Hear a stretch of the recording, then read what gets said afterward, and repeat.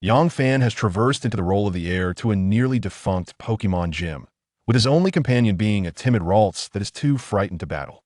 Just before the evaluation, he activates a miraculous training system, causing Ralts to undergo a transformation into Kirlia due to overwhelming guilt. A fervent Buneary offers a rare Mega Stone, and a shared bath with Milotic triggers a 30 water-type amplification. From that moment on, the dilapidated gym transforms dramatically as a Crimson challenge emerges from a hidden divine beast in the garden. When all the Pokémon enter Master's Frenzy mode, the world finally recognizes that the strongest trainer is, in fact, the man who inspires his Pokémon to willingly offer everything for him. 0-1. Something's off with my Pokémon. At the Heir Gym, once renowned as the pinnacle of all attribute gyms in the league, challengers flocked in droves. But now, gazing at his own withered gym, Yang Fan couldn't help but sigh. As a reincarnated soul bearing memories of a past life, he has gradually come to terms with this reality over the past 18 years. However, this world harbors creatures beyond the realm of common knowledge Pokémon. Yes, the kind capable of unleashing 100,000 volts. Yet, this is not the Pokémon world. It is a reality that has collided with the Pokémon realm. People can traverse between these two worlds through special portals, which is also the reason for the current disappearance of Yang Fan's parents. When Yang Fan was 10 years old, a multitude of mysterious portals appeared due to this collision. As the most distinguished gym leader couple in the league, Yang Fan's parents willingly accepted the task of exploring these portals, disappearing without a trace. To this day, their whereabouts remain unknown. The league has only provided a missing person certificate and a monthly allowance that barely sustains Yang Fan. Though labeled as an allowance, it is merely sufficient to cover his own needs. As the former heir of the gym, Yang Fan possesses a Ralts gifted by his parents. Consequently, during his school years, he has had to work various jobs just to afford Ralts food. Now, having turned 18, Yang Fan received a notification from the league last month. If Yang Fan does not accept the position of gym leader, the Heir gym will be dissolved and he will be cast out. Should he choose to inherit the gym, the league will randomly evaluate his gym qualifications after the college entrance examination.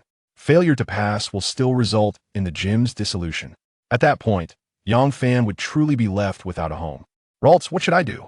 Yang Fan cradled Ralts in his arms, gently stroking its head. He has long abandoned any fantasies about inheriting the gym, sustaining himself, and Ralts has proven difficult enough, let alone battling. Surely, no one believes that simply feeding Pokémon berries can prepare them for combat. That is nothing more than the kind of toxic encouragement spoon-fed to children by the League for profit. Ralts. As Ralts, capable of sensing emotions through its horn, registered Yang Fan's distress, it too felt a pang of sorrow, even contemplating escape. All right, Ralts, don't be sad. I won't give up on you. Embracing Ralts tightly, Yang Fan slowly stepped into the gym. These days are few and far between, and he intends to cherish them. Upon entering the gym, he noted that, in stark contrast to its external decay, the interior remained impeccably tidy. Ralts, you play for a bit while I prepare dinner. He set down his backpack and Ralts on the sofa, tidied up, and made his way to the kitchen. With limited funds, Ralts had no choice but to share Yang Fan's meager meals. This was hardly beneficial for Ralts' growth, merely sustaining its basic life functions. Nevertheless, both Yang Fan and Ralts had grown accustomed to this lifestyle. Yang Fan felt fortunate that Ralts had not abandoned him. In another household, a Pokémon might have fled long ago. As he entered the kitchen and picked up a frying pan, a sudden, cold mechanical voice echoed in his mind. Ding! Detecting Ralts' emotional distress. The host is about to be cast out. The Pokémon training system is now activating. System activation successful. Yang Fan was momentarily at a loss. This is my golden finger? A system? His face bore little surprise at this revelation. Having experienced the vicissitudes of life across 2 lifetimes, the emergence of a system was merely an unexpected delight. Yet, what utility does this system possess? Just as he contemplated inquiring about the system, another prompt resonated in his mind. Your Ralts sees you busy and wishes to assist in the kitchen. Due to insufficient ability, its psychic power automatically enhances, restoring energy completely. Huh, Ralts? Psychic power enhancement? Complete energy restoration? Turning to glance at Ralts on the sofa, he was astonished to see it floating toward the kitchen. Perhaps due to its inexperience with levitation, it miscalculated its speed and crashed directly into Yang Fan's embrace. What? Ralts can now use psychic levitation? Yang Fan marveled at this transformation. Given their financial constraints, Ralts had never received proper training, having been unable to utilize psychic abilities since birth. Moreover, due to a lack of proper Pokémon food, its energy reserves were nearly non-existent. Yet now, feeling a surge of affection, Yang Fan gently stroked Ralts' little head, his confidence in inheriting the gym bolstered. If Ralts could genuinely enhance its strength without relying on rare treasures or special berries, perhaps inheriting the gym was not an impossible dream. Ralts thinks it has caused trouble and inadvertently injured its master, automatically learning Healing Pulse. Ralts is simply adorable. Watching Ralts flustered, Yang Fan felt the pain in his chest gradually subside under the effects of Healing Pulse. Thank you, Ralts. You're truly adorable. Because of your praise, Ralts wishes to sleep with you tonight. This Yang Fan was momentarily taken aback. Is this Ralts' wish? Since you did not respond, Ralts' mood has soured, leading to automatic darkening. Current darkening progress. 10. What? Hey, is it really darkening this quickly? Realizing the situation was dire, Yang Fan quickly acquiesced. Ralts, we'll sleep together tonight. Ralts' Yang Fan uttered the words without a hint of embarrassment, a testament to his shamelessness. You have agreed to Ralts' request, and it is very happy. Darkening progress increased to 20. What? Why has the darkening progress deepened? Yang Fan felt speechless, yet as long as Ralts was happy, that was all that mattered. After dinner, Yang Fan spent some time playing with Ralts. No unusual events transpired, and Ralts remained unchanged, save for improved health and affinity toward Yang Fan. Ralts, it's getting late. I'm going to take a shower. Tomorrow, I need to choose my Pokémon for school. Yang Fan bid Ralts farewell as he headed towards the bathroom. Ding! Ralts is very eager to bathe with you. Warning! Warning! If declined, there's a high risk of Ralts fleeing. Just as Yang Fan stepped into the bathroom, he froze. Turning around to see Ralts' intensely eager gaze peeking from beneath its hair, he nearly stumbled. Who would have thought Ralts would be this kind of Pokémon? Something's off with my Pokémon. 02. I was just thinking of something joyful. Ugh. Ralts, time to wake up. After gently nudging the Ralts resting atop him, Yang Fan rubbed his eyes and slowly rose. He could not afford to be late today, for it was a momentous occasion for those without Pokémon, as they would receive their very first Pokémon at school. Families like Yang Fans, who could acquire their own Pokémon at such a young age, were indeed rare. Ralts. The awakened Ralts still bore a hint of morning grumpiness, but upon seeing Yang Fan's handsome face, it lay there, mesmerized. All right, time to get up. Stop daydreaming. Yang Fan patted Ralts on its little head, having grown accustomed to such behavior. Last night, after he had taken Ralts into the bathroom, the system's notification sounds had not ceased. It was only this morning that he began to grasp the system's workings. By silently reciting Ralts' data in his mind, a phantom data panel materialized before him. Pokémon, Ralts. Type Psychic. Ability, synchronize if another Pokémon inflicts a burn, poison, toxic, or paralysis on it.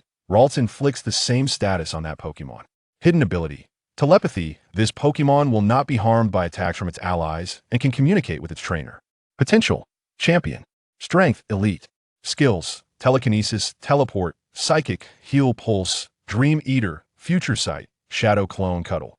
Note, corruption level has reached 70.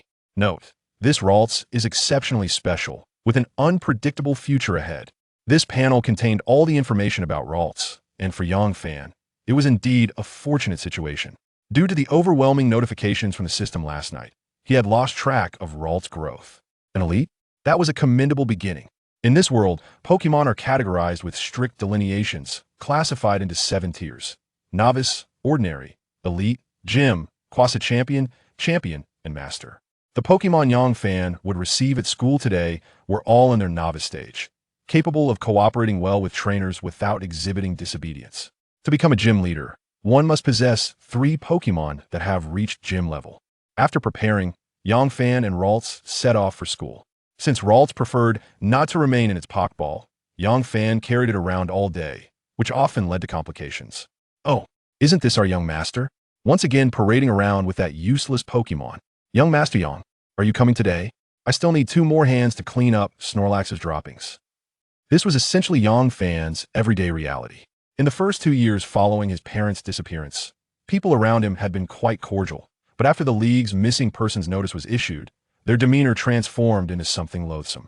Without the identity of the son of the Heisher gym leader, It was a challenge for Yang Fan to keep Ralts by his side.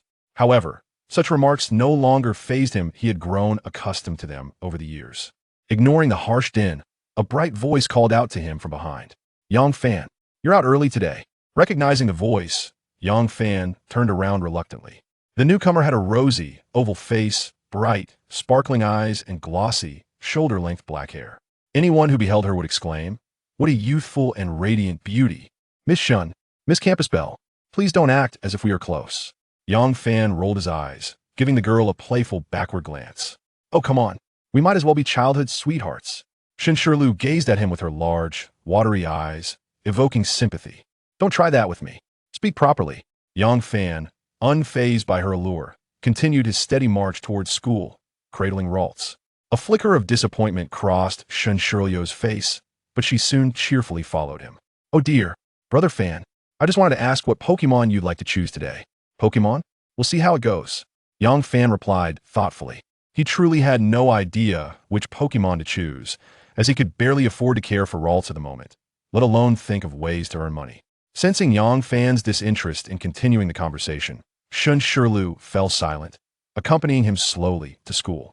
Yang Fan had grown accustomed to her presence. In truth, they could be considered childhood friends, as Shen Shirlu's parents had traveled with Yang Fan's parents in the past, leading to their close companionship from a young age. After Yang Fan's parents went missing, he had sought out Shen's father, but the latter seemed unwilling to discuss the matter, and Yang Fan did not press further. Consequently, the bond between their families had dwindled, while Shen Shirlu remained unchanged. Yang Fan had often warned her that being seen with him would invite scorn, yet she appeared indifferent, and he had learned to let it go. Before long, they arrived at the school gates. "Shirlu." They exchanged glances and simultaneously groaned. "Here we go again." At the entrance stood a flamboyantly dressed individual, surrounded by a gaggle of onlookers. "Li Ming, I'm not familiar with you. Please call me Classmate Shun." Classmate Shun, I have something to discuss with you." Li Ming adjusted his green bangs, prompting Yang Fan to stifle a laugh. "Are you laughing at me?" Li Ming glared at Yang Fan with his already small eyes, anger radiating. No, I just recalled something amusing." Yang Fan, holding Ralts, denied it with an innocent expression. "Nonsense. You clearly laughed," Li Ming accused, "and you looked quite pleased about it." Ha ha. At this moment, Yang Fan could no longer contain himself. Can you imagine a creature with a face resembling a swamp king, sporting a head of green hair, bouncing about? "Yang Fan, you better keep your distance from Shirlu," Li Ming shouted in a fit of rage, "or you'll find yourself mysteriously vanished one day." Ding! Ralts has sent someone threatening. Its trainer corruption level has reached 100. Ralts has successfully darkened. Evolution imminent. A brilliant light flashed before the crowd. Kirlia. The newly evolved Kirlia appeared, having successfully undergone its transformation. "You are all pretending to be oblivious geniuses. What? Young Master Yang's Larialas has actually evolved. This trash Pokémon can evolve too. Even with this evolution, it is not worth training. Indeed, Psychic-type Pokémon have no value for cultivation whatsoever." An increasing crowd has gathered at the school gate to witness the spectacle. Almost everyone is familiar with Yang Fan, indicating his notoriety, though it is hardly a commendable reputation. Yang Fan, even if your worthless Pokémon evolves, it remains worthless. Yang Fan completely fails to understand why, in this world, Psychic-type Pokémon are considered so inferior. With everyone deeming them useless, haven't the people in the Pokémon world informed them that Psychic types are symbols of rarity and power? However, the Swamp King? It seems to pair quite well with Li Ming. Yang Fan, just watch closely. My Swamp King has already reached the ordinary level. At this moment, Li Ming grinned broadly, his expression mirroring that of the Swamp King on the field. Hiss, ordinary level? Li Ming's strength is truly terrifying. He must have had a fortunate birth. After all, he is the heir to the second gym of Heir. The second gym of Heir? Who is the first? Well, isn't it the one battling him? It seems that today, Yang Fan's Pokémon is destined to fall here. Alas, why does a perfectly good Pokémon have to be a mere decoration of the Psychic type? Yang Fan is truly pitiable. The crowd's attitude towards Yang Fan and Li Ming is starkly different. Both are heirs to gyms, yet the current disparity. Haha. Yang Fan, you are just like your wretched parents, a complete failure. Li Ming has never felt as exhilarated as he does now. Typically, he and Yang Fan lead separate lives, and although many often compare them, it is usually to elevate Li Ming at Yang Fan's expense. Today, he has finally found an opportunity to teach Yang Fan a lesson. How could he not be pleased? Once you lose your Pokémon, I wonder how you will compete with me for Shiyu. Li Ming's eyes gleam with growing greed. Being in such a youthful and impetuous age, he becomes increasingly mad with the crowd's adulation, envisioning a future where Shiyu is solely his. What did you say? Originally prepared to keep the peace until Leryl is fully evolved. Yang Fan's expression now turns cold, instilling a sense of dread. Yang Fan, Shinshirlu called out from behind, worried. It has been a long time since she has seen this expression on Yang Fan. The last time was shortly after Yang Fan's parents went missing, when someone dared to say they deserved their fate in front of him. She witnessed him severing 2 of his arms and a leg, brutally beating those 2 adults into the Pokémon Center. It is worth noting that Yang Fan was only 10 years old at that time. Had it not been for Shin's father arriving on the scene to restrain Yang Fan, those 2 might have been buried long ago. Ignoring Shinshirlu, Yang Fan's gaze is locked onto Li Ming, his eyes harboring the ferocity of a tiger stalking its prey. Huh, I said you were just like your despicable parents. Worthless. Li Ming repeated his earlier taunt word for word. Huh. Yang Fan struggled to calm himself, refusing to let this emotion cloud his judgment. Kirlia. Psychic power. Kairu. Amid the curious gazes of the onlookers, an indescribable energy began to coalesce in the void. Psychic power? What sort of move is this? I've never heard of it. Could Yang Fan really be so foolish as to be swayed by Li Ming's words? The onlookers gazed in confusion at the 2 opposing Pokémon. Yang Fan, are you out of your mind? Does this move even exist? Li Ming laughed maniacally, then suddenly commanded his Pokémon, Swamp King. Earthquake. Boom. Just as the crowd remained puzzled, before the Swamp King could unleash its earthquake, an invisible attack swiftly engulfed Li Ming's Swamp King. The Swamp King let out a cry of agony, collapsing to the ground, unconscious. One move. Just one move. And it has defeated Li Ming's ordinary-level Swamp King. This must be a trick. How could this be? Didn't the teacher say Psychic-type Pokémon are all worthless? Li Ming's Swamp King could not withstand a single attack. What in the world is this psychic power? Could it be akin to an ultimate move like Solar Beam? The crowd stood stunned by the unfolding scene, as it utterly challenged their perceptions. No. Impossible. My Swamp King is ordinary level. Li Ming could not believe the outcome before him, failing to notice that Yang Fan was slowly approaching him. Yang Fan, you must have cheated. Yes, you must have cheated. Slap. Before Li Ming could finish his accusation, Yang Fan raised his hand and struck him across the face. You dare hit me. This slap was so powerful that it sent Li Ming's frail body crashing to the ground, unable to rise momentarily. Bang. Boom. Bang. Yang Fan, please stop. You might kill him. Yang Fan grasped Li Ming's collar with one hand while delivering slap after slap to Li Ming's face with the other. At this moment, Li Ming no longer resembled a human. One glance at Yang Fan's right hand revealed the blood seeping from it, a testament to the force of his strikes. Kill him? Impossible. How could I let him die? Yang Fan flashed a smile at the person who had just spoken, his bloodied hand and bright white teeth adding to the chilling aura, causing that individual to feign in fright. Kirlia. Heal pulse. As soon as he finished speaking, Kirlia's green healing wave enveloped the already unconscious Li Ming. Yang Fan, you got hit. Oh, it hurts. Li Ming, now slurring his words in a plea for mercy, found his entreaties utterly worthless in Yang Fan's eyes. You should have anticipated this outcome when you insulted my parents. Just as Yang Fan was about to continue his assault, he felt a soft touch on his right side. Brother Fan, please stop. A glimmer of clarity flickered in Yang Fan's eyes, and he forcefully broke free from Shun Shiryo's grasp. The sudden force caused Shinshirlu to stumble back a few steps, nearly falling to the ground. Miss Shun, we are not acquainted. Please remember to call me by my name in the future. Thank you. After finishing his words, Yang Fan kicked Li Ming away. He took out a tissue from his bag to wipe his hands and took Kirlia's little hand, striding towards the school. The crowd, which had been densely packed just moments ago, now silently parted to make way for him. Brother Fan, haven't you come out yet? Left behind. Shinshirlu watched Yang Fan's retreating figure as tears streamed uncontrollably from her eyes, and she hurried to catch up with him. Meanwhile, Li Ming lay in a state of uncertainty as the onlookers exchanged bewildered glances. Should we tell the teacher? Huh, what? I don't know anything. Didn't I just wake up? How did I suddenly end up at school? Hey, did you eat breakfast? Breakfast? Let us go together. Upon hearing this, the crowd scattered in all directions.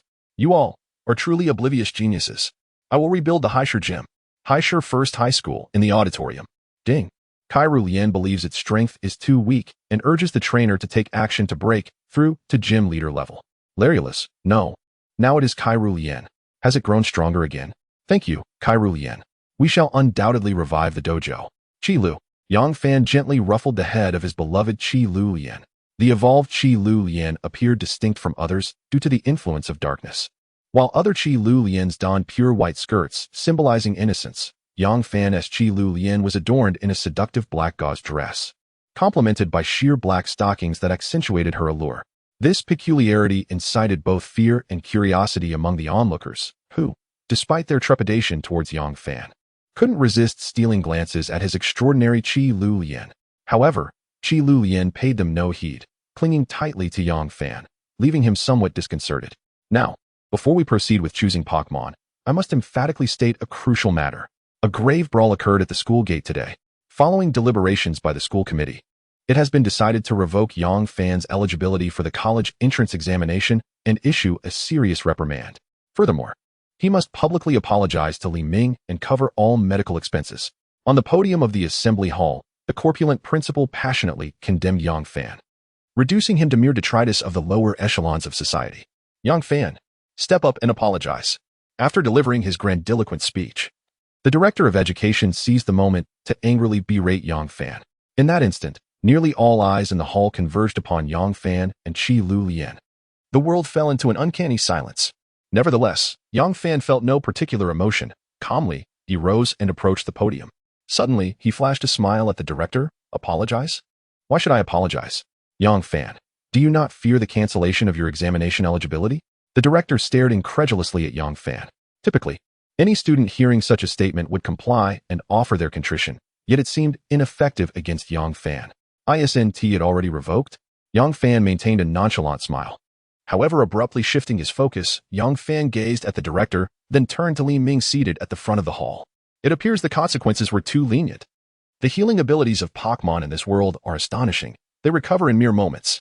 Yet, Yang Fan clearly perceived the venomous and vengeful glare from Li Ming. Nevertheless, I wish to voice this. Yang Fan, gripping the microphone, directed his gaze toward Li Ming. I shall achieve heights you cannot even fathom without participating in your so-called tests. I will reconstruct the dojo and reclaim the glory that belongs to the heir dojo. I hope certain individuals will tread carefully. Each word Yang Fan uttered resonated through the assembly hall, rendering it so quiet that a pin drop would be audible.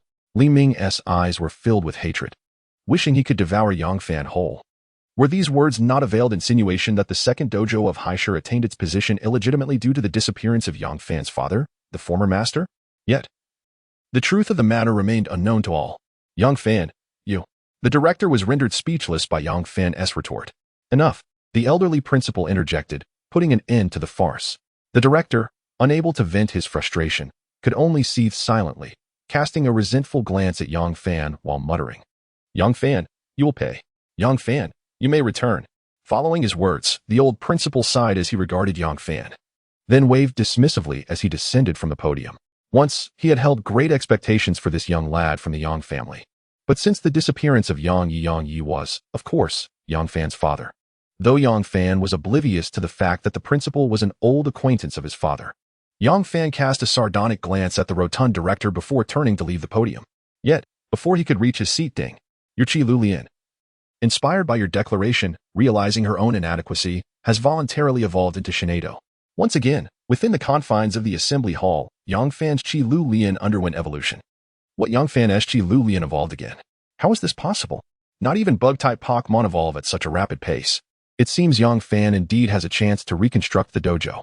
You're thinking too highly of him. Even if his Pokémon are formidable, can he truly reach the rank of dojo master after the college entrance examination? Not to mention, he requires 3 dojo-level Pokémon. Exactly. In my view, Yang Fan is merely a clown. Upon overhearing the conversation behind her, Shen Xiu glared fiercely, admonishing, be quiet. The two, intimidated by the glare of the esteemed school flower, fell silent. Everyone knew Shen was not to be trifled with, as even Li Ming, the heir of the dojo, sought her favor. Brother Fan, I believe in you. Shen Xiu watched the young man stride down from the podium with confidence, her heart racing with anticipation. Yang Fan, too, noticed the situation with Qi Lu Lian and returned to his seat without hesitation, patiently awaiting her evolution. Shauna, as the white light dissipated, a stunningly beautiful Shinado, clad in a flowing black gown with a bow delicately embroidered on her chest, emerged before everyone. Shinado, congratulations on your evolution. Yang Fan beamed with pride. gazing at the Pokémon now nearly his height. Shinado immediately embraced Yang Fan, guiding his hand to rest upon her head. Yang Fan was taken aback, but he gently stroked her head. Wow, I'm utterly envious. Is this really a Pokémon? It's like having a girlfriend. Sated. I've had my fill of this sweet affection. No more, please. Even if Yang Fan does not inherit the dojo, having such a Pokémon is more than enough. Just look at how stunning her Pokémon is. And then glance at my own, I'm feeling down. Seeing the affectionate bond between Yang Fan and Shinado, onlookers felt a pang of envy and rushed to the area designated for selecting Pokémon. Yang Fan, observing the crowd jostling together, felt no desire to push through. Remembering his earlier dramatic declaration, even someone as thick-skinned as he felt a wave of embarrassment wash over him. Perceiving her trainer's emotions, Shinado discreetly covered her mouth, chuckling softly. Yang Fan, feeling shy from her laughter, gently poked her head with his finger, aware of her misstep. Shinado playfully stuck out her tongue and buried her head in Yang Fan's embrace, refusing to budge. Yang Fan, your Pokémon. Shin Shiyu, breathless, approached Yang Fan, clutching two Pokeballs. With a hint of vulnerability in her eyes, she looked at Shinado. Am I not even comparable to his Pokémon? Yang Fan, noticing Shin Shiyu's expression, found his hand instinctively resting on her head. This is Brother Fan's warmth. Shin Shiyu's large, enchanting eyes suddenly glistened with unshed tears as she gazed intently at Yang Fan. Feeling a shift in the atmosphere, Shinado's crimson eyes narrowed, warily observing the woman before her. There are too many green tea bitches around my master. I must protect him well. 05. Preliminary Selection Tournament. Alright, I know everyone is quite excited. However, I kindly ask that you release your Pokémon in open spaces after returning home. The elderly principal addressed the exhilarated graduates from the podium, imparting the final notes of caution. The primary reason lies in the previous lax management of the school, which led to students impatiently releasing their Pokémon immediately after receiving them. Unfortunately, one such Pokémon was a massive Onix, which caused significant casualties in a crowded area. Consequently, the school has now enacted strict regulations mandating that Pokémon must only be released in open spaces. Moreover, I have exciting news for all students. Tomorrow, our school, Haishur High, will host an early selection competition. Students from nearby schools will also participate, and representatives from major universities will be observing to select outstanding candidates for early admission.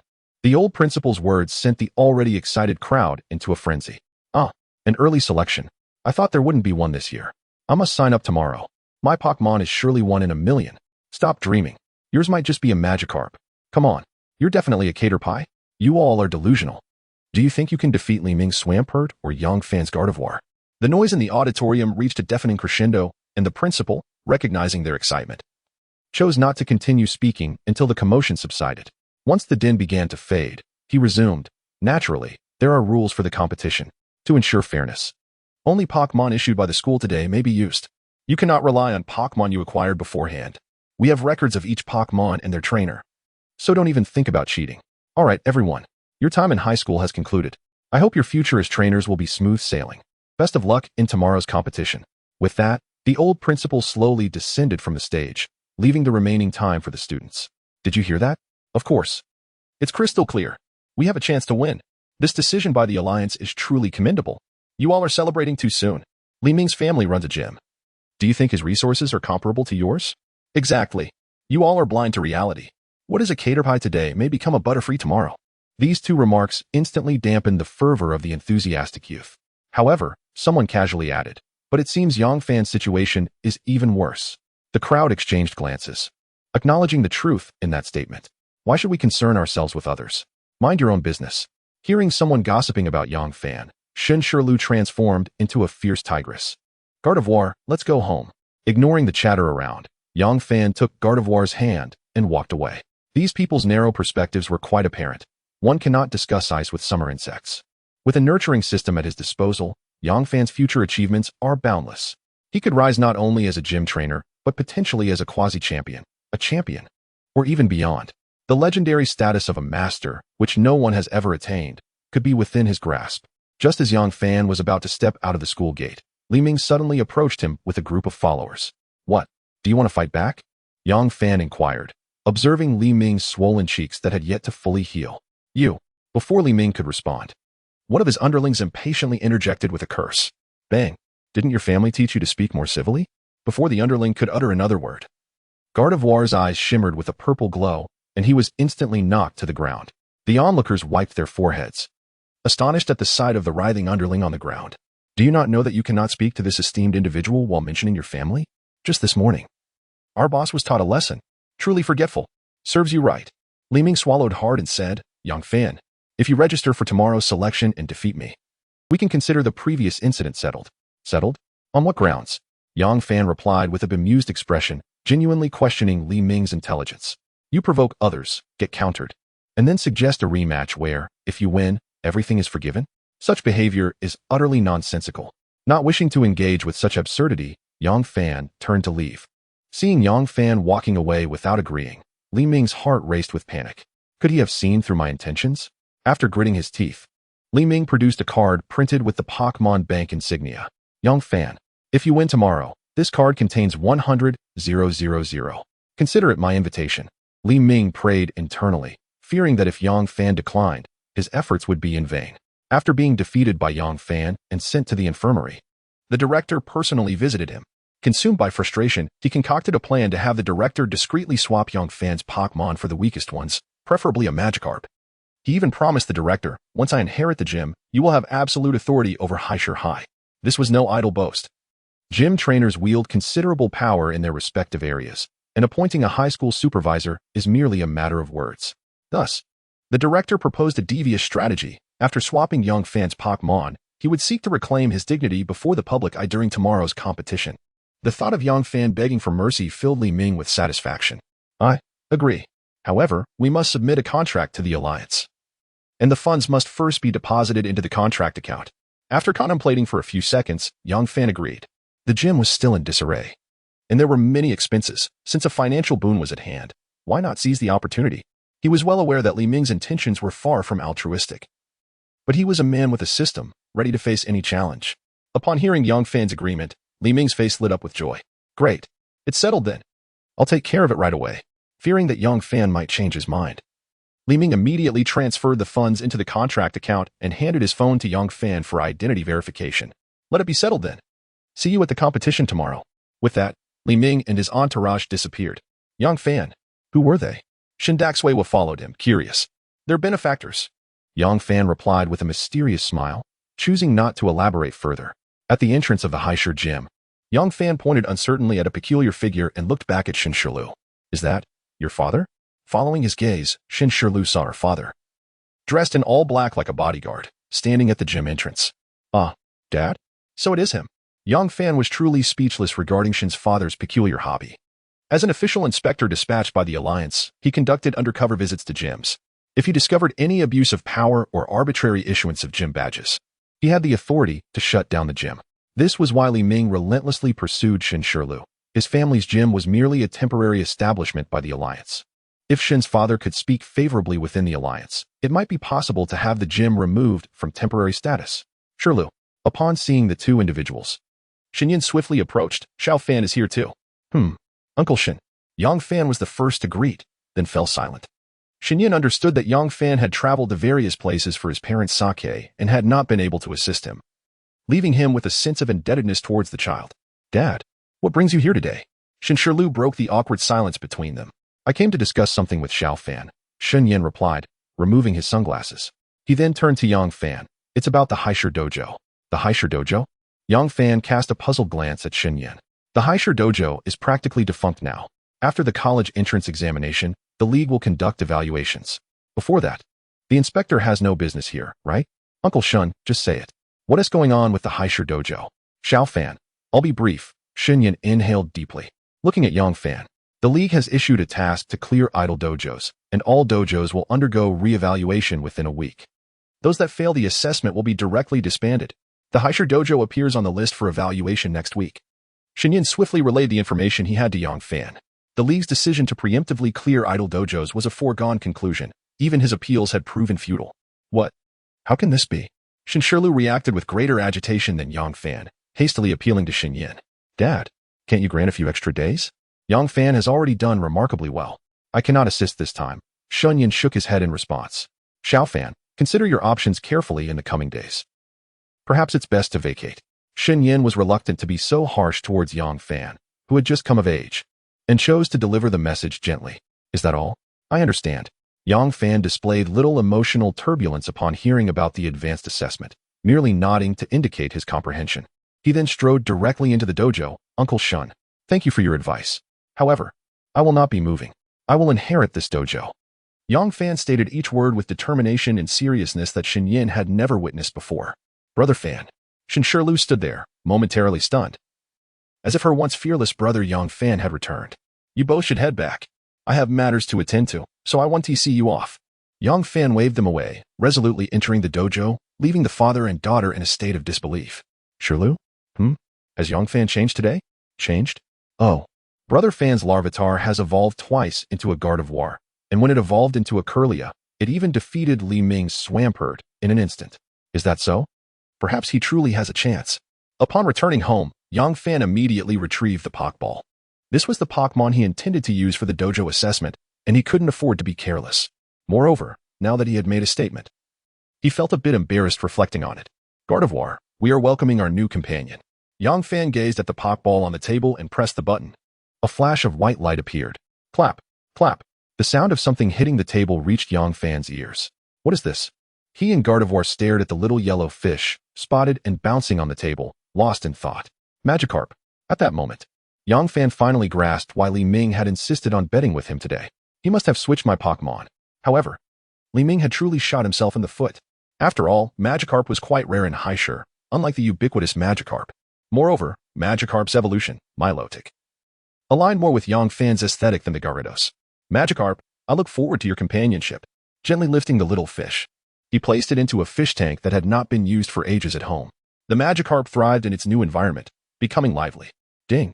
Your Magikarp's intimacy has increased due to your kindness. Hearing the familiar system notification in his mind, Yang Fan felt reassured. He prepared dinner, cutting it into small pieces to feed the Magikarp. You need to grow strong quickly.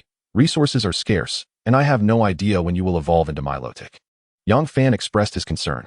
The Magikarp swam around for a while.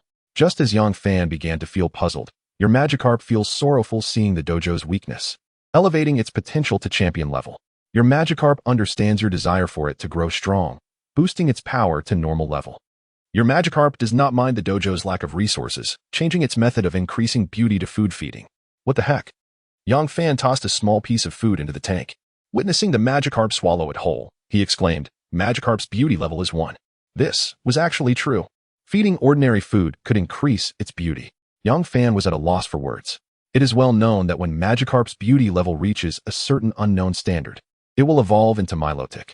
In this world, Milotic stands among the elite Pokémon, a combination of beauty and strength that is sought after by all. Moreover, they were entirely unaware that Milotic evolved from Magikarp. It seemed that the Pokémon world had concealed much from this realm. Otherwise, such commonplace knowledge would have long been familiar to everyone. If, during tomorrow's competition, Magikarp evolves in front of those people. The thought of this delightful mischief caused a smirk to form at the corners of Yang Fan's mouth. Tomorrow's competition would surely be entertaining. He looked forward to witnessing Li Ming's expression when Magikarp evolved into Milotic. The following day, just as dawn broke, the competition venue at Haishi's battle facility was already bustling with noise. Various vendors were incessantly calling out. As a preliminary selection for early admissions, discussions among new trainers were particularly fervent. Yang Fan rose early as usual, heading straight to the registration area of the battle facility. However, the long queue left him dumbfounded. Are these people really this crazy? Staring at the line wrapping around the battle facility, Yang Fan was at a loss for words. It is essential to note that the Pokémon battle facility is nothing like the dark, cramped dojo depicted in the animations. The Haisher battle facility resembles a massive soccer field from afar, capable of accommodating thousands of spectators for matches. Each battle is a globally anticipated event, attracting the attention of individuals from all over the world. Thus, the most significant stars in this world are trainers, and every powerful trainer is well known. Xiao Fan. Just as Yang Fan stood at the end of the line, a voice from behind called out to him. Uncle Shun. Yang Fan responded, surprised that even Shen Yin, a busy man, had come to watch the competition. Are you here to register? Shen Yin inquired uncertainly, glancing at the long queue in front of Yang Fan. Did no one inform you that as the dojo's heir, you can use the special entrance? Special entrance? No one told me. Seeing Yang Fan's bewildered expression, Shen Yin realized Yang Fan genuinely had no knowledge of this. Sigh. It is also a bit of a mystery why Yang Yi and his spouse left so abruptly. Follow me, said Shen Yin, clad in black attire and sunglasses, as he led Yang Fan to another entrance. At the entrance stood 2 guards adorned with alliance emblems, alongside a healthy-looking cardi dog. TSK. The alliance truly is affluent. They even employ such rare creatures as gatekeepers. Yang Fan mused silently. Sir Shin. One of the guards greeted Shin Yan, then glanced at Yang Fan. This is the heir of the Heir Gym, here to compete. Shin Yan replied. Indeed. Please proceed. Upon hearing Shin Yan's explanation, the guards allowed them to pass without further verification. After all, Shin Yan was an inspector, and the title of Gym Heir was not something to be taken lightly. Equipped with no less than 5 miniature cameras and recording devices, the guards ensured that every individual passing through was directly uploaded to the back-end terminal. Should any issues arise, dedicated personnel would be alerted. However, it was evident that Yang Fan had passed through without incident. Once inside, Yang Fan trailed closely behind Shin Yan, several times on the verge of speaking but hesitating. His feelings towards Shin Shu, who often looked after him, were undeniably complex. As the heir to the gym, you are eligible to participate directly in the gym-level selection competition. After all, as an heir, your resources and experience far exceed those of others. This is the Alliance's way of ensuring fairness. Shin Yan explained slowly. Fortunately, in Heir, only he and Li Ming were competing directly as gym heirs, making the competition straightforward, one-on-one. By the way, I forgot to ask, what Pokémon did you receive yesterday? Shin Yan inquired, sitting upright in the lounge while observing Yang Fan intently. Truthfully, he held little hope for Yang Fan's success in this competition, after all. Yang Fan had the same resources as an ordinary person, perhaps even fewer, so how could he possibly triumph over the well-established Li Ming? A Magikarp, Yang Fan replied, earnestly adjusting his mindset. A Magikarp, Shin Yan exclaimed, spraying his tea in disbelief, his eyes wide with incredulity. That is a Pokémon notorious for being useless. Alongside the likes of Gyarados. How could you? Xiao Fan. Perhaps you should forfeit, Shin Yan suggested, noticing Yang Fan's serious demeanor. Realizing that he was not joking. Why? Do you also look down on Magikarp? Yang Fan retorted, unable to contain himself. Before his rebirth, Yang Fan had firmly believed in the adage, there are no useless Pokémon, only incompetent trainers. Every Pokémon's existence is justified, and each possesses unique abilities. The trainer's role is to maximize the Pokémon's potential. You, Sai. Shin Yan was utterly astonished by Yang Fan's words, abandoning any thoughts of dissuading him. Knock. Knock. A series of knocks echoed from outside the lounge. Curiously, Yang Fan opened the door, only to find a familiar stranger standing there. Are you Professor Oak? As an ardent Pokémon enthusiast, Yang Fan naturally recognized this renowned Pokémon researcher, famous in both worlds. Yet, how could such a legendary figure from the Alliance appear at a mere selection competition in Heir? Oh, you know me, contestant Yang Fan? Professor Oak said. Taken aback that Yang Fan recognized him, he had merely stopped by to observe the prowess of the gym heir while returning to the Pokémon world. With a smile, he added, I'm here to watch the competition, so don't mind this old man. Do your best, contestant Yang Fan. Yes, Professor Oak, Yang Fan replied, still somewhat astonished that a character from his past life's animations had manifested before him. It's been a long time. As Yang Fan stood in awe, Shun Yan hurriedly greeted Professor Oak. Ah, Shun, you're here too? Professor Oak was pleasantly surprised to encounter an acquaintance during his visit. Ah, just bringing an old friend's child to participate in the competition. Shin Yan replied respectfully, then turned to Yang Fan, saying, Xiao Fan, let us head to the competition venue. Yang Fan nodded, obliged to proceed to the venue, though he wished to converse more with Professor Oak. Xiao Fan, child of an old friend? Professor Oak mused, his gaze briefly meeting Shin Yan's, a realization dawning upon him. The two shared a tacit understanding. Choosing not to elaborate further as they escorted Yang Fan to the competition grounds. As Yang Fan approached the venue, a resounding cheer erupted. The cacophony of applause was deafening, shaking one's spirit as the overwhelming shouts pierced through the air. At that moment, Yang Fan realized he had unwittingly stepped onto the competition platform. With the appearance of Yang Fan and Li Ming, the audience erupted into a frenzy. A sea of voices chanting in unison. 8 massive screens loomed above, helicopters roared overhead, capturing the entirety of the match for broadcast across Heir and the Alliance. This was the highly anticipated preliminary selection competition. 08, Evolve, Magikarp. Dear viewers, welcome to the annual preliminary selection competition. I am your host, Alin, from the elevated podium. The host wielded a microphone, exuberantly waving his arms to energize the crowd. The contestants for our first match have entered. Let us welcome the future gym heirs. Presenting the son of Li Shi from Heir's second gym, Li Ming. Ah, Li Ming, Li Ming, Li Ming. The synchronized cheers reverberated through the air, and Yang Fan, accustomed to witnessing such spectacles from afar, was taken aback by the sheer intensity of the crowd's adoration. This magnificent scene, previously only experienced through a screen, was now a reality. Meanwhile, Li Ming, fully embracing his restored confidence, proudly raised his arms in response to the fervent cheers. Thank you all. As the strongest gym heir of Heir, I will give it my all. TSK. Listen to him. Your gym is merely the second in Heir. Yet you're already eager to dethrone the primary gym? Yang Fan scoffed, unimpressed. However, the host soon introduced Yang Fan, and now we have the son of the former Heir gym, Yang Yi. Yang Fan. Yang Fan? Who is that? Shoo. The lack of anticipated cheers was met with a chorus of boos, causing Yang Fan to wince. Alas, I hope Xiao Fan isn't affected by these jeers. Xinyan thought anxiously from the viewing platform. Such booing was commonplace in competitions, stemming from a subconscious tendency to cheer for the powerful. Not being disturbed by such sounds was also a goal of this competition. The contestants are ready. Let us commence the battle ceremony. The rules of this competition draw upon the fundamental guidelines for novice trainers, stipulating that each participant may deploy only a single Pokémon. The match concludes when a Pokémon loses its capacity to battle, with strict prohibitions against inflicting fatal harm on any Pokémon or attacking the trainer. The host articulately narrates the proceedings, though the audience is already well acquainted with these regulations. Nonetheless, this remains an essential step for every match. Li Ming and Yang Fan face each other, each grasping a Pokeball in their right hand, which they then exchange in midair, a gesture of the utmost courtesy in league battles, witnessed only during grand tournaments. As the heir to the gym, Yang Fan is well versed in such basic etiquette. Upon completing the formalities, Li Ming regards Yang Fan with a peculiar smile, as if the victory were already within his grasp. Li Ming, do not forget our agreement. Just as they were about to retreat to their respective safe zones, Yang Fan called out to Li Ming from behind. Observing Yang Fan's utterly composed demeanor, Li Ming's heart began to race. Could it be that his Pokémon was not the Magikarp? The confidence he had just moments ago evaporated, replaced by an inexplicable sense of unease. However, Yang Fan offered no explanation, proceeding directly to the rectangular safe area at the back.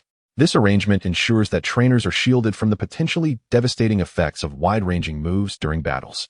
Arriving at a dual platform, Yang Fan swiftly donned a headset to issue commands. For the cacophony of the tens of thousands of spectators rendered verbal instructions inaudible without such a device. This method also facilitates the host's commentary, allowing for tactical analyses that enhance the audience's engagement and enjoyment. Well then, I shall not hold back, Li Ming declared, flinging his Pokeball, which revealed a massive Onix that towered several meters above the ground. The emergence of this rock-type Onix as Li Ming's novice Pokémon was nothing short of a perfect match for him, the heir to the Sea City Gym, where he specializes in rock-type Pokémon. One could only wonder how his opponent, Yang Fan, would respond in the face of such an expert. Without making the host wait, Yang Fan decisively released his own Pokeball. Go, Magikarp! Shine forth in this world. In a burst of white light, the small, 80-centimeter Magikarp appeared, looking almost pitiable compared to the towering Onix. However, the audience had witnessed numerous battles where size did not dictate strength. The prowess of a Pokémon is not solely determined by its stature, barring instances involving Pokémon of the same species. As Magikarp emerged, the crowd erupted into a frenzy, many having never encountered a Magikarp before and whispering amongst themselves. The host quickly sifted through his notes. Addressing the audience with enthusiasm, Yang Fan's Pokémon is indeed a Magikarp, a remarkably resilient creature that thrives even in polluted waters. Due to its tenacity, specimens of this type are rarely used as research material. The only other Pokémon of similar classification is Gyarados. The crowd's commotion intensified, with countless spectators bursting into laughter. What was initially presumed to be a rare Pokémon turned out to be on par with the humble Magikarp, regardless of its rarity. Without formidable combat abilities, it could only be regarded as a decorative piece. Young Fan, are you serious? Li Ming, fully aware of the situation, feigned surprise over the microphone, while internally reveling in his knowledge of Yang Fan's Pokémon type. I will reclaim the grievances from yesterday, including those with Shun Shirlu. Yang Fan, prepare to beg for mercy. With a vengeful glint in his eyes, Li Ming fixated on Yang Fan, envisioning his impending downfall.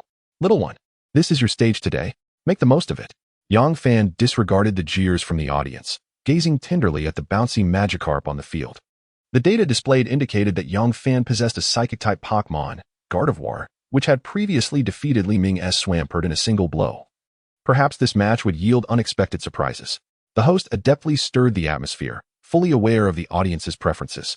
Well then, let us commence. Magikarp. This marked Yang Fan's debut in the public eye, his inaugural battle as a trainer.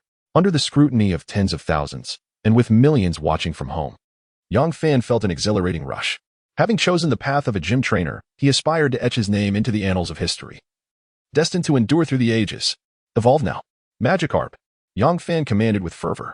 The Magikarp, sensing his encouragement and the positive energy of the crowd, proactively evolved into a Milotic. 09. Milotic. At this moment, the host was utterly flabbergasted. The audience watched in stunned silence as the battle unfolded. Yet, amidst the rising noise from the stands, the host quickly regained composure, continuing. Indeed, it is not uncommon for Pokémon at a disadvantage to evolve during a match. But it is exceedingly rare for a trainer to choose to evolve their Pokémon right from the start. Clearly, our Yang Fan has immense faith in his Pokémon. A blinding white light enveloped the bouncing Magikarp.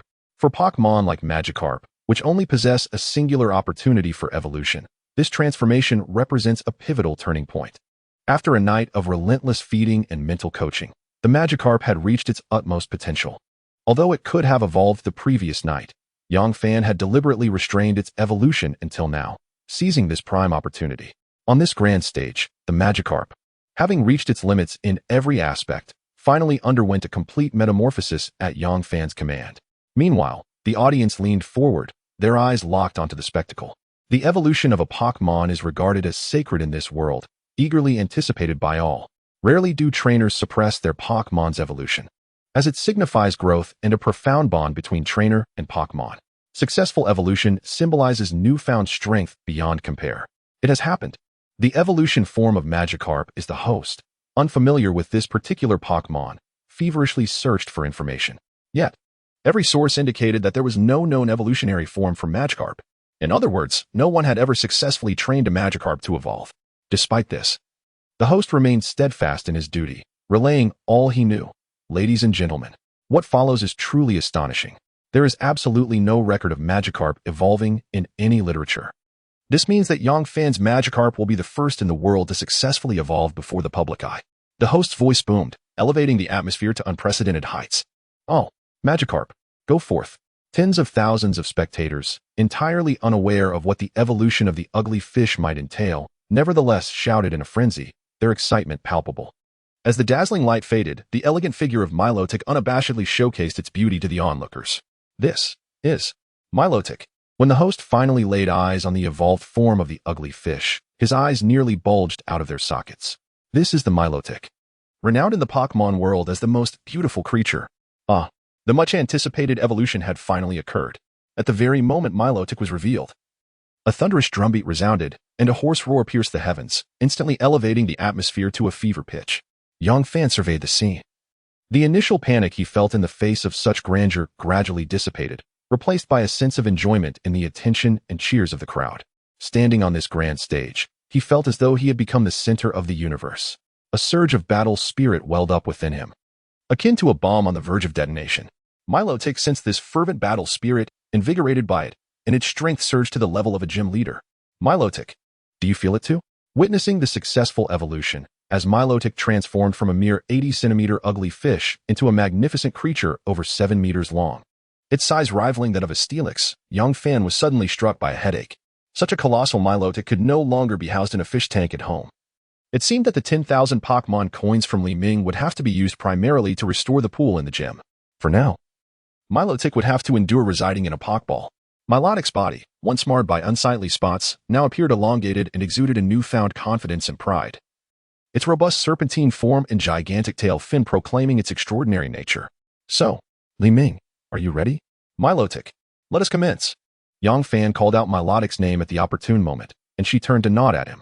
Gone was the weak and pitiable aura she had in the fish tank. She now radiated the composure of a noble woman. It seemed that Milotic had not distanced herself from her trainer despite this sudden evolution. The method employed last night to enhance their bond had proven effective. Observing Milotic respond to his commands, Yang Fan felt a sense of relief. However, Li Ming's situation was far from the ease Yang Fan experienced. What had begun as an effortless victory had now turned uncertain due to Yang Fan's unexpected evolution. Why? Why does Yang Fan's Pokémon always do this? The previous Ralts had been the same, and now this ugly fish had followed suit. Yang Fan's outdated gym deserved to be swept away like refuse. Li Ming's face, increasingly flushed with anger, nevertheless bore a calm demeanor. Must I truly resort to that? Li Ming pondered the instructions given to him by Li Shi just before his departure. That item must not be used unless absolutely necessary. The Sea City does not permit the existence of another gym, even one that has fallen into decline. His father's grave warning resurfaced in Li Ming's thoughts. Enough of this. I will use it. This is for the sake of final victory. Yang Fan, there is no way you can defeat me. A peculiar vial was inserted into a berry by Li Ming, which he then hurled towards Steelix. Steelix, swallow it. In this competition, there are no explicit regulations against using items. It is merely an unspoken agreement among trainers that such use is rare. After all, with so many spectators watching simultaneously, even winning might not yield a favorable reputation. Roar. Steelix, having ingested the special berry, suddenly exhibited unusual behavior. We can see that contestant Li Ming has chosen to actively utilize a berry item. Is he lacking confidence against the water-type Milotic? The host was intently observing the situation on the field, continuing to commentate. Steelix, rock slide. Aware that this potion must remain concealed, Li Ming initiated the attack, hoping for a swift resolution so that no one would suspect his tactics. They would only say that his Steelix was well-trained, leading to an overwhelming victory over Yang Fan. However, while Li Ming had meticulously plotted his strategy, Yang Fan was not one to simply follow his script. As massive boulders materialized from thin air, plummeting towards Steelix, Yang Fan could only smirk. Every time I witness such phenomena, it seems utterly unscientific. Do these rocks simply materialize from nowhere? Despite contemplating the scientific validity of the situation, Yang Fan smiled at Li Ming and snapped his fingers. Milotic, let us finish this swiftly. At that moment, Li Ming felt a familiar chill run down his spine once more. In the midst of cheers from tens of thousands in attendance, Yang Fan let out a hearty laugh and commanded his Milotic, go for it. Milotic, use waterfall. Milotic let out a triumphant cry, as if celebrating its recent evolution, and charged forward, undeterred by the massive rocks summoned by the Onyx. Charge forward, Onyx, crush it. Li Ming was ecstatic to see Milotic not attempting to evade the large falling boulders, but instead choosing to surge through them. Yang Fan, you may have evolved, but you're still just an inept trainer. How swift. Milotic dances amidst the falling rocks. The host exclaimed excitedly. Its sleek, serpentine body weaved gracefully through the deluge of debris. Upon encountering the enormous boulders, a flicker of disdain crossed Milotic's eyes. During its time as a Phoeba, it had darted among coral reefs and rocky seabeds to evade various foes. Now, the rocks were merely larger and imbued with elemental power. With its evolved form, Milotic had become elongated and agile, its speed considerably enhanced compared to before. It was a creature of the ocean, and even on land. It was not something an Onyx could easily contend with. The massive rocks posed no hindrance to Milotic, even if a few fell in its path. They were effortlessly shattered by the powerful, water-enshrouded tail. In the blink of an eye, Milotic reached the side of the Onyx. Li Ming's Onyx momentarily displayed a flicker of panic, but soon its eyes turned crimson due to the effects of a potion. Upon witnessing Milotic's extraordinary speed, even Li Ming, despite his lack of skill, had to concede that the ensuing attack would be nearly insurmountable for the Onyx. Thus, he resolutely opted to withstand the blow. Onyx, harden. However, even the execution of this technique was too slow. Dragon Tail. As Yang Fan's command resonated simultaneously with Li Ming's, Milotic leaped high. Its enormous tail shimmering with purple dragon energy, the surrounding air vibrating with intensity. Just as the Onyx attempted to bolster its defense with a dark flash, it was ultimately a fraction too slow. Milotic's tail, imbued with overwhelming force, struck decisively at the junctions of the Onyx's rocky segments. With a graceful turn upon landing, time seemed to freeze. After a brief silence, the anguished cries of the Onyx echoed through the arena. Its body was shattered into several pieces, the rocky form succumbing to the tremendous pressure exerted by Milotic, collapsing in disarray on the ground, eyes tightly shut. In that moment, silence enveloped the crowd. The sound of a pin dropping could be heard amidst the stunned audience as they absorbed the outcome of the battle. Is the match over? Just as everyone believed the conclusion was definitive, and even Li Ming felt resigned to his fate, the battered body of Onyx began to twitch on the ground, its blood-red eyes snapping open, revealing a ferocity that was unmistakable. Observers quickly realized that something was amiss with the Onyx. The arena fell into a few seconds of hushed anticipation before erupting into chaos. What is this? The heir of the second gym in Heir resorting to such underhanded tactics? Does he think we are fools? Someone remarked, incredulous. If he treats his novice Pokémon this way, what of his other Pokémon? Li Ming, seeing the state of Onyx, understood he had lost utterly. with no chance of reversal. The consequences of being caught utilizing banned items in such a sacred arena were beyond what a mere gym heir could bear. Not only would his own reputation be tarnished, but his father's gym might face closure as well. It's over, it's all over. Young fan, this is all your fault. Why won't you just concede? Why evolve? Why does that wretched Shinshirlu have to stick by your side? With his devious methods exposed, Li Ming unleashed a torrent of curses at Yang Fan, his words broadcasted to the audience without restraint. Wow, what a lovesick fool. His gym is surely doomed. It will definitely be shut down. The crowd's uproar escalated, oblivious to Li Ming's desperate demeanor. Yang Fan, observing the unhinged Li Ming, furrowed his brow in concern. Just as the audience began to murmur about Li Ming's behavior, he erupted. Onyx, self-destruct. Li Ming commanded, directing his Onyx towards the audience, invoking terror with his chilling orders. Is he out of his mind? Run for your lives. Panicked spectators shouted, scrambling to escape from the impending chaos. As the crowd fled in a frenzy, the security team outside would take time to arrive, and they had no effective means to counter such a desperate move, only hoping to minimize the casualties. Moreover, self-destructing was a sacrifice of the Pokémon's very life, not a mere game mechanic that allowed for recovery. Here, a self-destruct was a true obliteration, leaving no remnants behind. Milotic, Whirlpool, Yang Fan's calm voice cut through the turmoil. Those further away finally noticed that the boy most at risk was devoid of panic. A torrent of water cascaded above Milotic, quickly expanding into a massive whirlpool capable of engulfing the entire arena. Milotic, draw Onyx into it. Following this, hurricane. In this calamity-like atmosphere, Yang Fan directed Milotic with unwavering composure. To minimize casualties, it was essential to lift the Onyx into the air, caught in the whirlpool's grasp. The fragmented remains of Onyx's body were helpless against the current and were swiftly drawn into the center. Concurrently, a powerful tornado surged forth, amplifying the whirlpool's might, transforming it into a water cyclone that swept through the center of the arena. Now, Milotic, protect. The ground-shaking explosion resonated, leaving the audience dazed and deafened. After a considerable time, discussions of survival began to surface. Are we alive? Did he save us? What has become of that boy? The conclusion has arrived. Inside the arena of Heir, a crowd of hundreds of thousands eagerly awaited, their gazes fixed on the area enveloped in thick smoke from the explosion. Even the host struggled to contain his emotions, contestant Yang Fan. In this moment of collective shock, an aged voice resonated in some ears. Dragonite. Hurricane. Who commanded the Dragonite? Is that Professor Oak? He is also watching this match. Beside him stood Inspector Xinyan. Professor Oak, can you save Yang Fan?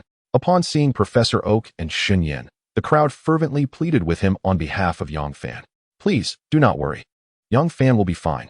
Professor Oak reassured the anxious onlookers, his keen insight as the first champion of the Pokémon League assuring him that he had seen Yang Fan take refuge behind the fallen rocks before the explosion occurred.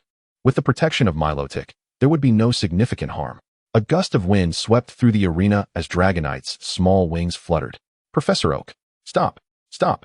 Through the microphone, Yang Fan's breathless voice emerged once more. As the smoke cleared, Yang Fan, disheveled yet resilient, gazed at Professor Oak commanding Dragonite from a distance. Cough, cough. My apologies. Yang Fan's penetrating gaze caused Professor Oak to feel a bit sheepish as he hastily recalled Dragonite. It's been so long since I've used Dragonite. I miscalculated the force. Wiping non-existent sweat from his forehead, Professor Oak felt an overwhelming sense of relief. However, none in the crowd noticed him. All eyes were on the dusty yet radiant youth on the battlefield.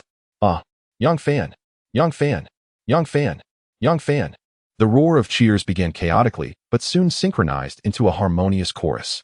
The girls' shouts were particularly piercing, sending vibrations through Yang Fan's earpiece. This was in stark contrast to the earlier match, where the crowd had chanted Li Ming's name. In this moment, everyone was celebrating Yang Fan's triumph. As a host, I have failed to announce Yang Fan's victory promptly. Here I declare the winner of the Heir Gym's preliminary selection, Yang Fan, the heir of the Heir Gym. The host shouted hoarsely, proclaiming the final victory. Countless spectators gazed at the screen, marveling at the young man, clad simply yet radiating confidence. Another shining newcomer has emerged? The heir of the Heir Gym? It seems this year's exchange competition will be a fierce battle. In the center of the battlefield, Yang Fan gently patted Milotic's head, showering her with praise. A glance revealed Li Ming, battered from the explosion of his Onyx, being escorted away by the Alliance security team. It seemed a prison sentence was unavoidable, and his gym might suffer consequences as well. Xiao Fan, Xinyan called out, approaching alongside Professor Oak. Beside them stood a stern-looking individual whom Yang Fan did not recognize. However, he noticed the Alliance emblem pinned to the stranger's chest, indicating a high-ranking official. Xiao Fan, are you all right? Xin Yan's concern was palpable as he reached Yang Fan. I'm fine, Uncle Shun. Yang Fan was caught off guard by this unexpected concern. His lingering resentment towards Shun Yan for withholding the truth about his parents' disappearance dissipating. After all these years, one must look forward. Thank goodness. Thank goodness. Shun Yan sighed in relief, patting his chest. It was hard to imagine a bodyguard exhibiting such a worried expression. Sir Shun, why not introduce us? The Alliance official interrupted their uncle-nephew exchange with a hint of amusement. Ah, I almost forgot. Xin Yan exclaimed. Xiao Fan, this is General Chen Qianzhong, a high-ranking official of the Alliance. Greetings, Gym Leader Yang Fan. General Chen addressed Yang Fan, leaving him momentarily bewildered. Please, don't call me Gym Leader. Just refer to me as Yang Fan. Yang Fan chuckled awkwardly. All right, we should move along, otherwise your fans might become impatient. Professor Oak interjected, observing the trio's ongoing conversation. Fans? I have no fans. Yang Fan protested, feeling embarrassed at Professor Oak's words. Indeed, we should leave for a while. General Chun and Shun Yan shared amused glances, hastily making their way through a nearby passage. Yang Fan was left standing there, feeling utterly perplexed. Who were these people? I detest half-finished conversations. Unbeknownst to Yang Fan, he was about to face a series of challenges ahead. Boom. Crack. Crack. Don't push. Don't push.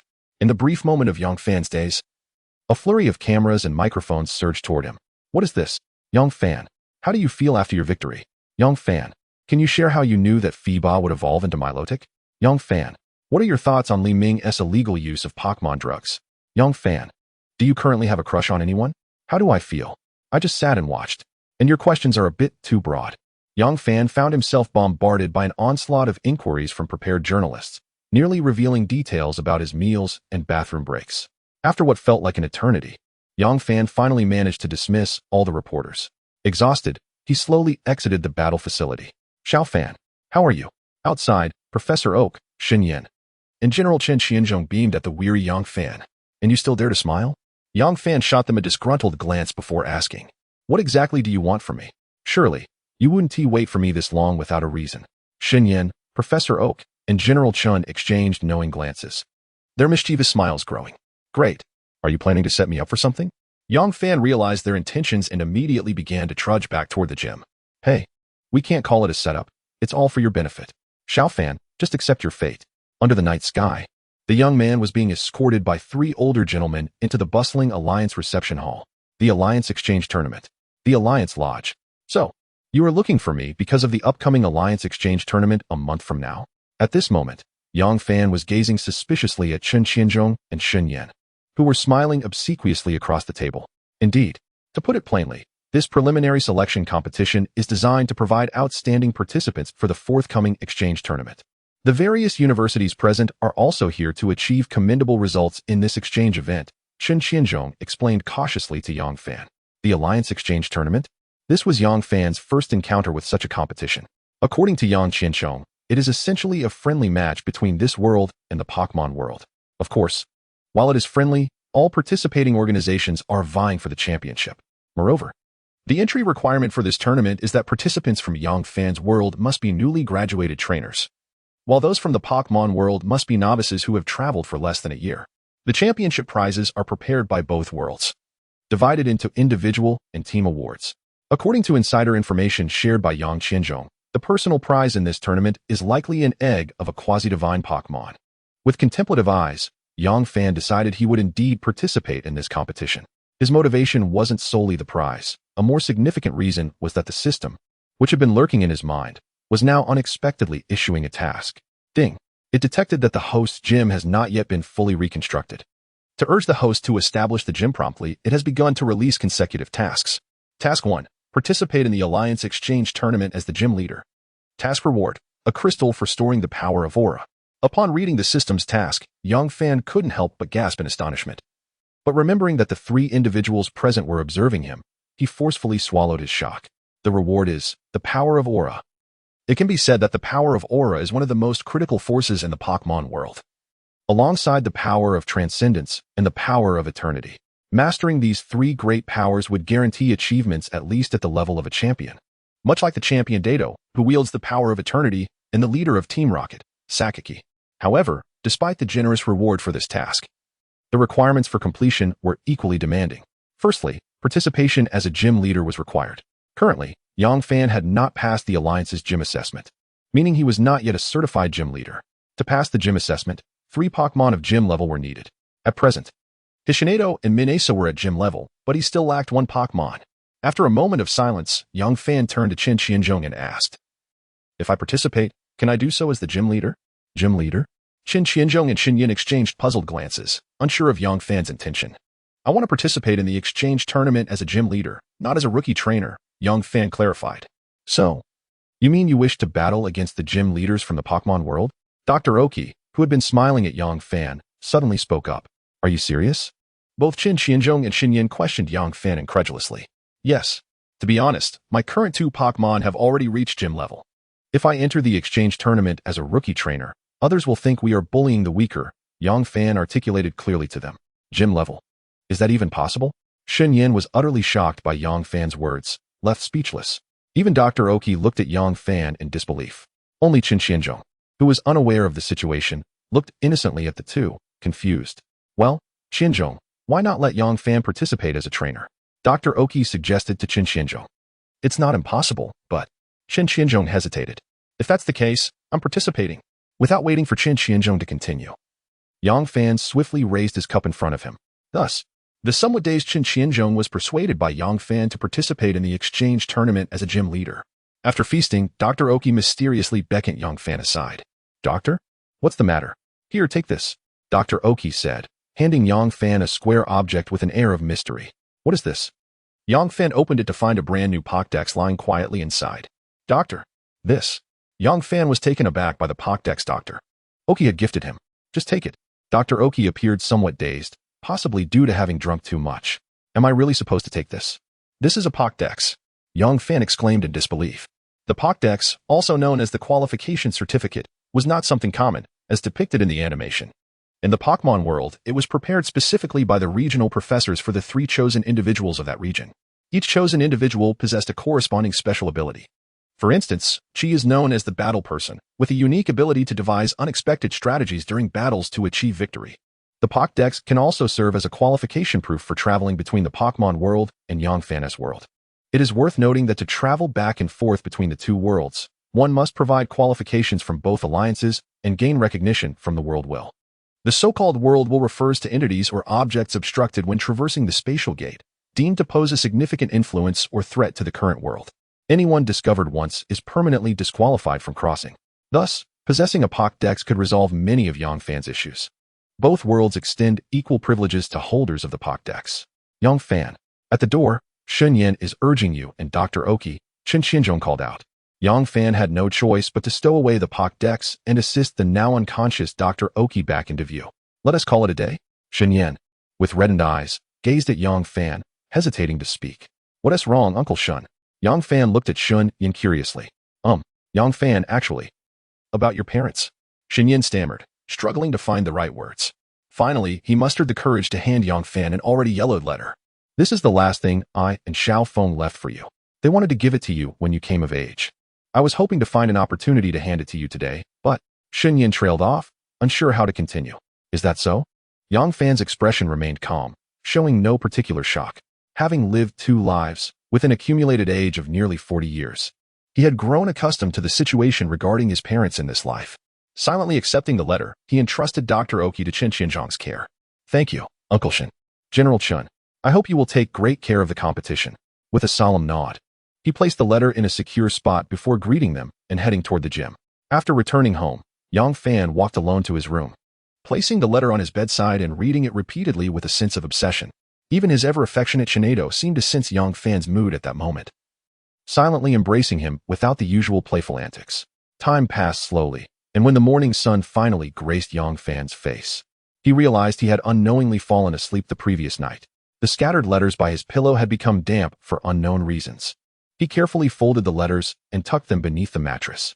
Shinado, having awakened early, looked at Yang Fan with concern. "Do not worry, Shinado.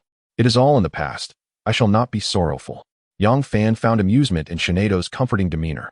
He then exited his room to prepare breakfast for his two Pokémon, as today he would be retrieving something from the Pokémon bank. Last night, he had discovered through the letter that his parents had saved a Pokémon egg for his coming-of-age ceremony at the bank. Now that he had reached adulthood, he could retrieve the egg with just his identification. Of course, the Pokémon bank had special methods to preserve the eggs. Otherwise, after all these years, the Pokémon within would likely have perished.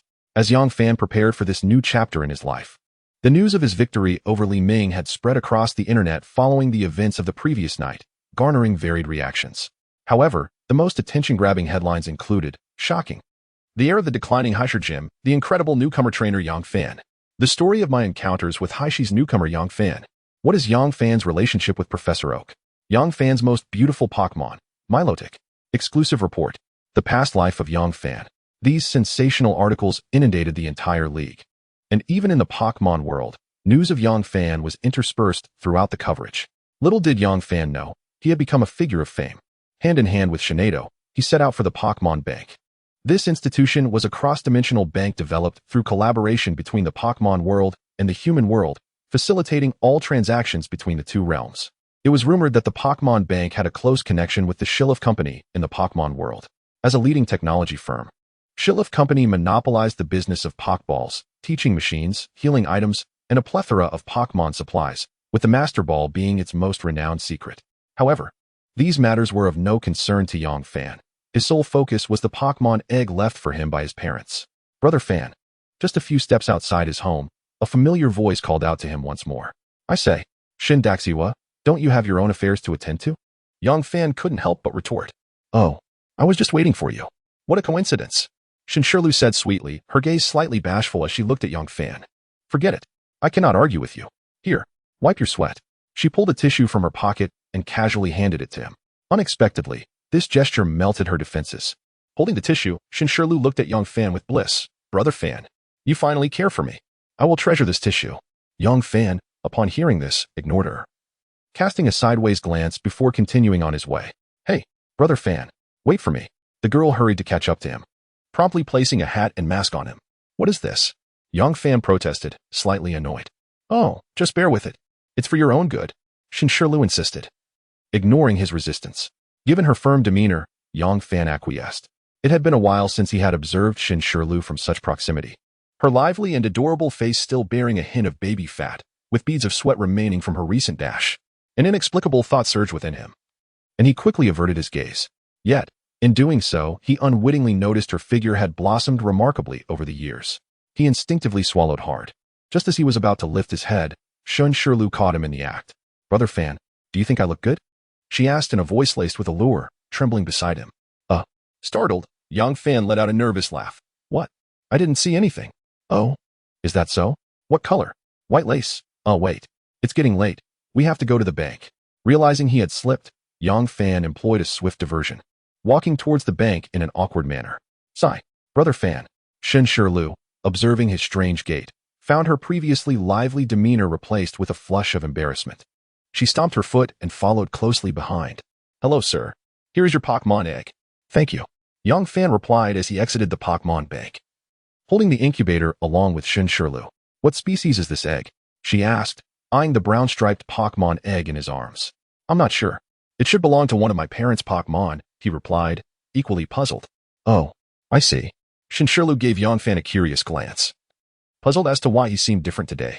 Typically, she was careful not to mention his parents around him, but today he had brought it up himself. If it's your uncle and aunt's Pokémon, it must be quite powerful, Shinshirlu remarked in admiration. Indeed, their Pokémon are all very strong. Yang Fan recalled fondly his childhood moments frolicking atop those Pokémon, a smile gracing his face. He gently touched the incubator, murmuring, I wonder whose offspring you will be? Ding. The Pokémon egg sensed his eager anticipation and, fearing his disappointment, began to hatch. As Yang Fan walked, he paused upon hearing the system's notification in his mind. Without hesitation, he pulled Shinshirlu into a nearby Pokémon inn. As they entered a room, they were met with the owner's bewildered gaze. Shinshirlu's mind raced with countless peculiar thoughts. Look, look, Yang Fan exclaimed. What is it? She replied, slightly flustered. What are you preparing? Yang Fan pointed at the egg that had begun to crack, looking at Shinshirlu in bewilderment. So, you brought me to the inn just to witness the hatching of the Pokémon egg? Shinshirlu's mood plummeted from euphoric heights to dismal depths. In the quaint confines of a hotel, Yang Fan gazed at the newly hatched rabbit-like creature, known as Jujuan Ear, and mused that it must be a legacy from his mother. Beside him, Shinshirlu experienced her first intimate encounter with the birth of a Pokémon. Unbeknownst to them, the space between them gradually diminished until Yang Fan's breath brushed against her face, igniting a blush upon her porcelain skin and prompting her to turn her gaze away. What is the matter? Yang Fan noticed her odd demeanor and instinctively placed a hand on her forehead. A wave of anxiety washed over Shinshirlu as she felt his hand drawing closer. What should I do? Yang Gij is so handsome, she internally lamented, struggling with her emotions. You don't have a fever. Yang Fan's casual observation abruptly doused her fervor. Without uttering another word, she stood up and dashed out of the room. Yang Fan, left with the somewhat weary Jujuan Ear in his arms, followed her outside, bewildered by her sudden change in demeanor. Hey, Shindashaohua, why the silence? He questioned, noticing her gloomy expression as they exited the Pokémon Hotel. Yang Fan was genuinely perplexed. Was this the nature of adolescent girls, so capricious in their affections? Clueless, Shinshirlu muttered in frustration over Yang Fan's obliviousness. Yet her gaze softened as she observed his dazed expression. How is it that you make me like you so much? She mused, only to have Yang Fan, engrossed in his own thoughts, miss her words. What did you say? He inquired, oblivious to her internal struggle. Nothing. You dense man, she retorted loudly, irritation lacing her tone. Just then, Yang Fan's phone rang. Hello? Xiao Fan. This is Professor Oki. Aren't you at the gym? I'll be right back. Is something wrong? Yang Fan replied, sensing urgency in the Professor's voice. Let us discuss it in person when you return, Professor Oki said, casting a glance at Xin Yin, who wore a furrowed brow filled with indignation. Understood. Yang Fan hung up, hastening his pace, acutely aware that something serious was afoot, especially given the Professor's insistence on waiting for him. Yang Gij, wait for me, Shinshirlu called out, noticing his hurried demeanor but refraining from pressing further. A brief while later, they arrived at the entrance of the heir gym, where, in a discreet corner, Professor Oki and Xin Yin were engaged in an intense discussion. What's going on, Professor? Yang Fan approached, concern etched on his face. Xiao Fan, you've arrived.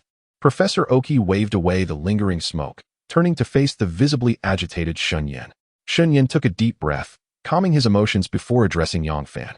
Xiao Fan, this situation might be rather harsh for you. Let us get to the point. Uncle Xin, spare me the pleasantries, Yang Fan urged. Very well. The matter at hand is that your victory in the selection tournament has garnered attention. You mentioned last night that you intended to participate in the upcoming exchange competition as a gym trainer. After Shihong submitted your information, certain individuals seized the opportunity to challenge your gym's standing, claiming it failed the league's assessment. Consequently, an early qualification review of the heir gym is scheduled for tomorrow at noon, and this will be broadcast live to ensure transparency. Xin Yin relayed the gravity of the situation, revealing that he had received the notification from the league that morning. As the designated reviewer for heir, he was to accompany the league's senior examiner during the assessment. What? That is unjust. Shinshirlu could no longer contain her outrage upon hearing the truth, believing it was a blatant attack on Yang Fan. Shirlu, remain calm. Let us hear what Yang Fan has to say, Xin Yin admonished her, momentarily forgetting that his own reaction had been even more vehement. An early review? Yang Fan repeated, deep in thought. Uncle Shun, does this assessment require 3 gym-level Pokémon? Yes, that is indeed the case, Xin Yin confirmed. Yet, noticing Yang Fan's serious demeanor, he could not help but inquire, Xiao Fan, do you truly have confidence in this? Both Professor Oki and Shun Yin regarded him with astonishment, fully aware of the challenges he faced. Achieving 3 gym-level Pokémon was a daunting task, especially for someone without external support. Even Professor Oki had relied on unwavering familial assistance to acquire his first gym-level Pokémon during his second year of travel. Xiao Fan, are you serious? Professor Oki probed, concern etched on his features, fearing that the whirlwind of sudden fame might have inflated the young man's ego. Absolutely not. Yang Fan shrugged, perplexed as to why they perceived him as jesting. Honestly, I have another gym-level Pokémon, a Shinado. What? After a brief silence, both Professor Oki and Xin Yin stared at him in disbelief. Jaws agape. Shinshirlu was taken aback as well, reminded of the aftermath of a heavy night of revelry and the unpleasantness that often accompanied it. Professor, Uncle Shun, you haven't freshened up yet, have you? Yang Fan wrinkled his nose in distaste, echoing Shinshirlu's sentiments as they instinctively stepped back. No, I came here right after receiving the notice, alongside the professor, Xin Yin replied, maintaining his honesty. Then let us head inside and clean up. The odor is rather overwhelming. Yang Fan promptly opened the gym door, ushering them in. Shinado. Menonis. Shinado. Menonis. I have returned. Yang Fan called out, embracing his two Pokémon. Strangely, after a night of bonding, Menonis seemed reluctant to return to its Pokeball unless specifically requested, though Yang Fan typically allowed it to roam freely. Observing the gym, which rarely saw visitors, Shinado and Menonis tilted their heads in curiosity. This is Professor Oki and Uncle Shin, who have come to inform us that our gym might face closure. Yang Fan joked lightheartedly. Ding. Menonis, sensing the potential closure of the gym and the subsequent shortage of personnel, took the initiative to invite Bukelong to join their ranks. I cannot afford this. Ding. Minos sensed the potential dissolution of the gym and, recognizing the shortfall of personnel, proactively invited Gyarados to join. Ding. Shinado, aware of the gym's crisis, automatically broke through to the quasi-champion level. An indescribable surge of psychic power swept through the gym. Everyone's mouths fell agape, incredulously gazing at Yang Fan's Shinado. Had it truly broken through? Just moments ago, Yang Fan had claimed his Shinado was at the gym level, and now it had ascended to the quasi-champion level. At that moment, Shun Yin was utterly speechless, staring at Yang Fan with a look of astonishment. Had his nephew grown to a stage where even he had to look up to him? Meanwhile, Dr. Ohm, after recovering from his shock, felt a sense of satisfaction towards Yang Fan. It had been a long time since he had encountered such an outstanding young individual. Even the most exceptional trainers of the new generation in the Pokémon world paled in comparison to Yang Fan's growth rate. It seemed that soon, Yang Fan would reach the level of Cynthia and her peers. Therefore, that matter could be disclosed to him now. Dr. Ohm's gaze shifted thoughtfully towards Yang Fan, contemplating past events. In contrast to the astonishment of the two elders, Shin Shirlu was more enamored with Yang Fan. However, just as everyone was mesmerized by Shinado's breakthrough, Yang Fan's meanness darted out of the gym. Yang Fan intended to offer some guidance, knowing that wild Gyarados were social creatures, inherently fierce and often hostile towards outsiders. If meanness ventured into the territory of Gyarados, it could lead to unforeseen circumstances. Without further consideration, Yang Fan seized a Pokeball from the table, along with meanness, and dashed out. As he exited, he called back to Dr. Ohm and the others. Doctor, Uncle Shin, I'm going to check on meanness. Please rest here for a while. Shin Shirlu wanted to follow, but was stopped by Shin Yin. Let him go. This is his affair with his Pokémon. Reluctantly, Shun Shirlu settled down, pouting as she sat to the side. Meanwhile, Shin Yin and Dr. Ohm began to survey Yang Fan's gym. Observing the gym's dilapidated state, Shin Yin couldn't help but lament. These years have truly been tough on Xiao Fan. After saying this, he seemed to recall something, sighing heavily and falling silent. Dr. Ohm shook his head, also sighing. That incident from years ago. Sigh. I should speak with Xiao Fan about it sometime. Shin Shirlu listened to her father's conversation with Dr. Ohm, feeling somewhat lost. However, considering herself quite intelligent, she refrained from probing further. Meanwhile, Yang Fan followed Shinado, trailing behind Minos. But who would have guessed that upon reaching the mouth of the sea, Minos leaped down, vanishing into the depths with a splash. Yang Fan stood on the shore, anxiously watching the calm sea, his brow furrowed with concern. Although Minos had reached the gym level, recklessly entering Gyarados' domain could result in being pursued by the dominant members of the Gyarados group. Just as Yang Fan frantically searched for traces of Minos with Shinado at the seaside, a sudden tempest arose on the horizon. The previously tranquil sea lost control and began to rage violently. The surging waves pounded the shoreline ferociously. In an instant, Shinado seemed to sense something. Positioning itself protectively in front of Yang Fan, its gaze fixed intently on the undulating shadow beneath the surface of the water. What was that? Noticing Shinado's focus, Yang Fan followed its gaze. Below the surface, a massive shadow loomed larger in his vision. Splash! A torrent of water erupted as a colossal wave surged towards Yang Fan with overwhelming force. Before he could react, Shinado's eyes glimmered with a violet light. All the splashing waves were intercepted by an invisible psychic force. Even the terrifying wave crashing towards them failed to budge Shinado an inch. Evidently, Shinado's psychic powers had become even more formidable after its breakthrough to the quasi-champion level. 5 seconds later, the water curtain receded, revealing the full form of the shadow to Yang Fan's astonished eyes. It was a Pokémon resembling a dragon, its gaping maw intimidating its foes, with a sleek, ebony back adorned with a regal dorsal fin glistening in the water. Gyarados. Undoubtedly, this was a shiny Gyarados. Although Gyarados often misleads people into thinking it is a dragon-type Pokémon due to its name, it is, in fact, a water and flying type, possessing a quadruple weakness to electric-type moves. However, to consider this a weakness of Gyarados could lead to significant losses in battle. This is another aspect of Gyarados' strength. Despite lacking the dragon type, it boasts an extensive repertoire of moves. In other words, Gyarados can learn a greater variety of moves than some Dragon-type Pokémon, including electric and fire-type moves that are generally incompatible with its inherent attributes. Yet, more than Gyarados' might. What captured Yangfan's attention was that trailing behind this Gyarados was Venus, swimming gracefully and waving its tail in greeting. Witnessing this scene, Yangfan was momentarily dazed, murmuring, "Could it be true? Is there really a Pokémon capable of pacifying the ferocious Gyarados?" At that moment, the Gyarados leapt from the sea, landing directly in front of Yangfan. Bang! The robust Gyarados crashed onto the ground, still hovering slightly above the surface, as if an unseen force was supporting it. The violent tremor stirred up a cloud of dust, and Gyarados' fierce gaze swept over Yangfan. Just then, Venus also leapt from the water. In contrast to Gyarados' brutish entrance, Venus landed silently, not stirring a speck of dust. It then lowered its head, affectionately nudging Yangfan, while its tail elegantly pointed towards the empty Pokeball at Yangfan's waist, glancing at Gyarados beside him.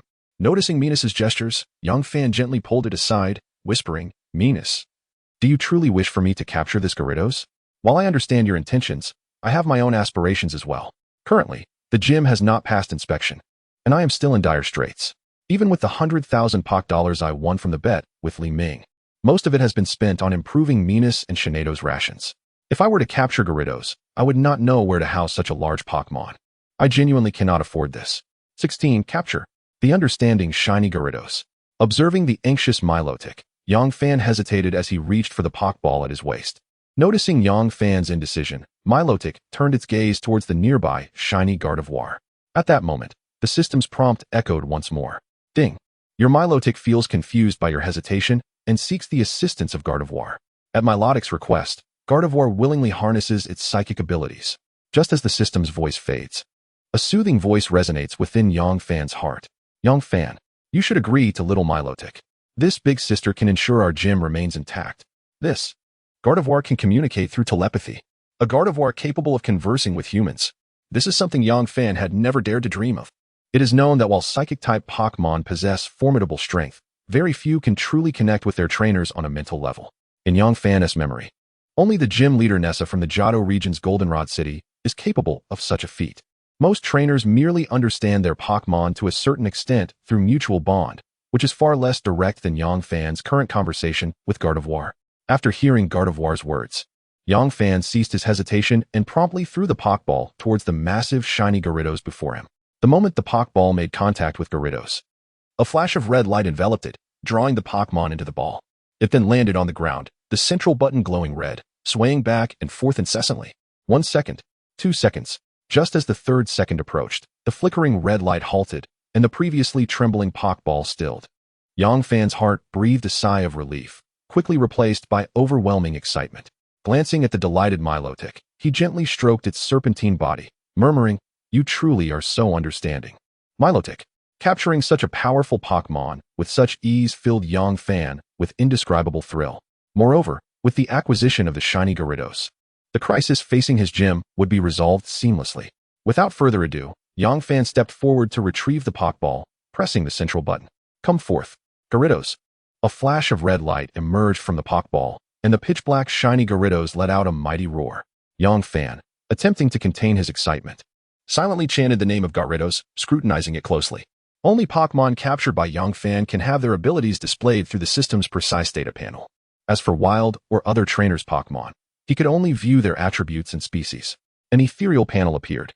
Pokémon, Gyarados shiny, type, water flying ability, overconfidence potential, champion strength, gym level skills, tackle, bite, ice fong, water tail, bite. Note, a Magikarp expelled from its tribe due to its unique birth, inadvertently journeyed with a Feeba. After the Feeba was captured, it voluntarily evolved into Gyarados, showcasing unparalleled destructive power, capable of brief flight, and possessing immense attack strength. Hiss, a wild, gym-level, shiny Gyarados. Although Yangfan had prepared himself for shock, the opulent panel of Gyarados still left him astounded. It is exceedingly rare for wild Pokémon to reach gym level through their own efforts, aside from region-specific quasi-deities. Ordinary Pokémon like Gyarados seldom attain gym level status. Even the leaders of their respective tribes are typically only elite level. Indeed, the brilliance of a shiny Pokémon is reflected not only in battle prowess, but also in potential. And this Gyarados is a rare gem, excelling in both. However, after capturing it, Yang Fan felt some trepidation. The money left from his bet might not even suffice for this creature's sustenance for 3 days. Truly, a penny can thwart even the most heroic. With money, one can indulge. Without it, one is rendered immobile. Now, with 4 Pokémon in his possession, Yang Fan deeply understood the meaning of this phrase. Sigh. Perhaps he should look for profitable ventures now that the gym is recovering. Just as Yang Fan silently lamented, ding. Upon joining the gym, Gyarados felt the current food quality was unsatisfactory and decided to assist its trainer in resolving the issue by presenting its treasured possessions. Hearing the system's voice in his mind, Yang Fan quickly turned towards Gyarados. At that moment, Gyarados roared at Milotic and Yang Fan, then dove back into the sea, vanishing from sight, leaving Yang Fan, Gardevoir, and Milotic to exchange puzzled glances. Before long, Gyarados resurfaced on the shore, its wide mouth concealing something within, tightly held. Bang! A dull thud resonated as Gyarados expelled the object from its mouth, pushing it towards Yang Fan. Gazing at the dark, unidentifiable mass before him, Yang Fan felt a mix of amusement and exasperation. Gritting his teeth, he crouched down to sift through the pile. It was not that Yang Fan was overly sensitive, but this object had undoubtedly spent an extended period at the ocean's bottom, enveloped within Gyarados' large mouth. The smell was quite overpowering. Nevertheless, knowing it belonged to his own Pokémon comforted Yang Fan considerably. System, can you identify what this is? Looking at the dark item in his hand, Yang Fan genuinely had no clue what it could be. Ding. Item recognition. Certificate of the King. When carried by a Pokémon, it has a 10 chance to instill fear in opponents. Certain specific Pokémon can evolve into new forms after leveling up. Certificate of the King. Yang Fan scrutinized the object in his hand, astonished. This is the Certificate of the King? You must be joking. The host just needs to clean off the surface dirt to find out. The system's prompt resonated again, leaving Yang Fan momentarily stunned. Fine. I'll trust you this once. Milotic, use the weakest water gun. Yang Fan turned to Milotic and instructed. Sizzle. A thin stream of water sprayed from Milotic's mouth. Though weak, it could rival some small high-pressure water guns.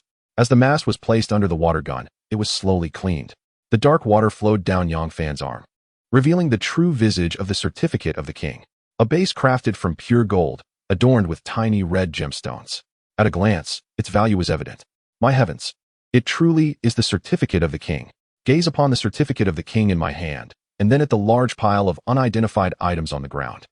Finally, Yang Fan's eyes returned to the imposing Gyarados. He could not help but let out a long sigh. It is not that I lack effort. It is merely that my Pokémon are too understanding. 17, it is impossible. I declare it. The estuary of Haishur. After Yang Fan meticulously cleaned each treasured item of the violent carp dragon, this pile of refuse, which ought to have been resting on the ocean floor, now radiated a unique brilliance. The majestic emblem of kingship. It appeared unremarkable, yet it was, in reality, an extraordinarily valuable unchanging stone. More than a dozen golden pearls. The favorites of the nouveau riche. There were even items that the current system could not identify. Note, unknown item fragmented. Upon collecting the next shard, unforeseen events may transpire. Upon first encountering this object, Yang Fan nearly discarded it back to the violent carp dragon. The allure of the earlier treasures had completely dazzled his senses. Moreover, conservatively estimating, this substantial collection, if sold at the spirit shop, could easily yield a modest fortune. The crown jewel among these treasures was undoubtedly the emblem of kingship. The last time Yang Fan visited the spirit shop for provisions, he noted that such spirit items commenced at a minimum of 1 million spirit coins. The emblem of kingship, being rare and coveted, had its value inflated to astronomical heights. These rare items were not available for direct sale. Instead, they were promoted a week in advance and auctioned off at a grand event. The last auction saw the price of the emblem of kingship soar to over 60 million spirit coins. However, Yang Fan had no intention of selling the treasures of the violent carp dragon. Although they were indeed remarkable, they were also hard-won possessions of the violent carp dragon. Now that it had become his own spirit, these items were to remain in the gym as mementos. Should another spirit or individual gain the recognition of the violent carp dragon in the future, perhaps then Yang Fan would consider using these items. For now, they would remain undisturbed, gathering dust in the gym. After meticulously packing everything, Yang Fan hoisted the large bag and made his way back to the gym.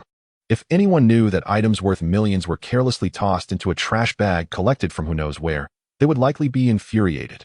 Yet, it was clear that Yang Fan was not one to be concerned by such matters.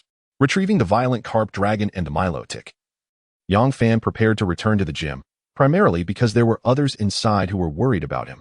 He needed to return promptly. Inside the Heisher gym, while Professor Oki and Xin Yin were calmly seated on the sofa, engaged in idle chatter, Xin Shirlu could hardly contain her impatience. Continually gazing out the door, resembling a human-shaped stone of longing. Even Professor Oki could not resist teasing. Xin Yin, it seems your daughter is truly becoming a stone of yearning. Hearing this, Xin Yin could not help but chuckle. I would prefer that. This child struts around the house, and only Xiao Fan can keep her in check. Paying no heed to the elder's banter, Xin Shirlu continued to gaze longingly down the distant street. Before long, Yang Fan's figure appeared on the horizon. Xin Shirlu hurriedly rushed to Yang Fan's side, fussing over him with concern. Professor Oki and Shun Yin exchanged knowing smiles at this scene. Youth is indeed wonderful. Xiao Yan, is there truly nothing we can do about Xiao Fan's situation?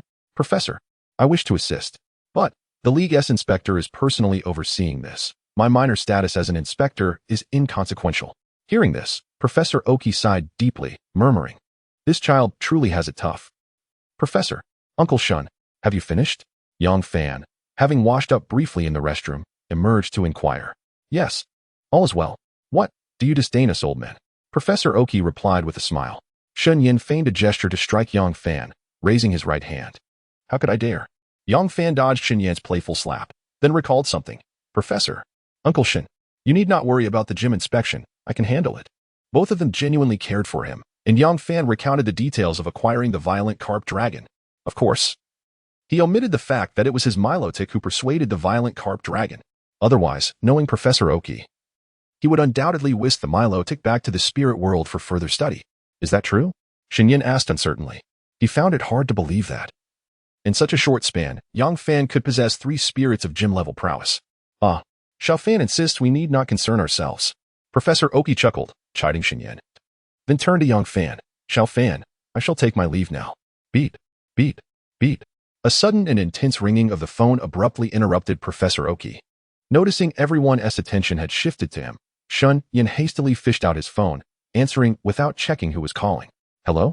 Who is this? Who is this? Xin Yin, you truly are forgetful. A somewhat unfriendly voice resonated from the other end. Recognizing the familiar tone, Shun Yin rubbed his head, pondering for a moment. You, Wang Wu, why are you calling me? His expression darkened as he recalled some unpleasant memories. Oh, what is this? Now that you're an inspector, you don't recognize your old classmates anymore? TSK. Inspector Shin, you wield quite a bit of authority.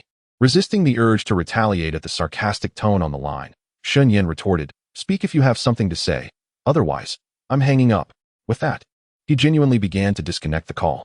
Perhaps due to his heightened irritation, his finger inadvertently pressed the speakerphone button. Don't hang up.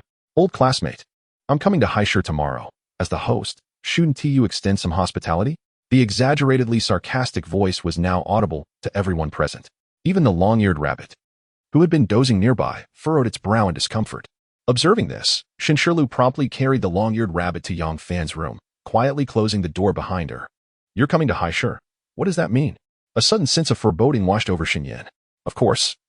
It's because our old classmate gym is up for inspection. As the inspector of Heisher, you haven't received the news yet, have you? Surely not. Surely not. The teasing tone was extremely uncomfortable for Xin Yin. However, old classmate? Gym? Inspection? Tomorrow? All these coincidences coalesced into a coherent thought in Xin Yan's mind. Anger bubbled within him as he stammered. You are the inspector sent by the League? Correct. My old classmate. I am indeed the inspector for tomorrow. Just calling to inform you. The inspection of Yang Ye's Heisher gym will not pass. No one can save it. I assure you. I will uncover the truth myself. You, Wang Wu, are you truly resolved to act in such a manner? Xin Yan's voice soared an octave higher, sharp and piercing, completely shattering his usual composed demeanor as the inspector of Heisher. It was evident that the person named Wang Wu on the other end of the phone had incited such fury within him. Upon hearing about the inspection, Yang Fan and Dr. Damu perked up, attentively listening to every word. However, seeing Shun Yin so agitated, Yang Fan seized the phone and spoke up. Hello? Uncle Wang, right? Xin Yin, do you have someone beside you? Who are you? Upon realizing there was another voice on Xin Yan's end, Wang Wu immediately reverted to his usual tone. I am Yang Fan, the heir of the dojo you are to inspect tomorrow. Yang Fan, the dojo heir? Wang Wu fell silent for a moment. Then his tone became mocking. Oh, I see. You are the worthless son of Yang Yi. What? Do you wish for uncle to spare your family's dojo? Hearing this, Yang Fan nearly burst into laughter. Who do you think you are? You are indeed an inspector of the Alliance, but since when did the fate of a dojo lie in the hands of an inspector? While the Alliance inspectors can, to some extent, regulate the unchecked expansion of dojos, this only applies if the dojo has violated the Alliance's regulations. Once the dojo meets the inspection criteria and has not breached any relevant Alliance laws, even the head of the inspectors would be powerless. The essence of a dojo lies in its possession of extraordinary power beyond the reach of ordinary individuals. The Alliance inspectors, on the other hand, are merely officials tethered to the Alliance, lacking significant combat prowess. This is why some dojo masters in the Pokémon world can completely disregard the directives of the Alliance, even existing independently of it. Are you jesting? Yang Fan chuckled, then continued. Can you truly force the heir dojo to close tomorrow? Or compel me to throw my match? Wang Wu nearly lost his composure at this unrelenting retort. You, sharp-tongued brat. Just as he was about to retort, Wang Wu swallowed his words. It seemed that reaching the position of Alliance Inspector required a degree of emotional control. Kid. I hereby formally notify you. Tomorrow's dojo inspection will be conducted by Master Li Shi of Haishi's second dojo. I shan't say more. I look forward to the moment you beg me tomorrow. With a click, the call was abruptly ended, leaving Shun Yan with a dark expression. Sensing the peculiar atmosphere, Yang Fan intentionally said with a grin, Uncle Shun, you're not still angry, are you? Surely not. The esteemed inspector of heir is like this? You little rascal, are you trying to provoke me? Shun Yan was similarly disarmed by Yang Fan's playful mimicry. It must be said, this line was indeed a universal remedy for ruffling one's feathers. However, Shun Yan looked at Yang Fan, hesitated, then finally spoke. Xiao Fan, are you truly confident in passing tomorrow's inspection? Oh, Uncle Shun, you must have faith in me. Yang Fan responded cheerfully, then turned to the composed Dr. Demu. See, even the doctor isn't worried, so you can rest easy. Oh, you. Shun Yan sighed deeply, murmuring, now, all I can do is rely on you to face it. I truly cannot assist you in Pokémon battles. Xiao Fan, did you just hear who the examiner is? At that moment, Dr. Demu suddenly interjected. Examiner? Yang Fan blurted out, it seems to be Li Shi from heir. Shun Yan also realized the issue. He had been so enraged earlier that he hadn't paid attention to what Wang Wu had said. Now it dawned on him. Li Shi, wasn't he under investigation by the Alliance? How did he suddenly become the opponent for tomorrow's dojo assessment? Clearly, tomorrow's events were not as simple as they seemed. Yang Fan recalled Li Ming, who had used banned substances in the competition. And now Li Shi was set to be his examination opponent. Everything felt so coincidental. Xiao Fan, I'm afraid I won't be able to attend tomorrow's dojo inspection. Doctor. Demu observed Yang Fan's contemplative expression and shook his head. What's wrong, doctor? Yang Fan and Shun Yan looked at Dr. Demu in confusion. I was supposed to return yesterday, but due to your match. Dr. Demu gazed at Yang Fan with warmth. Actually, Xiao Fan, I knew about your parents' situation back then. Doctor. Yang Fan interrupted Dr. Demu. Those matters are in the past. I will uncover the truth myself. Yang Fan looked firmly into Dr. Damu's eyes, enunciating each word. This was his final bastion of resolve. Once, the issues surrounding his parents had strained his relationship with Shun Yan. Now that he possessed the strength to seek the truth, he could no longer burden others. Well. Very well. Dr. Demu observed Yang Fan's determined gaze and suddenly chuckled. You must strive hard. If you fail to pass tomorrow's inspection, just wait until I properly teach you a lesson. However, if you successfully inherit the dojo, I shall prepare a grand gift for you. Doctor. Demu said mysteriously to Yang Fan. A grand gift? No, thank you, doctor. The Pokédex you gave me. Thinking of the Pokédex he had already received from Dr. Demu, Yang Fan felt embarrassed to trouble him further. All right, it's settled then. I must take my leave. Dr. Demu interrupted Yang Fan's refusal, getting up and heading for the door. After taking a few steps, he suddenly recalled something and turned to Shun Yan. Oh, I almost forgot. Didn't Shi Lu want to come to my research facility to adapt to the work of a cultivator? Just in time. Nana May will be back for the summer vacation. I'll have her help out. Let us have Shi Lu return with me. Hearing Dr. Damu's words, Yang Fan was taken aback. Shi Lu is going for an internship? Why didn't Shi tell me? Contemplating Shi Lu's situation, Yang Fan turned to look at Shun Daxiwa, who had just emerged from the room. At this moment, Shi Lu's gaze towards Yang Fan was somewhat evasive. And he finally understood. Shi Lu's trip to the Pokémon world must have been prearranged. She likely refrained from informing him out of concern for his feelings. How silly of her. Yang Fan shook his head, then dashed into the dojo and took out the Everstone he had acquired at the harbor today. Take this with you. Yang Fan handed the Everstone to Shun Lu, adding, take good care of yourself over there. With that, he stepped directly into the dojo. This was his last display of stubbornness, as he disliked farewells. Leaving Shun Shirlu smiling brightly, gazing dreamily at Yang Fan's departing figure. I merely called you to rise. After Dr. Mu and Shun Shirlu returned to the Pokémon world, Shun Yin exchanged greetings with Yang Fan before departing. As the accompanying examiner for tomorrow, he had a considerable amount of material to prepare. Regardless of whether the league examiner was his old rival, the task must be executed with diligence. Meanwhile, Yang Fan tidied up the gym thoroughly, for the gym inspection tomorrow would be broadcast live. Though the gym was rather disheveled, it was imperative to leave a tidy impression on others. Gyarados, Milotic, Gardevoir, let us get the gym in order today. Yang Fan enthusiastically encouraged his 3 Pokémon. The gym's competition area was adjacent to Yang Fan's residence. The entire gym was divided into 2 parts by a wall. In truth, Yang Fan did not reside within the gym itself, but in a small house beside it. However, the signage of Heir Gym connected them as one. Just as Yang Fan and his Pokémon fervently cleaned the gym, a post online was fervently discussed on the Heir forum, even showing signs of transcending the confines of Heir. The post directly targeted Yang Fan and the gym. Graduate inheriting the gym? What is the League's true intent?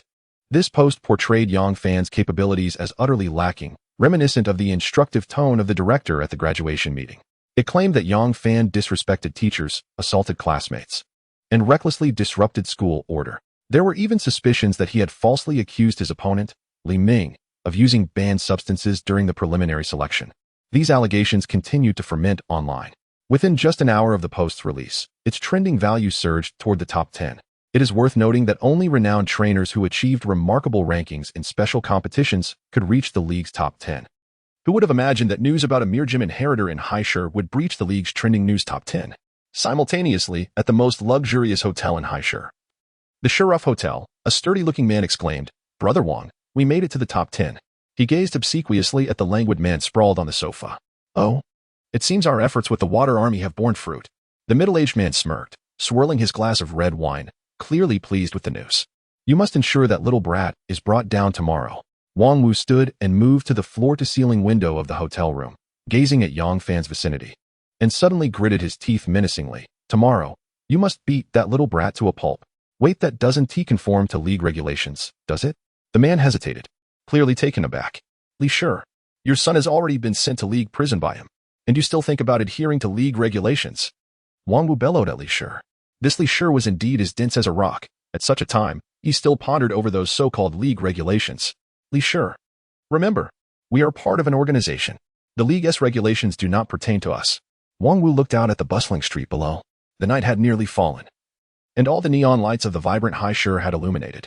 From the top of this tallest building, one could clearly overlook the entire landscape of Heir. Yes, Li Sure replied, drenched in sweat. He was acutely aware that those substances should not be used lightly. Yet, who could have expected his irresponsible son to be overwhelmed by jealousy and dare to use them in public? Therefore, you know the organization's rules. Your son's situation might even be a blessing in disguise. Wang Wu whispered coldly in Li Sure's ear. Instantly, Li Sure was drenched in cold sweat. The organization's rules were far more brutal than the so-called league regulations.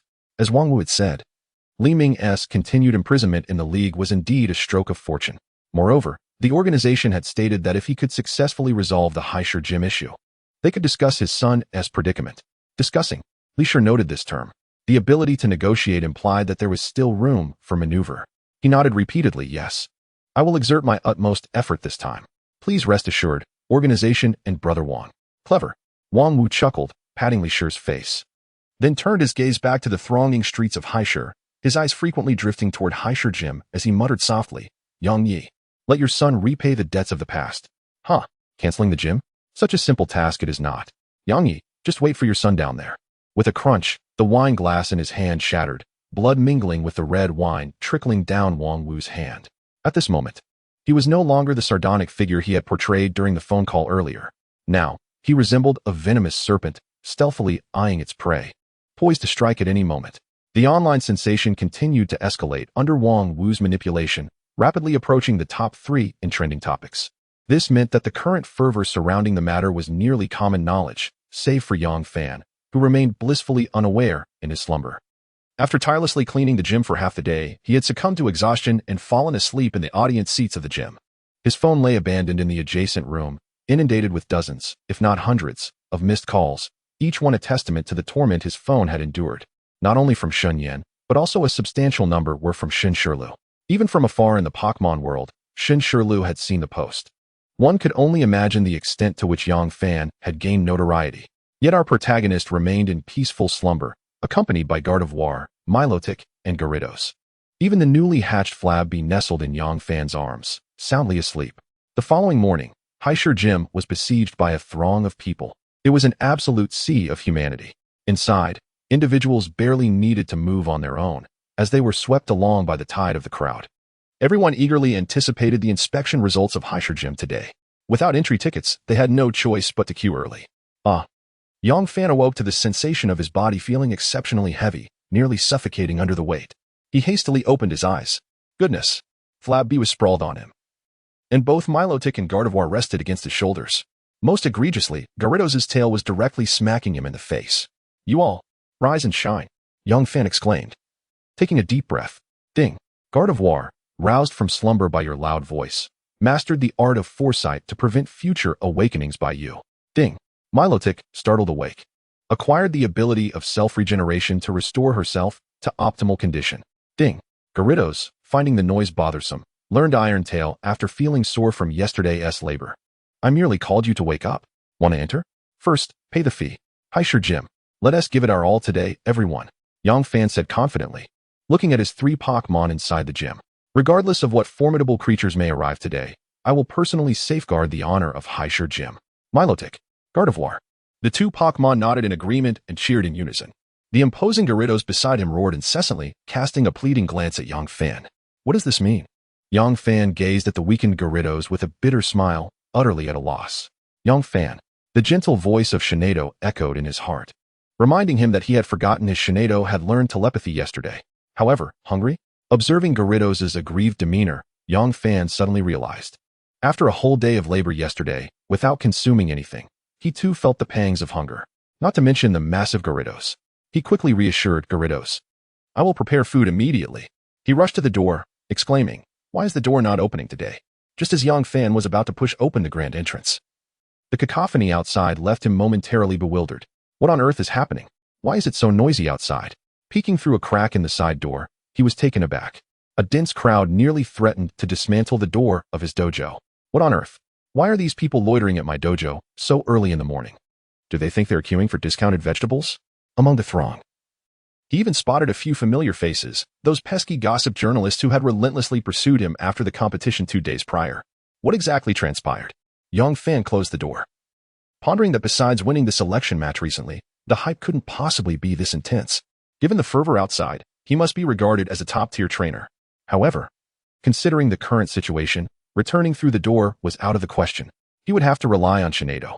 Shinado, please teleport to the bedroom and fetch my phone. Yang Fan instructed his Shinado. He glanced at the still aggrieved Gyarados and added, also, bring the Pokémon food from the table. Shauna. Shinado responded. But the earlier telepathy was absent. It seemed that this telepathy wasn't constantly active. In the blink of an eye, Shinado vanished from Yang Fan's sight, showcasing the mystique of psychic Pokémon in that moment. Yet, such instantaneous teleportation abilities are rare among Pokémon, with many psychic types lacking this skill altogether. This misconception led people to consider psychic Pokémon as utterly useless, mere ornaments in the world. Nevertheless, after this dojo assessment, Yang Fan would unveil the formidable nature of psychic types to the world. A few minutes later, Shinado reappeared, cradling a heap of Pokémon food. Upon sighting the food, Gyarados' eyes sparkled with excitement, and it dove headfirst into the feast. Yang Fan paid no mind, recognizing that it was genuinely famished. Grasping the phone handed by Shinado, he was greeted by a screen filled with missed calls. What in the world is happening? Opening the message page, he found messages from Shin Shirlu, Shin Yan, and even Professor Okido, all conveying the same content. Check the League's trending news. Trending news? What does that have to do with me? Skeptically, Yang Fan clicked on the link sent by Shin Shirlu. After reading the entire article, his face darkened. The clown is actually me? How on earth can I not remember doing any of these things? Reading through the incriminating evidence listed in the post and the heartfelt interviews of those involved, Yang Fan felt as though he had committed heinous crimes. This is indeed quite the revelation, reflecting on the individuals he had offended recently. The only one capable of manipulating the League's public opinion was undoubtedly that Wang Wu from yesterday. It seems he truly desires my downfall. Ding.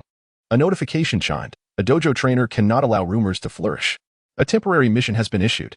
Mission: achieve a flawless victory in this dojo assessment to restore the dojo's reputation. Reward: Dojo Repair Device X1. Dojo Repair Device. A consumable that can perfectly restore the dojo to its optimal state in a short time. TSK.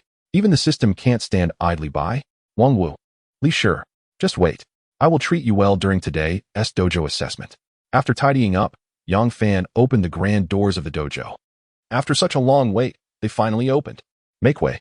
I'm eager to see if the 18-year-old dojo master possesses extraordinary abilities. In an instant, a swarm of people surged into the dojo as the doors swung wide. Shinado. Shauna. An invisible barrier of psychic energy materialized at the entrance, preventing anyone attempting to force their way in. Those at the forefront crashed directly into the psychic barrier, left dazed and confused. What does this mean? Yang Fan truly seems to be as arrogant as reported. How dare he prevent us from entering? Report him. Yes. Report. This rogue dojo must be shut down. Hearing this unruly commotion from those who felt no guilt, Yang Fan could no longer contain himself. Garridos. Ding. Your Garridos, disturbed by the crowd during its meal, felt unusually agitated and awakened its hidden ability, Intimidate. Roar. A tremendous pressure descended upon the crowd, rendering the scene utterly silent. With Garridos harnessing the effects of Intimidate, anyone present who did not meet the dojo's level of training was instantaneously intimidated, let alone the ordinary people who weren't even trainers. Many fell to the ground, frightened, some even unaware that they had soiled their trousers. Now, this is the heir dojo. It is not a place for you raucous individuals to behave outrageously. Remember this. Furthermore, anyone wishing to report can feel free to do so. Yang Fan stood at the entrance, with the imposing Garridos behind him. This moment was captured by someone without intention. The commotion ceased as the crowd, under Yang Fan's piercing gaze, dispersed, with many returning home to change pants. Only a few trainers could withstand the pressure of Garridos and were keen to witness today's dojo assessment. For the rest, those wishing to enter the dojo must pay a fee of 300, Yang Fan declared, allowing a narrow passage for entry. 21. League Assessment. We have to pay? The crowd at the entrance exchanged glances, as if they had heard something utterly absurd. What? Aren't you here to visit the dojo? Yang Fan retorted, exasperated. Arriving at the dojo entrance early in the morning to cause a ruckus, yet expecting to enter without any cost? What nonsense. The crowd fell silent, forming a striking wall at the entrance of heir dojo. All right. If there is nothing else, you should go about your business. Stop loitering all day. Turning. Yang Fan closed the dojo doors, leaving Garridos and Milotic to guard inside. He then walked with Shinado towards the heir Pokémon shop. It was still early, and the league assessment wouldn't commence until around noon. There was plenty of time for Yang Fan to indulge in a shopping spree. Upon arriving at the Pokémon shop, he found it bustling, thanks to Haishi's unique geographical position. However, Yang Fan did not forget his essential duo, a hat and a mask.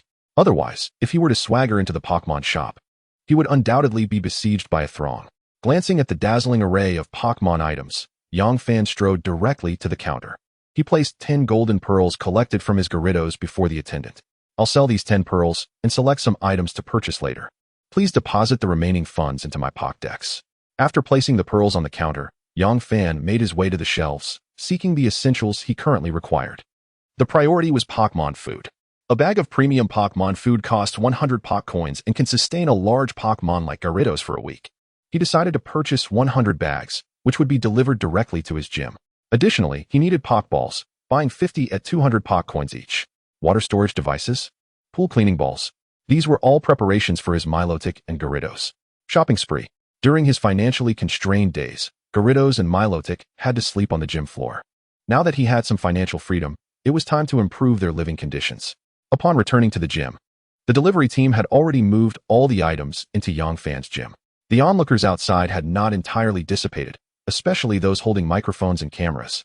Yang Fan couldn't help but wonder, aren't they tired? However, since they had ceased their noisy commotion at the gym entrance, he let them be. Of course, during this time, Yang Fan did not dawdle. He thoroughly cleaned the gym's previous water reservoir with the cleaning balls and refilled it, bringing immense joy to Garridos and Milotic. Ding. Your Garridos feels rejuvenated after returning to the water and senses the gym improving, igniting its fighting spirit, and it voluntarily learns Blizzard. Ding. Milotic, seeing how hard you work to clean the pool, feels unable to assist you and voluntarily learns Ice Beam. This. Yang Fan was momentarily stunned, then filled with admiration. My Pokémon truly care for me. Just as Gyarados and Milotic reveled in the pool's joy, the crowd outside suddenly grew restless. They must have arrived. The league inspectors. Wang Wu. Li Shi. Yang Fan gazed intently at the wave of people approaching the gym. The man in the trench coat at the forefront was undoubtedly Wang Wu. Beside him stood the long-unseen gym leader Li Shi. Following them was a throng of league media. Cameras in tow, closely trailing behind. Indeed, they made quite an entrance. Yang Fan regarded the unexpected guest with a gradually emerging cold smile. Why must gym leader Yang Fan personally welcome them? How awkward. As they approached the Heir gym, Wang Wu took the first step, exuding enthusiasm.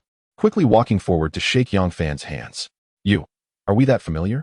Yang Fan evaded Wang Wu's hands, responding coldly. He noticed a hint of regret in Wang Wu's eyes. A cunning fox indeed. Are you putting on a show for me? Seeing that Yang Fan offered him no face, Wang Wu still maintained a smiling facade, saying, "Oh, that's not how we should view it. We are all part of the league, naturally colleagues. I haven't even passed the gym inspection yet." Yang Fan retorted frostily. This man truly puts on one face in public and another in private, speaking candidly to some, and speaking disingenuously to others. However, pretending to be a ghost in front of Yang Fan, he would choose to vanquish the ghost. "Inspector Wang, let us begin." Yang Fan gestured towards the reporters behind Wang Wu. It was highly likely that these league media were invited by Wang Wu himself. Coupled with the post that had gone viral online yesterday, Yang Fan surmised that if he lost today's gym inspection, he would be mercilessly criticized online. More seriously, the ever-supportive Xinyin might also be dragged into the fray. Therefore, losing this gym inspection was not an option. This was a battle to uphold the dignity of the Heir gym.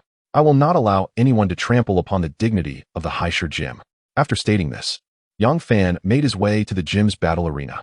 Given that this was a gym match, the audience seating was not as expansive as the Heir battle facility. Yet it still occupied an area larger than 4 basketball courts. Otherwise, Gyarados and the others wouldn't have been so exhausted during yesterday's cleaning. "Wang this." Li Shi whispered to Wang Wu, noticing Yang Fan's demeanor. "Humph, arrogant brat. Ignore him." Wang Wu scoffed. Then turned to Li Shi. "Don't forget what I instructed you yesterday." "Understood. It's all set." Li Shi replied softly. The two were conspiring quietly. To outsiders, it appeared as though two men were simply sharing a whispered conversation. A cameraman behind them leaned over to his companion and said, "Do you think the inspector is interested in men?" His companion quickly covered his mouth. "Have you lost your mind? Don't forget what was said yesterday." The cameraman suddenly recalled something frightening, covering his own mouth and bowing his head to the ground, fearing Wang Wu might notice him. It should be noted that prior to selecting reporters, they were warned about today's events. Those who did not comply had been taken away by a group of men in black in front of everyone. The consequences were beyond their imaginations. Of course, all of this transpired in secrecy, and these reporters were under Wang Wu's control. In other words, each of them held a secret in Wang Wu's hands. None were good people. As Wang Wu and Li Shi entered the gym, the live broadcast commenced. The highly anticipated gym inspection was about to begin. Heir Gym versus Heir Second Gym. Following Wang Wu's entrance with the league media and the inspector Li Shi, the gym inspection that he personally ushered into the league spotlight commenced a comprehensive live stream. While the scale was certainly not comparable to Yang Fan's battle at the Heir battle facility 2 days prior, dozens of drones took to the skies to capture every angle of the event. Moreover, 2 vertical cameras were positioned on both battle platforms to monitor Yang Fan and Li Shi's actions, preventing any potential cheating by the trainers, ensuring there would be no incidents akin to what occurred with Li Ming last time. However, to certain discerning individuals, these measures were hardly a concern. Soon, with all preparations in place, the gym inspection officially commenced. As this was not a formal match, there would be no referees or hosts. All battles transpired in the blink of an eye. Additionally, due to some particular strategies, this gym inspection typically did not feature commentators. This was also the first live-streamed gym inspection across the entire league, naturally attracting numerous viewers online. Most were eager to glean insights from this battle between gym leaders, which was a rare opportunity. Thus, as this much-anticipated battle was about to unfold, the league inspection at the Heir Gym commenced, led by the specially appointed Inspector Wang Wu. Due to the identity of the C-City examiner, Xinyin, this review will not be included in the opinion form. The examiner is Li Shi, the master of the C-City Second Dojo. The evaluated candidate is Yang Fan, the heir of the C-City Dojo. This battle will be a 3-on-3 match, where the loss of all 3 Pokémon results in defeat. During the battle, Pokémon cannot be swapped, nor can items be used. Now, let the review battle commence. Wang Wu stood solemnly at the constructed review platform, reading diligently from the document in his hands. Meanwhile, the popularity of the league's live stream had already surpassed 10 million. Brothers, the betting has begun. What? Betting on Yang Fan pays 52 to 1. What does that mean? Brothers, an opportunity to get rich has arrived. If you bet on Yang Fan to win, you'll never have to worry about food and drink for a lifetime. Get out of here. I clearly saw you betting on Li Shi. Exactly. Only a fool would bet on Yang Fan. Countless comments flooded the live stream. Due to the influence of public opinion, nearly everyone viewed Yang Fan with skepticism. Even the few dissenting voices were quickly drowned in the overwhelming barrage of comments, failing to make a ripple. Simultaneously, amid everyone's anticipation, the battle began. Shu, go. As Li Shi pressed the button on the Pokeball, a Pokémon resembling a bush emerged in the arena. Shu, a rock-type Pokémon, the only one capable of learning the advanced grass-type skill, Wood Hammer. Clearly, Li Shi had prepared adequately against Yang Fan's Milotic. Yang Fan would not underestimate the opponent, knowing they would not send out such a Pokémon if they weren't aware of his Milotic. Since it was in play, it certainly had its purpose. Milotic, come forth. Yang Fan beckoned towards the nearby pool. The graceful and elegant Milotic instantly appeared on the field. Upon Milotic's entrance, the popularity of the live stream surged by several million. People are naturally drawn to beauty, and Milotic was no exception. Li Shi observed Yang Fan's Pokémon appearing on the battlefield. Neither spoke much, for this was a match determining the dojo's fate, allowing for no carelessness. Shu. Spike's attack. As anticipated, one could tell he was an expert from the first move. This Shu was far from simple. Sharp rocks materialized in the air, glimmering ominously. This attack was undoubtedly aimed at incapacitating Milotic. Although there are regulations prohibiting excessive force during matches, one could not rule out the possibility of unforeseen circumstances. Whether it was an accident or not, only those involved could truly know. Milotic, Hurricane. Recognizing the opponent's intent, Yang Fan would not allow them to succeed. The spikes, striking with the speed of a sniper bullet, could not be entirely countered by Milotic's Hurricane. Yang Fan had no illusions that the Hurricane alone would suffice. Aquatail. With the Hurricane serving as a shield, the spike's velocity diminished, allowing the swirling water around Milotic's tail to harmlessly knock the sharp rocks away. Rock Lock.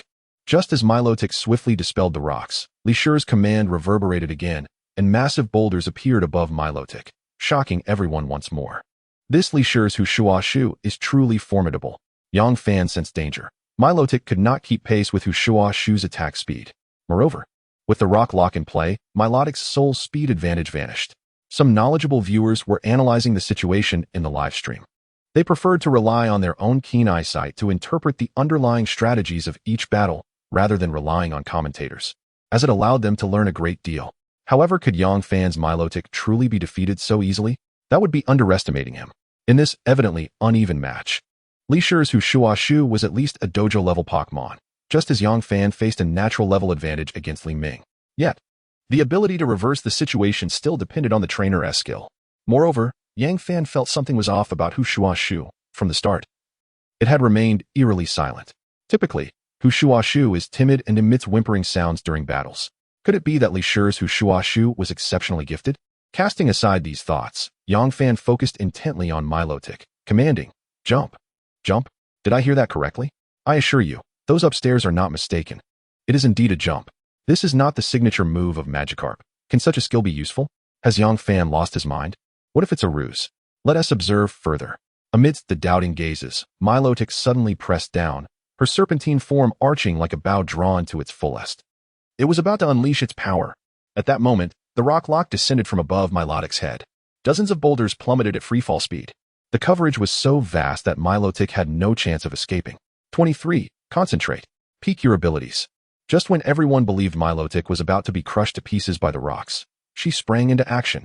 Ever since her days as a Phoeba, she had leapt daily to evade various dangers, continuously jumping and jumping. Her life seemed to be defined by leaps. The jump skill was instinctively ingrained within her, requiring no training. This was her survival instinct from her days as a Phoeba. Crack. The ground beneath her began to fracture due to Milotic's buildup of energy, the cracks expanding continuously. If one can only do one thing, then do it well. Peak your abilities. Concentrate. Unleash. Boom. Every part of her body surged with power, the ingrained motions flowing naturally. Unconstrained by formality, her movements were simple yet confident. Milotic's body soared like a dragon, charging straight into the descending Rock Lock. Now, Aquatail. Just as Milotic was about to collide with the rock lock, Young Fan commanded her.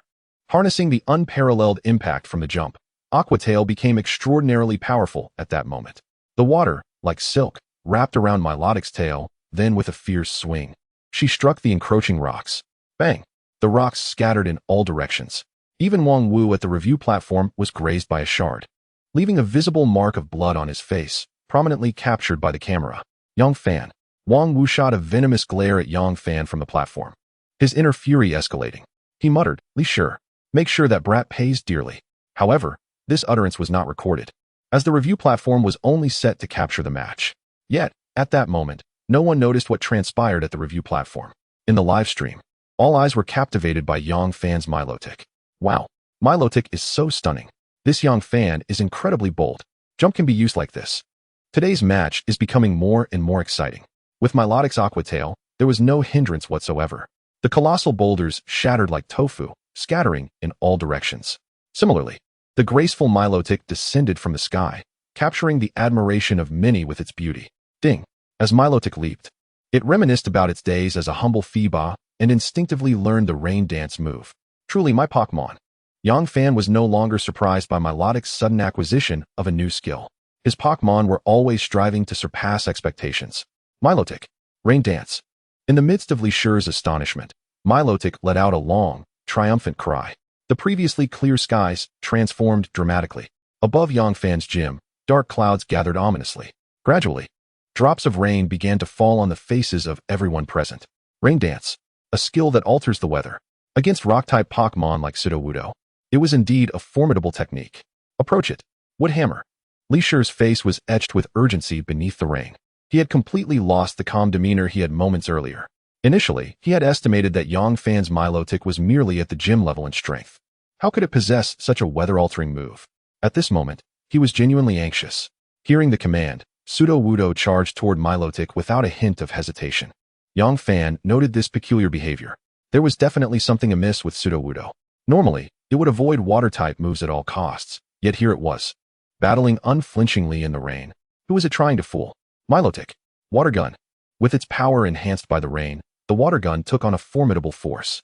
Aimed directly at the approaching Sudowoodo, the water gun surged forward. The momentum was unrelenting, sending droplets flying. The water assault, stronger than any high-pressure water gun, struck Sudowoodo directly. The rain-boosted water gun halted Sudowoodo in its tracks, its body seemingly on the verge of collapse. This was the reason rock-type Pokémon struggled against water-type moves. The erosion from water could devastate their physical forms, leading to irreparable damage. Yet, in this situation, Li Shi appeared oblivious, issuing no commands for Sudowoodo to evade. Was he really not going to retreat? Yang Fan thought it cruel. Sudowoodo was in dire straits. How foolish. This was entirely Li Shi's fault. Knowing full well that Sudowoodo could not withstand prolonged exposure to water, why did he not call it back? Sudowoodo was also at fault. If you knew your Sudowoodo couldn't swim, why send it in? Unlike the idle chatter of others, Yang Fan could sense Sudowoodo's reckless determination. Even as it showed signs of impending collapse, it continued to advance toward Milotic. Yang Fan was not so heartless. Milotic. Ice beam. As Milotic ceased its water gun, Sudowoodo lost the support of the water. Its body fell to the ground, still inching toward Milotic. Alas, what was the point of this? Yang Fan sighed and shook his head. Then, Milotic gathered a chilling energy, unleashing a swift icy current that enveloped Sudowoodo. With the water's coverage now frozen, Sudowoodo was encased in ice, forming an extraordinarily vivid ice sculpture on the ground. At that moment, the arena fell silent. Not even a single viewer in the millions watching the live stream dared to send a message. The sorrow of humanity resonated in this moment.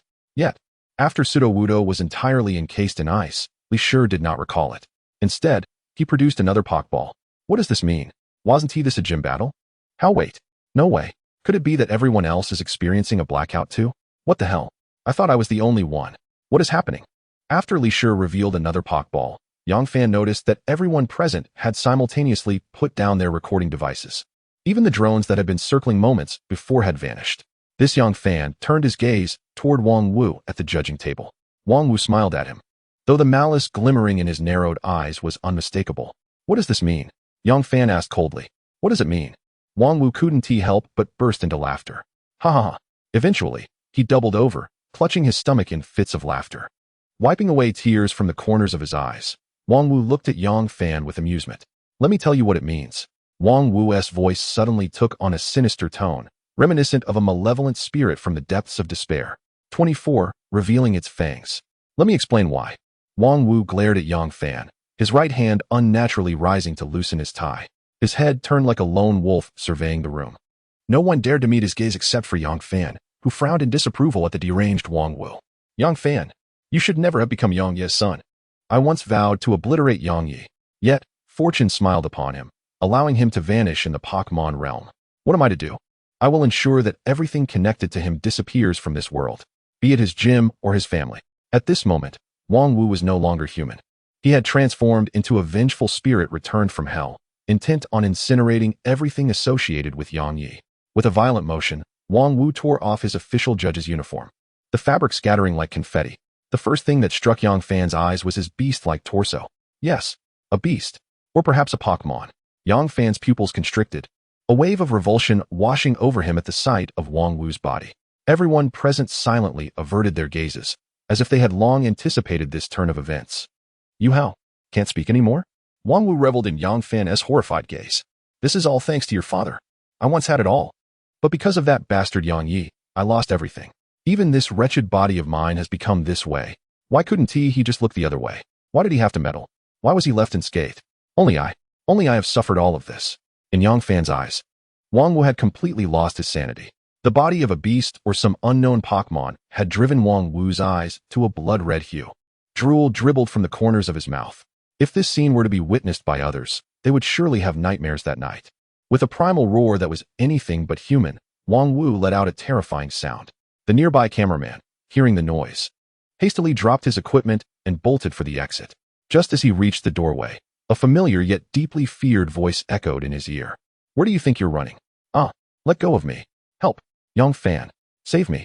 The cameraman frantically screamed as he sprinted toward Yang Fan's position. Haha. He can't even save himself. Wang Wu spat dismissively and leaped toward the cameraman. Boom. Crack. Yang Fan observed with astonishment the faint cracks forming on the ground beneath Wang Wu, who was harnessing its power. This scene truly shocked him. Upon realizing he was in a world inhabited by spirits, he had mentally prepared himself for encounters with darkness. However, the current situation far exceeded his wildest imaginings. Human bodies were, astonishingly, endowed with certain spirit-like organs. Yang Fan commanded his spirit to take action. All along, a stringent law had governed the spirit world. All matters must be resolved by spirits alone, with trainers forbidden from intervening directly. This law was upheld in this realm as well, mandating that all conflicts be resolved through spirits. Yet, from a young age, Yang Fan had been warned by his parents about the harsh realities of being a trainer, especially in wilderness battles, where one must always ensure they have a healthy spirit at their side, not only to defend against spirit attacks, but also to guard against other trainers. In the wild, few adhered to the League's laws. At this moment, Wang Wu had transcended the role of a trainer. He had become a mindless beast. Ice Beam. A chilling beam of light erupted forth, freezing the air. Onyx, block it. As the beam launched, a massive onyx appeared before Wang Wu, using its body to shield against the attack. Yet, it was evident that this onyx was in a state akin to the previously mentioned tree spirit. Its eyes were hollow, completely devoid of spirit vitality, effectively a puppet under the control of Li Ming. Just as Onyx absorbed the brunt of Minas's assault, Wang Wu's next actions shattered Yang Fan's expectations. The cameraman had been seized by Wang Wu and hoisted into the air, only to be slammed down forcefully. A crimson liquid began to seep from behind the colossal Onyx. Wang Wu, Li Ming. Yang Fan ground his teeth, the scene before him piercing deep into his heart. What's wrong? Can't handle it. Wang Wu tossed the blood-splattered cameraman aside, a twisted expression of pleasure spreading across his face. You have no idea how much worse I've endured. All thanks to your father, Yang Yi. Ha. He ran his blood-stained hands through his hair, embodying the visage of a demon. Enough. The game ends here. Yang Fan, heir of the heir gym, attacked League inspectors in a fit of rage after failing a gym assessment, and was shot dead on the spot by League officials. This outcome should suffice. As whispers echoed in his ears, Yang Fan felt a slight tremor in his body, not from fear, but from an inexplicable surge of excitement deep within. Gazing at the vivid crimson liquid nearby, he felt an exhilarating thrill rather than discomfort. What was he yearning for? Observing Yang Fan's trembling form, Wang Wu mocked. Oh, our gym heir is afraid. Ha ha. Li Shi, send him on his way. Battle Armor Dragon. Double-edged headbutt. Li Shi summoned forth a colossal spirit that resembled a small dinosaur. Its crimson eyes glaring fiercely at Yang Fan. Powerful hind legs pounded the earth, sending debris flying. Yet, Yang Fan remained rooted, head bowed, showing no intention of evasion. Minus attempted to intervene, but was thwarted by Wang Wu's onyx. Wang Wu's eyes gleamed with madness as he envisioned Yang Fan being crushed by the battle armor dragon. Die. Yang Fan. Yang Yi. Soon, your family will be reunited below. Don't forget your benefactor. As Wang Wu anticipated the spectacle of Yang Fan being torn apart, he was taken aback. He had not anticipated that Yang Fan, who had only recently become a gym heir, would possess 3 battle-ready spirits. Typically, trainers at Yang Fan's age, without familial assistance, would struggle to capture 3 spirits independently, let alone cultivate them to a battle-ready state in such a short span. The rebellious phase of newly captured spirits required nurturing. Trainers must forge a bond during this period to ensure cooperation in battles. This was why independent trainers rarely produced prodigies. Each captured spirit requires emotional investment, while others had already begun tactical training with their family-s spirits. How could Yang Fan compete against those signs of legacy? Fascinating. I didn't expect you to have a formidable spirit like the shiny Gyarados right after becoming a gym heir. However, it remains mere fodder, just like your useless father. Lacking sufficient strength, yet wishing to meddle. Can a gym-level spirit truly make waves? If so, I shall claim this Gyarados for myself. Surely it will serve as excellent research material. With that, Wang Wu's gaze shifted to Li Shi. Li Shi, unleash your full power. At Wang Wu's command. An inexplicable aura emanated from Li Shi, while Onyx and the battle armor dragon displayed a savage and frenzied demeanor reminiscent of Li Ming's Onyx. The 2 spirits even began to growl lowly at Wang Wu. 2 gym-level failures. Care to experience the taste of my concoctions?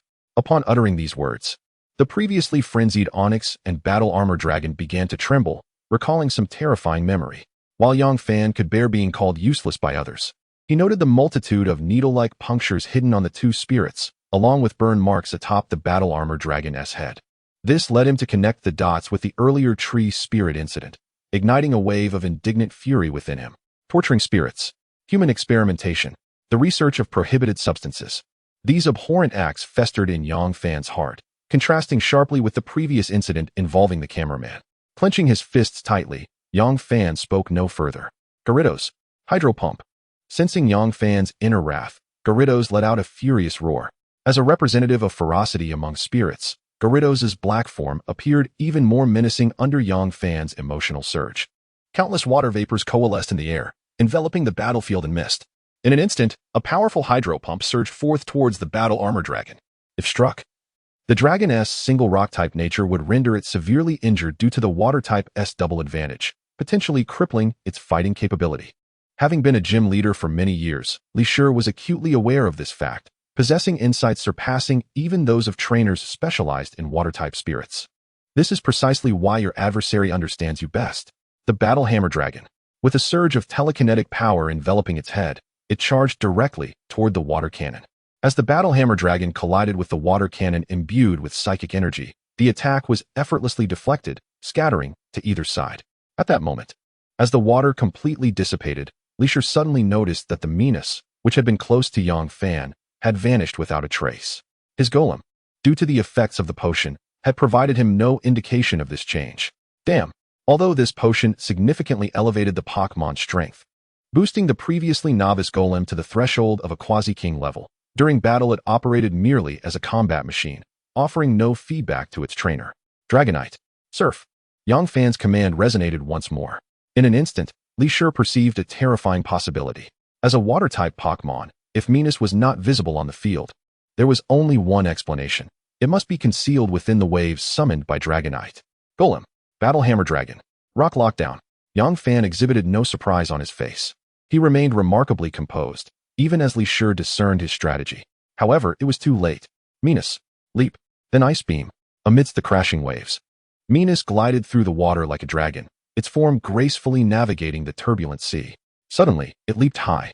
Unleashing the ice beam it had meticulously charged toward the depths below. With the collaboration of Dragonite and Venus, the tidal wave shattered the rock lockdown of Golem and Battle Hammer Dragon. The ensuing chilling wave subsequently encased Golem and Battle Hammer Dragon in ice up to their midsections. Li Shi's expression darkened, embodying the demeanor of a seasoned rock-type trainer. Golem. Magnitude.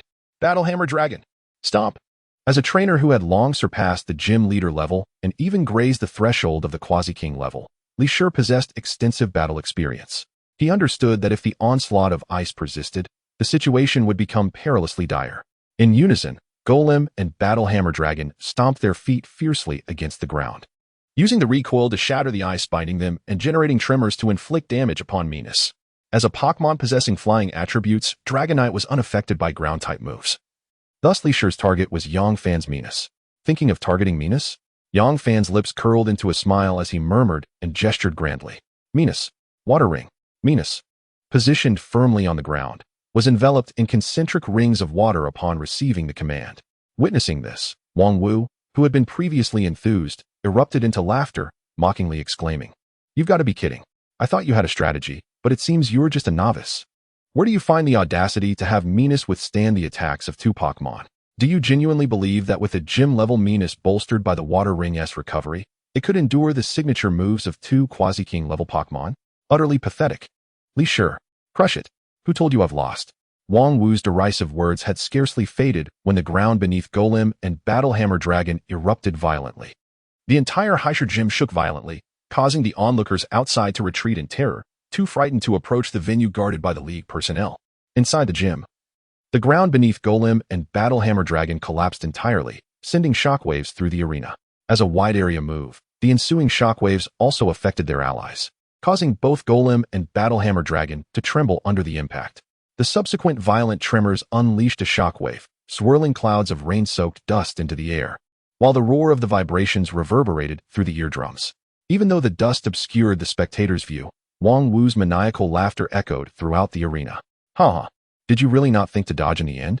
This is the champion of the league's preliminary selection. Surely, Li Ming, your son isn't truly more incompetent than him, right? Ha ha ha." Hearing Wang Wu's derision, Yongfan lowered his gaze, yet a faint smile tugged at his lips. Unable to suppress his frustration towards Wang Wu's taunts, he retorted, "Who told you I've lost?" Upon hearing this, Wang Wu abruptly ceased his laughter. Both he and Li Ming widened their eyes in disbelief, struggling to comprehend the scene obscured by dust. How is this possible? As the dust gradually settled, the previously unclear situation came into full view. Venus stood intact in its original position, slightly weary yet unwavering, having sustained minimal damage from what appeared to be an overwhelming assault. In stark contrast, Li Ming's Golem lay incapacitated on the ground, while Battlehammer Dragon, though still retaining some fighting spirit, gasped for breath, its strength waning. In their astonishment, Wang Wu and Li Ming regained their composure, their expressions shifting to one of disdain as they gazed at Golem's motionless form and the struggling Battlehammer Dragon. Wang Wu approached, stepping on Golem's head, and spat contemptuously aside. "Utter trash. Completely useless. Li Ming, what were you thinking, using such a creature? Even with enhancements, you couldn't defeat a mere gym-level Pokémon. Just let it wither away. Useless." After delivering these scornful remarks, Wang Wu delivered a harsh kick to the already wounded Battlehammer Dragon, which collapsed under the blow, unable to rise again. Wang Wu did not spare a glance back. Only a flicker of compassion lingered in Li Ming's eyes, yet he resolutely turned away. Witnessing Wang Wu's actions, Yongfan felt a surge of rage boiling within him. Igniting a fierce fire, he clenched his fists tightly, his gaze icy as he regarded Wang Wu with the same indifference one might reserve for a corpse. Wang Wu, observing Yongfan's demeanor, scoffed mockingly. "What's the matter? Are you feeling empathetic? Do you think these weaklings deserve such treatment? Or do you want to meddle like your incompetent father and land me in the League's prison?" Before Yongfan could respond, Wang Wu, clearly agitated, shouted, "You don't honestly believe that just because you possess these two Pokémon, you can stand atop a moral high ground to criticize me? Thinking you can effortlessly defeat me? I admit you are indeed a rare genius in the League, which astonishes me. Even now, I still can't fathom how you managed to keep Venus in the game. But ultimately, it matters not. Because..." At this point, Wang Wu paused dramatically, a malevolent expression crossing his face. "Do you truly believe that as a League examiner, I would be without my own Pokémon? Do you truly believe that I am akin to those inept individuals within the Alliance, who only dare to wield its name as a means of intimidation? For the inspectors of the Alliance, the existence of Pokémon is a distant concept. Due to their positions, the Alliance prohibits them from possessing their own Pokémon. After all, those who have access to the majority of the Alliance's confidential institutions pose a risk of internal theft. This is particularly true regarding the habitats of rare Pokémon, which fall under the purview of the inspectors. Therefore, possessing Pokémon does not render the world as serene and idyllic as it may seem. Wang Wu disdainfully kicked Li Shi off the command platform, his face contorted with revulsion. Damn it, useless. You can't even defeat a mere child. Get lost. And you dare claim to be the sole gym leader of Heir. What a disgrace. Li Shi fell from the platform, landing heavily on the back of his Dragonite, letting out a muffled grunt of discomfort. His leg was bent at an unnatural angle, showcasing the sheer power Wang Wu wielded, akin to that of a fighting Pokémon. Young fan, you are indeed formidable, even rivaling the seasoned gym leaders. But do you truly believe you can escape unscathed today? Wang Wu brandished 2 black Pokeballs, throwing them with fervor while shouting. Tear him apart. Cheetah and Hellhound. As 2 beams of white light illuminated the arena, a Pokémon resembling a majestic leopard and another resembling a dark, wolf-like creature appeared before Yang Fan. Wang Wu gazed at the formidable duo with a frenzied expression, scratching his face in excitement. Both the Cheetah and the Hellhound were undeniably at the Quasi-King level, perfectly capable of withstanding the potency of their respective potions. Now, let us see what you can do. And do not expect Shen Yin to come to your rescue. He is currently under strict surveillance by the Alliance. Uncle Shen is under house arrest by the Alliance? Upon hearing Wang Wu's words, Yang Fan narrowed his eyes, contemplating the gravity of the situation. With Uncle Shen confined and Wang Wu wreaking havoc within the gym, it became evident that there were individuals of high standing within the Alliance covertly supporting Wang Wu. The audacity with which they attacked the Heir gym, disregarding public opinion, suggested ulterior motives. Yang Fan did not believe he possessed such a lure that could compel Wang Wu and his concealed allies to invest such resources. Moreover, it was clear that onlookers had begun to search the area. Time was of the essence. If they were to discover something within the Heir gym, it would not be something trivial. The most likely scenario involved a crucial item referenced in his father's letter, something that demanded careful preservation. 27. An evolution beyond evolution. Inside the Heir gym, Yang Fan took a deep breath, surveying the 2 intimidating Pokémon before him, and quietly withdrew his Milotic and Gyarados. As gym-level Pokémon, they were clearly at a disadvantage against the Quasi-King level adversaries. Shanai? With Yang Fan's call, a shiny Gardevoir clad in black appeared before Wang Wu. Suddenly, a series of notifications echoed in Yang Fan's mind. Ding. Your Milotic senses its own inadequacy and has voluntarily mastered water-type skills, increasing their power by 30. Ding. Your Gyarados, feeling insulted by the disregard of its opponent, has erupted in fury and has voluntarily ascended to Quasi-King level. Yang Fan paused momentarily, taken aback by the unfolding events. Wang Wu, witnessing the spectacle, could not help but mock. What is this? Have you been struck dumb? You truly are pathetic, kid. Knowing that Psychic-type Pokémon are countered by my Hellhound and Cheetah, you still dare to send it into battle? All those years of study seem to have been in vain. Yang Fan fixed his gaze on the menacing Wang Wu, choosing not to respond. Just as he intended to release his now-enhanced Gyarados and Milotic, another notification rang out. Ding. Your Gardevoir, feeling ridiculed, is engulfed in intense rage, achieving 1000 completion of its dark transformation. To prevent further mockery, it has actively mastered Mega Evolution. Ding. Due to your lack of a Mega Stone, your Gardevoir continues to darken, mastering a Mega Evolution that does not require a stone. These sudden notifications left Yang Fan in a state of bemusement. Gardevoir was indeed considering his circumstances, even accounting for the absence of a Mega Stone. With renewed determination, he fixed his gaze on Wang Wu and declared, what if it is countered? What if they are both Quasi-King level? With Gardevoir, I can face them both. Wang Wu erupted into laughter, nearly doubling over. Yang Yi, it seems your son's mind has truly gone awry. He is speaking nonsense. Before Wang Wu could finish, Li Shi, witnessing something extraordinary, gasped. Yang Fan's cold voice resonated throughout the gym. Blossom. Evolution beyond evolution. Mega Gardevoir. In that instant, Gardevoir was enveloped in a radiant spectrum of colors, its form shifting amidst the brilliance. Ethereal psychic energy permeated the arena, enveloping every object in its wake. Wang Wu and Li Shi stared in disbelief at the evolving Gardevoir, shaking their heads in denial. Impossible. Absolutely impossible. How can a Pokémon in its final form evolve again? This is utterly inconceivable. What Mega? What evolution beyond evolution? It's all a ruse. Yang Fan, cease these tricks. Yang Fan remained silent, his gaze unwavering as he awaited Gardevoir's ultimate transformation. Wang Wu, growing increasingly agitated without a response, viciously commanded his Pokémon, Hellhound, bite, Cheetah, pursue with malice. Attack Yang Fan directly. Wang Wu was no fool, even if he could not comprehend why Gardevoir was evolving. The overwhelming aura emanating from it amidst the kaleidoscopic light was undeniable. The pressure it exerted was equal to, if not greater than, that of his Hellhound and Cheetah. If he could incapacitate Yangfan while Gardevoir was preoccupied with its evolution, it would be a fortuitous turn of events. However, Yangfan had already discerned Wang Wu's intentions. A slight smile graced his lips. Only now do you realize? It's too late. Gardevoir. Mega Impact. As Gardevoir underwent its first Mega Evolution, it required a brief moment to acclimate to its new form. This could potentially elongate the evolution process, granting Wang Wu an opportunity to strike. Yet, Yangfan's Gardevoir mastered Mega Evolution in an instant. This was merely a blink of an eye for her. For Wang Wu, the opportunity had slipped away. At that moment, Gardevoir completed its own Mega Evolution. The dazzling colors vanished, revealing an even more enchanting and beautiful Gardevoir before all. The already mysterious black gown transformed into an elegant dress reminiscent of an ancient Western princess, exuding an air of nobility and mystique. The two crimson plates on its chest symbolized Gardevoir's fully liberated heart. With the heart liberated, its psychic abilities surged to unprecedented heights. As two sprites charged forward, Shinado raised her arms high in front of herself. A tremendous wave of sound surged forth, and melodious singing reverberated around them. Wang Wu covered his ears, watching as the powerful sound waves sent the great hound and cool leopard reeling, beads of cold sweat forming on his forehead. Astonishingly, with merely a normal type skill, the attack of the great hound and cool leopard was neutralized. This was truly terrifying. Such a display could only signify one thing. After Mega Evolution, this Shinado, even if not at the champion level, was perilously close, possessing strength capable of overwhelming quasi-champion level Pokémon. However, he was not without hope.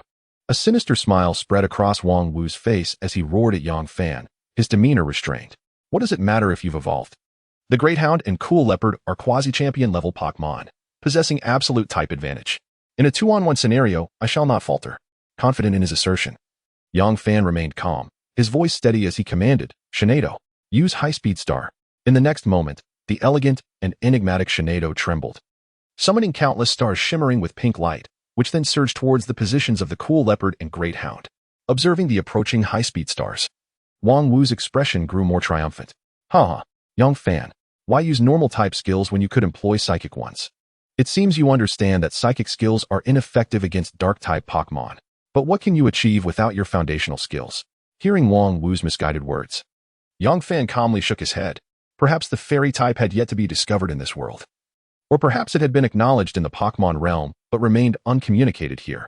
After Mega Evolution, Shinado's ability was Fairy Aura, which possessed the remarkable power to transform all normal-type skills into fairy-type skills.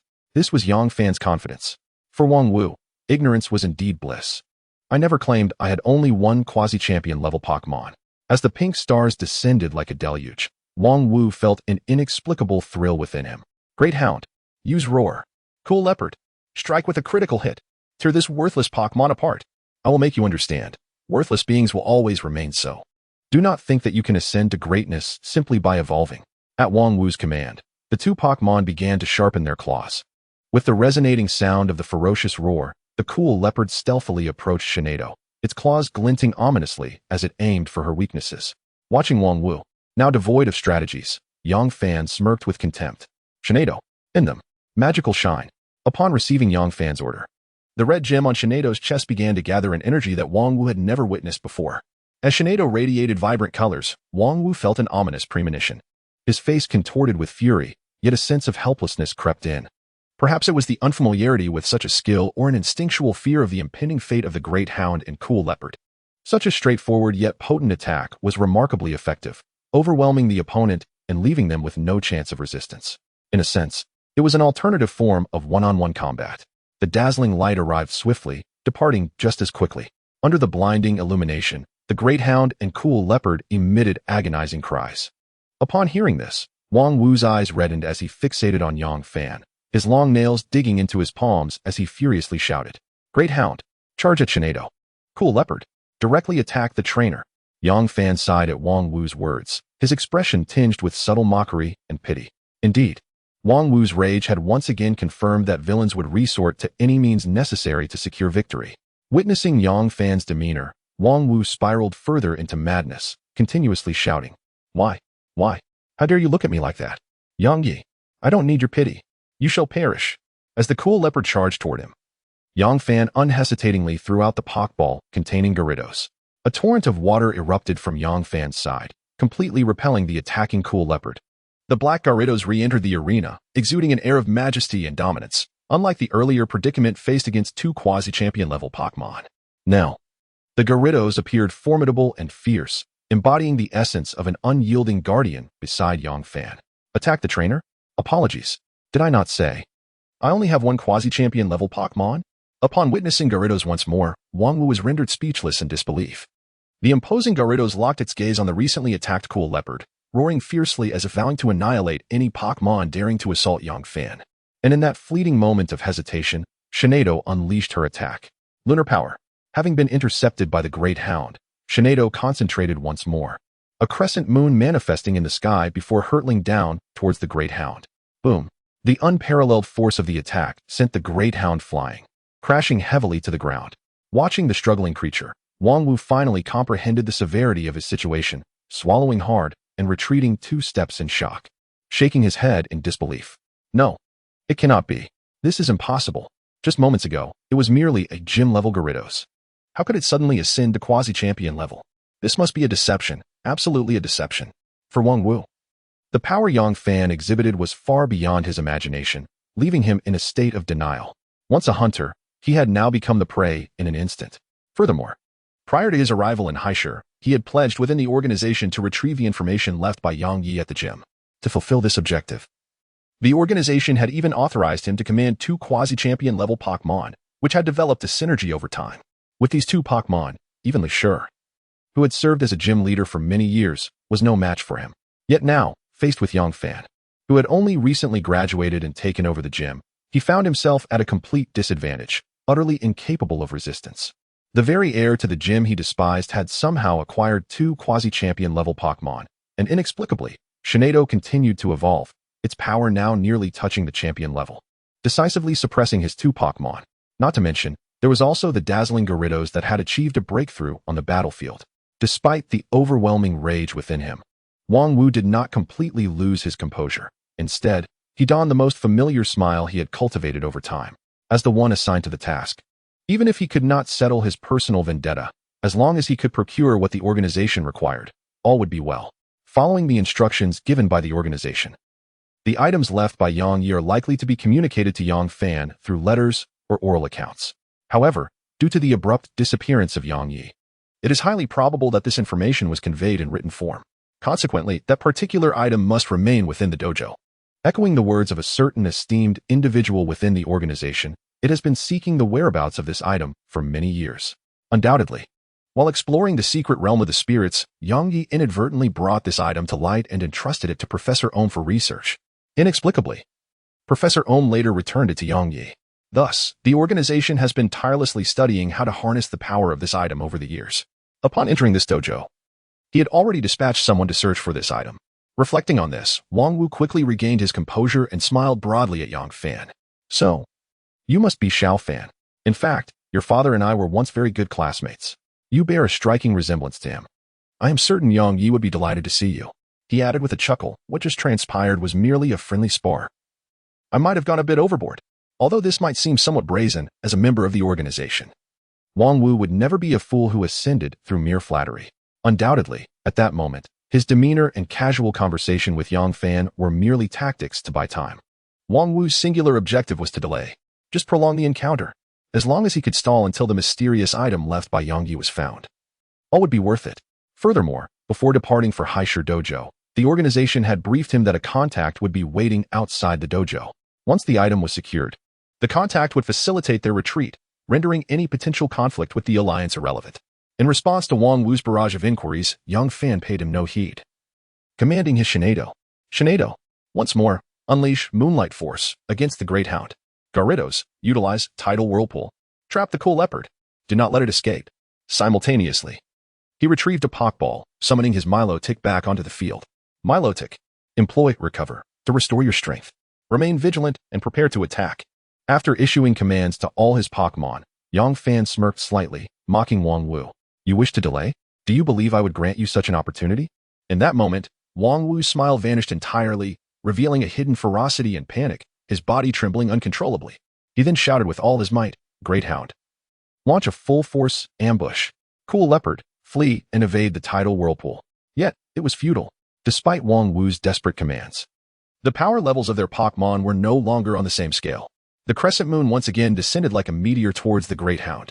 Though the Great Hound attempted to struggle and rise, its eyes reflected no fighting spirit, only an ingrained fear as it gazed at Shinado. In another area, faced with the swift Cool Leopard, Gyarados remained motionless, simply amplifying the tidal whirlpool it had just conjured, enveloping the entire vicinity around the Cool Leopard. With no chance to escape, the Cool Leopard was swept into the tidal whirlpool, rendered powerless. Seizing the opportunity, Yang Fan waved his hand decisively, his gaze intense. Milotic. Directly target the Cool Leopard with Ice Beam. At this moment, having nearly fully recovered through the water flow and recovery, Milotic's breath turned frigid.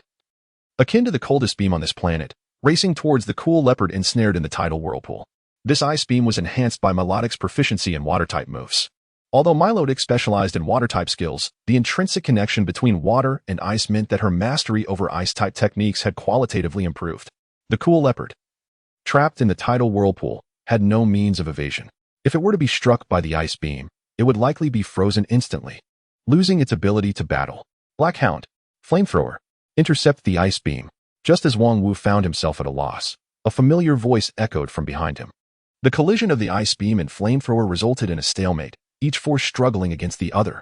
Then, with a resounding explosion, a figure emerged from the obscured entrance. Their features indistinguishable. Observing Yang Fan before them, the figure first revealed a peculiar smile and mockingly remarked, "Indeed, heroes emerge in youth. To compel Pokémon enhanced by our latest developed potions to such a state, I must say you are formidable. I have never encountered a trainer like you." However, the figure paused, shifting their gaze to Wang Wu and Li Shi, stating, "Now that we have acquired the item, I extend my gratitude to your father, Yang Yi, for his assistance. I see great potential in you. Have you considered joining us?" Upon hearing the figure's words, Yang Fan's pupils constricted sharply. This, had the item been found, was what his father spoke of the very object in their possession? Noticing the item clutched in the figure's right hand, Yang Fan's expression hardened. "Ah, I see you prefer not to join us. Very well. However, we must take our leave now. Take care." Following this, the figure tossed several Pokeballs from their pocket, their expression fierce. Golem, Electrode, Weezing, Self-Destruct. What? Self-Destruct? At the mention of this move, Yang Fan could no longer maintain his composure. He recalled the devastating power of Self-Destruct from Li Ming's match. At that time, Li Ming's Onix was merely at the ordinary level. Now, nearly all of these Pokémon were on par with elite-level creatures. The simultaneous use of Self-Destruct by so many Pokémon indicated the figure's resolution to obliterate heir Dojo. "Wang Wu, Li Shi, come here. We must move immediately." Unquestionably, this figure intended to escape heir Dojo amidst the chaos of the Pokémon Self-Destruct. The item left by his father had indeed been located. Furthermore, the ability to leave the dojo instantaneously suggested the use of a psychic-type Pokémon's teleportation. But to transport 3 individuals simultaneously would likely require a device akin to teleportation from within their ranks. Such machinery necessitated time to activate, but no more than 5 seconds. Yang Fan had already witnessed the self-destructing Pokémon swelling and glowing before him. His mind raced with strategies. The destructive force of self-destruct was undeniable, and with such numbers, their retreat seemed inevitable. Was there truly no chance left? Would he merely watch as they absconded with his father's invaluable legacy? Just as Yang Fan berated himself inwardly, a Pokémon that had been resting inside his Pokeball, the Fluffier, suddenly leaped out. Its fluffy ears quivered, and its entire body bounced towards Wang Wu and the others. "Fluffier," Yang Fan shouted, hastily attempting to recall it. However, as Fluffier emerged, it inadvertently kicked its Pokeball aside, sending it flying who knows where. "Come back, Fluffier." The Fluffier was no match for any of the Pokémon present, and rushing towards them was akin to courting death. Your Shinado believes that you do not wish for Juju Ear to be harmed, actively mastering the use of space. Ding. Your Gyarados senses that Juju Ear is obstructed by the ice blocks in the arena and takes the initiative to wield Flamethrower. Ding. Your Milotic perceives that Juju Ear is in need of assistance and instinctively employs help. Everyone is. Yang Fan observes the Pokémon present, all striving to aid Juju Ear, and is momentarily taken aback. Ding. Your Juju Ear feels your reluctance and hope for her. Realizing she cannot remain passive and instinctively masters a Z move derived from Quick Attack, without the need for a Z Crystal. Ultimate Invincible Charge. 30. Thunder Zone? The soaring Juju ear. Hearing the prompt in her mind, a flicker of joy quietly grazed young Fan's face, only to vanish swiftly. This Juju ear has actually comprehended a Z-move. Unlike the ordinary skills that Pokémon can acquire, Z-moves are far more extraordinary and unique. Furthermore, Z-moves come with specific restrictions. A trainer must wear the corresponding Z-ring and place a special Z-crystal within it. In the Alola region of the Pokémon world, trainers can activate the power of Z-crystals through their Z-rings, enabling Pokémon skills to undergo a qualitative leap, evolving into entirely new moves. Such moves are referred to as Z-moves. Each type possesses its respective Z-move. Additionally, in the Alola region, there are even Z-crystals specially designed for certain Pokémon. Those Z-moves exclusive to specific Pokémon types are even more formidable. However, the Z-move that Juju Ear has comprehended is a normal type Z-move, Ultimate Invincible Charge. While this move may not rival certain exclusive Z-moves in power, it is undeniably terrifying for a normal type Pokémon. Moreover, the most crucial aspect is, Juju Ear grasped it through Quick Attack. Thus, this Z-move will possess a speed exceeding that of Quick Attack. With such assistance from Shinado and the others, it is not impossible to navigate through the self-destruct zone. Young Fan quickly regained his composure and gestured commandingly to Shinado and the others. Shinado, use Trick Room on Juju Ear. Gyarados, Flamethrower, clear all obstacles from the path. Milotic, use Help for Juju Ear. Then intercept Houndoom, using Water Pulse. Juju Ear, unleash Quick Attack with all your might. Due to the time constraints of using a Z-move, it must be executed at the right moment. If it were to be used immediately, it would undoubtedly attract the attention of Wang Wu and his companions, potentially leading to even more severe consequences. Shinado, is it possible to use Teleport? Young Fan inquired of Shinado, who had just utilized a space skill. Young Fan, that is not feasible. A special force field exists within the dojo, and teleportation cannot be accurately positioned. Deep within his heart, Young Fan received Shinado's answer, furrowing his brow. It seems that the organization behind Wang Wu is formidable. Not only do they hinder personal teleportation, but they also generate a force field that disrupts psychic-type Pokémon. Currently, Shinado's teleportation is effectively sealed. All hope must now rest on Juju Ear. Boom! A powerful flamethrower swept away all obstacles in Juju Ear's path. At the speed of an all-out quick attack, Juju Ear approached Wang Wu and his group like a dazzling meteor. In less than a second, Juju Ear stood before the self-destructing Pokémon. Wang Wu, upon glancing at the rapidly approaching Juju Ear, could hardly believe his eyes. The shadowy figure, whose face remained obscured, faltered slightly and murmured, "Is this madness?" No matter how fast Juju Ear is, it cannot possibly traverse the self-destruct zone unscathed. Furthermore, Juju Ear's level is merely average. Even the slightest trace of the self-destruct's residual energy would devastate her.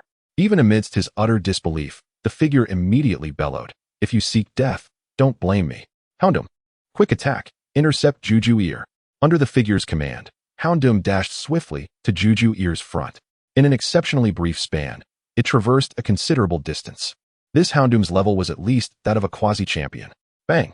Just as Houndoom was about to collide with Juju Ear, a powerful wave sent it flying. Milotic, who had been monitoring Houndoom, made her move. Observing Houndoom's failed attempt, the shadowy figure spat in frustration. "Damn it! Houndoom, return." The figure retrieved Houndoom into its Pokeball. Meanwhile, Juju Ear drew ever closer to Wang Wu and his group. All Pokémon self-destruct. At the figure's command, the Pokémon, which had been accumulating power, reached their limit. Boom! The blinding light of the self-destruction first caught Young Fan's attention. Then, a ferocious gale nearly swept Shinado and Milotic off their feet. The terrifying shockwave obliterated a portion of the Heisher dojo, rushing toward the still advancing Juju Ear. In the next moment, just as Juju Ear was about to be engulfed by the blinding light of the self-destruction, Young Fan strained to widen his eyes, focused on the Juju Ear, which appeared as a meteor in his sight. He shouted loudly, "Juju Ear, now, ultimate invincible charge." Clenching his fists, Young Fan, eyes streaming with tears, fixated on Juju Ear, his heart racing with anxiety. To rely on the speed of quick attack to force their way through the self-destruct zone seemed utterly absurd. A foolish dream. But with the united efforts of all the Pokémon, this impossibility transformed into a miracle. As the self-destruct shockwave surged toward Juju Ear, her body suddenly soared into the air, akin to a butterfly dancing on the edge of a blade. Her form radiated with brilliant golden light as she sprinted toward Wang Wu and the others with all her might. Quick attack. At this moment, it had transformed into ultimate invincible charge. The terrifying speed generated a deafening sonic boom, and blood began to seep from various parts of Juju Ear's body, due to the strain. Yet, the most astonishing aspect was the terrifying shockwave caused by the self-destruct couldn't catch up to Juju Ear's figure. At this moment, Juju Ear fixed her determined gaze upon Wang Wu and the others. Her focus locked onto a singular target, the package held by the shadowy figure. Bathed in golden light, each stride left the self-destruct's impact trailing behind her. This scene left Wang Wu, Li Shi, and the mysterious figure utterly dumbfounded. Impossible.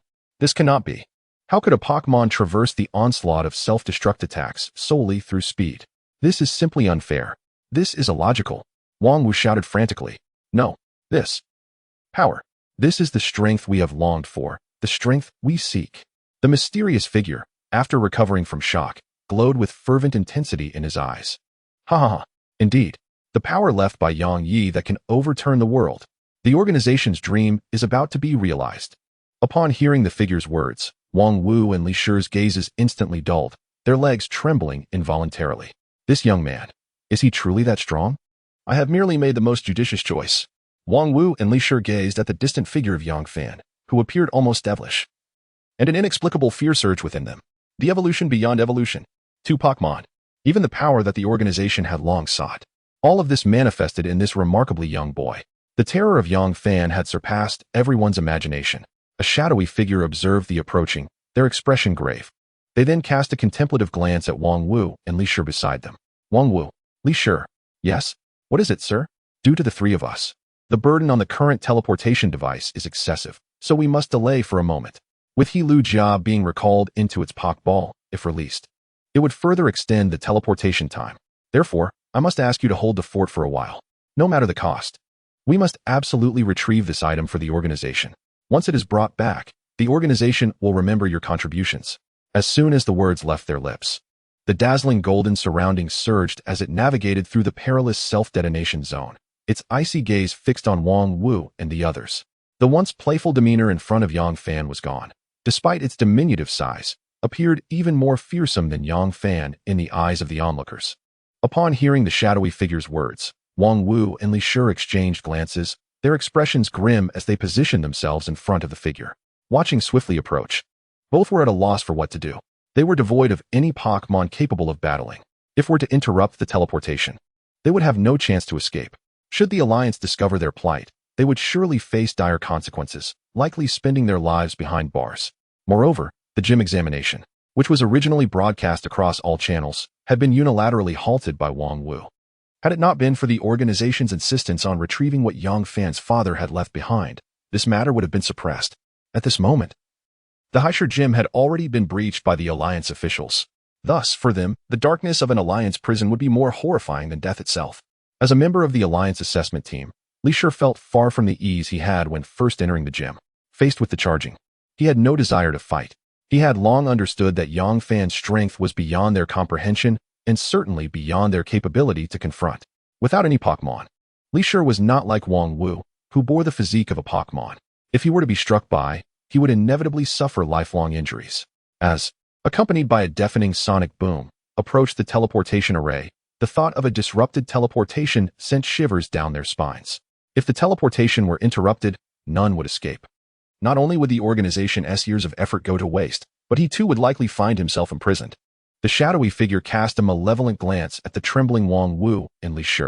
After a moment of silence, the figure suddenly produced 2 syringes from within their garments and plunged one into Li Shi's body with force. You, what are you doing? Li Shi turned, incredulous, as he beheld the figure. This scene left those hiding nearby utterly astounded. They had never anticipated the shadowy figure would turn on others. Before anyone could react, Li Shi, having been injected, was rendered utterly speechless, unable to move. The figure then kicked Li Shi out of the teleportation array. Wang Wu, his face contorted in rage, questioned the figure. Have you lost your mind? The figure took a deep breath, their eyes eerily calm as they regarded Wang Wu. I have not lost my mind. I have simply made the most prudent choice. You know well that we are no match for Yang Fan's strength. Even if we all attack together, how long could our remaining battling Pokémon endure? Not to mention defeating him outright. If too many individuals cause the teleportation to be interrupted, if we fail to retrieve the item for the organization, all of our efforts over the years would be in vain. At this moment, the figure was exceedingly composed, their calmness bordering on terrifying. Upon hearing the figure's rationale, Wang Wu gradually regained his composure. Looking at the now unconsciously sure, he felt no pity. This man, who had risked everything, was abandoned by the very organization he had trusted. Perhaps he had foreseen this moment the instant he chose to join the organization. At this juncture, both the figure and Wang Wu were fixated on the item, which was paramount. This object could enable Pokémon to unleash extraordinarily powerful moves even in their weakest stages. It was the organization's enduring aspiration and the ambition of every member who had joined. Should they lose this item today, they would be forced to refrain from further endeavors for the foreseeable future. Shinado, are you ready? Yang Fan now. The force field is beginning to weaken. Deep within his mind, Yang Fan fixated intently on the package behind the shadowy figure. Calm. Stay calm. He repeatedly urged himself to maintain composure. The final second. The teleportation array began to activate. Simultaneously, as he had anticipated, suddenly appeared before Wang Wu and the others. A brilliant light flickered beneath their feet. This is the moment. Shinado, teleport. Shana. An inexplicable spatial distortion occurred as collided with the teleportation array. The entire array trembled, its light flickering erratically. Damn it. Boom.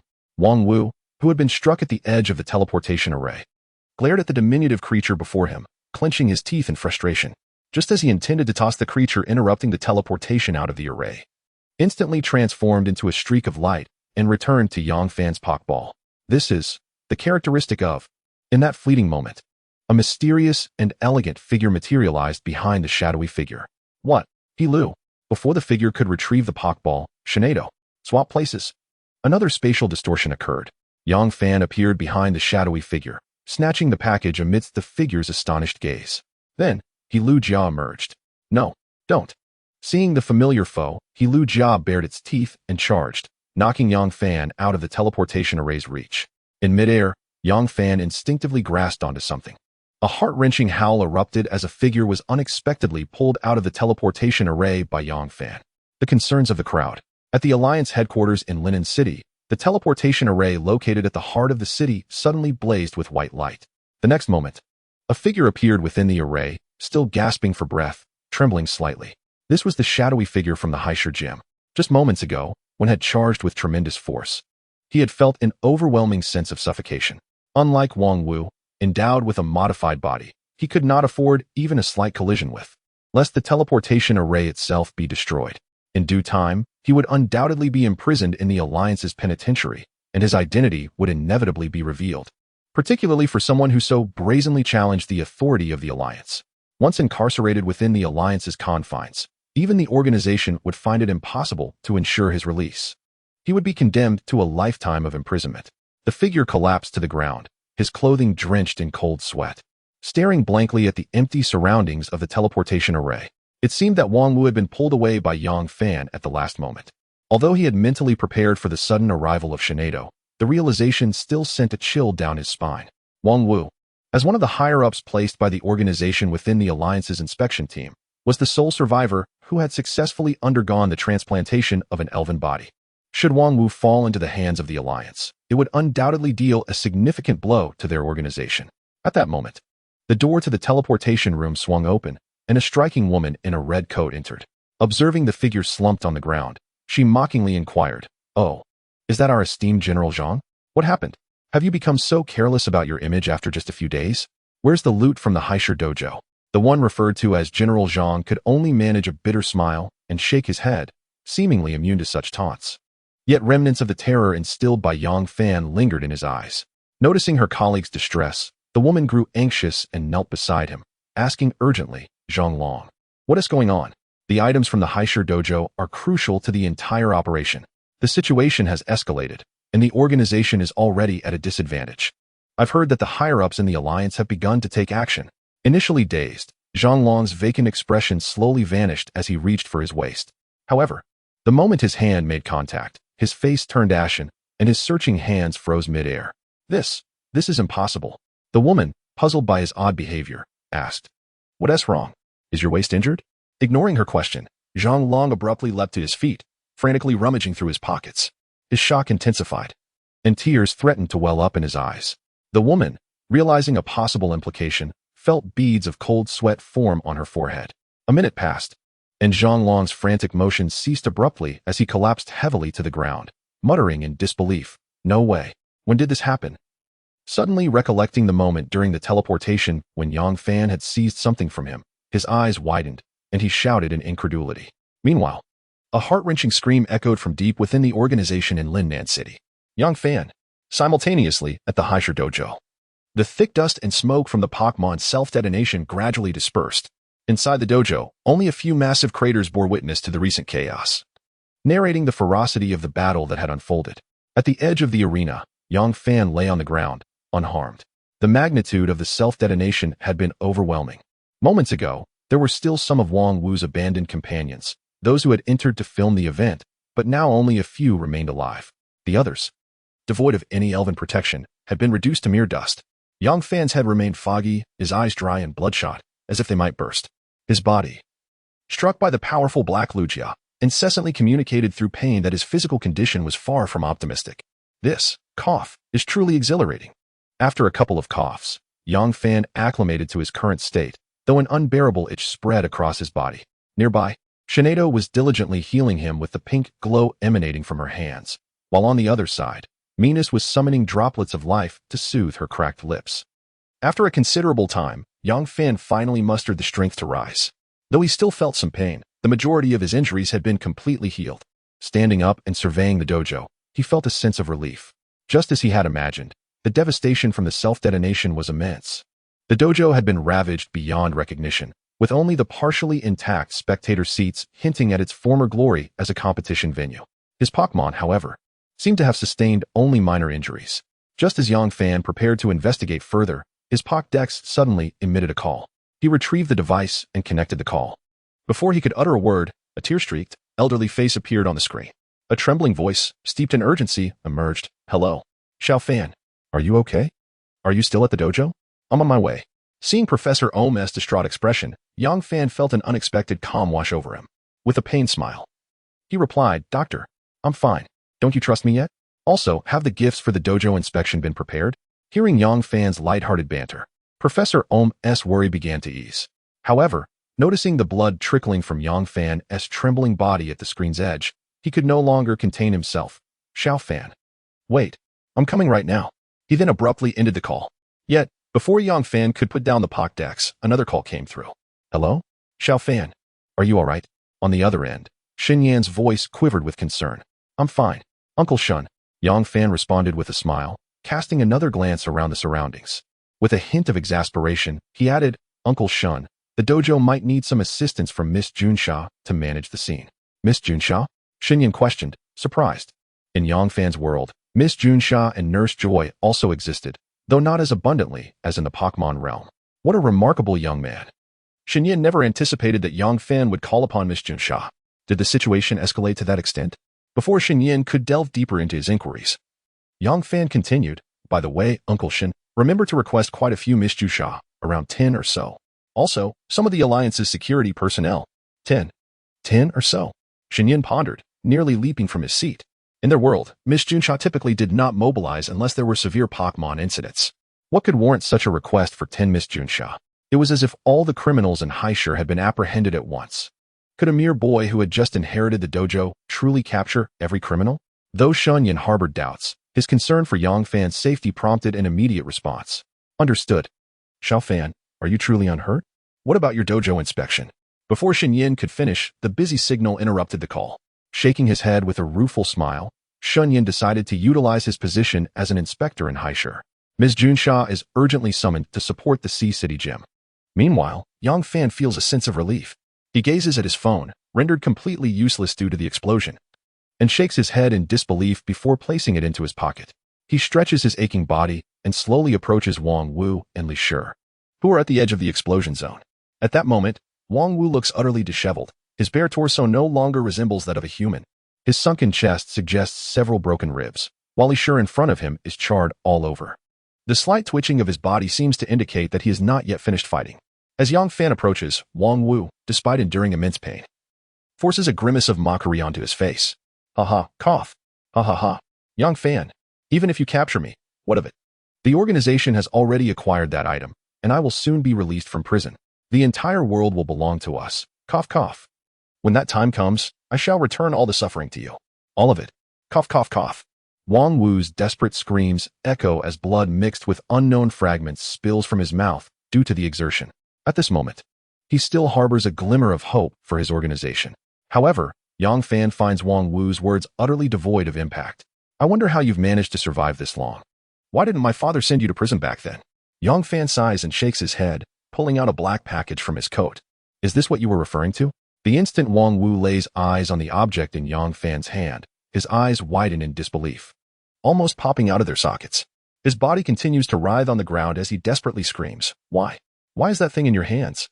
He howls incessantly, struggling to snatch the item from Yang Fan, but the damage from the explosion has rendered him incapable of even raising his hand. At this moment, he finally comprehends the true meaning of despair. Previously, due to Yang Ye's actions, he had been reported for illicitly selling Pokémon and was wanted by the Alliance. Faced with a dead end, he resolutely joined a mysterious organization, participating in their so-called drug experiments. The Pokémon body he possesses was acquired at that time. However, none of this matters now. The sacrifices were made with the sole purpose of one day seeking revenge on Yang Yi and completing the organization's grand design, thereby ascending to a position of power within the organization. Thus, even when dragged out of the teleportation array and thrown into prison by Yang Fan, he remained unconcerned. After all, as long as the organization obtained the item, they would rescue him, their loyal subordinate. But now, everything has changed. Without the item, the organization has lost its chance to turn the tide, unable to grasp Yang Fan's formidable power and seize control of the Alliance. Consequently, he faces a lifetime of confinement within the Alliance's prison, forever deprived of freedom. With this realization, Wang Wu's eyes dim, and his body trembles uncontrollably. He is lost. Utterly lost. He has failed to exact revenge on Yang Yi, and he is even no match for Yang Ye's son. Ultimately, the organization he considered his trump card has completely succumbed to Yang Fan. All because of him, the individual standing before him, whose strength surpasses all expectations. Witnessing Wang Wu's resignation, Yang Fan takes a deep breath and shakes his head. At this point, further words would be futile. The outcome is already sealed. The Alliance has sent personnel to the Sea City Gym, and the entire situation hinges on the mysterious package he holds. Recalling his father's words in the letter, "This item must be kept safe. Do not hand it over to anyone. It contains the greatest secrets of the Pokémon world." He buries these thoughts deep within himself. Yang Fan, reborn, is unaware of how much he already knows about the secrets hidden from the world of Pokémon. Silently securing the package, he opens the gym's door, awaiting Ms. Junsh's arrival. The item left by his father will certainly not be surrendered to the Alliance. After all, even someone like Wang Wu, an Alliance inspector, is affiliated with the organization.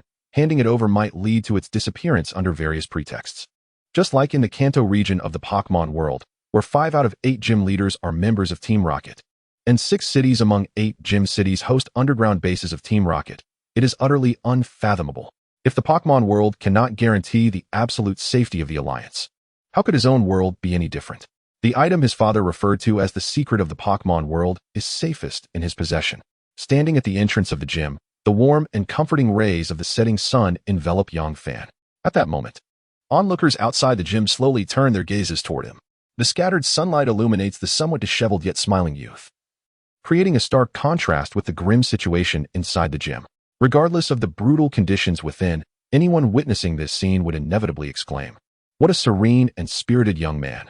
Before long, a considerable crowd has gathered at the entrance of the Sea City Gym, captivated by the sight. Whether it is the bloodied Yang Fan or the dilapidated gym behind him, both narrate the intensity of the so-called Alliance gym inspection battle. Inside the gym, Milotic and Gyarados rest by the pool, fortunate that the recent explosion did not affect this area. Otherwise, Yang Fan would have been troubled about where the 2 Pokémon would stay tonight. Shinedo stands steadfastly behind Yang Fan, as if the previous battle had been a mere trifle for her. Meanwhile, the exhausted Jigglypuff, having utilized its escape ability to return to its Pokeball, is now sound asleep inside. After several minutes, Professor Oak and Shun Yin finally arrive at the Sea City Gym, albeit a bit tardily. Dressed in black attire with a hat and sunglasses, Shun Yin appears hurried. However, the tears that once stained Professor Oak's face vanish the moment he sees Yang Fan, swiftly reverting to the composed demeanor befitting a scientist. Yet, only Yang Fan perceives the slight tremor in Professor Oak's body, indicating that he is not as calm as he seems. Most strikingly, trailing behind Shin Yin are dozens of identical Ms. Junsha, all accompanied by their own Arcanine, instantly drawing attention upon their arrival. As soon as they reach the gym, the Arcanine becomes increasingly agitated, and the expressions on the Ms. Junsh's faces grow solemn.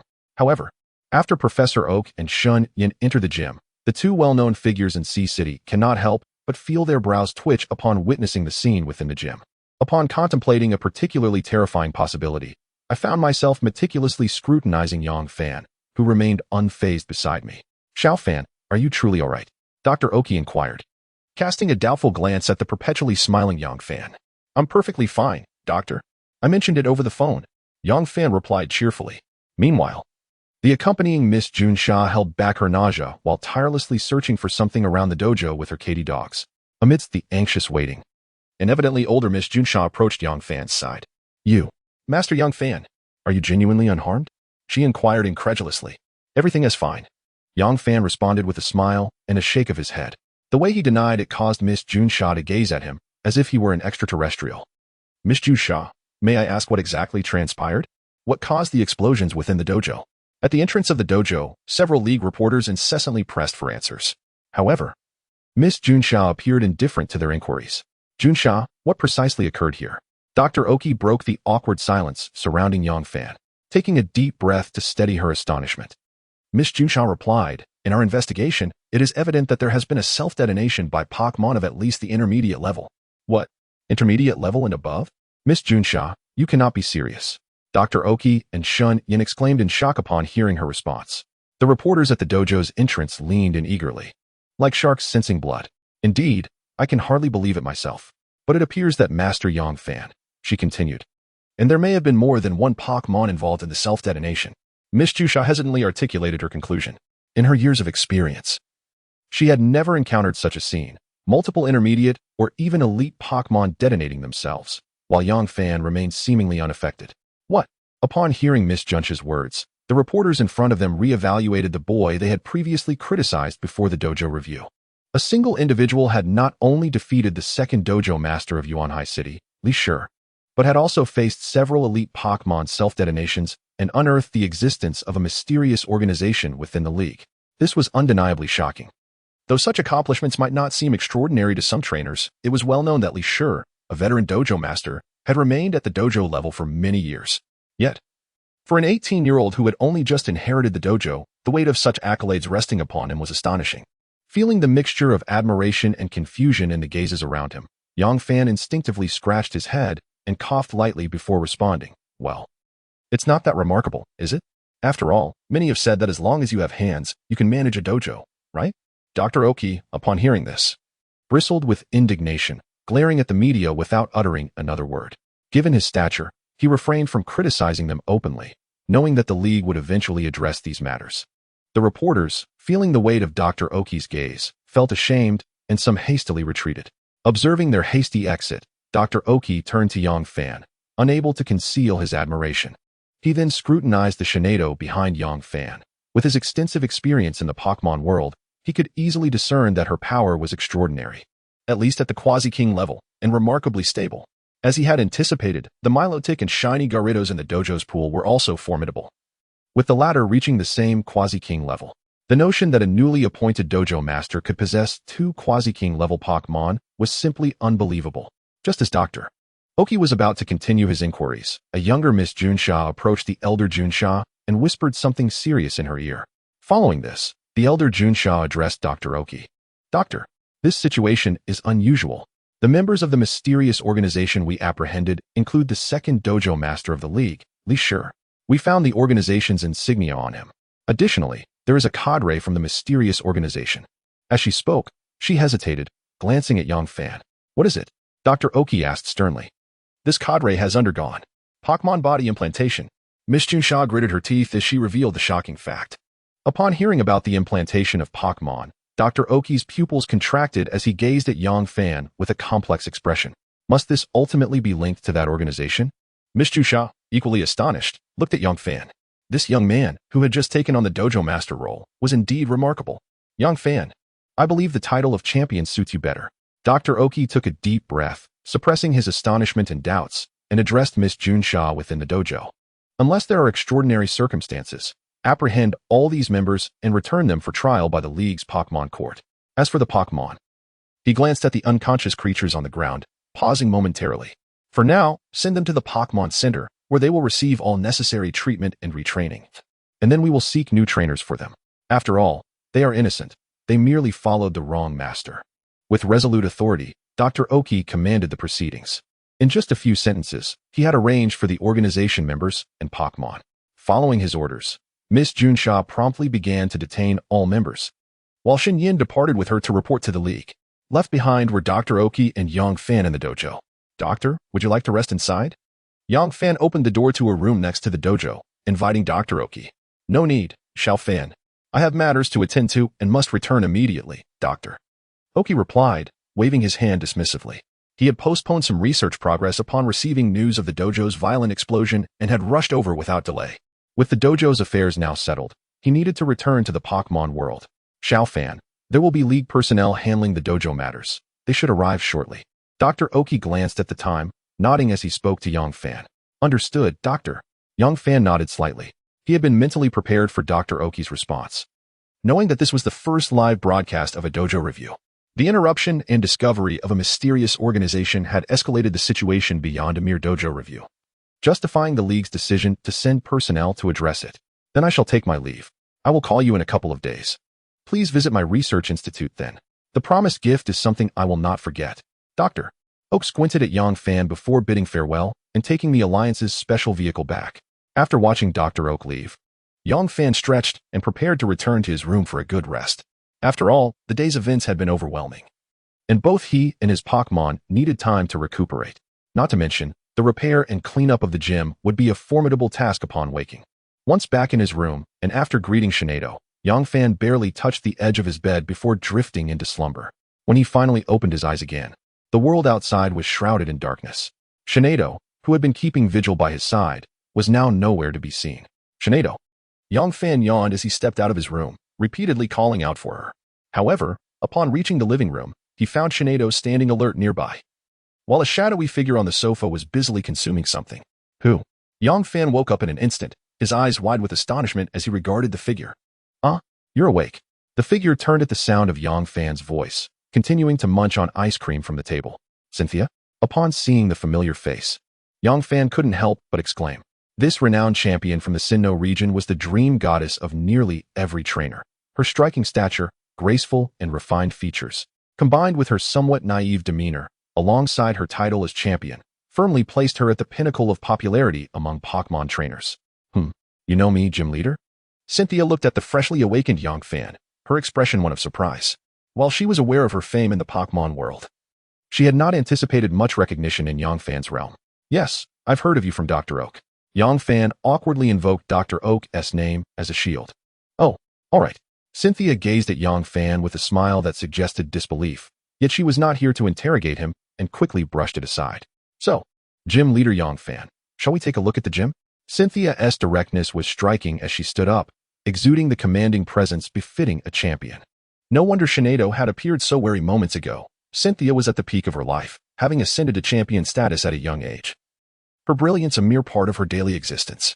All right, Yang Fan replied without further ado, leading Cynthia to the adjacent gym. Although several hours had passed since the battle, remnants of the Pokémon clash lingered in the air. Upon entering the gym, Cynthia shed the demeanor of a young girl she had displayed at Yang Fan's home, now taking on a serious and observant stance. Yang Fan nodded slightly, recognizing the poise that characterized a true champion. However, he could not fathom why the Alliance had dispatched such an esteemed figure merely to apprehend members of a mysterious organization. 3 elite-level Pokémon self-destructed, Cynthia slowly articulated, her gaze fixed on Yang Fan, a look of profound astonishment in her eyes. The self-detonation of 3 elite-level Pokémon was no trivial matter. Even she could not have emerged unscathed from such an explosion, let alone Yang Fan, a mere gym leader. Moreover, she noticed significant energy remnants at the edge of the explosion zone, an energy field unlike anything she had ever encountered. Why was this energy present in relation to Yang Fan? In that moment, Cynthia realized she could not discern Yang Fan at all. Despite having just inherited the gym, he possessed a quasi-elite Shinado and had nearly escaped the self-destruction of elite-level Pokémon unscathed.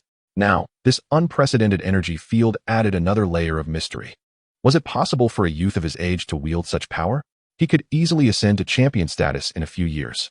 Suppressing her astonishment, Cynthia gazed at Yang Fan, who seemed unfazed, and inquired, Yang Fan, are you truly just a gym leader?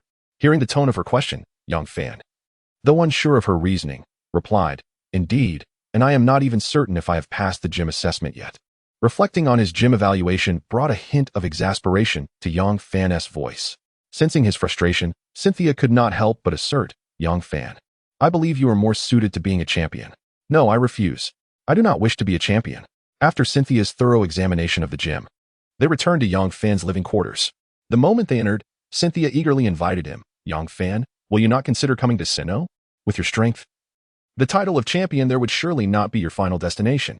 Perhaps, one day, the Sinnoh champion, may even be yours." As Yang Fan poured her a cup of tea, he settled onto the sofa, listening to her audacious declaration. "What do you mean the Sinnoh champion, may be yours? Please." Such words are easily misconstrued. Yang Fan chuckled at Cynthia, realizing that even the illustrious champion was, at heart, quite an ordinary person. Stripped of the grandeur others bestowed upon her, Cynthia was merely a mature young woman. Cynthia, is it all right if I call you that?" Yang Fan interrupted her bold assertions, speaking gently. Of course." Cynthia was momentarily taken aback, but quickly regained her composure. "Cynthia, I will not be leaving this gym." Upon hearing this, Cynthia was momentarily stunned, not expecting Yang Fan to reject her invitation so directly.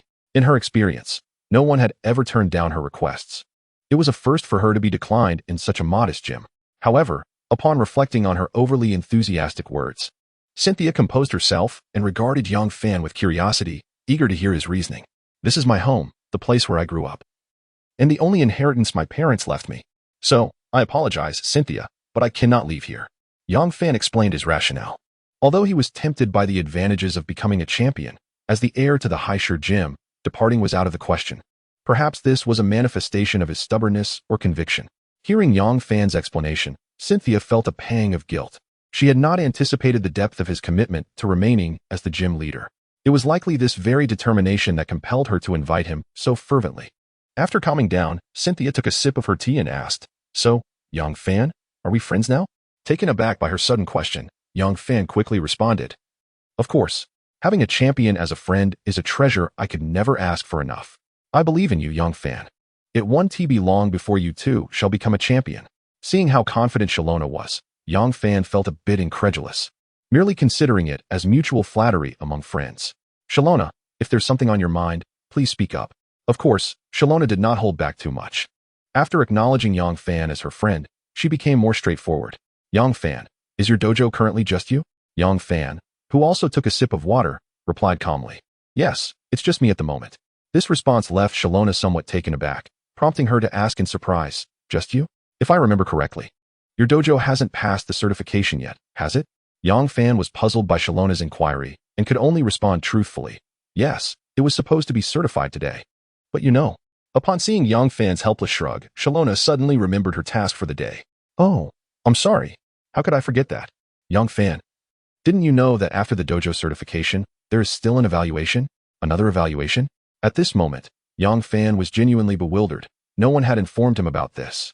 Wasn't it sufficient to just pass the dojo certification to inherit it? Why was there now a new evaluation? Realizing that Yang Fan was completely unaware of the post-certification requirements, Shalona promptly explained, "The dojo evaluation only assesses the strength of the dojo master. Passing it signifies that you are entitled to inherit this dojo. However, to officially establish a dojo and receive the league's subsidies and benefits, you need to undergo another evaluation, which requires at least 5 dojo apprentices." Hearing this, Yang Fan finally grasped Shalona's implication. If he wished to elevate the High City dojo, he would need to recruit more than 5 apprentices. Contemplating the arduous journey ahead as a dojo master, Yang Fan couldn't help but feel a wave of helplessness. Ding! The system has detected that the host has successfully passed the dojo evaluation and needs to recruit dojo apprentices. The system has issued a continuous task. Task 2. Successfully recruit dojo apprentices. Task reward: 1 unknown legendary Pokémon egg. Upon hearing the system notification in his mind, Yang Fan could no longer remain seated. The previous system tasks had already been quite generous, but he never expected this one to reward him with a legendary Pokémon egg. In Yang Fan's memory, such legendary eggs could potentially contain mythical beasts or special Pokémon. Creatures like Dragonite or Tyranitar, often referred to as quasi-legendary Pokémon, also fell under this category, boasting undeniably formidable strengths. Observing Yang Fan's excited expression, Shalona furrowed her brow. Did he genuinely find the dojo evaluation so trivial to be displeased? Given Yang Fan's capabilities, finding a few dojo apprentices should be a walk in the park, presenting no challenges whatsoever.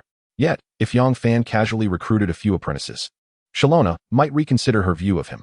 After all, dojo apprentices were not mere tools for passing evaluations. They were real individuals. Each apprentice would take pride in the strength of their dojo, and conversely, the prowess of the apprentices would reflect on the dojo's strength. Both aspects were complementary. If Yang Fan were to merely seek the league's subsidies and fill positions recklessly, Shalona's opinion of him would certainly change. Realizing that he had momentarily lost composure, Yang Fan quickly straightened up and said, "I apologize, I was just thinking of something delightful." "Delightful? What is it?" Shalona asked, frowning. "It's about the dojo apprentices you mentioned. I thought of an excellent candidate, and oh, you probably know her too." Upon hearing Yang Fan's words, Shalona felt somewhat disoriented. "You know her too? You're not thinking of recruiting those champions, are you?" 37. The identity of the dojo master has been confirmed. As she contemplated the people she knew, all of whom were champions, Shalona was completely flustered. Was Yang Fan joking? Seeing Shalona's bewildered expression, Yang Fan understood where her thoughts had wandered and began to clarify. "It's not what you think. Besides, whether they are willing to become dojo apprentices is another matter." Hearing Yang Fan's explanation, Shalona finally felt relieved. However, she couldn't help but scoff at the notion of willingness. "If you were to bring out that special energy I just discovered in the dojo, I guarantee they would come knocking at your door." But such thoughts remained unspoken. "What candidate are you referring to?" Shalona asked curiously. To be honest, among the people she knew, there was hardly anyone who would meet Yang Fan's standards for a dojo apprentice. Either they were already champions or too young to become trainers. Noticing Shalona's inquisitive demeanor, Yang Fan provided his answer, "Gardevoir." "What?" Upon hearing this name from Yang Fan, Shalona could hardly believe her ears and jumped up from the sofa. "Yang Fan, are you serious?" Leaning closer, she inquired fervently. Unbeknownst to her, Yang Fan had already seen through her thoughts. Cough, cough. "Please, calm down." Yang Fan, nearly choking on his own saliva at the sight before him, hurriedly coughed and turned his gaze elsewhere. "Calm down. You genuinely want to recruit that crazy woman?" Seeing Shalona's extreme excitement, Yang Fan became serious. Pressing her back onto the sofa and stating solemnly, "I do." Upon hearing Yang Fan's affirmative reply, Shalona found herself at a loss for words. As she learned of Yang Fan's intention to recruit Gardevoir, she secretly hoped he would find a few random individuals to serve as dojo apprentices instead. In this world, few understood the unpredictable and destructive nature of that noble lady better than she did. Once upon a time, while serving as a frontier leader, Shalona had lived alongside Gardevoir for a while. However, the newcomer Gardevoir had no idea about Shalona's strength and referred to her as the maid. At that time, Shalona had not yet become the champion of Sinnoh, but she was still young and spirited, unable to tolerate such indignation. Without a word, she retaliated against Gardevoir. As a result, when Gardevoir felt wronged, her psychic powers went haywire, demolishing the entire battle castle. Since then, Shalona had refrained from confronting Gardevoir directly, always keeping their battles restrained. Meanwhile, Gardevoir seemed to have realized she was no match for Shalona, discarding the maid title. However, after each defeat, she would still cause a ruckus somewhere to vent her unparalleled psychic abilities. This was why Shalona appeared so agitated upon learning that Yang Fan intended to recruit Gardevoir. To her, Gardevoir was undoubtedly a noble lady. "Rest assured, I am fully aware of Gardevoir's character and my decision to recruit her. I will handle everything." Upon noticing Shalona's dazed expression, Yang Fan slowly clarified. He was acutely aware of the potential repercussions of Gardevoir's overwhelming powers. However, considering the requirements for the system to recruit gym apprentices, he felt compelled to attempt the recruitment nonetheless. Yet, the esteemed Cynthia before him remained oblivious to Yang Fan's thoughts. With a solemn tone, she suggested, "Why not join us as the champion of Sinnoh? The champion can also have a gym, and there are no limits on the number of apprentices." Cynthia's statement was remarkably straightforward. From her perspective, a person of Yang Fan's caliber should not need to take such risks. With such formidable strength, wouldn't he find being a champion within the league far more appealing? Although her suggestion was motivated by her desire to develop Sinnoh, she genuinely did not wish to see Yang Fan get hurt in the process of recruiting gym apprentices. The title of champion should not be the pinnacle for Yang Fan. The ultimate path lies in becoming the champion of champions. His true stage awaits. However, Yang Fan did not respond immediately to Cynthia's renewed invitation. He preferred the carefree existence of a leisurely gym leader in Haishur, free from league meetings and excessive league tasks. Moreover, with the system at his disposal, he need not worry about the enhancement of his Pokémon's abilities, as he did not require abundant resources. Noticing Yang Fan's silence, Cynthia recalled his previous refusal, leading to an unusually awkward stillness in the living room. Yet, Yang Fan felt no discomfort. He was merely contemplating how to entice Gardevoir to his gym. After all, as a noble lady, it was unlikely she would join as an apprentice without any ulterior motives. And who could predict the system's requirements? If she were unsuitable, it would be rather embarrassing to say, the gym no longer needs you. You may leave. Such news would tarnish both Yang Fan's and Heir Gym's reputations. Ding ding ding. The crisp sound of the phone ringing shattered the awkward atmosphere, pulling Yang Fan from his thoughts. Upon seeing the caller ID, he quickly answered, "Hello, Uncle Chen. Xiao Fan. Long time no see. Are you doing well?" Chen Qianzhong responded cheerfully. He had just received news about matters online and promptly called. "I'm fine, Uncle Chen. What could possibly be wrong?" Yang Fan replied nonchalantly. "Let others say what they wish." Chen Qianzhong felt increasingly satisfied with Yang Fan's indifferent response, continuing, "Xiao Fan. I've registered for the exchange competition under the name of Heir Gym. You can rest assured about that." Hearing this news from Chen Qianzhong brought joy to Yang Fan. It meant he would soon obtain the power of Aura as part of his system rewards. "Thank you, Uncle Chen. I'll treat you to drinks next time we meet." "All right, Xiao Fan. I shall hold you to that drink. I have some matters to attend to, so I won't keep you. I will send the competition details to your phone shortly." After hanging up, Cynthia observed Yang Fan's beaming expression and casually inquired, "Yang Fan, are you going to participate in the exchange competition?" "Yes, why?" Yang Fan replied, puzzled as to why Cynthia was interested in the competition. "I am one of the judges for this exchange competition. What do you think?" she stated, a hint of pride in her voice. "You're a judge for the exchange competition?" Yang Fan asked, astonished at the seemingly unreliable woman before him. "What's with that incredulous expression? Why can't I be a judge?" Cynthia retorted, her eyes narrowing at Yang Fan. "Do you look down on me? I am the champion of Sinnoh, so what is wrong with judging an exchange competition?" Seeing her puffed up cheeks due to irritation, Yang Fan, almost instinctively, reached out to pinch her cheeks, surprised by the pleasant sensation. However, he quickly became aware of his actions and, meeting Cynthia's gaze, sheepishly withdrew his hand, adopting a serious tone. "Well, your championship prowess certainly qualifies you to be a judge in the exchange competition." Cynthia noticed Yang Fan's feigned calmness and a smile crept onto her lips. For some reason, when Yang Fan's hand grazed her face, she did not feel the usual aversion she experienced with other men. Instead, he felt like an old friend, familiar and comfortable. "All right, enough of the pretense." Cynthia chuckled lightly, casting a teasing glance at Yang Fan. Realizing he had been caught in his diversion, Yang Fan sheepishly smiled. But Cynthia did not afford him the chance to explain. "So, Yang Fan, do you know the rules for the exchange competition?" With Cynthia shifting the focus back to the competition, Yang Fan responded honestly, "It's my first time participating, so I'm not sure." Cynthia wore an expression that suggested she had anticipated this response. After all, Yang Fan had previously been unaware of the requirements for opening a gym. The exchange competition will utilize a 6-on-6 battle format for all participants. The other rules are just like regular match rules. No using Pokémon items, etc. Upon hearing Cynthia's explanation, Yang Fan fell into contemplation. 6 Pokémon for an all-out battle? As it stood, including his newly hatched Pokémon, he only had 4 Pokémon. When would he manage to catch 2 more? Yang Fan had always adhered to a philosophy of quality over quantity regarding his Pokémon. More Pokémon meant nothing if he could not nurture and care for them. They might as well thrive in the wild. Noticing the contemplative look on Yang Fan's face, Cynthia recognized she had spoken enough for the evening. She stood, stretching her back, her lovely silhouette perfect before Yang Fan. Yet, at that moment, he had no interest in admiring the view. "All right, Yang Fan, it's getting late. I must return." Upon hearing Cynthia's farewell, Yang Fan blurted out, "It's too late. Why not stay here for the night?" As soon as the words left his mouth, he realized his blunder. Who was Cynthia? The renowned champion of Sinnoh, and he had invited her to stay? Surely, he was courting disaster. He quickly raised his head to apologize, but was met with Cynthia's teasing gaze. "What? We just met, and you're inviting me to stay? Isn't this relationship progressing a bit too quickly?" Understanding her playful tone, Yang Fan waved his hands dismissively, feigning impatience. "Hurry up and leave. If you stay here, I fear for my virtue." Cynthia, slightly embarrassed by his reaction, realized she had never made such a suggestion to any other man before. Why was it different with Yang Fan? Putting aside her thoughts, Cynthia turned serious. "Yang Fan, be cautious of a few individuals in the exchange competition. They might even surpass me." Yang Fan listened intently as Sharona spoke of the figures he needed to be wary of.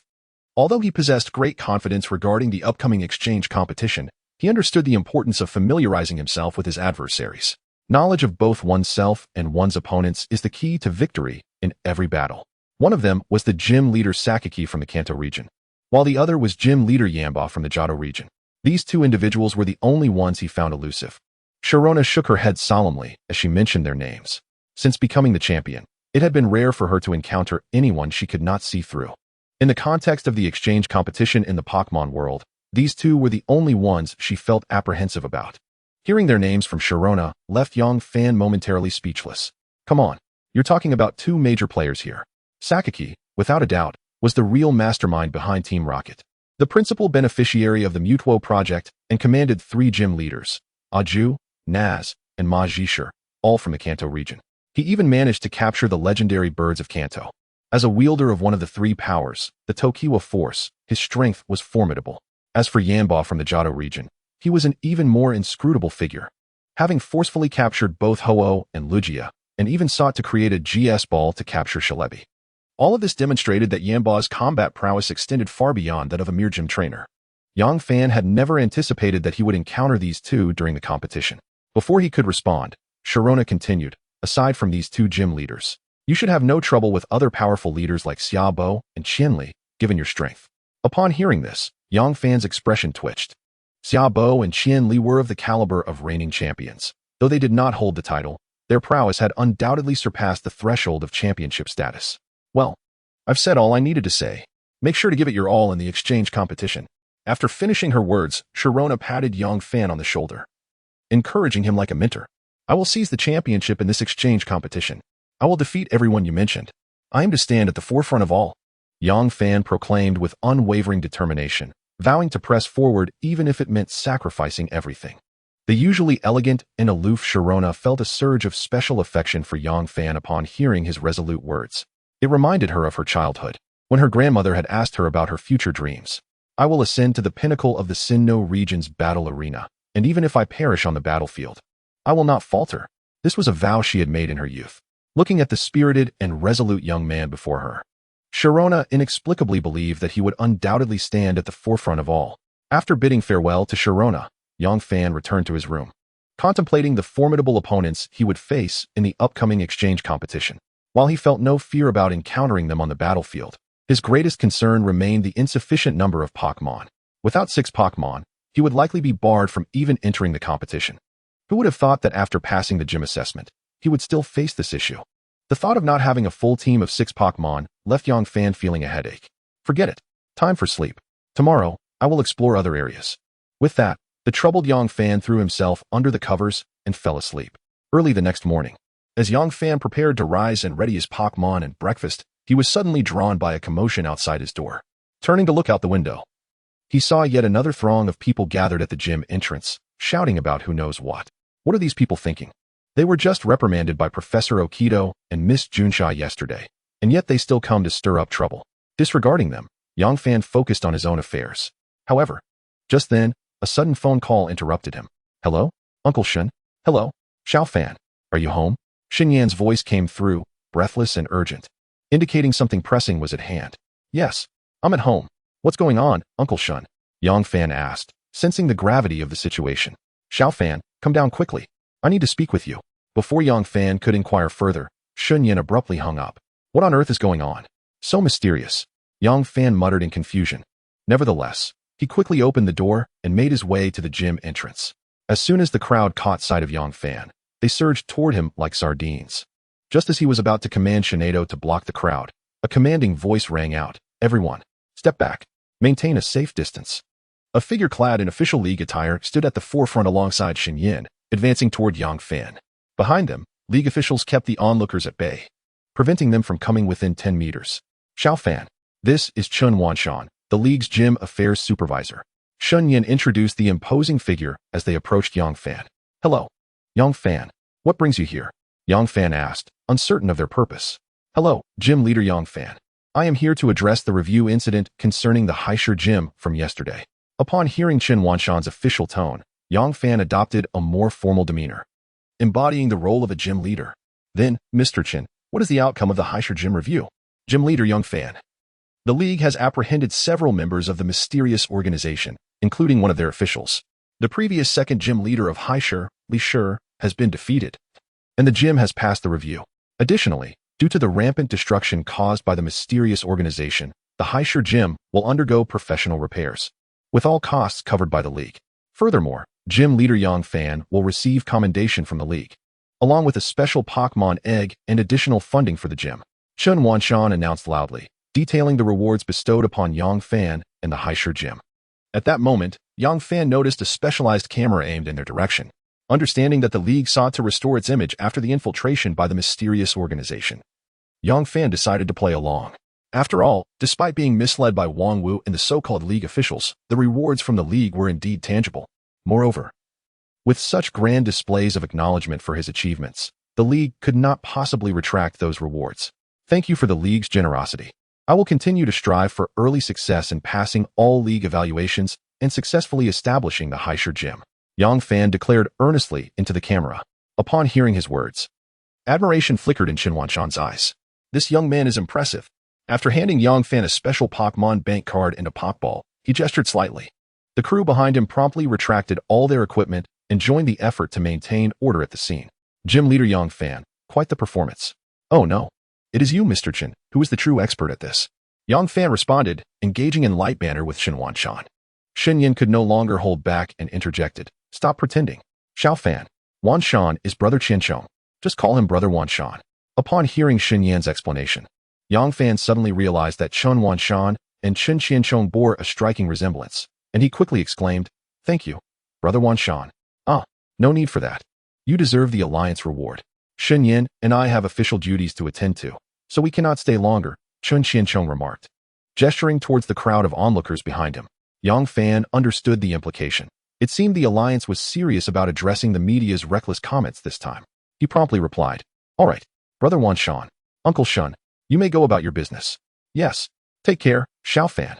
Be sure to visit Professor Oki when you have the time. Shun Yin reminded Yang Fan before departing, taking along a large group of spectators. Yang Fan helplessly shrugged and returned home. He placed the Pokeballs gifted by the Alliance on the table and recalled the rewards for completing yesterday's system task, retrieving them as well. The dazzling azure crystal shimmered brilliantly on the table, unmistakably a remarkable item. The storage crystal for aura power. Yang Fan gazed at the object on the table with excitement. This was aura power. It was said that trainers who could harness aura power achieved the status of champion trainers at the very least. Just as Yang Fan was about to reach for the crystal to absorb its energy, the Pokeball gifted by the Alliance began to tremble vigorously. A small, dog-like Pokémon materialized in a flash of white light beside the aura power crystal. This was Riolu. Seeing the Pokémon appear, Yang Fan couldn't contain his joy. He hadn't anticipated the Alliance to be so generous as to present a Riolu as a reward. However, in that fleeting moment of astonishment, Riolu reached out and touched the aura power storage crystal. In an instant, the room was filled with a radiant glow. The azure light enveloped Riolu, and a notification from the system echoed in Yang Fan's mind. Ding! Your Riolu has had its potential elevated to that of a champion, and its strength enhanced to that of an elite. Ding! Riolu, unable to fully absorb the aura power, has shared a portion of its own aura with you. Such generosity from Riolu. A wry smile crept onto Yang Fan's face. 40. Journey to the Pokémon world. Ding! Riolu has shared its remaining aura with you, awakening your own aura. As he heard the system notification, Yang Fan's earlier disappointment began to wane. Although he could not fully absorb the aura power, Riolu's absorption brought him close. After all, it was his Pokémon, and the stronger it became, the better. Moreover, he had not left empty-handed. Thankfully, this little creature understood gratitude, returning what it could not absorb. Watching Riolu, who had fallen into slumber after the absorption, Yang Fan returned it to its Pokeball. Meanwhile, at that moment, the Pokédex suddenly chimed. Hello, Xiao Fan. The familiar voice of Professor Oki resonated from the device. Ah, Professor. Yang Fan responded with a smile. If you're free, could you come to my research facility? Ah? Yang Fan was taken aback by Professor Oki's sudden invitation. Why was he being summoned to the Pokémon world? Sensing Yang Fan's confusion, Professor Oki explained. It's about the gift I promised you earlier. Gift? Recalling the promised gift after the gym review, Yang Fan quickly waved his hands. Professor, really, it's not necessary. Upon seeing Yang Fan's refusal, Professor Oki swiftly insisted, All right. Hurry over. I have some matters to attend to, so come quickly. With that, he abruptly disconnected the call. Ah, this? Yang Fan chuckled helplessly as he retrieved the Pokédex. Sigh. I suppose I should pack and prepare for the Pokémon world. With that thought, Yang Fan sprang into action, recalling his Gyarados and Milotic into their Pokeballs, explaining to Shinado that all Pokémon must remain in their Pokeballs while he traveled to the Pokémon world. Reluctantly, Shinado complied and returned to its Pokeball. Once everything was in order, Yang Fan prepared to head to the Pokémon Plaza. As the holder of the Pokédex, he possessed the privilege to traverse the Pokémon world at will, unlike others who required advance notice of at least half a month. Moreover, that was merely a notification. If one needed to confirm a time to cross into the Pokémon world, approval from the Alliance was also required. This process could take over a month to arrange. After completing the necessary documentation on the Pokédex, Yang Fan, with his backpack in tow, arrived at the Pokémon Plaza. Buzz. The Pokémon Plaza was alive with profound spatial fluctuations. Even from the entrance, Yang Fan could sense the terrifying aura of the spatial tunnel. In the center of the Pokémon Plaza, a glowing sphere several meters in diameter hovered in midair, radiating countless beams of light. Having passed through the Alliance inspection at the plaza, under the guidance of the plaza's staff, Yang Fan noticed many individuals suddenly vanish or appear out of thin air, each wearing a uniform wrist device. After signing a series of documents, Yang Fan stood before the passageway, holding his Pokédex, and cast a casual wave toward the direction of the Heir gym. Goodbye, Heir. Here I come, Pokémon World. Yang Fan murmured to himself. With that, he leaped forward, vanishing into the tunnel. In the Kanto Alliance, outside the renowned water-type venue in Hualan City. It's truly different. Yang Fan, clutching a unique souvenir from his journey, curiously surveyed his surroundings. Unlike the atmosphere of the real world, the streets of Hualan City, though bustling with people, exuded a refreshing sense of vitality rather than feeling overwhelming. This might indeed be the distinction between the real world and the Pokémon world. Strolling through the city center, he found no towering skyscrapers, only charming little shops and quaint houses. While savoring a slice of cake, Yang Fan suddenly noticed a crowd gathered a short distance away, curious about what they were watching. Eager to investigate, he quickly finished his cake and squeezed into the crowd. Come and see. Do you know about the renowned gym leader Yang Fan from another world? His shiny Gyarados evolved from a Magikarp, and my Magikarp is a sibling of his. Hey, I wouldn't lie. These are the siblings of the shiny Gyarados. Oh dear. Although it's a bit pricey, just think about it. This is a rare, shiny variant Magikarp. A girl's voice rang out amidst the crowd. Yang Fan felt an inexplicable sense of amusement at her words, but he found it even more amusing that she would dare use his name to deceive others. As the saying goes, what you gain from another's name should be shared. If one were to profit off his reputation, it was only fair that he received a share. However, observing the throngs of onlookers surrounding her, Yang Fan couldn't help but sigh. Indeed, the world was never short of spectators. He then pressed the button on his Pokeball, and a dark, enigmatic Shinado appeared on the street. Shinado, in a fit of pique, began to act coyly towards Yang Fan. He had originally promised to release her as soon as they arrived in the Pokémon world, but upon his arrival, Yang Fan was so dazzled by the surroundings that he completely forgot about this commitment. I'm truly sorry, Shinado. Yang Fan sincerely apologized, grasping her delicate hand and shaking it gently. Shinado, taken aback by Yang Fan's shamelessness, accepted his apology. Shinado, I implore you. He gestured towards the throngs of people. Utilizing Shinado's extraordinary abilities, he cleared a path for himself amidst the crowd. The onlookers began to cast irritated glances at Yang Fan, but then suddenly appeared to recognize him, their expression shifting to one of surprise. In the midst of the crowd, a girl remained oblivious to the fact that the protagonist had approached her, still using a sweet tone to persuade others to purchase Magikarp. However, Yang Fan finally laid eyes on the great deceiver.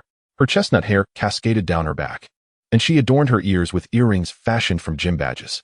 At first sight, Yang Fan recognized this girl who was still attempting to con others, none other than Xiaobai, hailed by Professor Okido as the one destined for evolution.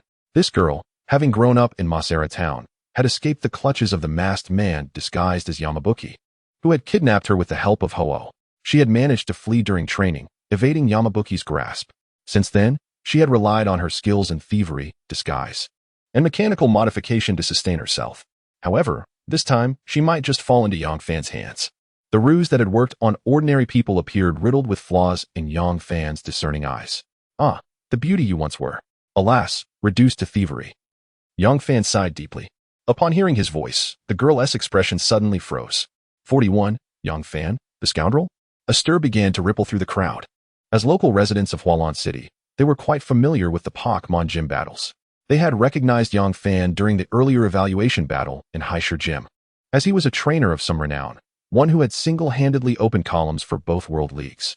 Yang Fan's attempts at maintaining a low profile were futile. After he uttered that statement, the crowd began to eagerly anticipate the unfolding drama. Those who had been deceived glared furiously at the girl. What are you saying? The girl attempted to maintain her facade, forcing a smile as she looked at Yang Fan. Why don't you recognize me? Just moments ago, you claimed your Magikarp were siblings to my shiny Gyarados. Yang Fan chuckled, pointing at the lively Magikarp in the pool before them. Realization dawned on her. She hadn't expected the true protagonist to confront her so soon. The girl's face turned pale, visibly troubled about how she had miscalculated. He is Yang Fan? Yes. The very gym leader known for performing organ transplant surgeries on Pokémon. Gasps of disbelief echoed through the crowd. I thought that was just a ploy by the league. Who knew he was so young? My boy is about his age, yet he spends all day gaming at home. Oh, haha.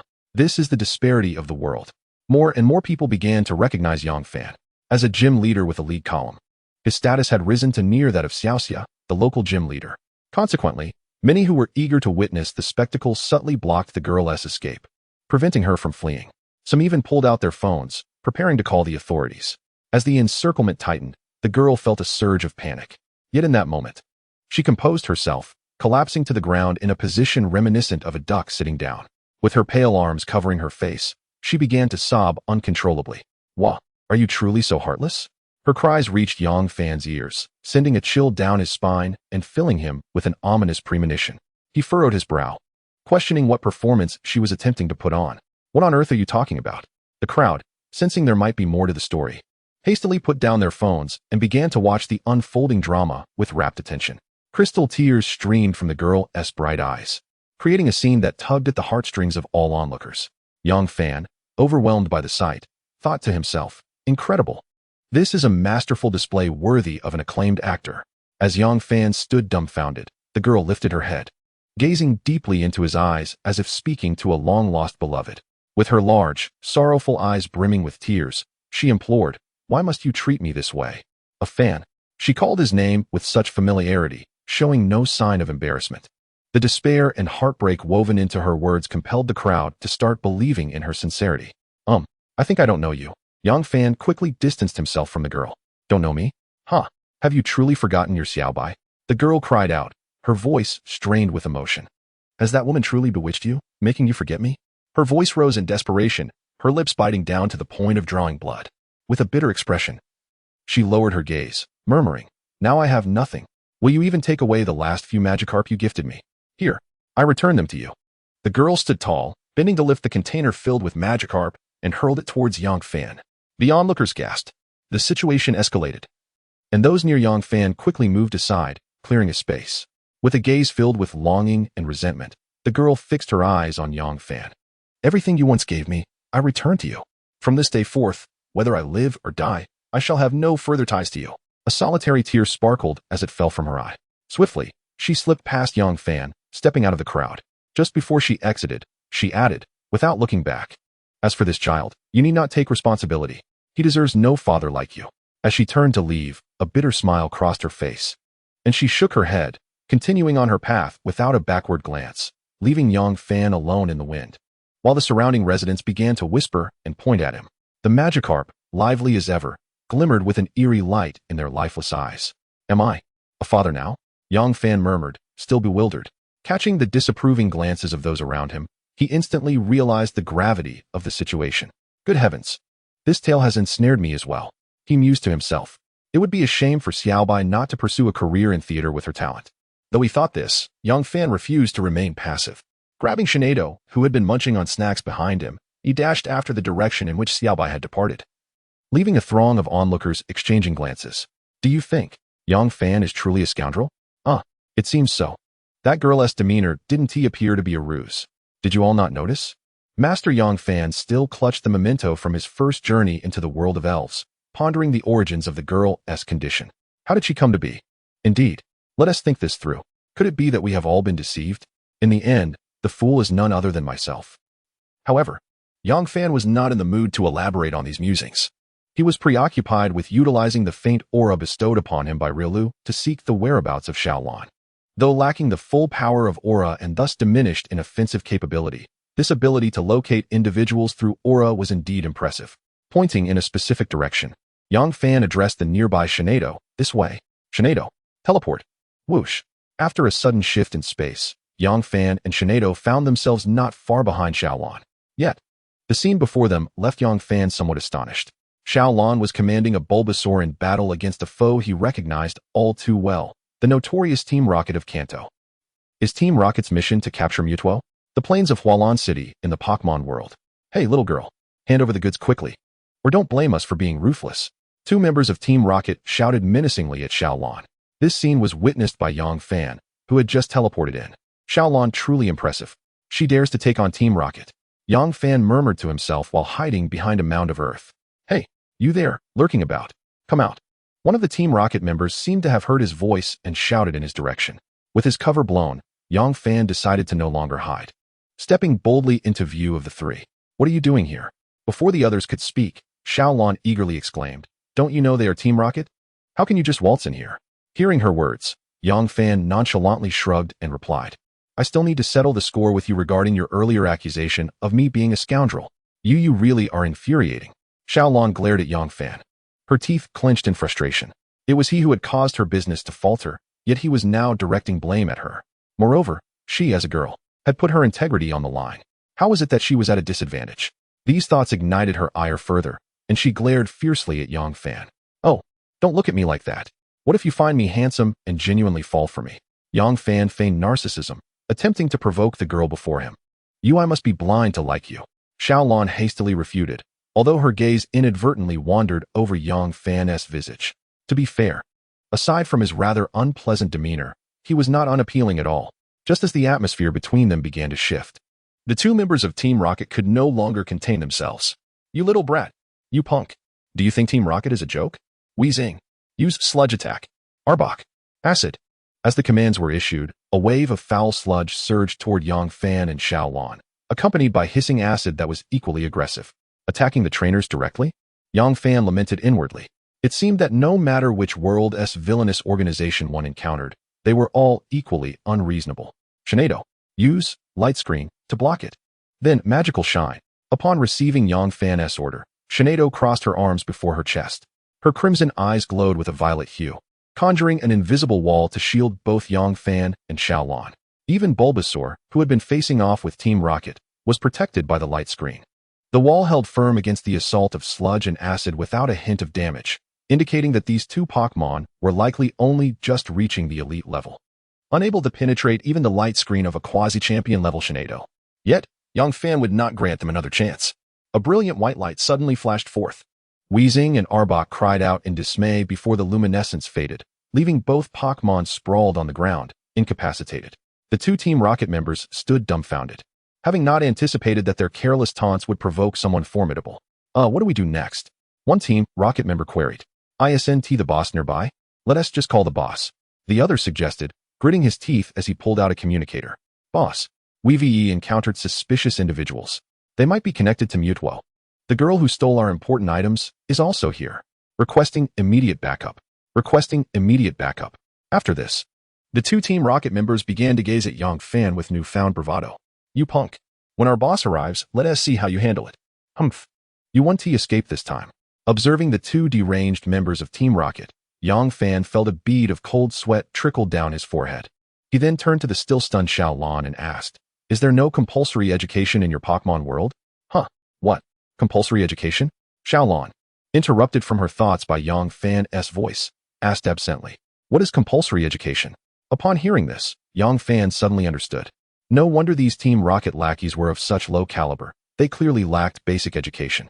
The educational standards in the Pokémon world must be terribly inadequate. With this in mind, Yang Fan commanded, Bulbasaur, use Vine Whip to tie them up. Bulbasaur, still shaken, glanced at its master, then at the aloof Shinado. After a moment of hesitation, it chose to follow its instincts. 5 vines sprouted from the flower bud on Bulbasaur's back, deftly binding the two Team Rocket members tightly, even covering their mouths to stifle their cries. Yang Fan observed Bulbasaur's 5 vines with keen interest. This Bulbasaur was indeed special, even at this stage. It could wield 5 vines. Its potential was noteworthy. However, He did not dwell on it for too long. He simply settled down on the grass and gestured for Xiaolon to join him. Initially reluctant, Xiaolon succumbed to her fatigue and plopped down about 5 meters away from Yangfan, immediately relaxing her body and lying on the grass. Xiaolon, what exactly did you take from them? Yangfan inquired curiously. He was intrigued about what Xiaolon had pilfered to incur the wrath of Team Rocket. If it were something trivial, the formidable Team Rocket would not bother with it. However, if it were something significant, then Yangfan would be quite interested. After all, even the lesser possessions of Team Rocket were not to be underestimated. Like the Mutuo they had just mentioned. Wait a moment, Mutuo? Yangfan suddenly had a thought and asked, you didn't happen to take Mutuo's Pokeball, did you? Upon hearing Yangfan's question, Xiaolon shook her head in response. No, I don't even know what Mutuo is. Yangfan felt a tinge of disappointment upon receiving her answer. He had genuinely thought Xiaolon might have managed to acquire Mutuo's Pokeball. I, too, am uncertain about what holds value, so I merely seized a few items at random.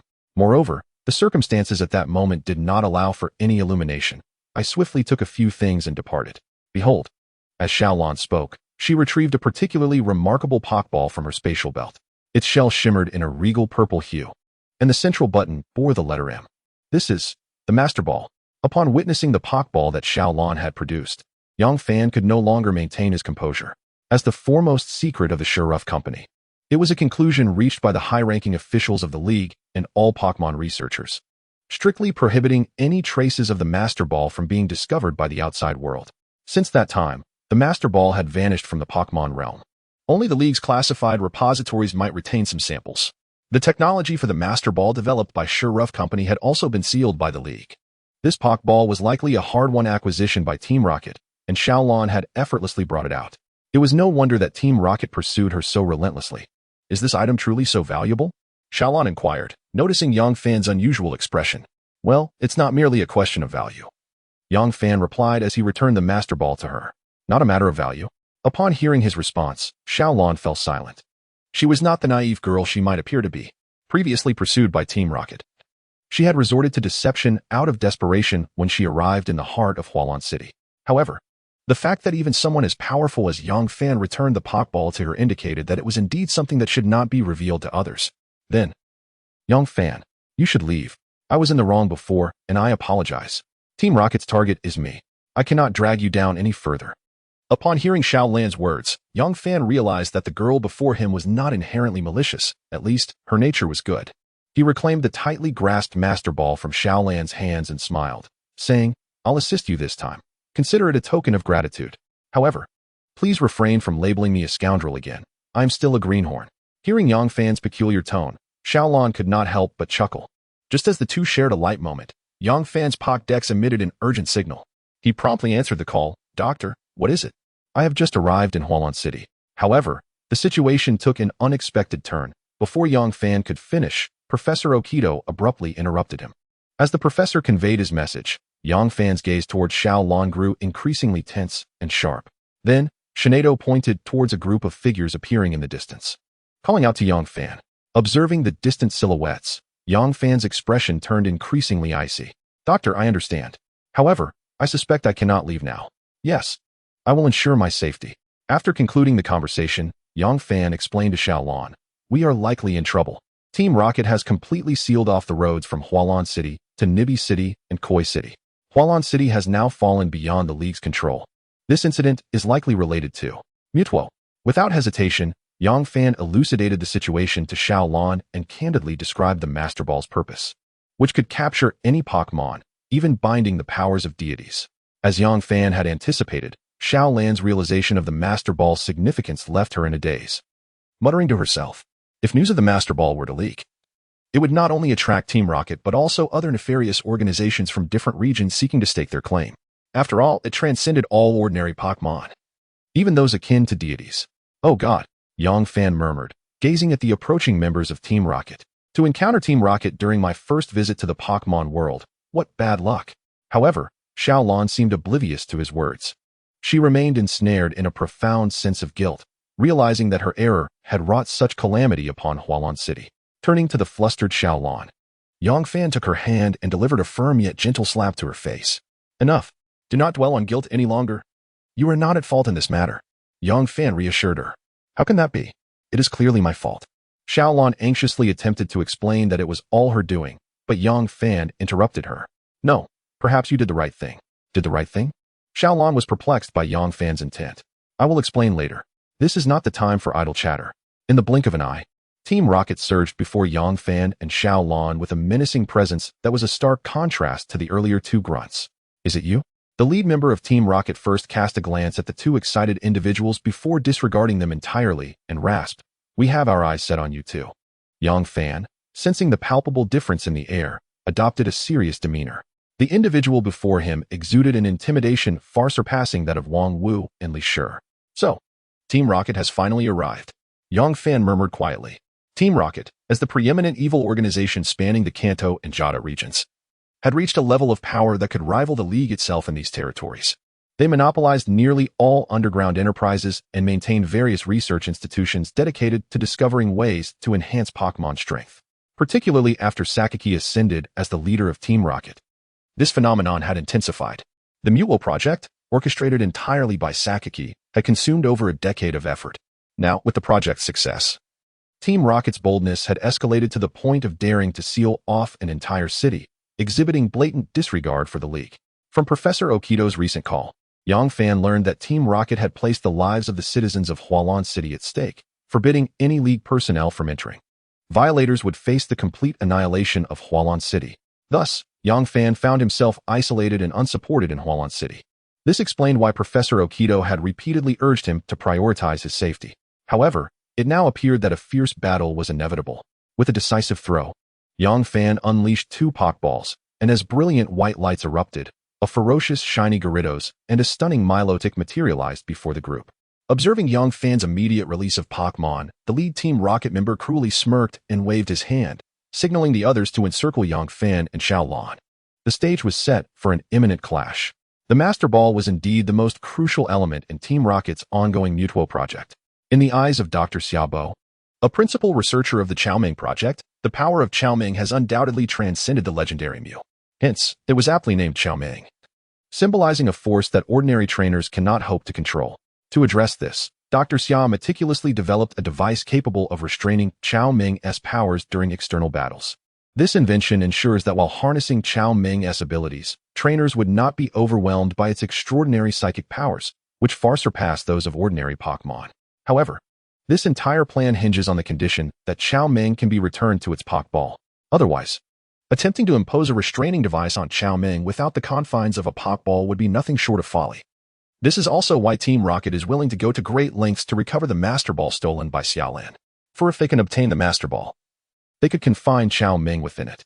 Even with the majority of Team Rocket's strength diminished by the League, Sakaki would face no hesitation. He would deem it the most reasonable sacrifice. After all, as long as Qiaoming's power is in Team Rocket's hands, no opponent would stand a chance in his eyes.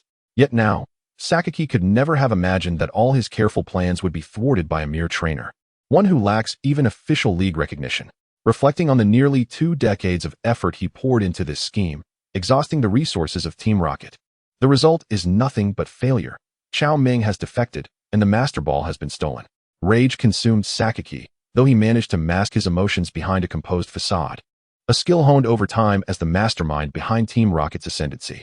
He gently stroked the Meowth beside him and, with an icy demeanor, commanded his 2 subordinates. Now, while the League's attention is drawn to Hualan City, activate the Divine Bird Plan.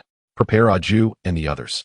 Also, inform the 3 Beast Warriors and Athena to intercept the champion descending from the Quartz Plateau. Apollo, standing behind him, nodded in agreement, promptly responding. Our informants within the League have relayed the current situation. Only Kina and Shiba from the Johto League have set off to support Hualan City. As for Dato and Kikuko, they remain in Johto and have not returned. However, Apollo hesitated momentarily, uncertain whether to divulge the uncertain tidings. At the sound of Sakaki's cold snort, Apollo broke into a cold sweat and hurriedly added, but the informants also provided a clue. The Sinnoh champion, Sharona, has also arrived at the Johto League. She is prepared to assist Hualan. Before Apollo could finish, Sakaki abruptly lifted his gaze, stroking the Meowth in his arms, and coldly inquired, "Is this information accurate?" Yet, upon contemplating that Apollo had chosen to share it, he surmised its reliability to be quite high. Still, he wondered what could possibly draw the Sinnoh champion to Johto. A soft murmur echoed throughout the office. In the presence of Sakaki, Apollo dared not breathe audibly. Moments later, as Sakaki's fingers intertwined, he suddenly recalled something. Apollo, investigate whether Sharona has previously ventured into that world. Also, look into who among today's travelers is currently in Hualan City. After issuing this command, Sakaki waved his hand, signaling for silence, his gaze fixed coldly on the flickering lights on the screen behind him. Based on his deductions, if Sharona has arrived in Johto and chosen to support Hualan City, there must be something that draws her here. Otherwise, a champion wandering aimlessly would have surely faced expulsion from the league long ago. Moreover, I hope you are not involved. Otherwise, I may have no choice but to intervene personally. Xiao Ming. At this moment, on the plains of Hualan City, Yangfan's main team had already emerged. Faced with encirclement, there was no trace of panic in their expressions. Kid, offending Team Rocket is the gravest mistake of your life, sneered the leading Team Rocket captain. He had witnessed many instances of heroic rescues before Team Rocket, but those who faltered under their might quickly crumbled into mere shadows of themselves. Is that so? However, I believe your encounter with me will be a nightmare you cannot escape. Yang Fan coldly retorted. Huh, very well. I shan't waste my breath on you any longer. Everyone, listen up. I want that item. The rest is of no concern. Upon this command, the other Team Rocket members swiftly unleashed their Pokeballs. Their eyes filled with malice as they fixated on Yang Fan and Xiaolan. Yang Fan, perhaps you should leave. This matter, Xiaolan began, only to be interrupted by Yang Fan. Now is not the time for such talk. Besides, your Bulbasaur has not given up on protecting you. Yang Fan gestured towards Bulbasaur, which stood nervously in front of Xiaolan. Although fear was evident in its expression, it bravely stood its ground. Bulbasaur. Observing Bulbasaur's resolve, Xiaolan regained some courage. Just as she considered embracing Bulbasaur, a thought struck her, and she refrained from doing so. Yang Fan noticed the insulated gloves on Xiaolan's hands and couldn't help but smirk, choosing not to comment further. Humph. Everyone, attack. Under the captain's command, Team Rocket, armed with elite-level Pokémon, launched their assault. In an instant, blinding white lights illuminated the field as various Pokémon appeared amidst the grass. Yet, the majority were wheezing and coughing, accompanied by many Rattata and Beedrill. Undoubtedly, nearly every Pokémon possessed elite-level prowess. This entire scene unfolded with crystal clarity to Yang Fan's aura. Milotic, use Rain Dance and ensure Xiaolan's safety. Gyarados, execute a wide-ranging surf. Gardevoir, employ Moonblast. Anyone who breaches the surf's domain shall face my wrath. Surrounded by countless Pokémon, Yang Fan remained calm, directing his own Pokémon with precision. He then took Xiaolan's hand and led her to a nearby hillock where he had previously concealed himself. This spot was the only one within the encirclement that would not be affected by Gyarados' indiscriminate surf. 45. Break through the encirclement. Xiao Ming, make your appearance. On the plains of Hualan City, under Yang Fan's composed guidance, supported by 2 near-elite level Pokémon and 1 gym-level Pokémon, his team configuration was nearly unbeatable. Amidst the colossal waves unleashed by Gyarados, non-flying Pokémon were the first to succumb, thrashing helplessly beneath the relentless surf. Before they could escape the turbulent waters, their stamina would wane, rendering them incapable of continuing the fight. Of course, even those who managed to fly above Gyarados' waves would find no respite from the black-clad Gardevoir, who would offer them no quarter. The shimmering rainbow light amidst the waves appeared breathtakingly beautiful, yet concealed within was a palpable danger.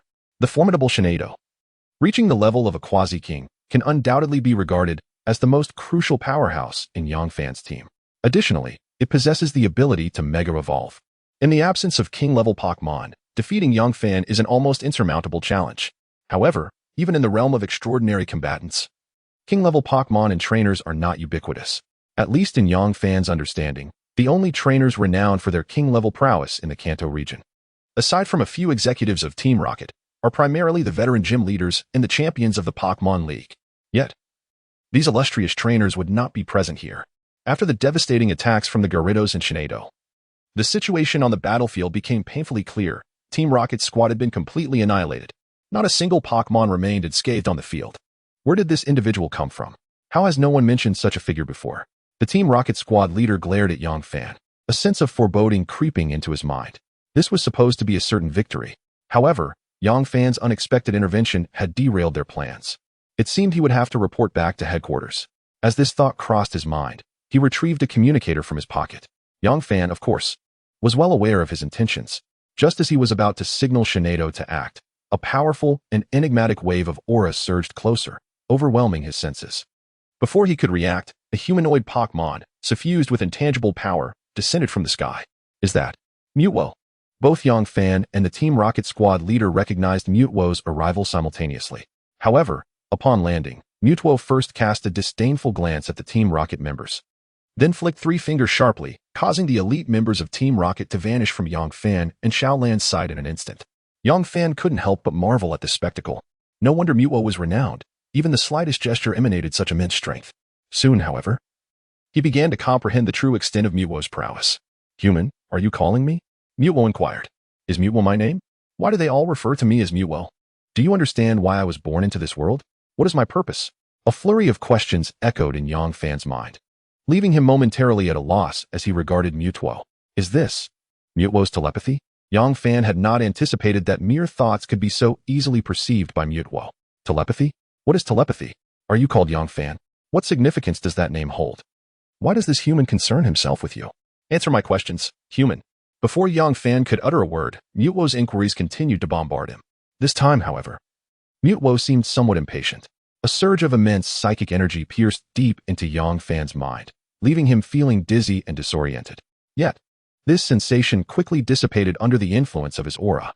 Mutwo appeared to sense this unique power, and a flicker of intrigue arose within it towards this human. In Xiaolan's terrified gaze, Mutwo effortlessly carried Yang Fan and his Pokémon away into the distance, leaving Xiaolan and her Bulbasaur standing dumbfounded, unsure of what to do next.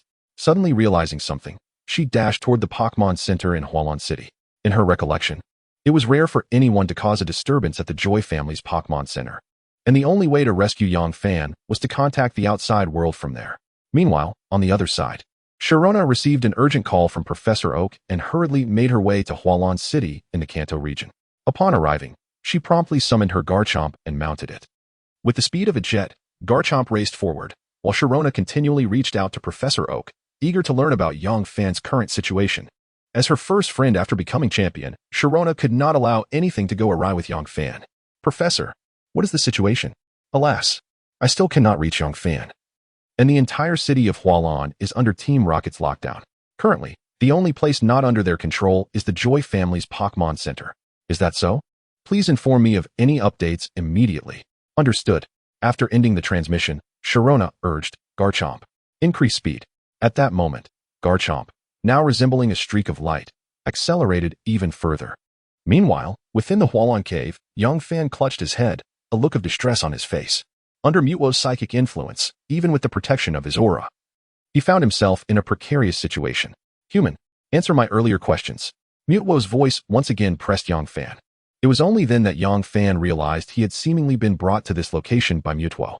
Observing his surroundings, he couldn't help but chuckle ruefully. Had he been kidnapped? He quickly glanced at his Pokémon. Aside from Shinado, who remained faithfully at his side, Gyarados and Milotic were both sprawled on the ground, unconscious. Upon witnessing Yang Fan's lack of response to its inquiries, Mutwo felt a slight fondness for him. Rest assured, they are fine. They have merely fallen asleep. Mutwo reassured Yang Fan. Upon hearing Mutwo's words, Yang Fan felt a wave of relief wash over him. He then looked at Mutwo and responded. As for the questions you posed earlier, I do not have the answers.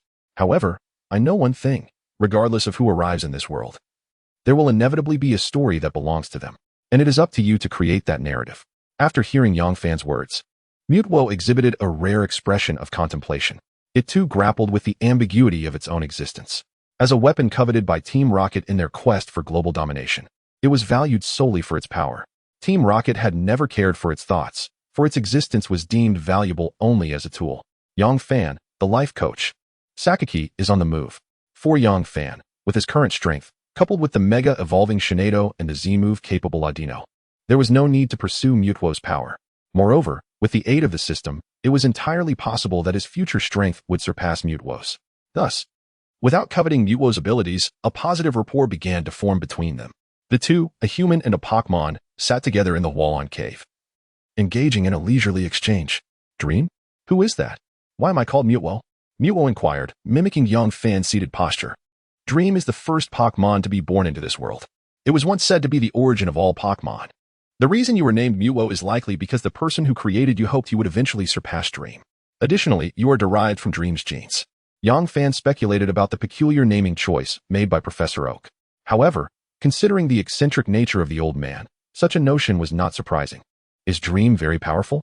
Mutwo asked, curiosity piqued by the name Yang Fan mentioned, perhaps harboring a deep fixation on it. Well, strength is merely a relative concept. However, given your current capabilities, it can be said that it no longer poses a challenge to you. Your vision should extend further. Yang Fan began to impart some peculiar notions to Mutwo. Not understanding? Mutwo, with a childlike curiosity, sat across from Yang Fan, feeling increasingly intrigued by this human. How could he possess such vast knowledge? The reason for your current confusion stems from a lack of belonging in this world. Upon hearing Yang Fan's words, Mutwo momentarily lost focus. Although she did not comprehend what he meant by belonging, the sentiment behind his words evoked a sense of sorrow within her. What is this sense of belonging? Why do I feel such pain? What is the purpose of my existence? Mutwo felt a surge of anxiety. Being a being of extraordinary psychic power, her sensitivity to human emotions was often magnified several times over. This was why she felt pain upon hearing a hint of sorrow in Yang Fan's voice. Had she not encountered Yang Fan, she would have remained enslaved by Team Rocket, trapped in a place rife with selfish desires, likely becoming as cruel and tyrannical as depicted in animations. The concept of belonging is quite simple. It is the person or Pokémon you wish to share your sadness, pain, or joy with at the first moment of such feelings. That individual or Pokémon is your sense of belonging. This is why I advise you not to fixate on Mew. That little rascal is difficult to get along with. Reflecting on Mew's penchant for mischief, Yang Fan could assert with certainty that if these two Pokémon crossed paths, they would not cease their antics until chaos ensued. Wanting to tell someone, or a Pokémon, is this truly belonging? Mutwo lowered her head, silently contemplating this statement. Yang Fan, however, did not wait for her to understand and continued speaking. Regarding the meaning of your existence, the truth is, our arrival in this world is inherently devoid of meaning. What is often referred to as meaning is merely an excuse to convince ourselves. Upon finishing this statement, Mutwo abruptly raised her head to gaze at him. No. Meaning? An excuse for self-conviction? What am I supposed to do then? Mutwo murmured to herself. Her intangible psychic energy surged, and in the blink of an eye, countless small stones began to cascade down. Sensing this, Shiny Gardevoir immediately used her psychic abilities to create a protective shield above Yang Fan's head. Observing Mutwo spiraling into despair once more, Yang Fan shook his head and stepped forward, extending his right hand to gently flick Mutwo's forehead. Pop! The crisp sound of the flick jolted Mutwo back to reality, leaving her staring blankly at Yang Fan. You truly are quite stubborn, Yang Fan remarked, retracting his hand with a philosopher's demeanor. Look at humanity. They are born with nothing and strive to build families and lives. The efforts along the way are, in fact, the essence of their existence, are they not? Furthermore, Pokémon are born with unparalleled power. Some seek to harness that strength to become the strongest, while others merely wish for a peaceful existence. Ultimately, these matters hinge on one's perspective. Pursue what you desire, even if you cannot find direction immediately. Do not fear. Simply act in accordance with what you believe is right. After delivering this speech, Yang Fan fell silent, moving to tend to Milotic and Gyarados. It was indeed somewhat challenging for them to face an opponent like Mutwo on their first visit to the Pokémon world. Meanwhile, Mutwo remained seated, lost in thought, unresponsive to Yang Fan's words. At the entrance to the sealed area in Hualan City, you say Mutwo has appeared and took away an unknown elite trainer? Athena's expression shifted upon receiving the report from her subordinate. It is now common knowledge that capturing Mutwo would ensure a smooth path for Team Rocket's future. As high-ranking officials, they would be among the first to reap the benefits. Thus, Athena promptly dialed into Team Rocket's secure network to contact Sakaki. Hello? Athena. Sakaki-sama. We have found traces of Mutwo in Hualan City. Where? Currently, based on the explored area, the only response is from Hualan Cave. Hualan Cave, you say? All personnel, prepare to move. Do whatever it takes to detain Mutwo. Sakaki commanded with unwavering resolve. Athena nodded slightly, immediately relaying orders to all Team Rocket members blocking Hualan City to converge on Hualan Cave. At the secret base in Shirogane City, Sakaki also rose, stepping out of the base and retrieving an ancient-looking Pokeball. Roar! A dragon's roar echoed throughout the base. Charizard, head to Hualan Cave. Sakaki succinctly commanded Charizard. If others were to witness this, it would undoubtedly raise eyebrows. The leader of the Shirogane City gym, known as the Earth S. Sakaki, was now accompanied by a Charizard that had reached champion status, prompting questions about how many other high-level Pokémon he might possess. As Sakaki made his way to Hualan City, Mutwo snapped back from her shock, her gaze drifting towards Yang Fan. If you have something to say, just speak. Yang Fan, feeling uncomfortable under her stare, hastily inquired. "Well, I was wondering if I could temporarily accompany you?" Mutuo asked timidly, her words startling. 47. Sakaki has arrived. Inside Hualong Cave, Yang Fan stared at Mutuo in shock. Did he hear correctly? Mutuo wanted to follow him? Are you serious? Upon hearing Yang Fan's incredulous question, Mutuo nodded earnestly. Yes, I currently do not know what to do. Perhaps following you is a good choice. At this point, Yang Fan realized that Mutuo did not mean she would always follow him, but rather that she wished to stay with him until she discovered her life as purpose. Oh, I see. That is fine, no problem. Yang Fan replied without hesitation. After all, this was Mutuo, an entity with power surpassing that of a champion. Then, I look forward to your guidance, Mutuo. Seeing Mutuo's delighted expression, Yang Fan could not help but express this sentiment. Your guidance? Mutuo felt puzzled by the phrase. Yet she could grasp its meaning through her consciousness and emotions. Her lips curled slightly, resembling a smile. Yang Fan felt a light-hearted tone in his mind, infused with a joyful emotion. I look forward to your guidance, Yang Fan. After Mutuo decided to accompany Yang Fan, he recalled Milotic and Gyarados back into their Pokeballs and exited Hualong Cave. However, as soon as he stepped outside, Yang Fan looked up to see dozens of flying Pokémon hovering in the sky, completely surrounding the exit of Hualong Cave. At the forefront of the entrance stood a middle-aged man, his icy gaze fixed intently on Yang Fan. Sakaki, the mastermind behind Team Rocket. Is he here as well? Yang Fan surveyed the surroundings without rushing to speak. However, Sakaki directly addressed him in a straightforward manner. Hand over Mutuo and the Master Ball, and I may let you off the hook. Yang Fan was slightly taken aback. Indeed, to become the foremost organization spanning 2 regions, their operations were executed with such precision and efficiency, devoid of the verbose rhetoric typical of other villains, who often began their encounters with lengthy monologues. This straightforward and unambiguous threat, however, only served to fortify Yang Fan's resolve. He chose not to respond to Sakaki, his eyes radiating a fierce combat spirit.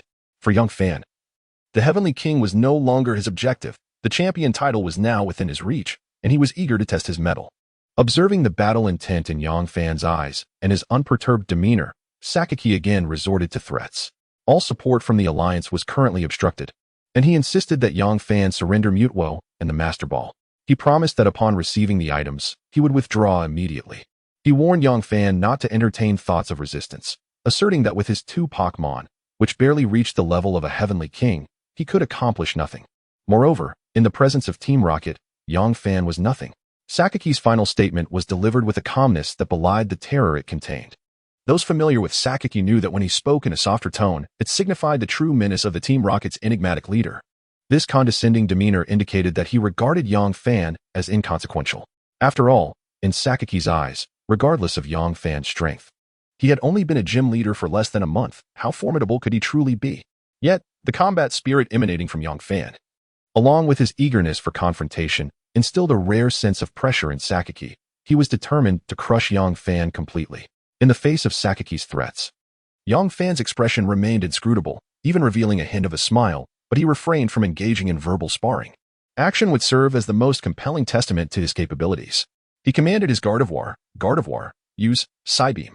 In the next moment, a fierce beam of light erupted from the void, hurtling towards Sakaki. Sakaki's eyes glinted with icy malice upon witnessing Yang Fan's reckless assault. It had been a long time since he had been so openly provoked. With a swift motion, he summoned a Pokeball from his person and hurled it with force. Come forth, Nidoking. As brilliant light illuminated the space, a massive Pokémon materialized, standing protectively before Sakaki. The aura it radiated instilled fear even in the hearts of the surrounding Team Rocket members. To Yang Fan, it was evident that this Nidoking had reached the pinnacle of Heavenly King strength, even brushing against the threshold of champion status. Boom. The Psybeam collided with Nidoking, resulting in a cacophony of explosive sounds as debris rained from above the cavern entrance. To preempt any unforeseen circumstances, including potential ambushes from other Team Rocket members, Yang Fan released all his Pokeballs, unleashing his team, Milotic, Shiny Gyarados, and Fluffy. They encircled Yang Fan, their gazes directed at Sakaki and the Team Rocket members, brimming with hostility. As the chaos from the Psybeam subsided, Sakaki surveyed Yang Fan's Pokémon, his expression revealing no surprise. Indeed, despite the Alliance's efforts to bolster his reputation, these were the only combatants he had. Is this all you've got? Then don't blame me for being ruthless, he declared. Nidoking, Earth Power. The imposing Nidoking let out a deafening roar, and with a sudden movement, it unleashed a violent tremor that surged towards Yongfan. A sphere of earthen energy rapidly approached. Propelled by the force of the ground. Milotic, Ice Beam. Gyarados, Bounce. Without hesitation, Yongfan ordered his Pokémon to counterattack. Although Ice Beam and Bounce were not the most optimal responses, Yongfan yearned to witness the prowess of a champion-level trainer firsthand. Crack. Boom. The Ice Beam successfully froze the Earth power, while Gyarados' Bounce created an even more violent tremor. Milotic was shielded from the chaos by Gardevoir's telepathy. On the other side, the tremors caused everything around the Team Rocket members to sway precariously, the thunderous noise reverberating throughout the Hualon Cave. Despite being outnumbered 3-1, Yongfan could clearly discern that under the combined assault of his 3 Pokémon, Nidoking showed no signs of budging, standing steadfast like a statue, resolutely guarding Sakaki behind it. This indicated a stark truth. Ordinarily, Gardevoir, Milotic, and Gyarados, in a pure contest of strength, would not stand against Nidoking. However, should Gardevoir Mega Evolve, coupled with Yongfan's strategic command, the entire scenario would be fraught with uncertainty. I feel I cannot lose, Yongfan declared. Gardevoir. Use Future Sight to create an opportunity for Gyarados and Milotic. As Gardevoir crossed its arms and closed its eyes in concentration, Sakaki observed with a faint, sardonic smile. Can you even master Future Sight? It seems the Alliance's efforts to promote you are not without merit. A quasi-heavenly king Gardevoir would indeed become a renowned powerhouse in today's Pokémon League. But if you were to vanish here, how heartbroken would Professor Oak and Cynthia be? Do you truly believe that with just these few Pokémon, you can contend with so many Team Rocket members? After speaking, Sakaki chuckled lightly and gestured to Athena and Lance behind him. They promptly threw out 2 Pokeballs, summoning Athena's Arbok and Lance's Crobat onto the battlefield. 3 Pokémon, each at least of Heavenly King caliber, emanated a terrifying aura as they advanced towards Yongfan. Sakaki, with a hint of mockery, remarked, "Now it's fair. 3 against 3. But with your Pokémon, do you still think you can win?" Upon hearing Sakaki's words, Yongfan remained unmoved. Suddenly, a series of notification sounds echoed in his mind. Ding. Your Gardevoir, hearing the opponent's jibes, is filled with rage, its potential ignited, elevating its strength to the mid-level of a Heavenly King. Ding. Your Milotic. Recognizing the critical importance of this battle, must win, its potential ignited, elevating its strength to the low level of a Heavenly King. Ding. Your Gyarados. Feeling insulted as the King of Gyarados is filled with a ferocious battle spirit, igniting its potential, elevating its strength to the peak of a Heavenly King. Ding. Your Fluffy. Ignored by the enemy in its first appearance, realizes its lack of presence, its potential erupting, evolving, elevating its strength to the pinnacle of gym leader level. Ding. Your Mutwo, upon hearing Sakaki's intention to take it back and use it as a weapon, is filled with fury, its psychic power breaking through to level 1 deity. As the cascade of notifications resonated in his mind, a smile reminiscent of Sakaki's crept onto Yongfan's face.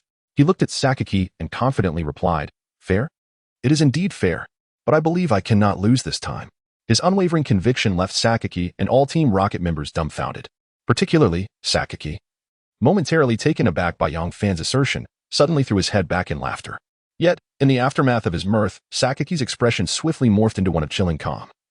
Akin to one gazing upon a dying individual, as he coldly remarked, "Cannot lose? I am uncertain from whence your confidence derives, but once I reduce you to mere fragments, we shall see if you remain unscathed." Nidoking, Rock Slide. A tremor rippled through the ground once more, as an immense formation of boulders descended from the heavens, hurtling towards Yongfan's head. Due to the narrowness and limited height of the cave entrance, the impending rockfall was alarmingly close to Yongfan. He could have reached out to touch it. Observing Yongfan's apparent lack of resistance, Sakaki turned to his subordinates, signaling them to be ready to retrieve Mutwo at any moment. Yet, at that very instant, a dazzling light of evolution flickered around Yongfan. Simultaneously, Shinado, and Gyarados erupted with an aura that rivaled that of Zubat and Arbok. Sakaki, upon hearing the commotion, swiftly turned to assess the situation and discovered that Gyarados had defiantly withstood the onslaught of Nidoking's Rock Slide. Crack. Boom. As the boulders crashed to the ground and shattered, Gyarados had managed to divert the colossal rocks aside. This scene astounded all members of Team Rocket. Could it be that Sakaki's Nidoking was not formidable? That was certainly not the case. Athena had once witnessed Nidoking overpowering Haxorus with sheer force. Thus, there remained only one possibility. Yongfan's Gyarados had achieved a breakthrough in the heat of battle, ascending to the same level as Nidoking, the pinnacle of champions. Athena and Lance exchanged a glance, their astonishment nearly spilling over. This was no mere breakthrough. It was a momentous leap to the pinnacle of champions. Even with their extensive experience within Team Rocket, they could count the number of Pokémon at this level on one hand, excluding those experimented upon by Team Rocket. Nearly all Pokémon at the pinnacle were the mainstays of regional champions or veteran trainers. Now, one had manifested before Fan. Sakaki gazed at Fan, equally astonished. From the outset, Fan's various displays had left him deeply impressed. Could he truly control the breakthroughs of Pokémon? Observing the unfolding events, Sakaki murmured softly to himself. The Pokémon world is vast, and the emergence of peculiar abilities is not an anomaly. Even Sakaki himself enjoyed the benefits of a unique ability. The power of the Tokiwa Stone had bestowed upon him not only physical prowess but also enhanced communication and training capabilities with Pokémon. Hence, he understood well the extent to which a unique ability could amplify a Pokémon's strength. At this moment, he had nearly concluded that Fan possessed such an extraordinary ability, one capable of facilitating breakthroughs in Pokémon during battle. Nidoking, Flamethrower. With a low growl, searing flames erupted from Nidoking's mouth, igniting the air along its path and hurtling towards Gyarados with terrifying heat. This time, Sakaki had set his sights squarely on Gyarados. Undoubtedly, this was Sakaki's test, aiming to gauge Gyarados' current strength. While it was indeed remarkable that Gyarados had physically withstood Nidoking's rock slide, such feats were not beyond the capabilities of a physically powerful Pokémon. As the leader of Team Rocket, Sakaki was unable to accurately assess the strength of Pokémon. Likewise, he could not gauge the extent of Gyarados' improvement. For these reasons, he directed his attack towards Gyarados, the most imposing and seemingly threatening presence on the battlefield.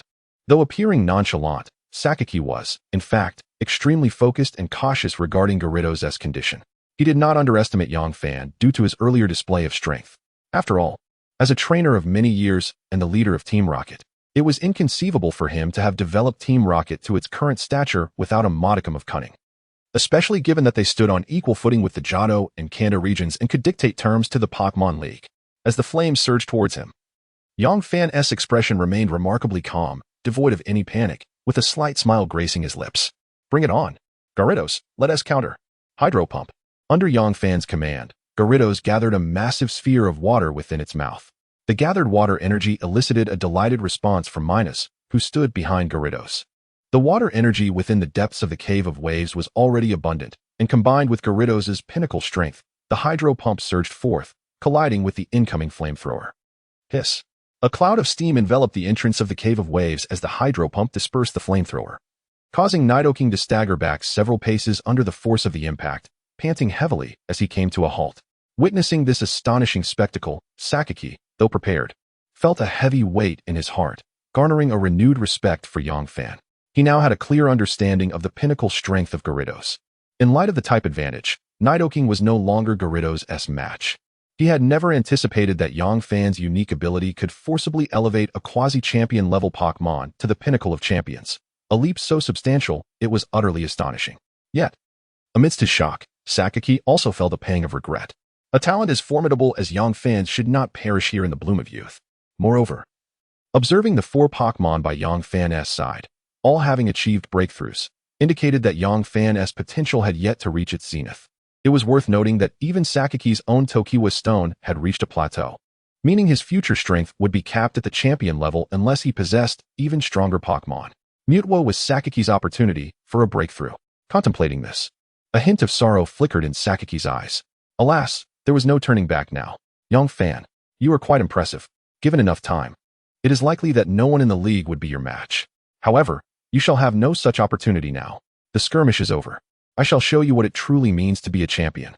The chasm that lies between a champion and a pinnacle trainer is known as the Abyss. Come forth, Charizard. No sooner had he spoken than a Charizard enveloped in orange-red flames materialized upon the battlefield. Charizard, air slash. Take them all outside. At Sakaki's command, Charizard shot to Fan's rear in the blink of an eye.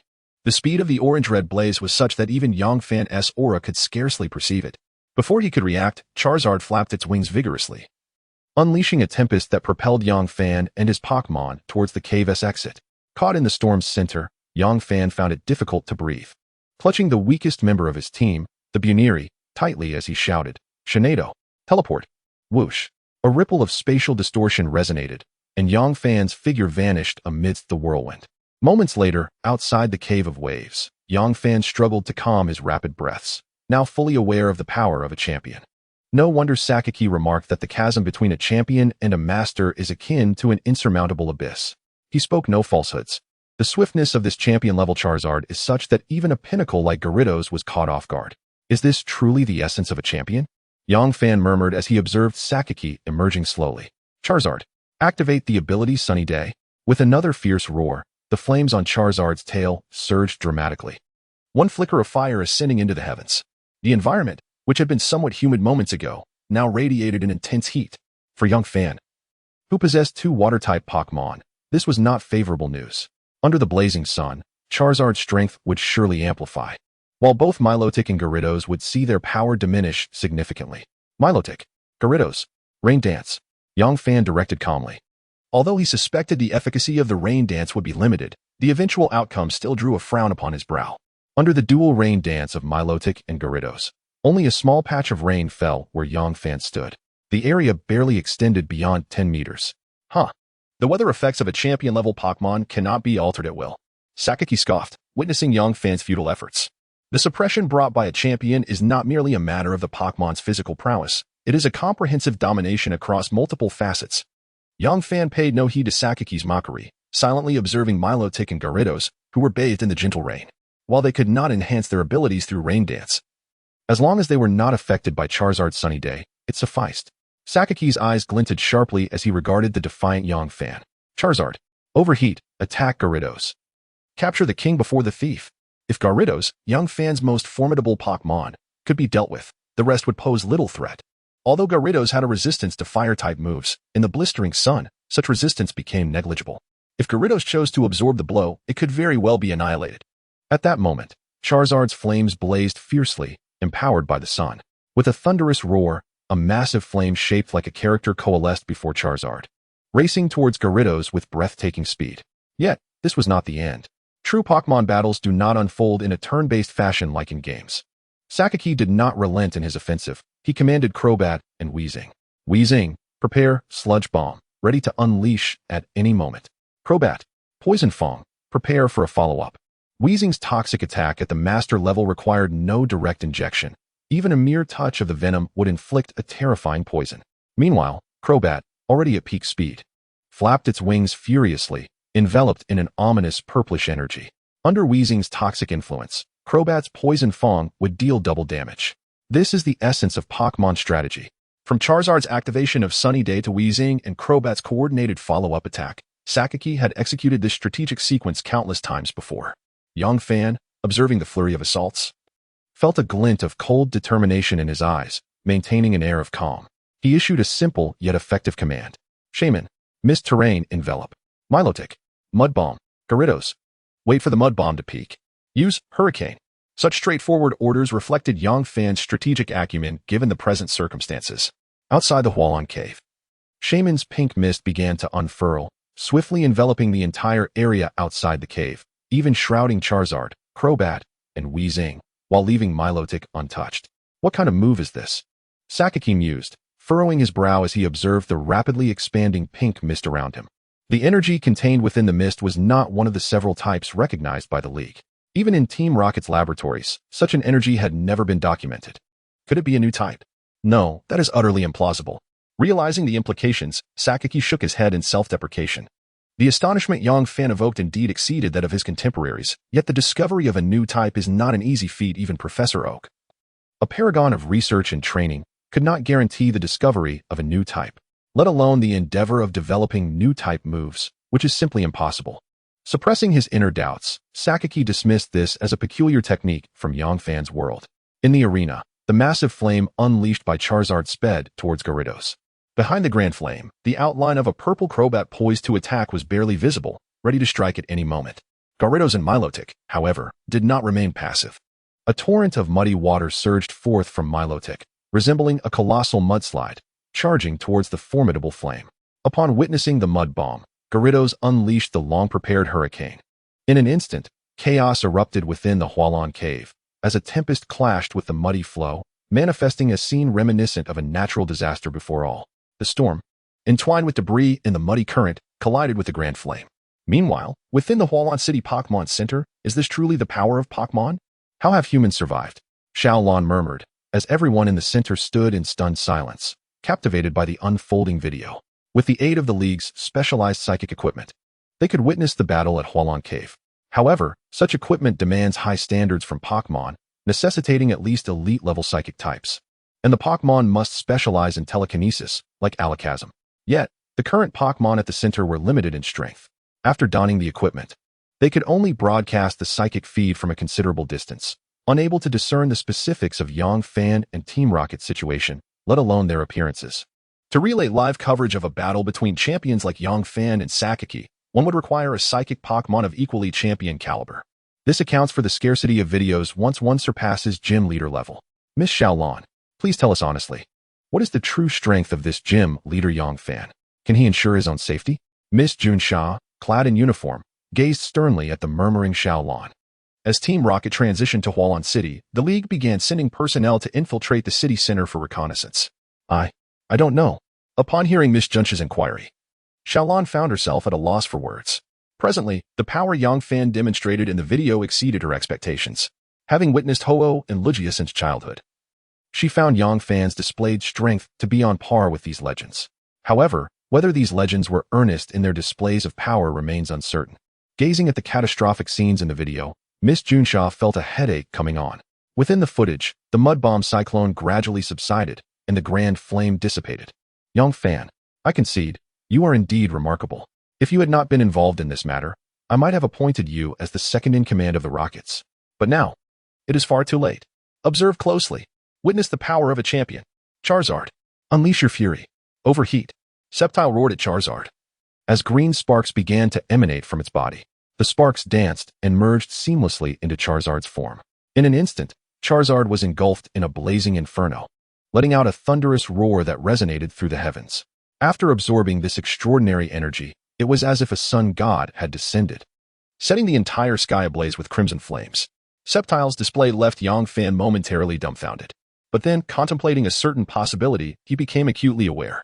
It is crucial to note that overheat is a double-edged sword, inflicting significant damage upon the opponent while severely diminishing one's own special attack capabilities. Such knowledge is taught in elementary school at Pokémon Academy, and Sceptile could not possibly be unaware of it. Therefore, the crux of the matter lies in the life-affirming energy that the aura had sensed moments ago. Yang Fan had not observed the green sparks on Sceptile. Even Athena and Lance nearby had failed to notice them. Unbeknownst to them, this was Sceptile's unique ability, the power of Tokiwa. According to records, the power of Tokiwa possesses the abilities of healing, enlightenment, and affinity. These abilities may be inherited separately. What Sceptile has inherited is the capacity to disregard certain highly detrimental side effects of techniques. Furthermore, through years of practical application, it has also grasped the method to amplify a Pokémon's strength, albeit this ability cannot be sustained for long and is only applicable in battle. One could say that the power of Tokiwa has propelled Sceptile to the champion's pedestal. As Yang Fan gazed at the formidable Charizard, an audacious decision surged forth in his heart. Shiny Gardevoir. Use Taunt on Crobat. Milotic. Employ Aqua Ring, and then prepare for Recover. Boom. With the temperature of Charizard soaring, the very air around them crackled with explosive energy. As the power peaked, smoke filled the arena, and dust danced in the air. The atmosphere was searingly hot, causing Yang Fan's skin to flush a deep crimson, rendering him akin to a cooked lobster. Amidst the smoke, Charizard, with flames flickering white, fixed its fierce, electric gaze upon its adversaries, streams of molten lava coursing down its body. The terrifying heat seemed poised to scorch the very heavens. Witnessing Charizard's overwhelming might, Yang Fan felt a tremor of trepidation, his fist clenched tightly. Is this the caliber of a champion trainer in Pokémon? Indeed, it is. Truly divine. However, Yang Fan was not one to succumb to fate. With a strategy forming in his mind, he focused intently on Gardevoir's taunt. Milotic, the next move is in your hands. 51. A sacrificial strike? Yang Fan's calculations. Under Yang Fan's careful guidance, Crobat, lurking nearby, was incensed by Gardevoir's taunt. Its crimson eyes locked onto Gardevoir as it charged forward, venomous fangs dripping with lethal purple poison. A mere trick. Sceptile scoffed at Yang Fan's actions, dismissing them. Charizard's overheat was primed and ready. There was no way Yang Fan could withstand this attack. Is it merely a trick? You shall soon find out. Hearing Sceptile's mockery, Yang Fan remained unfazed. Now, Gardevoir. Use Teleport to switch places with Milotic. Milotic. Recover. Having reached the elite level, Gardevoir could now seamlessly execute multiple moves. While maintaining the taunt, it exchanged positions with Milotic. This maneuver caused Crobat's venomous fangs to sink into Milotic. Subsequently, a strange purple energy enveloped Milotic, causing it to appear lethargic. This is toxic. After being poisoned, Milotic's body tightened like a rubber band. With its Marvel Scale ability activated, its defenses increased dramatically in its afflicted state. Witnessing this scene, Sceptile erupted in laughter. Young fan, you think your Marvel Scale Milotic can withstand Charizard's overheat? Don't be ridiculous. I doubt Charizard will even need to attack. The poison will incapacitate it. However, Sceptile suddenly froze, for he witnessed Milotic's poison dissipate entirely. Yet, the defensive boost from its ability remained intact. Is this the effect of the mist? Sceptile thought, astonished. After all, Gardevoir had just been enveloped in mist. He noticed the pink haze gradually permeating the battlefield, erasing the signs of Milotic's poisoning. How careless. With the enhancement from Marvel Scale, coupled with its resistance to fire-type attacks, Milotic's defense had reached a staggering level. Most importantly, due to Sceptile's rigorous training, Charizard's overheat, in pursuit of flawless execution, had transformed from a broad-area attack into a single-target strike. If Charizard fails to eliminate Yongfan's main Pokémon in one blow, it shall soon be met with a tempest of retaliation. Was this part of your calculations? Sceptile's gaze darkened as he scrutinized Yongfan. It had been a long time since he felt so thoroughly exposed. Nonetheless, your Milotic must still survive. Charizard, strike Gardevoir directly. Crobat, use Mean Look on Gardevoir. Let's see how it escapes. Upon receiving Sceptile's command, Charizard surged forward, engulfed in flames, like a god of fire charging towards Gardevoir. Meanwhile, Crobat cast its dark, penetrating gaze upon Gardevoir. Within the Mean Look, countless eyes materialized in the void, fixated on Gardevoir. Unable to flee the battle? You underestimate me. Gardevoir, magic reflect, and send it back. Upon witnessing Crobat's Mean Look, Yongfan swiftly commanded.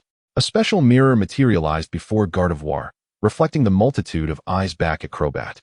Struck by Mean Look, Crobat plummeted from the sky, trembling upon landing.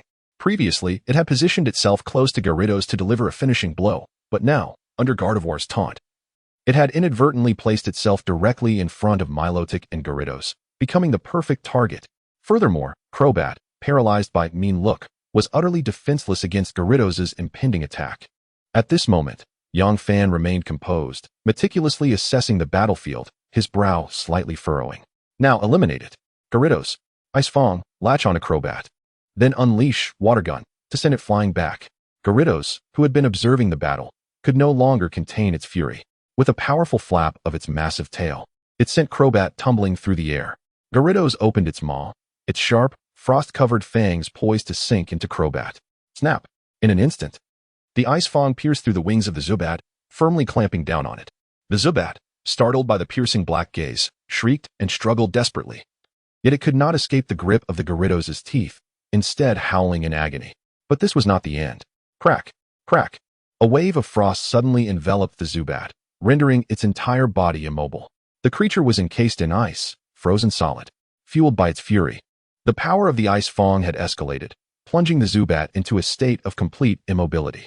This single strike had already placed the Zubat, a fellow elite-level Pokémon, in dire straits. With its wings pierced and frozen, it had lost all ability to continue fighting. At that moment, Gyarados unleashed a Hydro Pump directly toward the Charizard. Meanwhile, Shuppet teleported in front of Charizard, executing Yongfan's concise and decisive orders, seizing every opportunity on the battlefield. After all, this was the essence of true Pokémon battles, starkly different from the turn-based games of the past. Here, unless one was in an official tournament, even the most underhanded tactics could be employed against these villainous organizations. Seizing every fleeting opportunity on the battlefield was essential to turning the tide of battle. At the moment Gyarados unleashed its Hydro Pump, all three Pokémon sprang into action. Shuppet's gaze was sharp as it crossed its arms, radiating psychic energy. The silhouette of Milotic swiftly positioned itself in front of Charizard, just as Gyarados' Hydro Pump surged toward them. In a fleeting moment, a fierce confrontation erupted above the Hualon Cave. Charizard's flames were partially extinguished by Gyarados' Hydro Pump, and the Zubat, propelled by the torrent, was sent flying by Charizard's powerful punch. As steam billowed into the air, Charizard charged straight toward the obstructing Milotic. Boom! A thunderous explosion resonated, sending shockwaves that rippled outward. Even the screens at the Hualon Pokémon Center were affected, losing their images. In Yongfan's vicinity, A humanoid Pokémon descended silently. 52, trapped in despair. The steam enveloped the entire Hualon cave in a thick mist. Looking at the Zubat being knocked back by Charizard, Sakaki observed it struggling on the ground before coldly commanding, Zubat, use Tailwind. Just freed from its frozen state, Zubat quickly rallied, enduring the pain of its pierced wings while flapping them vigorously. Energy from the flying type coalesced, and a powerful gust surged toward Charizard, filling the arena. Tailwind, a formidable supportive move capable of significantly enhancing the speed of allied Pokémon. For a Pokémon of Zubat's elite caliber, doubling its speed was well within reach, allowing it to create a tailwind even at the brink of losing its fighting capability. As the steam dissipated, Yongfan had to concede Sakaki's decisiveness. For a Pokémon on the verge of defeat, to react in an instant and employ a boosting skill, rather than a retreat tactic, was truly commendable. Was this the last flicker of worth extracted from a Pokémon? Once the mist cleared completely, the flames surrounding Charizard gradually subsided. It appeared largely unscathed, though its heavy breathing revealed the exhaustion from the recent overheating. The hydro pump had also inflicted considerable damage. In stark contrast, Milotic was charred black, showing no sign of life, even its breathing seemingly halted. Is it dead from taking Charizard's overheat head-on? Athena murmured. Lance took a step back, sensing the overwhelming power of Charizard. They were unaware of its true strength. Even Apollo, who had always been by Sakaki's side, had no inkling of Sakaki's real capabilities. Yet, looking at the boss's grim expression, Lance whispered to Athena, "The boss doesn't seem pleased." Upon hearing this, Athena glanced at Sakaki, noticing his darkened countenance, which bore no semblance of someone who had just defeated Yongfan. Conversely, Yongfan appeared unfazed by the loss of a Pokémon, even sporting a slight smile. Clap. Clap. Sakaki suddenly applauded Yongfan, saying, "You truly exceeded my expectations. First, you allowed Milotic to feign poisoning, leading me to believe you intended for it to withstand Charizard's overheat. Then, as the steam obscured our view of Charizard, Milotic indeed took the brunt of Charizard's initial assault, but thereafter, you had Shuppet absorb the attack, didn't you?" Sakaki coldly articulated the truth, pointing at Shuppet, which was panting heavily. Yongfan was taken aback. He had not anticipated that his and Shuppet's telepathic coordination would be so perceptively discerned. However, Sakaki was correct. While the steam masked their vision, Milotic was struck by the first wave of overheat, leading Charizard to believe it had successfully hit its target. Yet, in that fleeting moment, Shuppet teleported next to Milotic, expending most of its energy to create a decoy. During the brief interval of Charizard's overheat, Shuppet used psychic power to instantaneously move the decoy in front of Charizard, while it and Milotic returned to Yongfan's side amidst the steam. One could say that Yongfan had foreseen the energy gap in Charizard's overheat, allowing him to manipulate the battlefield to his advantage. Previously, Sakaki had displayed little emotion, appearing rather indifferent. After all, as long as the champion-level Charizard remained, he felt invincible. However, upon witnessing Yongfan's strength, comparable to that of an Elite Four member, and his terrifying control over the battlefield, Sakaki felt there was no longer a need to continue the fight. He repressed his disdain for Yongfan. The fact that a few elite-level Pokémon could push him to this extent was a testament to Yongfan's uniqueness. He could even now engage in conversation on equal footing. Observing Yongfan's subtly smiling visage, Sakaki spoke softly, "You are truly formidable. Even if it were Lance or I at your age, we would fall far short of your prowess. The outcome of this battle is undoubtedly within your grasp. Should I continue to engage in a conventional manner, even champion-level Charizard would be defeated by you. I concede. This battle is yours. However, I have not lost in this matter. Let this all conclude here." At this juncture, Sakaki paused for 2 seconds before coldly stating, "The reason Team Rocket could dominate the Kanto and Johto regions is not solely due to my champion-level strength. To fulfill the ultimate ambition of conquering the world, some sacrifices are inevitable. I have long since given up hope for Mewtwo, but the Master Ball is undoubtedly in your possession. Everyone, release the self-destructing Pokémon." Utilizing the recent favorable winds, all Pokémon mobilized to Yongfan's side to unleash a self-detonation. The Master Ball will not be damaged by self-destruction. This time, you cannot escape. All Pokémon, self-destruct. Upon hearing Sakaki's words, Yongfan's expression tightened, his gaze sharply fixed on all the members of Team Rocket around him. A sense of indignation welled up within. Why do these villains always resort to self-destruction when faced with defeat? If Sakaki's plan were to proceed, nearly hundreds of Pokémon would simultaneously self-destruct. This is utterly horrifying. The madness has reached its peak. Self-destructing Pokémon do not revive. Hundreds of Pokémon would lose their lives. Is this the price Sakaki speaks of? Moreover, if these Pokémon were to self-destruct, The resulting force would be sufficient to level half of Hualan City. The destruction of the Hualan Cave could lead to a catastrophic flood as underground water surged in, potentially burying the entire city. Insanity. Everyone has gone mad. Although Yang Fan had anticipated the actions of these original antagonists from Team Rocket, such a deranged approach was beyond his imagination. Sakaki would go to such lengths for a Master Ball. However, after a brief moment of shock, Yang Fan quickly regained his composure and issued commands. Milotic. Gyarados. Return. Shiny Gardevoir. Erect the Reflect Wall. In the next instant, Gardevoir crossed its hands, conjuring a series of reflective barriers that encircled Yang Fan. All Pokémon returned to his side, their expressions fierce as they surveyed their surroundings. Hey, do you need my assistance? A light, ethereal voice resonated in Yang Fan's mind. 53. Mutwo is ready to act? Gyarados' Mega Evolution. Yang Fan, do you require help? The unique psychic communication of Mutwo suddenly inquired within Yang Fan's consciousness. Although it had expressed a desire to accompany Yang Fan within the Hualan Cave, it ultimately wished to assess Yang Fan's capabilities as a trainer. Otherwise, it would not so recklessly enter the Master Ball. Not for now, Yang Fan replied gravely. Mutwo could not appear by his side just yet. Otherwise, given Sakaki's nature, he would undoubtedly be besieged by various members of Team Rocket. At that moment, all Team Rocket members produced their Pokeballs, forcefully launching the designated self-destructing Pokémon. Flashes of white light flickered across the battlefield, Onyx's, Electrode, Weezing, and more. Every self-destructing Pokémon from the Kanto and Johto regions appeared on the battlefield, surrounding Yang Fan. Moreover, due to the favorable wind skill of the Zubat, all self-destructing Pokémon were currently moving at an accelerated pace, rapidly closing in on Yang Fan and his Pokémon. If all these Pokémon reached Yang Fan, it would result in a complete explosion. Though the Pokémon recently evolved by Yang Fan were at most of elite level, the sheer number of self-destructing Pokémon posed a terrifying threat. The simultaneous self-destruction of hundreds of Pokémon was a scale so dreadful that even Mutwo, capable of contending with legends, could not guarantee a safe outcome, requiring even it to evade the onslaught. As Yang Fan observed the approaching self-destructing Pokémon, his mind raced with thoughts on how to counter the impending disaster. Sweat began to beat on his forehead. This situation was vastly different from before. It was far too harrowing. A single misstep could mean his demise today. The current conditions bore no resemblance to his previous experiences in the real world, where he could evade self-destruction zones using the speed of his Pokémon. This time, the self-destructing Pokémon were targeting him directly. As a human, if he could not dodge even one self-destructing Pokémon, his fate would be sealed.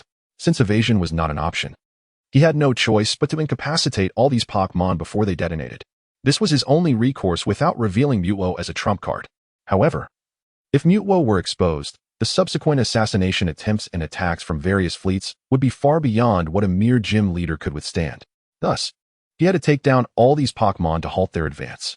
Although the self-destructing Pokémon were only of elite level, Yang Fan's 3 Pokémon could not possibly eliminate them all within mere seconds. This was an impossible task. What could he do? Yang Fan racked his brain, feeling the countdown of fate pressuring him, the specter of death looming ever closer. In that very moment, Gyarados, standing beside Yang Fan, suddenly let out a thunderous roar, glaring fiercely at the approaching self-destructing Pokémon. A notification echoed in Yang Fan's mind. Ding! Gyarados senses your distress and, fueled by anger towards the encroaching Pokémon, has successfully ignited its hidden genes, achieving Mega Evolution without the need for a Mega Stone. Upon hearing this, Yang Fan's eyes sparkled with hope, his earlier anxiety dissipating. He was no stranger to Mega Evolution. Gardevoir had mastered this evolution method in the Hualan Gym, significantly enhancing its combat prowess. However, while Gardevoir excelled at suppressing single foes post-Mega Evolution, its group attack capabilities were somewhat lacking. In contrast, Gyarados' Mega Evolution would grant it a tumultuous surge of water energy akin to the vast ocean. With such immense energy, Gyarados' water-type skills would escalate to an extraordinarily terrifying level. Simultaneously, Sakaki withdrew his Charizard, and the previously sweltering air began to cool, giving way to a torrential downpour. The Rain Dance ability had been activated. This sudden downpour further bolstered Yang Fan's hopes. Sakaki rubbed his fingers together and coldly addressed Yang Fan. Yang Fan, I admire you. At such a young age, you have achieved what others might only dream of in a lifetime. The League even wishes to mold you into a second Red. But what you should not have done is take what belongs to Team Rocket. The League's genius will ultimately fall at the hands of my Team Rocket. Hearing Sakaki's words, a hint of mockery graced Yang Fan's lips as he gazed at him and slowly replied, Do you truly believe I will perish here? This subtly sarcastic retort momentarily stunned Sakaki, who was bewildered by Yang Fan's defiance in the face of certain death. In the next instant, Yang Fan turned to the eager Gyarados, brimming with anticipation to test its newfound power. Gyarados, Mega Evolve, tear these fools apart. His calm words reverberated in the air, and a radiant spectrum of light began to engulf Gyarados. In mere seconds, a Mega Gyarados, twice the size of its previous form, appeared before everyone, leaving all present in a state of awe. The Mega Gyarados has evolved once again. Athena and Lance could hardly believe their eyes. Even Team Rocket had studied the power of this transcendent evolution, yet they ultimately met with failure. To their astonishment, the dream that had eluded them for years manifested before Yang Fan. At the entrance of the Hualong Cave, the aquatic energy danced joyously like butterflies. The torrential rain pouring from the sky seemed to pour all its might into the birth of Mega Gyarados. The rain defied logic, cascading towards Gyarados as if drawn by an unseen force. In the incredulous gaze of Team Rocket, Mega Gyarados was born. The once black-bodied Gyarados now bore faint blue patterns upon its form. Its dorsal fin rose high, transforming with its new size. Countless droplets surrounded Gyarados like loyal subjects honoring their emperor. The most visually striking aspect was the colossal size of Gyarados, now swollen to twice its original form. Roaring fiercely, Gyarados glared down at the members of Team Rocket below, embodying the fury of a tyrant of the waters. This was pure rage. They would be thoroughly crushed. Could it be that this is from the Kalos region? The drenched Sakaki furrowed his brow as he gazed at the transformed Gyarados, murmuring, "The Mega Evolution Stone holds more importance to the Kalos region than life itself. How could Yang Fan possess such a thing?" At this moment, Sakaki's doubts about Yang Fan deepened. Something unattainable even for Team Rocket had appeared in Yang Fan's possession. He inhaled deeply, suppressing his confusion. Gazing at the immense Mega Gyarados before him, he felt an unusual sense of helplessness. The pinnacle of the Elite Four, Gyarados, had transcended the boundaries between Elite and Champion after its Mega Evolution. Not just Sakaki, but all members of Team Rocket trembled in fear at the visually overwhelming Mega Gyarados. Unsure of what to do. At such a young age, its strength was comparable to that of the champion-level Sakaki. Its future achievements were boundless. Team Rocket had truly encountered an insurmountable obstacle. Terror, fear, panic, retreat. Various pessimistic emotions spread among Team Rocket's members the moment Mega Gyarados made its appearance. Even Athena and Lance, who typically looked down upon elite-level trainers, now stepped back in fright, their throats dry as they stammered, "Lord Sakaki, can we really defeat this creature?"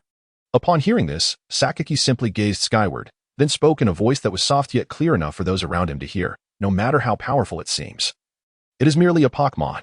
The self-detonation of hundreds of Pokémon could overwhelm even a legendary beast. It cannot remain unscathed." After uttering these words, Sakaki surveyed his surroundings. Seeing his leader remain unfazed, the members of Team Rocket gradually regained their composure. Was this the remarkable influence and charisma of Sakaki? Watching this scene, Yang Fan felt a flicker of admiration for Sakaki. Yet, admiration aside, the enemy remained an enemy. All members of Team Rocket immediately commanded their self-destructing Pokémon to charge at Yang Fan with utmost speed, executing self-detonation. Even if he were a deity, Team Rocket would bring him down. Let us not forget, we have even created deities. With those words, all Team Rocket members surged with newfound vigor, their previous despair vanishing, replaced by boundless aspirations for Team Rocket's future dominance. They commanded their self-destructing Pokémon to sprint towards Yang Fan. Compared to the terror of Mega Gyarados, their ambition to rule the world seemed to drive them into a frenzy. However, times had changed. Mega Evolution had arrived, sacrificing its flying attributes and already disadvantaged speed. Yet other abilities had undergone a terrifying enhancement. Particularly, Gyarados' water-type skills, amid this downpour, were more than sufficient to obliterate these Pokémon. With lowered eyelids, Yang Fan, drenched by the rain, spoke softly, "Gyarados, you surf with all your might. Crush them all." At this moment, Yang Fan no longer hesitated to conserve his strength or ponder whether to spare the self-destructing Pokémon. Team Rocket had come for his life. He only wished to make them pay the price they deserved. Gyarados let out a ferocious roar, and the torrential rain above danced even more joyfully. It was as if an endless ocean had sprung a leak, pouring down relentlessly. Cracks suddenly appeared on the ground, and torrents of water defied logic, gushing back into the earth, forming a sphere of the purest blue water energy, enveloping Gyarados.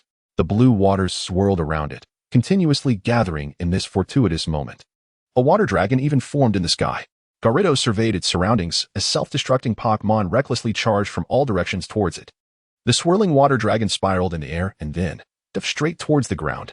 In that instant, countless water currents surged upwards, completely engulfing all the self-destructing Pokémon before the Hualon Cave. Surf. A simple technique unleashed a cataclysmic effect akin to a world-ending flood. The terrifying force of the towering wave drew everyone's attention. Hundreds of water streams erupted like high-pressure fountains, painting Hualon City with a mesmerizing hue. Sharona, who was on her way, gazed in astonishment at the soaring water and hurriedly urged her Garchomp to accelerate. Above in the sky, a red-haired man cloaked in a cape watched as the rain fell unexpectedly. His previously arrogant demeanor turned sharp, and his Dragonite quickened its pace towards the destination. The Alliance personnel at the Hualon City Pokémon Center stood agape, staring at the water gushing from the ground, unsure of how to react. Even Misty, the water-type gym leader, was lost in thought, contemplating the direction of Hualon Cave before hastily making her way there. At this very moment, on the battlefield in Hualon Cave, every self-destructing Pokémon was caught in the terrifying pull of the colossal wave. Unable to endure the agony, they all detonated simultaneously. Boom, boom, boom. The resounding explosions shook the very heavens and earth. Amidst the sparkling water droplets, hundreds of Pokémon were utterly annihilated. Not merely defeated in one blow, but completely crushed within the deluge. In a single strike, countless water columns erupted skyward, drawing over 100 Pokémon into the terrifying waves, obliterating them utterly. This scene plunged all Team Rocket members into an abyss of disbelief and terror. According to Sakiki's assertion, no matter how powerful Gyarados was, it was merely an elite-level Pokémon. It should not have been capable of facing the self-detonation of hundreds unscathed. Such reckless behavior could not be fully withstood, even by certain legendary Pokémon. Yet now, they were witnessing it with their own eyes. Gyarados had effortlessly neutralized their final trump card with just one blow.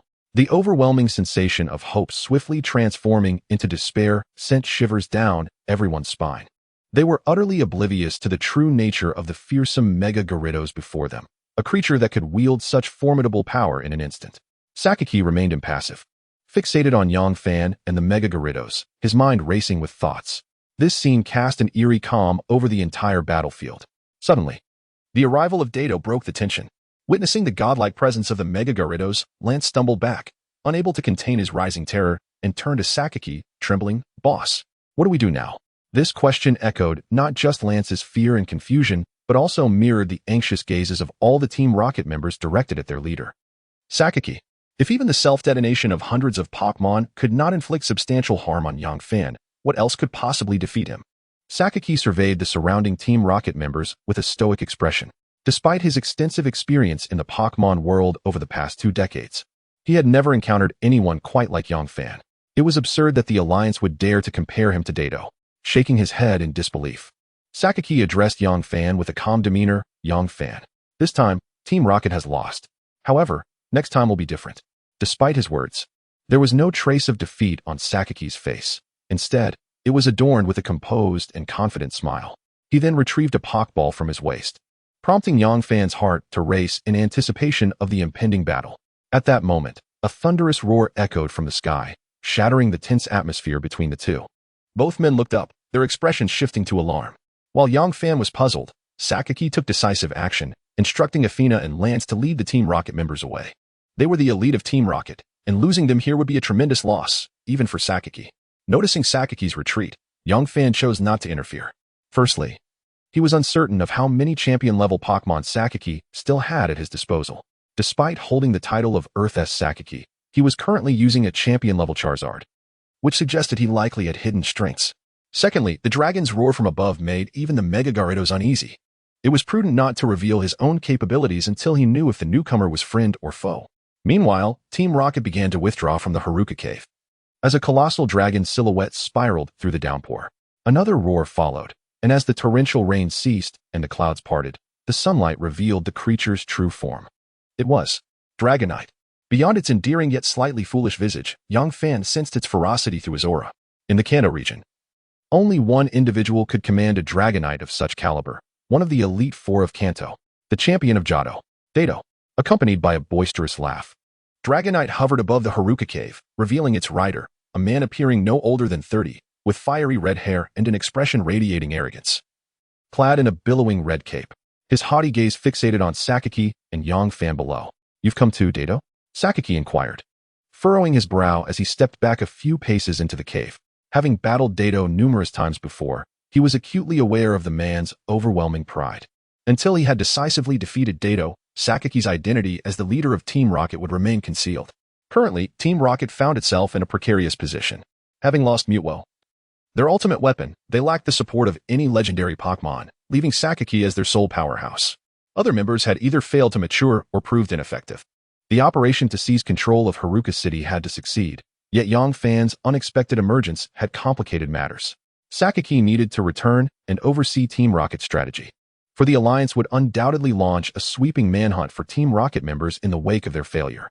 As Sakaki retreated into the cave and Dato remained atop the mountain, Yangfan stood silently, observing. Though Dato was an ally of sorts, Yangfan felt no camaraderie with him, especially given Dato's haughty demeanor. The disdainful glint in Dato's eyes was irksome. It appeared that the Alliance's reinforcements had arrived quite swiftly. Listen, Sakaki, Dato remarked, it's not just because you're facing this formidable gym leader that you're in this predicament. You must realize that you will encounter him at the upcoming Alliance conference. As the gym leader of Tokiwa City, you seem rather incompetent. With that statement, Dato's gaze shifted to Yangfan, revealing a hint of intrigue. However, he was disappointed to find no reaction from Yangfan regarding the revelation of Sakaki's identity. Yangfan remained steadfast, watching the two men banter as if it were mere entertainment. It seems your plans have unraveled, Dato. The failure of Team Rocket's scheme is solely attributed to you, but you must have known my identity all along. It's amusing that even those from other worlds are aware of it, while the Alliance remains oblivious. Sakaki's eyes flickered with confusion as he regarded Yangfan. From the beginning, Yangfan's various abilities had left a lasting impression on him. Yet now, he found Yangfan's lack of surprise regarding his true identity perplexing. After all, even within Team Rocket, few were privy to such information. How had this gym leader from another world come to learn it? In that moment, Sakaki's wariness towards Yangfan intensified. The unknown was always the most daunting. To Sakaki, Yangfan now embodied that uncertainty, a being with unprecedented abilities that could empower Pokémon to surpass their limits. Mega Evolution. Even his casual attitude towards his own identity served as a reminder for Sakaki to tread carefully around this young boy, who was barely past his teenage years. Yangfan, I eagerly anticipate our next encounter, Sakaki said, smiling at Yangfan. Then, as if recalling something, he candidly warned, be wary of this fellow above. He may not appear as simple as he seems. The Elite Four Dato? The Elite Four of Kanto have never regarded the Alliance with any seriousness. With that, Sakaki ventured deeper into the Haruka cave, and Dato, having overheard, refrained from retorting. Once Sakaki's figure vanished into the depths, Dato finally spoke, his tone laced with indignation. I cannot simply disregard your words, and walking away like this, do you not consider me a formidable Elite Four member? Dragonite. Destructive Beam. The dragon beside D opened its wide mouth, revealing sharp teeth. An immensely terrifying power began to converge. Subsequently, a blinding beam of light erupted instantaneously, swift and ferocious, seemingly surpassing the very brilliance of the sun in an instant. It stirred up boundless gales and debris, carving a profound ravine at the entrance of the Hu-El-En cave, before vanishing into its depths. The ground trembled once again with a resounding roar, the violent quaking causing Yang-Fn to struggle to maintain his balance. In that fleeting moment, the entire Hu-El-En cave was enveloped in a haze of dust, with stones flying in every direction. The cacophony of the explosion was so intense that it felt as though the very stones might rupture the eardrums of those nearby. A fierce shockwave, propelled from the depths of the cave, sent debris cascading outward. Shinado immediately conjured an invisible barrier before Yang-Fn, shielding him from the onslaught of explosive force. As the tumult gradually subsided and the dust settled, Yang-Fn lowered his hand, gazing towards the cave entrance. What he beheld left him speechless. The Hu-El-En cave had ceased to exist. A chasm several dozen meters wide now emitted wisps of steam, the entire cave visibly flattened. The overhead walls had collapsed, with countless stones still tumbling down. Observing this scene, Yang-Fn's Pokémon remained on high alert, their eyes fixed on the dragon beside D. Meanwhile, in the place where SNB had vanished, a massive iron Tyrannosaurus stood resolutely atop the chasm, shimmering with a rocky sheen. Indeed, SNB had concealed his true strength. The sight of the iron Tyrannosaurus elicited a bitter smile from Yang-Fn. Now was not the time. D. As SNB's voice trailed off, he cast a glance towards D and Yang-Fn. A sudden sandstorm erupted around him. Once the storm dissipated, SNB's figure had vanished. At that moment, D and Yang-Fn's gazes locked in the void. An ethereal voice echoed within Yang-Fn's mind. Yang-Fn. He is very dangerous. Moreover, I sense another power within him. Yes, I understand. One of the Elite Four of Kanto. He could be considered the strongest in Kanto. But what about that other power? As D approached Ying-Fn, an unsettling feeling arose within him. Ying-Fn detested the look in this man's eyes, a gaze that dismissed everyone as if he were the destined one. Such arrogance and pride could only stem from a trainer who had never faced any setbacks. In contrast to the recently departed SNB, whose demeanor was somewhat sinister yet stable, D appeared infinitely less mature. Ying-Fn, despite possessing a system, had always tread cautiously in the realm of trainers. Ying-Fn, the third one the Alliance anticipates. Jade, the imposing dragon, carrying D, swiftly appeared before Ying-Fn without any motion, merely fixing its gaze upon him as it spoke. Observing D's poised stance, which seemed ingrained in his very bones, Ying-Fn murmured, "Jade? Is that a nickname bestowed upon me by the Alliance?" Surprised by Ying-Fn's apparent ignorance, D unexpectedly shook his head and offered an explanation. Not at all. Jade is a title given by the Alliance to promising trainers. Naturally, you are the third to emerge from the Kanto region. Jade. At this juncture, D paused, contemplating the air beside Ying-Fn. However, he quickly shook his head and refocused on Ying-Fn. In that fleeting moment when D glanced aside, Ying-Fn's heart nearly leapt from his chest. That position was occupied by none other than Mutwo, who had been by Ying-Fn's side since the very beginning. D had the uncanny ability to sense Mutwo's presence. Yet, this exceedingly arrogant member of the Elite Four harbored an inexplicable fondness for him. Ying-Fn, you share my lineage and possess the power of the Waveguide. My dear brother. Upon hearing D's words, Ying-Fn was utterly astonished and quickly retorted, "Brother? I have no siblings. Moreover, I am what you refer to as a being from another world. Don't tell me that my parents were some affluent scions who ventured into the other world for a taste of life." Such a notion was hardly amusing. He was far too busy to entertain such nonsense. Ying-Fn shrugged, recalling his Gyarados and Milotic, preparing to head towards Huel and City. As the other party bore no ill intent, he felt no need for concern. Besides, someone as excessively proud as D would hardly resort to ambush. Ying-Fn preferred to refrain from becoming too entangled with individuals from the Pokémon world. Furthermore, SNB had just mentioned that the Elite Four of Kanto were anything but simple. Ying-Fn did not believe that SNB would intentionally mislead him or employ any underhanded tactics. Rather, that was likely a genuine warning. Observing Ying-Fn's actions, D refrained from further elaboration, merely stating, "Do you truly believe that your father, Ying-Y, went missing due to exploring secret realms?" Upon hearing this, Ying-Fn halted, turning to face D with an inscrutable expression. "What do you know?" D, unfazed by Ying-Fn's demeanor, did not rush to answer.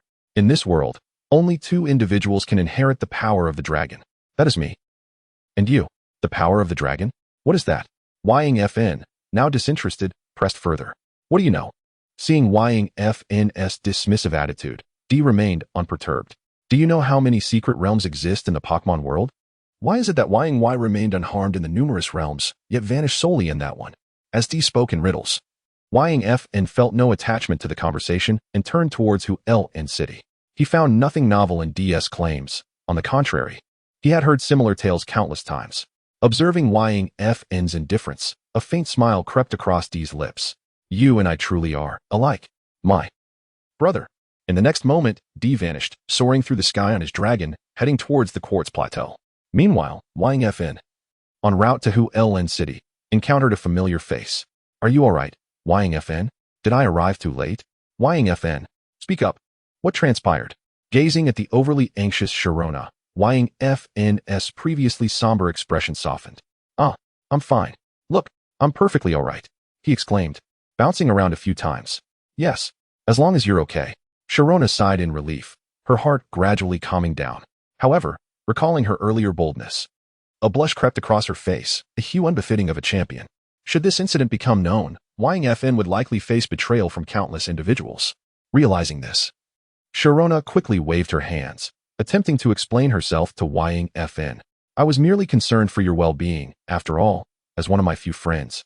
I ought to show some care." I noticed that Sharona's ears had turned a bright shade of red. Ying-Fn chose not to confront her about it. This state of affairs is, for now, quite agreeable for both of them. "Well then, let us take a break in Hualon City.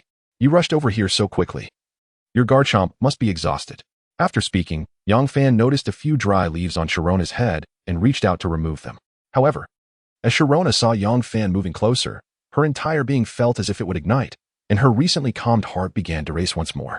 Could it be? So soon? I'm not ready yet. But if it's Yangfan, perhaps it could be acceptable. Sharona's mind was awash with pink bubbles as she stared blankly at Yangfan's youthful, handsome face, involuntarily closing her eyes. Yangfan, reaching out to remove the leaves, was momentarily taken aback by Sharona's closed eyes and slightly raised chin. Yet he quickly recovered, approaching her with a mischievous grin. After a long wait, he felt no soft, moist sensation as he had imagined. Sharona opened her eyes, puzzled, only to find Yangfan grinning and taking pictures of her with his phone. Suddenly recalling her earlier embarrassing actions, she dashed towards him. Yangfan, delete those photos. No way. Keep them. Upon returning to the center of Hualan City, Yangfan found himself under the scrutiny of Miss Juncha from the League, while the League's interviewers eagerly awaited their turn. However, while handling these official matters, Yangfan caught a glimpse of a familiar figure out of the corner of his eye. Was that Shirlu? Upon noticing Shirlu, Yangfan quickly followed her after dismissing all the official personnel. Senior school bell? Yangfan called out hesitantly. Not long after, he sensed that Shirlu had lost considerable weight. Upon hearing the familiar voice behind her, the slender figure in front trembled, then turned around and silently threw herself into Yangfan's embrace. Feeling her silent sobs, Yangfan sighed and asked, Shirlu, why are you here in Hualan City? Aren't you studying with Professor Odom? After a considerable pause, Shirlu finally lifted her head, gazing longingly at Yangfan. Her tear-streaked face showed visible signs of exhaustion, and her adorable eyes were swollen and red. Why haven't you told me about all that has happened to you? Professor Odom hasn't shared any news about you. I only just saw your updates. As she spoke, tears glistened in her eyes once more. I was just trying to spare you from worry. Yangfan replied with a wry smile, scratching the back of his head. He truly did not wish for Shirlu to be concerned, yet here she was, having tracked him down in Hualan City. By the way, Shirlu, how have you been studying with Professor Odom? Seizing the moment while Shirlu was still in a daze, Yangfan swiftly changed the subject. Oh, the people at Professor Odom's Research Institute have been very caring towards me. I've even passed the League's Advanced Pokémon Care certification. At this, Shirlu produced a small red booklet from her pocket, adorned with the League's steel seal and anti-counterfeiting marks. Seeing her expression of pride, Yangfan couldn't help but feel joyful for her, while also being astounded by her talent in Pokémon Care. This was an advanced Pokémon Care license. In the Pokémon world, this credential was a significant hurdle for many Pokémon breeders. The renowned Xiaoxue, from the bustling food street, was among the few who had obtained such a license. Only this achievement alone had ensured her Pokémon Care shop was always busy. Thus, Shirlu's ability to pass the Advanced Care exam in such a short time indeed indicated her extraordinary talent in this field. Congratulations, Shirlu. Have you decided where to go next? The League, perhaps? Yangfan feigned casualness as he inquired, secretly hoping she might join him at his gym. Currently, the Heir gym was in dire need of support and lacked even the qualifications for an official opening, so he did not harbor high hopes for her response. Of course, the League. Upon hearing Shirlu's answer, Yangfan's heart sank a little, and he responded rather perfunctorily. Of course, the League. At the Heir gym, sensitive to Yangfan's emotions, Shirlu quickly clarified. What? The League at the Heir gym? Yangfan found himself momentarily confused. The League at the Heir gym? Wasn't he at his own Heir gym? It suddenly dawned on him that this young lady was waiting to see him flounder. Brother Fan, were you worried that I might choose the League? Shirlu's peculiar tone echoed in Yangfan's ears. You, Shirlu, do you truly wish for that? Yangfan could only smile wryly, then turned serious as he asked. Of course I do. Yangfan, you wouldn't reject me again, would you? Shirlu continued her playful act, her heart secretly reveling. Now you know what it means to underestimate me.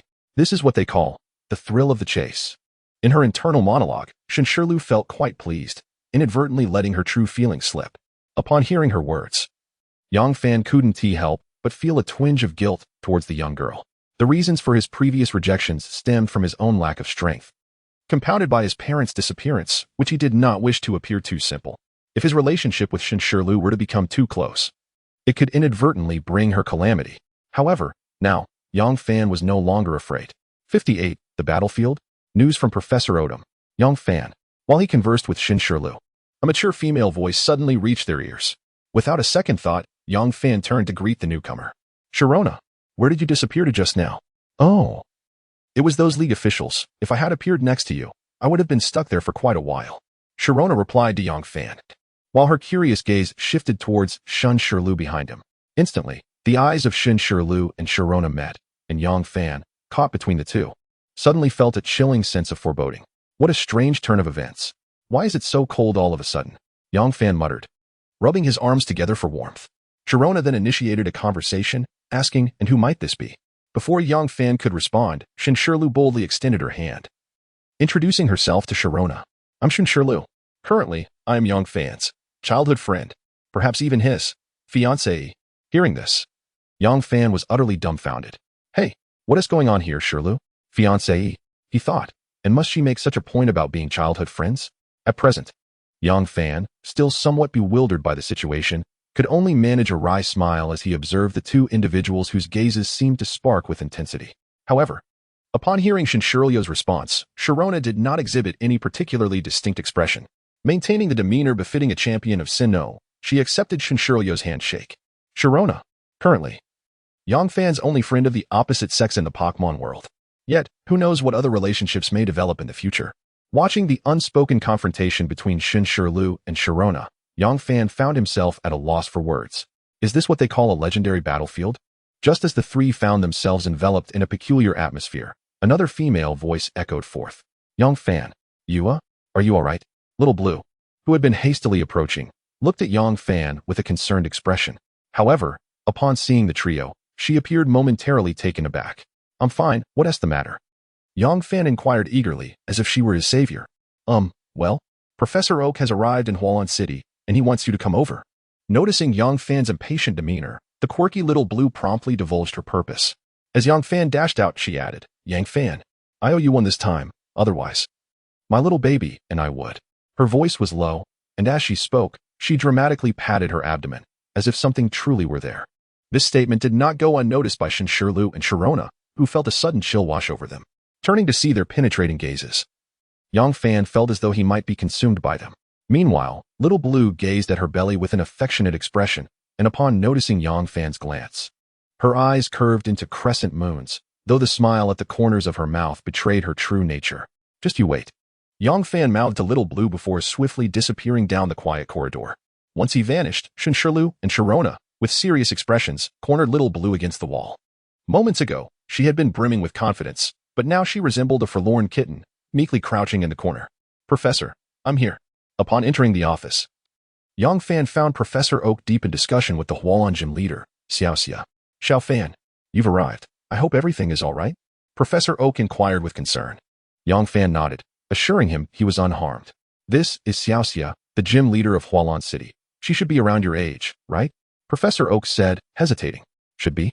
Doctor? Xiaoxia, clad in a blue short-sleeved shirt, retorted indignantly. She then turned to Yang Fan. Hello, Yang Fan. Thanks to you, Hualan City is safe.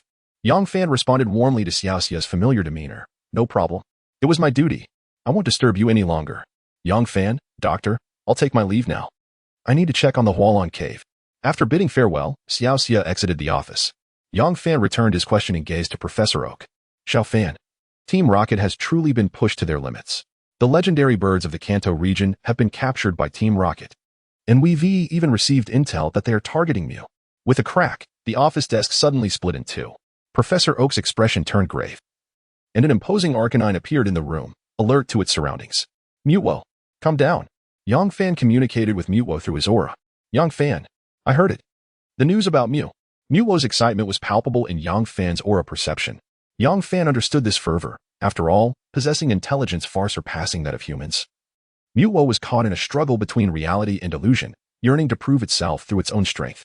This was a sentiment Yang Fan could not sway with mere platitudes. Please, Yang Fan, you said it. The name Mutwo signifies surpassing dreams. I must prove myself. Hearing Mutwo's plea, Yang Fan readily acquiesced. I understand. I shall fight alongside you. Their mental exchange was a fleeting moment. Yang Fan directed his gaze towards the still vigilant Professor Oak, and, meeting his puzzled expression, spoke. Doctor. There is no need to search any further. Everything is fine. Seeing Yang Fan's nonchalant demeanor, Professor Oak did not press the matter. Doctor. Did you just say that the Kanto region's 3 legendary birds have been completely captured? In the Kanto region, the 3 legendary birds, Moltres, Articuno, and Zapdos, were revered as deities. They intertwined with one another, maintaining the climatic balance of the entire Kanto region. The fact that Team Rocket had managed to eliminate them all was a clear indication of their serious intentions towards the League. Yes, not long after the Hualon Cave incident, reports of unusual weather phenomena began to emerge from the locations of the legendary birds. The League's exploration team soon discovered that all three had been captured, leaving behind traces of Team Rocket. Professor Oak continued. Moreover, the presence of Team Rocket has been noted not only in Kanto, but also in Hoenn and Sinnoh. They seem to be searching for the legends left behind in each region. After absorbing Professor Oak's words, Yang Fan fell into contemplation. He pondered why Sakaki would incite such frenzy within Team Rocket. Furthermore, their multi-regional operations were inconsistent with Sakaki's typical modus operandi. 59 Gyarados. Power of the Dragon. In the central office of Hualon City, Yang Fan felt an increasing sense that Sakaki was plotting something ominous. Previously in the Hualon Cave, despite possessing several champion-level Pokémon, he had opted to battle only with a single champion Charizard. Especially after DUI's arrival, the emergence of that Mega Tyranitar was undoubtedly of champion caliber. It could rival DUI's Dragonite. Furthermore, after the battle concluded, Sakaki's remark about the Elite Four in the League not being united left Yang Fan puzzled. Was it a ploy of division? Yang Fan furrowed his brow, unable to deduce the reasoning. Xiao Fan, what are you thinking? Professor Oak inquired, his expression revealing concern. Doctor, what about the Elite Four of the Kanto region? Before Yang Fan could finish, a series of knocks interrupted from outside. Hey, what brings you here? Standing outside were Shirlu, Sharona, and Little Blue, all eagerly peering into the office. Yang Fan, I must return to Sinnoh. There are matters concerning the League that require my attention. Sharona was the first to bid farewell. Yes, I truly apologize for the trouble this time. Don't mention it. Your safety is what matters most. Please take care on your return. Understood. And do well in the upcoming exchange tournament. Farewell. They exchanged farewells, blissfully unaware of the two others at the door, whose eyes were wide with disbelief. Yang Fan then noticed Little Blue grinning mischievously at him, while Shirlu's cheeks puffed up in jealousy, resembling a bun. Yang Fan, I too must take my leave. Thank you for saving me this time. Next time, please do not abandon me. As she spoke, Xiao Lan transformed into a dramatic persona, instantly performing a heart-wrenching scene. My dear lady, you must leave. Seeing Xiao Lan's carefree demeanor, Yang Fan feigned impatience, waving her off. Upon noticing this, Xiao Lan giggled and dashed away. After witnessing this, Shirlu huffed softly before retreating to her room. Observing Yang Fan's discomfort, Dr. Dama could only sigh. Youth. Such a blessing. Xiao Fan, this is the gift I promised you. Dr. Damu handed Yang Fan a Pokeball. What is this? Yang Fan accepted it, lifting the Pokeball. Under the light, he glimpsed the Pokémon within. Garchomp. This is a Dragon-type Pokémon from Sinnoh. This particular Garchomp was part of a pair. You have met its sister before. So, nurture it well, Xiao Fan. I believe in your abilities. Dr. Damu patted Yang Fan's shoulder with a smile. At that moment, a system notification echoed in Yang Fan's mind. Ding. You have acquired your first Dragon-type Pokémon, successfully activating the special Gene Dragon Master within you.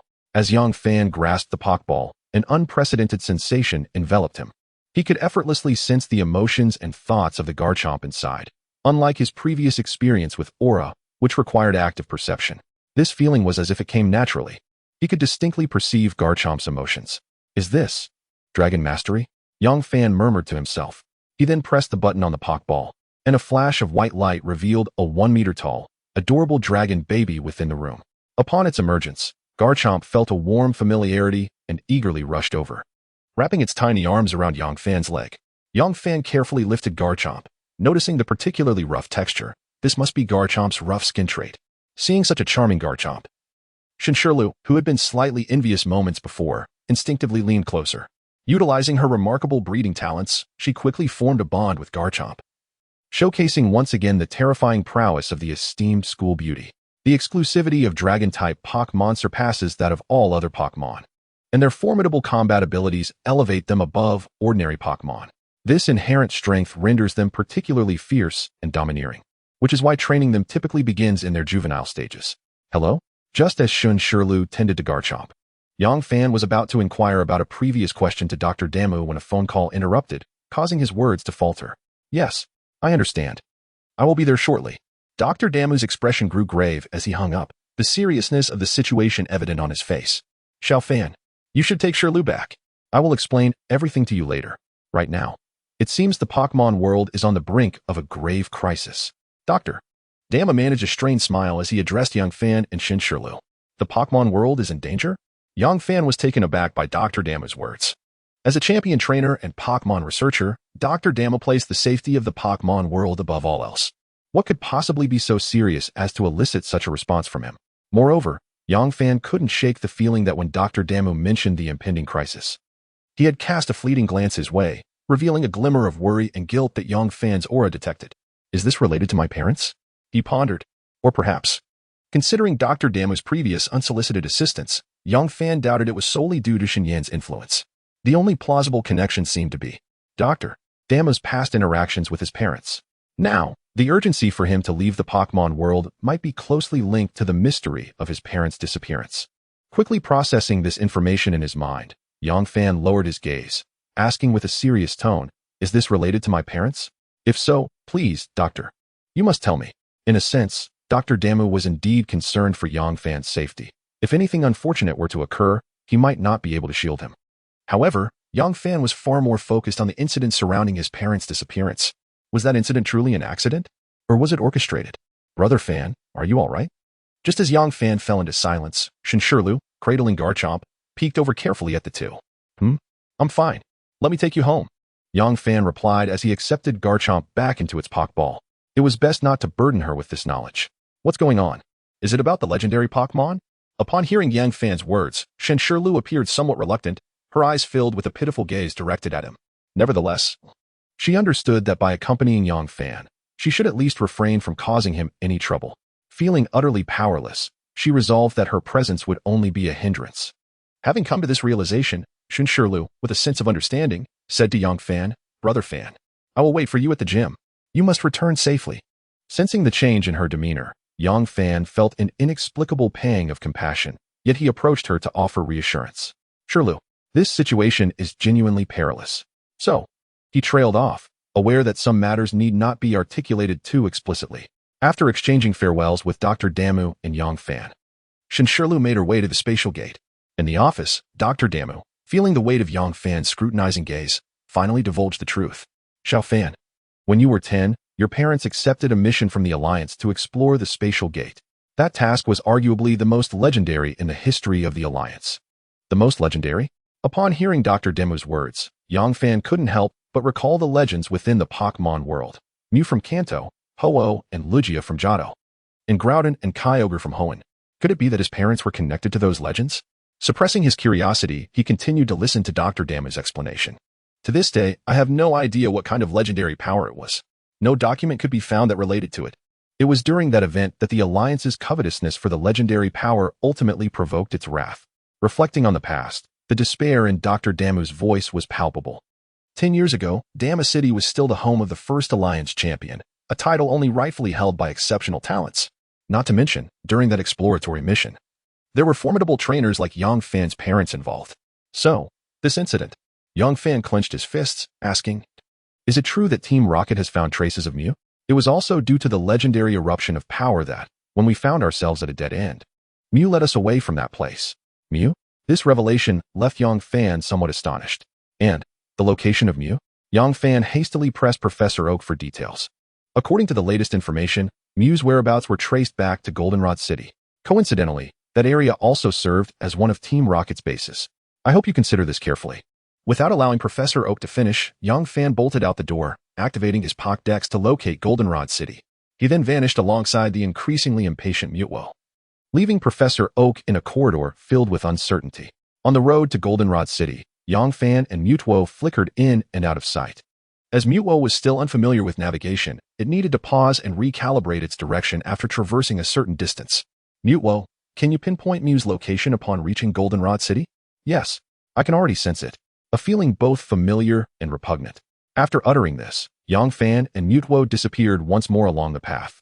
Behind them, a young lady adorned in aristocratic attire trembled with excitement as she hurried towards Young Fan and Mutwo, trailed closely by a butler struggling to keep pace. "Young miss, wait for me." Meanwhile, at Team Rocket's base in Goldenrod City, a member reported to a young girl, "Sir, we have located Mew's exact trail." "Is that so? Continue tracking. Report Mew's position to me at all times. This time, I will ensure it does not escape." After the girl spoke, she vanished from the base. while the remaining Team Rocket members exhibited little surprise. In the nearby forest of Goldenrod City, Yang Fan and Mutwo were attuned to Mew's essence. I can feel it. Its presence is overwhelming. Mew is nearby. With a determined gaze, Yang Fan followed Mutwo's lead without hesitation. Then let us proceed, Mutwo.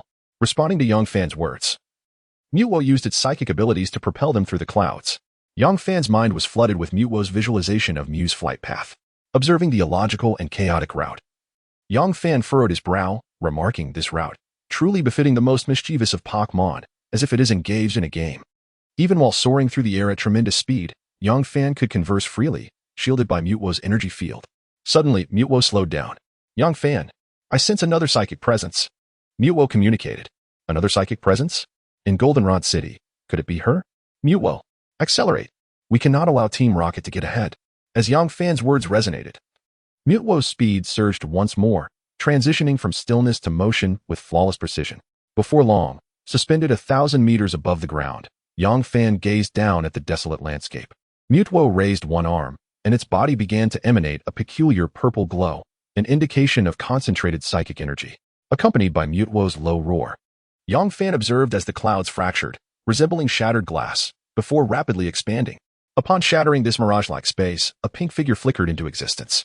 Even with his heightened awareness, Yang Fan could barely catch a glimpse of that figure's fleeting moment. However, Mutwo would not hold back. Born as a combat machine for Team Rocket, it gathered visible psychic energy in both hands. A colossal spoon materialized in Mutwo's grasp, formed from its formidable psychic prowess. With a gentle sweep of the spoon against the earth, a blade of space emerged instantaneously, descending toward the ground. Unlike the grandiose energy clashes of other Pokémon, this spatial blade silently carved a fissure thousands of meters long into the terrain. All objects intersecting with this blade were instantaneously obliterated. This was Mutwo's psychic blade, a power rivaling that of legends, even standing at the pinnacle of legendary strength. I sense Mew's fury. Yang Fan heard Mutwo's voice echo in his mind. Yes, charge ahead. Mutwo, we have little time. Resolve this battle swiftly. Team Rocket is likely closing in. As Yang Fan's words faded, a purple figure streaked across the sky like a shooting star. In his line of sight, a sprawling urban landscape emerged. Mutwo, wielding an aura that made the air tremble, descended from the heavens, crashing into an abandoned factory on the outskirts of the city. An earth-shattering explosion reverberated through the bustling heart of the Johto region. As the undeniable center of the Johto region, Goldenrod City was encircled by Violet City, a Critique City, and Cherry Grove Town.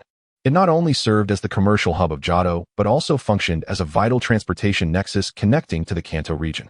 In such a locale, engaging Pokémon in battle and triggering an explosion of this magnitude sent shivers down the spines of every member of the Johto League. Everyone, accelerate.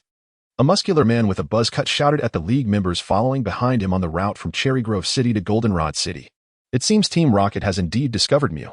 A stylish woman wearing silver glasses chimed in from behind. Team Rocket is serious this time. But I don't understand why there has been no response from the Kanto region yet. I don't know. And frankly, the Kanto region isn't my concern. Aren't you the champion of Kanto? The muscular man rolled his eyes at the woman's remarks, choosing to remain silent and focus on the road ahead. As a dual champion of both the Johto and Kanto regions, Shiba's priorities lay firmly with the Johto League, particularly in light of the absence of a champion in Johto. While Dato was undeniably strong, Shiba's presence effectively curtailed his ascent to the championship title in Johto. Kina, an expert in Ice-type Pokémon, had completely obstructed Dato's path to glory. Although the Johto League lacked a champion, Dato controlled the league's upper echelon of power, with the other three champions orbiting around him. Yet even they remained utterly perplexed by Dato's true desires. Standing nearby, Kina, having spent years alongside Shiba, understood his frustrations. Noticing Shiba's agitation, Kina gently advised, don't overthink it. When the time is right, he will reveal it. After all, during that incident, didn't Dato ensure both your and my safety? He must have his reasons. Perhaps he has yet to come to terms with that affair. Kina mused, shaking his head in self-doubt and adjusting his glasses. Indeed, it has been nearly 10 years without us realizing. I can hardly imagine the extent of that power. In the eyes of all trainers, these two kings were once synonymous with strength. Yet now, they reveal expressions of self-doubt and cowardice, which is nothing short of astonishing.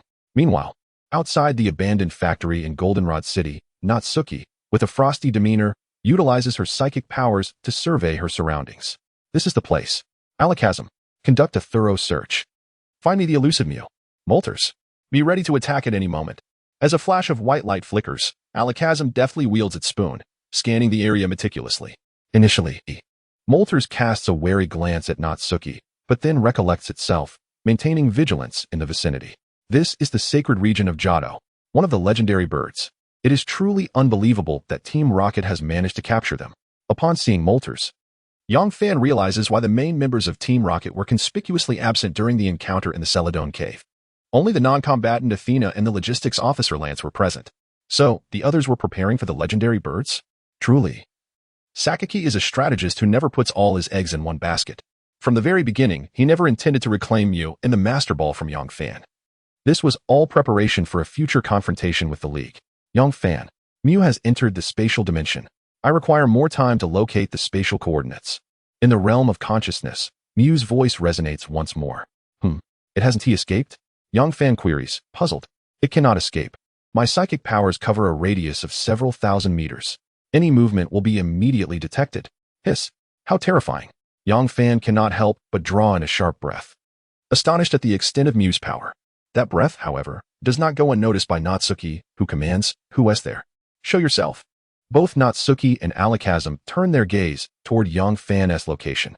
During Alakazam's previous scouting, she had been relying heavily on her psychic abilities. Yet here, her once reliable powers are rendered completely ineffective, dissipating into nothingness. This leaves her in a state of heightened tension. After all, losing her protective abilities after so many years is unnerving. Inside the abandoned factory, the tension is palpable, as if a pin drop could be heard. Natsuki, her anxiety palpable, addresses the source of the sound. If you refuse to show yourself, do not blame me for being impolite. Moltres, unleash a torrent of flames. Instantly, a blaze akin to that of Sakaki's Charizard engulfs the entire factory, reducing some metallic components to molten liquid. The areas targeted by the flames are left charred to ashes. Yet, in Natsuki's expectations, the anticipated figure remains conspicuously absent. Did I mishear? Or is it truly a ghost? The thought of a legendary apparition sends shivers through her body. Meanwhile, Yongfan, having swiftly relocated with Mew's teleportation, observes Natsuki's growing unease. Beneath the crackling flames, he speaks softly. I never imagined that the esteemed gym leader Natsuki of Team Rocket would have something to fear. Do you wish for me to reveal myself? A curious tone resonates, blending seamlessly with the ominous atmosphere, rendering Yongfan's voice darker and more gravelly. Upon hearing this voice, Natsuki's body trembles even more violently. She strives to utilize her psychic abilities to glean information, but under the omnipresent psychic field of Mew, she cannot stir a ripple. Stop searching. You will not find me. If you wish to see me, then I shall appear. As a gentle breeze caresses Natsuki's face, Yongfan materializes behind her, gripping her throat firmly. Now I am here. What shall we do? Feeling the constriction around her neck, Natsuki dares not move recklessly. Yet, upon sensing the heartbeat of the person behind her, she relaxes slightly. As long as it is not a ghost, anything else is acceptable. As Natsuki unwinds, Alakazam quickly reacts, fixating its gaze on Yongfan, its spoon moving erratically. Though Yongfan has successfully taken Natsuki hostage, he remains ever vigilant. Noticing Alakazam's movements, he promptly warns, do not move. Otherwise, you can test whether your psychic powers are faster than my reflexes. Hearing Yongfan's threat, Alakazam's spoon halts, and it looks to its trainer. Natsuki, held captive, can only nod in resignation. She does not believe that Alakazam could handle the stranger swiftly. If her psychic powers were still effective, she might stand a chance. But now, under duress and with her abilities nullified, she can only hope this person will not resort to violence. With these thoughts, Natsuki musters a semblance of a smile, saying, "This young man, can we discuss this matter?"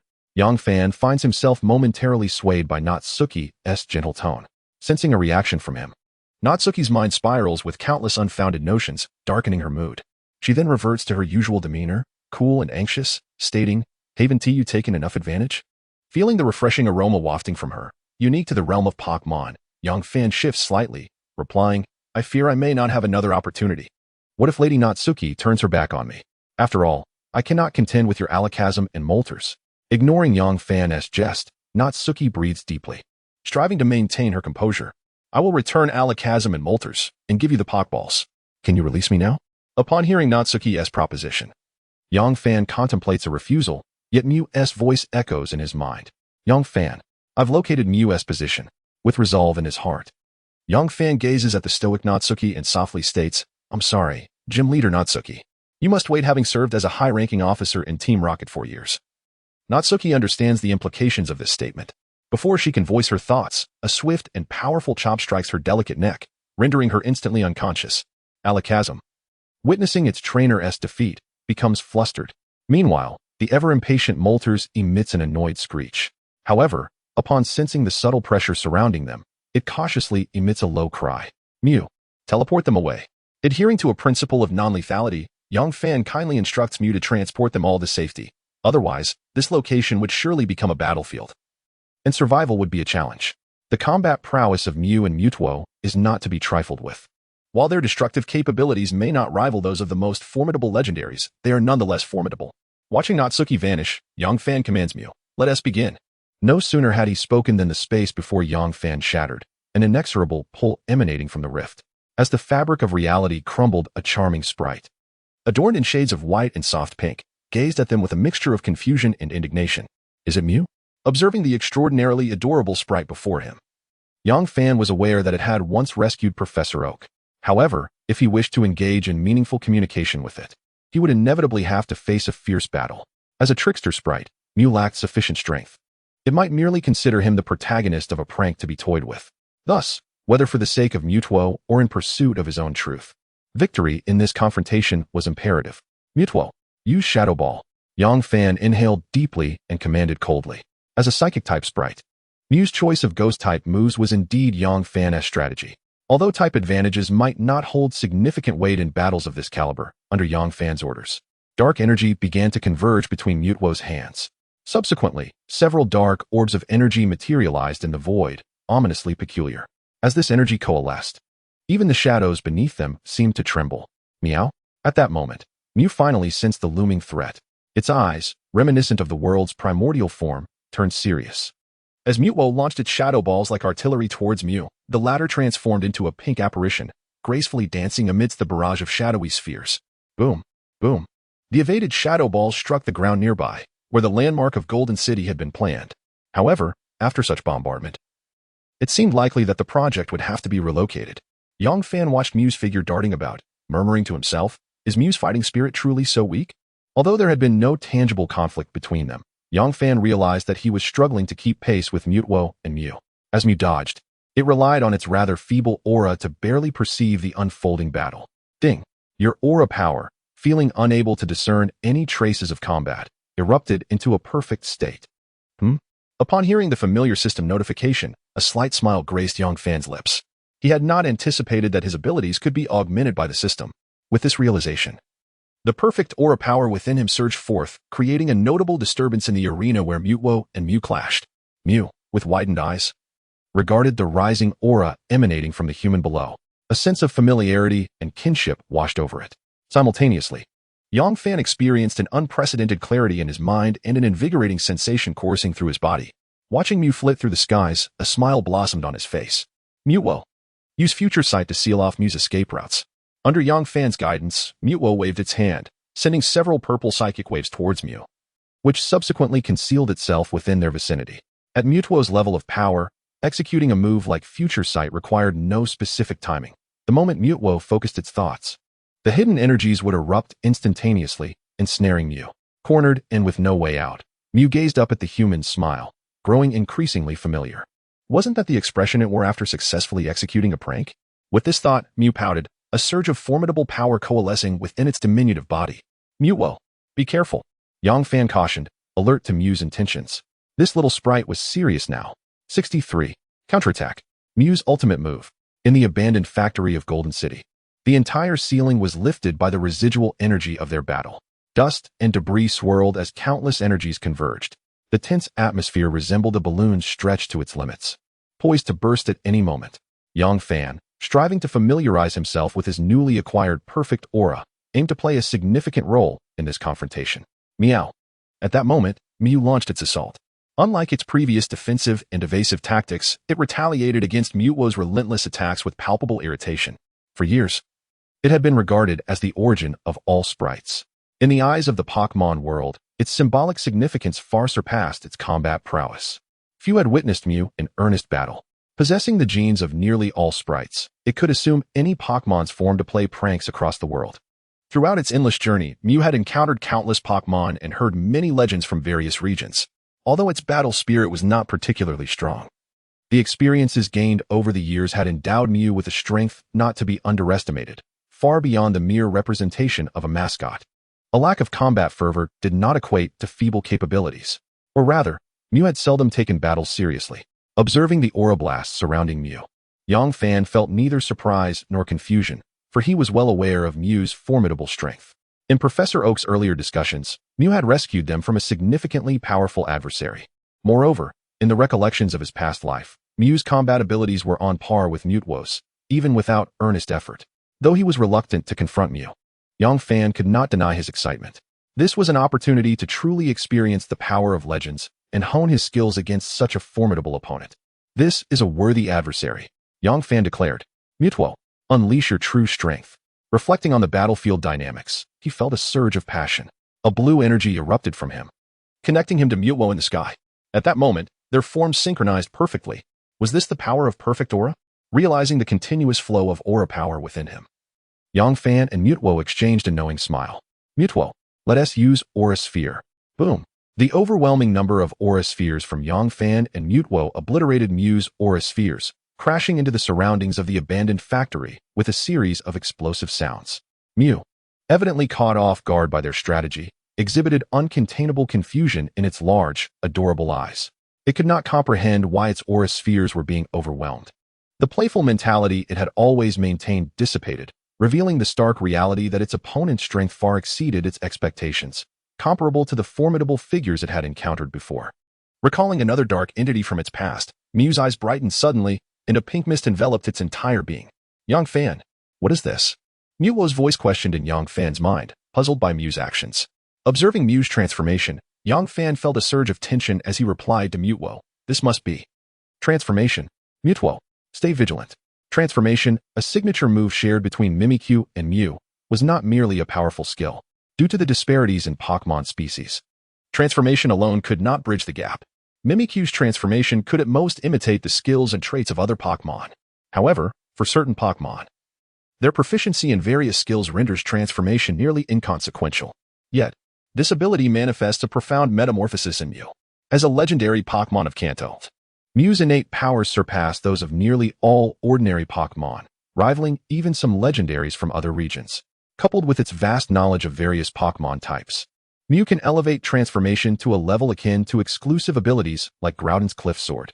Indeed, the very moment Yang Fan's words fell silent, the pink mist enveloping Mew dissipated, giving way to a dense, ominous black fog. The once adorable visage vanished entirely, replaced by an intimidating countenance. The entire Pokémon now appeared as deep and unfathomable as a black hole. This is Darkrai. Mew's movements were relentless. The surrounding black fog surged outward in waves, eroding everything it touched. This was the sinister wave of evil. Observing such a terrifying onslaught and Mew's flurry of actions, Yang Fan's expression bore no trace of concern. In fact, the corners of his mouth lifted slightly, as if he held absolute control over the situation. Darkrai, a being capable of contending with the Sinnoh deities, possessed unparalleled combat prowess. Moreover, as a Dark-type Pokémon, it inherently countered Mew's Psychic-type attributes. Was he not anxious? In a shadowy corner unnoticed by Yang Fan, a mature woman with flowing, light blue hair gazed eagerly at the battle unfolding before her. Beside her lay a Dark-type Houndoom, a stark contrast to her demeanor. Darkrai, let us see how you will fare, she murmured, her eyes fixed intently on Yang Fan. As the ominous wave of evil approached, Yang Fan remained unfazed. Mew, use agility. Evade the evil wave. At that moment, Mew, previously idle, shot forth with the speed of a bullet, enveloped in purple psychic energy. Agility. This technique allowed it to envelop itself in psychic power, achieving an extraordinary velocity. Mew utilized this enveloping condition to breach the attack range of the evil wave. Crucially, since Mew was a psychic-type Pokémon, its mastery over the dark-type abilities following its transformation was still nascent, rendering it temporarily unable to evade. The earlier decision to refrain from attacking with Mew was a deliberate tactic by Yang Fan to observe the timing of Mew's skill activation through its aura. Mew transformed into a streak of light, radiating a purple aura as it surged toward Mew's position. Now, Mew, use the most powerful Aura Sphere. Given the proximity and the fact that Mew's Aura Sphere inflicted double damage against dark types, this strike would undoubtedly be devastating. The decisive battle began. Although Mew's attack was sudden, Mew remained remarkably composed, devoid of any tension that might suggest it was about to be struck by Mew and fall into disadvantage. In a mere 2 seconds, as the aura sphere coalesced in Mew's grasp and neared Darkrai, Mew abruptly reverted to its original form. With its petite frame, it adeptly evaded Mew's assault, resulting in Mew's attack landing harmlessly on the ground below. Boom! An explosion reverberated through the surroundings, sending a gust of wind that tousled the hair of the woman hidden in the shadows. At this moment, both Pokémon in the arena could not conceal the brilliance in their eyes. Although Mew lacked a strong desire for battle, its extensive experience in the Pokémon world made it rare to encounter an equally matched opponent. Coincidentally, Mew met that requirement in Mew, who was eager to prove itself by defeating Mew. Yet, at this juncture, Mew would no longer regard Mew as merely an opponent to surpass. The woman in the shadows felt her spirit ignite at this sight. From their previous encounter, the disparity in their strengths was not glaringly evident. However, under Yangfan's guidance, Mew had gained a slight advantage in prior exchanges, which could hardly guarantee victory. Furthermore, Mew's capabilities had only revealed a fraction of its potential. This slight edge could easily be diminished by Mew in subsequent engagements. Nevertheless, in this initial skirmish, Mew's combat finesse elicited Yangfan's admiration. Upon realizing it could not fully harness Darkrai's power and was on the verge of being hit, it promptly canceled its transformation to evade, seizing that fleeting opportunity. It could be said that Mew's mischievous journey over millennia was no mere pastime. This innate talent for battle and vast experience, when compared to other legendaries who relied solely on their strength, was indeed exceptional and extraordinary. At this moment, Mew, seemingly tranquil, regarded the unfamiliar yet strangely familiar Pokémon across from it, as well as the human below who incessantly mocked it. A sense of admiration overshadowed its anger, awakening its competitive spirit. Despite its desire to engage in a proper battle with Yangfan and this Pokémon, its destination was far too significant. Hastening the end of this conflict was paramount. Simultaneously, it sensed a lurking force in the shadows that made it profoundly uneasy. Meanwhile, far atop Silver Mountain, Data received information from the League. Are the villainous organizations across the regions beginning to stir? Are they seeking out legends? Team Rocket. Huh. Sakaki. You were truly impatient. Standing at the pinnacle, Datu felt a chill from his lofty position. The message he received caused a rare, awkward smile to flicker across his cold features. The world is on the brink of transformation. My brother, are you prepared? With that, Datu vanished from Silver Mountain's peak, leaving only echoes behind. Shiba, Datu has sent word. The operation is about to commence. We must return swiftly. In the support team, Kona, holding a special emblem, spoke to Shiba ahead. The operation is about to begin? But the mission is now? Shiba appeared perplexed. Datu's mention of the operation was something the Elite Four of Kanto were all too aware of. If the operation commenced, it would mean standing in direct opposition to the League. The current League mission was likely. Mew holds certain value for us. Datu's implication must be for us to take immediate action. As for them, it matters not. Kona whispered as his gaze darted toward the front lines. Is that so? I understand. Then let us proceed. After exchanging a glance, Shiba suddenly bent low, adopting a stance of readiness, while Kona sighed and shook his head before summoning a Lapras to leap upon. The two advanced toward the abandoned factory where Yangfan was situated, under the astonished gazes of all the trainers in the team. At this moment, within the abandoned factory, Mew appeared somewhat anxious, its large, adorable eyes fixated on Yangfan and Mew. A surge of indescribable energy coursed through its being. Then, the entire form began to undergo a gradual transformation. Unlike the previous metamorphosis of Darkrai, this time, Mew's transformation appeared to be more deliberate and slow. Energy began to flow continuously from the surrounding space into Mew's body. With a resounding cry, Mew's entire form began to strengthen, its silhouette flickering amidst the shifting spatial dimensions. When it reemerged, it had assumed an entirely different shape. Its body was entwined with purplish-red stripes, adorned with disc-like appendages embellished with purple stripes, and two formidable tusk-like protrusions flanked its mouth. This was, upon the sight of this Pokémon, the mature woman lurking in the shadows was rendered speechless by astonishment. Yangfan, too, bore an expression of grave seriousness. Palkia, one of the deities of time and space from the Sinnoh region, the guardian and creator of space, a legendary being of unparalleled strength. Yangfan inhaled deeply. To say he was not anxious would be a lie. Confronted with Mew, which bore an uncanny resemblance to the true Palkia, he felt a palpable sense of pressure emanating from this legendary figure. Even Mutwo found it difficult to act under this overwhelming aura. Was this the true power of Mew? As Palkia unleashed a spatial blade, ripples of energy surged through the space beside Yangfan. The observer hidden in the shadows now fully revealed herself before Yangfan and Mew. How did she arrive here? Yang Fan regarded her with a fleeting sense of curiosity before dismissing her presence. The current battlefield was not one she could simply escape from. Human, I acknowledge your strength. But if you continue to fight, Mew, transformed into Palkia, spoke with an unprecedented boldness. Though its words trailed off, Yang Fan discerned the underlying significance. Were it not for Mewtwo's connection, he would genuinely wish to foster a cordial relationship with Mew.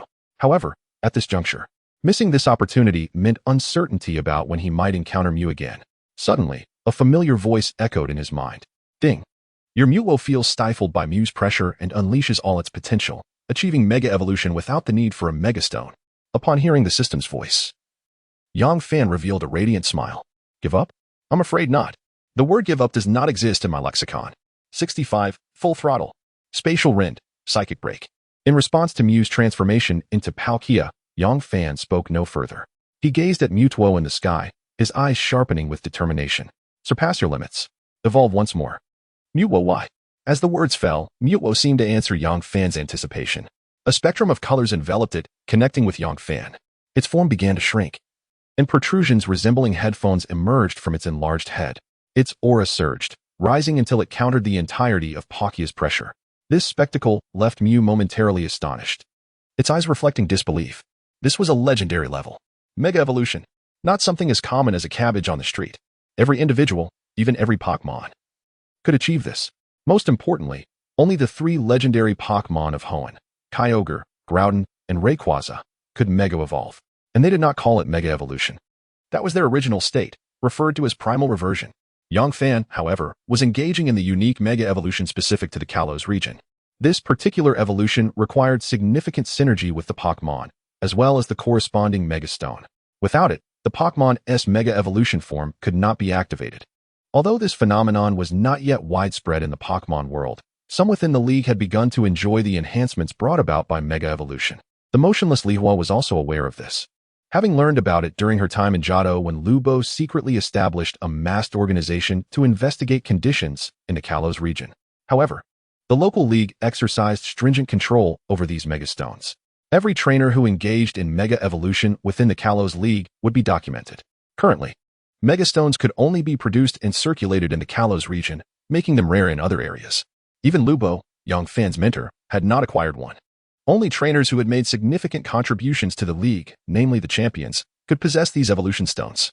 For those champions at the pinnacle of the trainer hierarchy, the league would spare no effort in providing resources if there was even a slight chance of further enhancement, no matter how negligible. This was the significance of being a champion. The distinction was worlds apart from that of an Elite Four trainer. Yet now, this enigmatic youth before them possessed a Megastone capable of enabling a legendary Pokémon to evolve once more. This revelation left Lihua astonished and perplexed. Meanwhile, on the battlefield, Mew did not linger in its astonishment. After a brief moment of shock, it prepared to launch another assault. Human and unknown Pokémon. Behold, this is the wrath of the divine. Upon hearing Mew's proclamation, Yang Fan narrowed his eyes and murmured, "Are you intending to settle this with a single strike?" As expected, after uttering these words, Palkia began to emanate black spatial energy, spiraling and condensing in front of it. Spatial Rend? Yang Fan observed as the sky above fragmented, becoming part of Palkia's power. Spatial Rend was Palkia's signature move, possessing the ability to guarantee a hit and double the damage. Even the true Palkia would carefully consider the implications before using this technique. Following its execution, it would enter a state of fatigue, causing all its abilities to diminish. Thus, Palkia would only resort to this move during a genuine confrontation with Dialga. Yang Fan felt a thrill of exhilaration, his lips curling into a slight smile. Throughout his extensive training in Pokémon battles, he had never experienced such an exhilarating clash. On one hand, Mew's strength was indeed formidable. On the other, battling a legendary without the concern of underhanded tactics was liberating. Taking a deep breath, he smiled faintly and resolutely declared, "Then let us determine the victor with a single strike. Mewtwo Y, unleash Psychic Break with all your might." Psychic Break was also Mewtwo's exclusive move, wielding immense power, albeit with a significant backlash. Most importantly, while it was a special attack, its damage calculation was based on the opponent's defense. Facing a Palkia with seemingly superior special defense, Psychic Break was the optimal choice. Moreover, Yang Fan believed that this was the moment of the ultimate showdown. As he gazed at Mewtwo, brimming with psychic energy and ready to unleash its ultimate attack, the tension in the air was palpable. Dream was momentarily taken aback. Then a faint smile emerged in her heart for the unknown sprite and the human commanding below. Regardless of the outcome of this battle, she held a profound admiration for this duo. Throughout the encounter, Yang Fan exhibited no desire to subdue her and refrained from employing any unscrupulous tactics. The contest was purely a display of the sprite's prowess and the trainer's combat experience. Furthermore, since all her familiar sprites had succumbed to slumber, this marked Dream's first encounter with a worthy adversary. Had she not been preoccupied with more pressing matters, she might have genuinely enjoyed engaging with the human below. Nonetheless, this moment could be deemed the most favorable conclusion. At this juncture, the ether rift was poised to unleash its power, with countless shards of space coalescing and swirling before her, as though drawing in myriad worlds. Concurrently, Mutuo concentrated all its psychic energy into its hands, forming an enormous, yet unassuming, spoon that exuded an ethereal aura. This was the ultimate strike from both sprites, a clash between the ether rift and psycho break. With a resonant roar, Palkia let out a thunderous cry, unleashing a terrifying force that pierced the heavens, creating dark fissures in the sky. A subtle sound of space fracturing reverberated around them as countless shards surged towards Mutuo. Simultaneously, the spoon in Mutuo's grasp descended, emitting an inaudible wave that spread outward. With a faint sound, the surroundings seemed to dim, enveloped in an oppressive silence. In a direct confrontation, the ether rift and psycho break did not possess overwhelming grandeur. Yet the terrifying power they encapsulated caused the wild sprites nearby to tremble, fleeing the area in desperation. In the darkness, one glimpses the light. In silence, one hears the thunder. As the ultimate moves collided, all things lost their inherent luster, disintegrating into ash amidst the terrifying, silent energy. After the smoke cleared, who emerged victorious? In the aftermath of their clash, Pear Blossom's eyes were devoid of color. Moments later, the most potent energies were thoroughly expended, leaving behind a swirling cloud of smoke that enveloped the battlefield, obscuring the true state within. Yang Fan's aura, amidst the chaotic energy, could not discern what lay at the center, and he could only furrow his brow in anticipation. Meanwhile, Pear Blossom, regaining her senses, clenched her fists, awaiting the final outcome. Should Yang Fan truly triumph over Dream, it would signify that yet another individual could capture the legends within the Pokémon realm. After several seconds, the dissipating smoke gradually unveiled the central area. Mutuo and Palkia, in their transformed states, stood resolutely, their bodies marred by countless wounds. Both sprites heaved heavily, having reached their limits. Upon witnessing the battlefield, Yang Fan exchanged nods with Dream, their eyes reflecting mutual admiration and respect. Only they, closest to the battlefield, could truly appreciate the magnitude of the skills that had just erupted. Had such a display occurred at the prestigious Alliance conference, it would undoubtedly attract throngs of trainers, igniting worldwide astonishment and propelling them to the pinnacle of the global stage. Just as their gazes locked, an inconspicuous wave of darkness swept past Mutuo and Dream like a gentle breeze. Their bodies swayed, reverting to their original forms. In disbelief, Dream collapsed, her eyes swirling in confusion. Clearly, she had exerted herself to the utmost, unwilling to fall before Yang Fan and Mutuo. Yet, unexpectedly, she was outmatched by an unassuming woman nearby. Had she truly lost? In that instant of defeat, Dream recalled every battle she had fought since her inception. From encountering her first formidable foe to her travels across various lands, encountering many companions of her era, she had never lost before, nor had she ever fallen before a sprite or human. Yet now, she had been vanquished, defeated by the straightforward trainer before her, and by an entirely new sprite. She had succumbed to humanity's inherent flaws. Though she recognized the minuscule gap in strength between herself and Mutuo, she still fell first after sustaining an attack. Ultimately, she had lost. With a flicker of anger in her eyes, accompanied by an acknowledgement of Yang Fan, she lost consciousness. Upon seeing Dream collapse, Yang Fan was initially astonished, never having anticipated victory in this battle. The reason for his success, it seemed, was the intervention of the champion behind him. Despite having gained a slight advantage in prior skirmishes, defeating a legendary sprite head-on had slipped away. At this moment, Yang Fan felt an unsettling sensation, devoid of joy at having genuinely defeated Dream. He swiftly turned to glare at the woman who had gone unnoticed, asking in a low voice, "You intervened?" Hearing this, Pear Blossom smiled wryly, looking at Yang Fan with amusement. "Little brother, I would never miss such a splendid opportunity. You must be exhausted now, and can your remaining sprites still fight?" After uttering this, although Pear Blossom found Yang Fan's victory over Dream hard to believe, she saw an opportunity too good to pass up. Yet, she remained vigilant. aware that a trainer capable of commanding the sprite who had defeated Dream could not be underestimated. Young Fan, Mutuo, struggling to maintain its composure, attempted to rise in aid. However, after the fierce battle, it too was grievously injured, and having been ambushed by Pear Blossom's malevolent wave. It was fortunate to still be standing.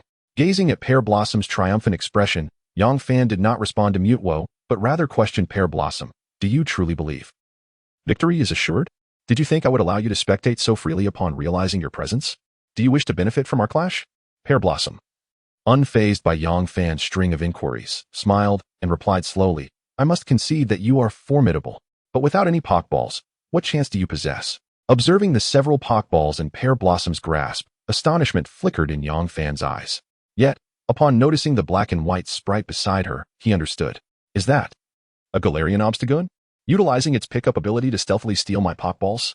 I must say, your nature is rather devious. Yang Fan's voice grew cold as he spoke. Upon hearing Yang Fan's words, Li Hua felt no discontent. Instead, she clapped her hands joyfully and exclaimed, "Ha, you're too kind. The allure of the dark type is not something everyone can appreciate. Little brother, I have high hopes for you." However, before she could finish her sentence, Yang Fan abruptly interrupted her. Do you truly believe you have me under control? Seeing the hint of a smile on Yang Fan's face, an unsettling feeling suddenly washed over Li Hua. She quickly commanded her companion, Hailugia, stay alert and protect me. Yet, it seemed her warning came too late. Yang Fan remained silent, but in the center of the battlefield, formidable attacks erupted unexpectedly. Is this foresight? When did you attain such power? Li Hua's words trailed off as she saw Yang Fan's figure flicker and appear right before her. Hailugia, noticing the impending strike, instinctively positioned itself in front of its trainer, baring its sharp teeth at Yang Fan. Observing the razor-sharp fangs of Hailugia, Yang Fan enveloped his arm with aura and delivered a powerful punch. Hailugia, sensing no fear from the human before it, lunged forward. However, it was met not with the anticipated shattering impact, but rather with a thin barrier that hindered its attack. Yet, even so, Yang Fan's arm was left bloodied from the fierce bite. At that moment, the foretold attack arrived. Under the guidance of Mutuo, several strikes swiftly knocked the Pokeball from Li Hua's grasp, with one particularly forceful hit striking the button of the ball. What? Is this bad? As Li Hua witnessed Yang Fan risking himself to restrain Hailugia, she realized the gravity of the situation. When her Pokeball was sent flying, she understood Yang Fan's intent.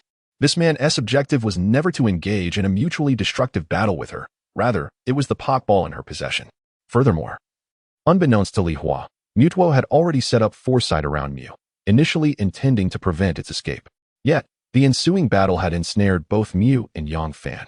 I told you, do you truly believe you have me at your mercy? Yang Fan pressed his bloodied arm down, a smile playing on his lips. If his aura was not mistaken, the Pokeball struck by foresight contained his shiny Gyarados. Gazing at the grim expression on Li Hua's face, Yang Fan declared coldly, Gyarados, arise.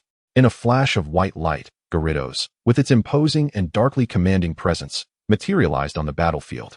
Li Hua, although I am unaware of your reasons for being here, since you have chosen to act, you must bear the consequences.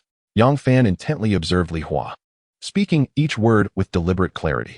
It was evident that Li Hua had not appeared here without purpose. As a champion from the Johto region, she would not simply wander into the Kanto region for leisure, especially with the formidable Lance, who had ascended to the pinnacle of the Pokémon world, backing her. Without a compelling mission, she would not abandon her territory lightly. Now, faced with Yang Fan's resolute demeanor, Li Hua could not help but admire his decisiveness. She had put herself at risk while simultaneously plotting her escape route, remaining calm even in dire straits. However, she retorted with a manic smile. But I have not lost yet. Hailugia, use Bite on Gyarados. Li Hua commanded, showcasing her shrewdness. Even Yang Fan regarded her with newfound respect. Faced with the disadvantage of type, she opted for a move that utilized her opponent's strength against them. This Johto champion possessed an astute understanding of dark-type Pokémon and their techniques. Gyarados, use Surf to push it back. Yang Fan's command was straightforward. With its peak prowess as a champion, Gyarados' every action could induce significant changes. Especially in a state of extreme anger, Surf seemed to conjure a tempest, akin to a small sea's waves.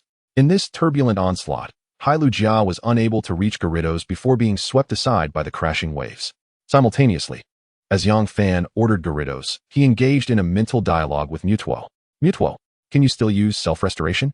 I have recovered a bit of strength, but I can still manage self-restoration. Mutuo responded.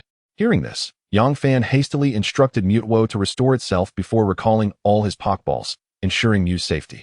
Although Mutuo's movements were subtle, it was important to remain vigilant against an opponent of Li Hua's caliber.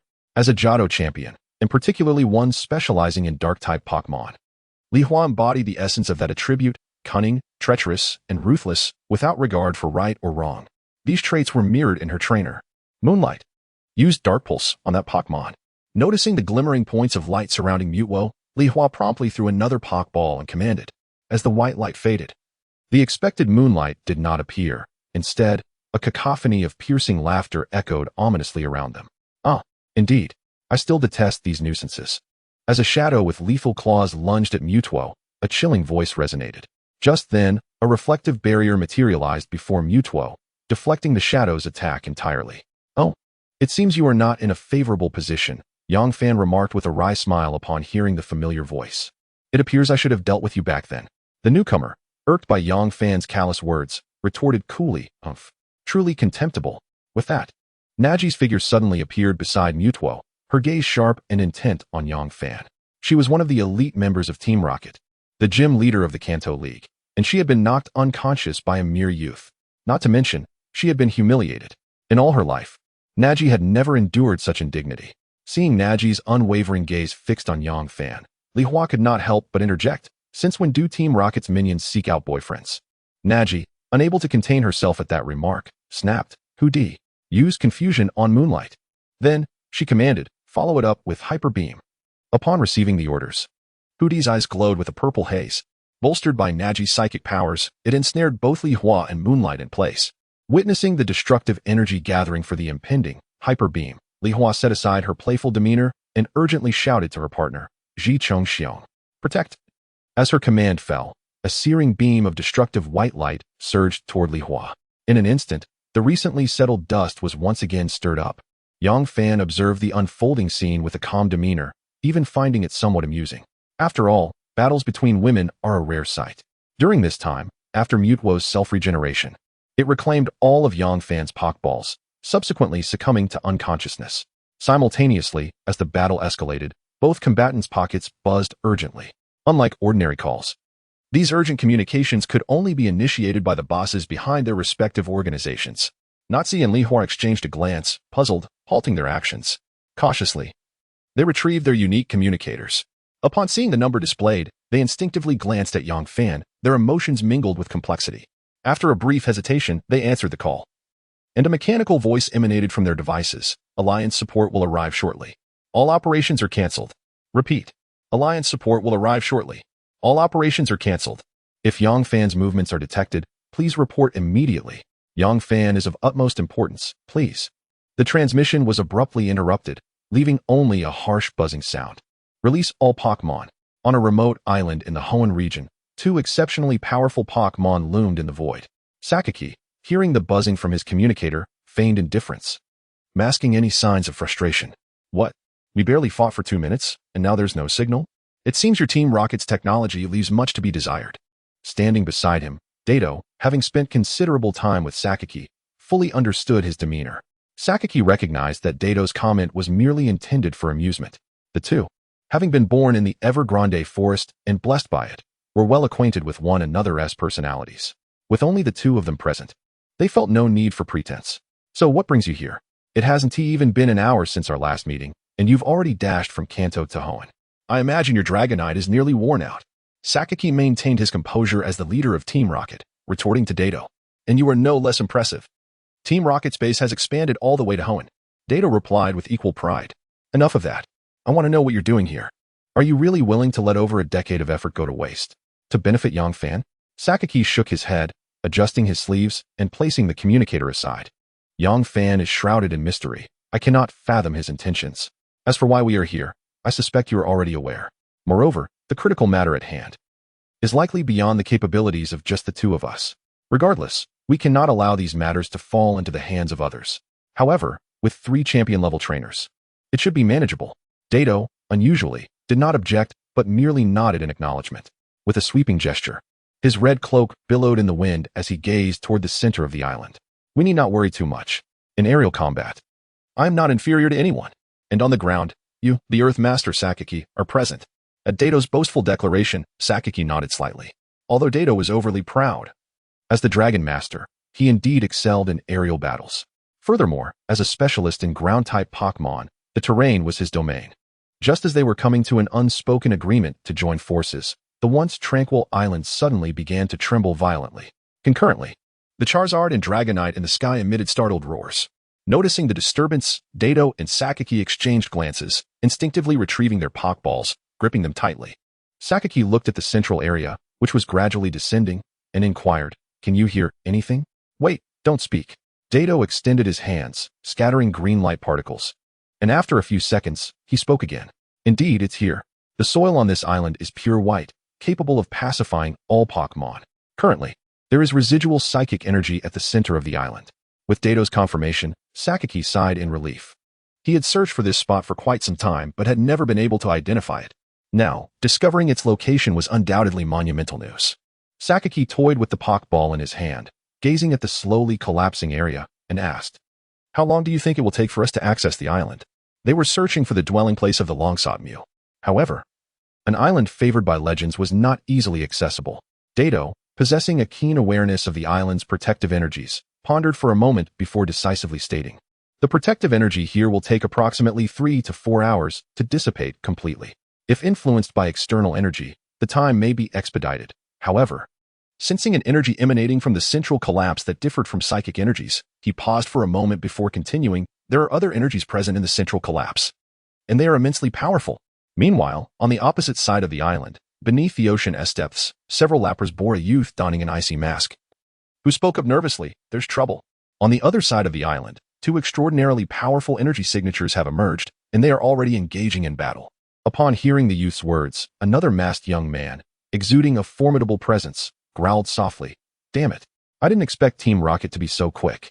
What is Li Hua doing? Has she not located Yang Fan yet?" As he spoke, the young man glanced at a silent elder with white hair at the center. "Isher, you're becoming impatient."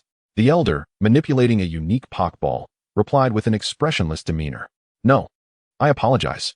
I acted hastily. Please forgive me." Isher quickly apologized.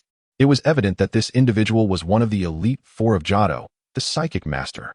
And this elder, without a doubt, was the ultimate hidden boss of the Pokémon world, Lubo. Their arrival is the expected scenario. If they were not here, it would raise concerns about potential issues. Isher's gaze lingered greedily on Lubo's Pokeball, though he concealed it well. Trained by Lubo since childhood, he had mastered the art of disguise. "Don't you want to meet him?" Lubo suddenly directed his gaze at the previously speaking youth. "He is your father." Lubo's words were light, devoid of any particular tone, a mere ordinary statement. Yet, to the youth, it struck like thunder. A sudden tremor coursed through his entire body, making him shrink back in trepidation, rendered mute. After a prolonged silence, a voice inquired softly, "So, what shall we do now? Shall we merely observe them in action?" Glancing at the Pokeball in his hand, Lubo's face suddenly twisted into a sardonic expression. "This island is far from simple. Just wait a moment longer, until that force is fully awakened." At this point, Lubo abruptly paused and turned to the boy beside him, asking, "By the way, once you obtain that power, what do you intend to do?" The boy lifted his gaze, boldly fixing his eyes on Lubo's emotionless Isekai'd, responding deliberately, "When all the power converges, I shall liberate all the Pokémon." 69. The Blazing Flames of Heaven, the appearance of Ho-Oh. In the abandoned factory ruins of Hualan City, Naji and Li Hua heard the buzzing sound from their communicator. They both instinctively set down their devices and turned to Yang Fan, who was watching the unfolding drama with a hint of regret. "Little brother, you were fortunate this time. Next time, I won't let you off so easily." After uttering this, Li Hua summoned a dark raven and vanished into thin air. Meanwhile, Naji continued to regard Yang Fan with a murderous glare. In an instant, she appeared before him, seeking to reclaim her dignity after being insulted. However, with his perfected aura, Yang Fan was not so easily subdued, despite Naji's formidable psychic abilities. Her physical reaction speed paled in comparison to Yang Fan, who had been enhanced by the aura. She had not anticipated that, after a fierce battle, Yang Fan would still possess such remarkable reflexes. In the brief moment following her teleportation, Yang Fan seized the opportunity. With the same stance and position as before, he restrained her delicate neck with one hand while the other encircled her waist and arms. "Naji, you truly have a poor memory," Yang Fan remarked softly, observing her in his grasp. In truth, he harbored no significant animosity towards her. Although she belonged to Team Rocket, they had no direct conflicts of interest. Moreover, she had saved Mutuo once when Li Hua sought to exploit it. Thus, Yang Fan had no intention of being overly harsh with her. Sensing the firm touch behind her, a faint blush unexpectedly crept across Naji's frostbitten visage, yet she maintained her composure, replying, "I never imagined Muo was truly in your possession. Aren't you afraid of Team Rocket's retaliation?" Indeed, Yang Fan had no desire to wield Mutuo's power within the Pokémon world unless absolutely necessary. After all, Team Rocket had many spies in this realm, and discovery could lead to chaos not just in the Pokémon world, but also in his everyday life. However, even if Sakaki were aware that Mutuo was in his possession, he likely would not be overly concerned. Simultaneously, Team Rocket was entangled in battles across various regions, desperately seeking traces of legendary Pokémon while contending with the Pokémon League. What strength did Team Rocket possess under such circumstances? As long as they were not seasoned trainers like Sakaki, Yang Fan would remain unconcerned. "Do you still have the strength to pursue me?" At Yang Fan's teasing tone, Naji understood the situation all too well. While outsiders might be oblivious to Team Rocket's plight, she, as an officer, was acutely aware. Team Rocket was in dire straits. Their confrontations with the League were merely a faude for their true activities, concealed under the guise of expendable pawns. Furthermore, their internal unity was not as steadfast as it seemed, often maintained only by Sakaki's solitary efforts. At that moment, as Naji and Yang Fan pondered, a tremendous roar erupted from the front of the abandoned factory. Once the cacophony subsided, they noticed a familiar figure sprawled on the ground, struggling alongside a dark raven. "Is it her?" Yang Fan released his hold on Naji, and they quickly distanced themselves, each on guard. Yang Fan concealed the fallen Mutuo within his embrace, aware that not everyone could resist the allure of legends. "Be gentle. What if she dies?" A man and a woman emerged from the crumbled walls of the factory, the latter expressing her disdain. "Kona, Shiba." Upon sighting them, Naji immediately called out, "It's little Naji." Kona turned to her, casting a veiled glance at Yang Fan, a flicker of surprise crossing his expression, yet his demeanor remained unchanged as he queried, "Little Naji, what brings you here? And who is this?" Yang Fan, hearing Kona's inquiry, interjected, "I am Yang Fan, the gym leader of the Sea City in the World Alliance." In this delicate moment, Yang Fan opted to reveal his identity, harboring a latent wariness towards Kona and Shiba due to Sakaki's earlier words. "The World Alliance? Then we are colleagues." Kona winked flirtatiously at Yang Fan, subtly gesturing to Shiba, all of which did not escape Yang Fan's perceptive aura. Nonetheless, he too was keen to discern their true intentions, choosing to engage in the unfolding drama. "Gym leader Yang, be careful." Kona's sentence was abruptly interrupted by Shiba from behind. In shock, Yang Fan and Naji watched as Li Hua, who had just departed, eerily stood up like a marionette, her entire form exhibiting an unsettling disarray.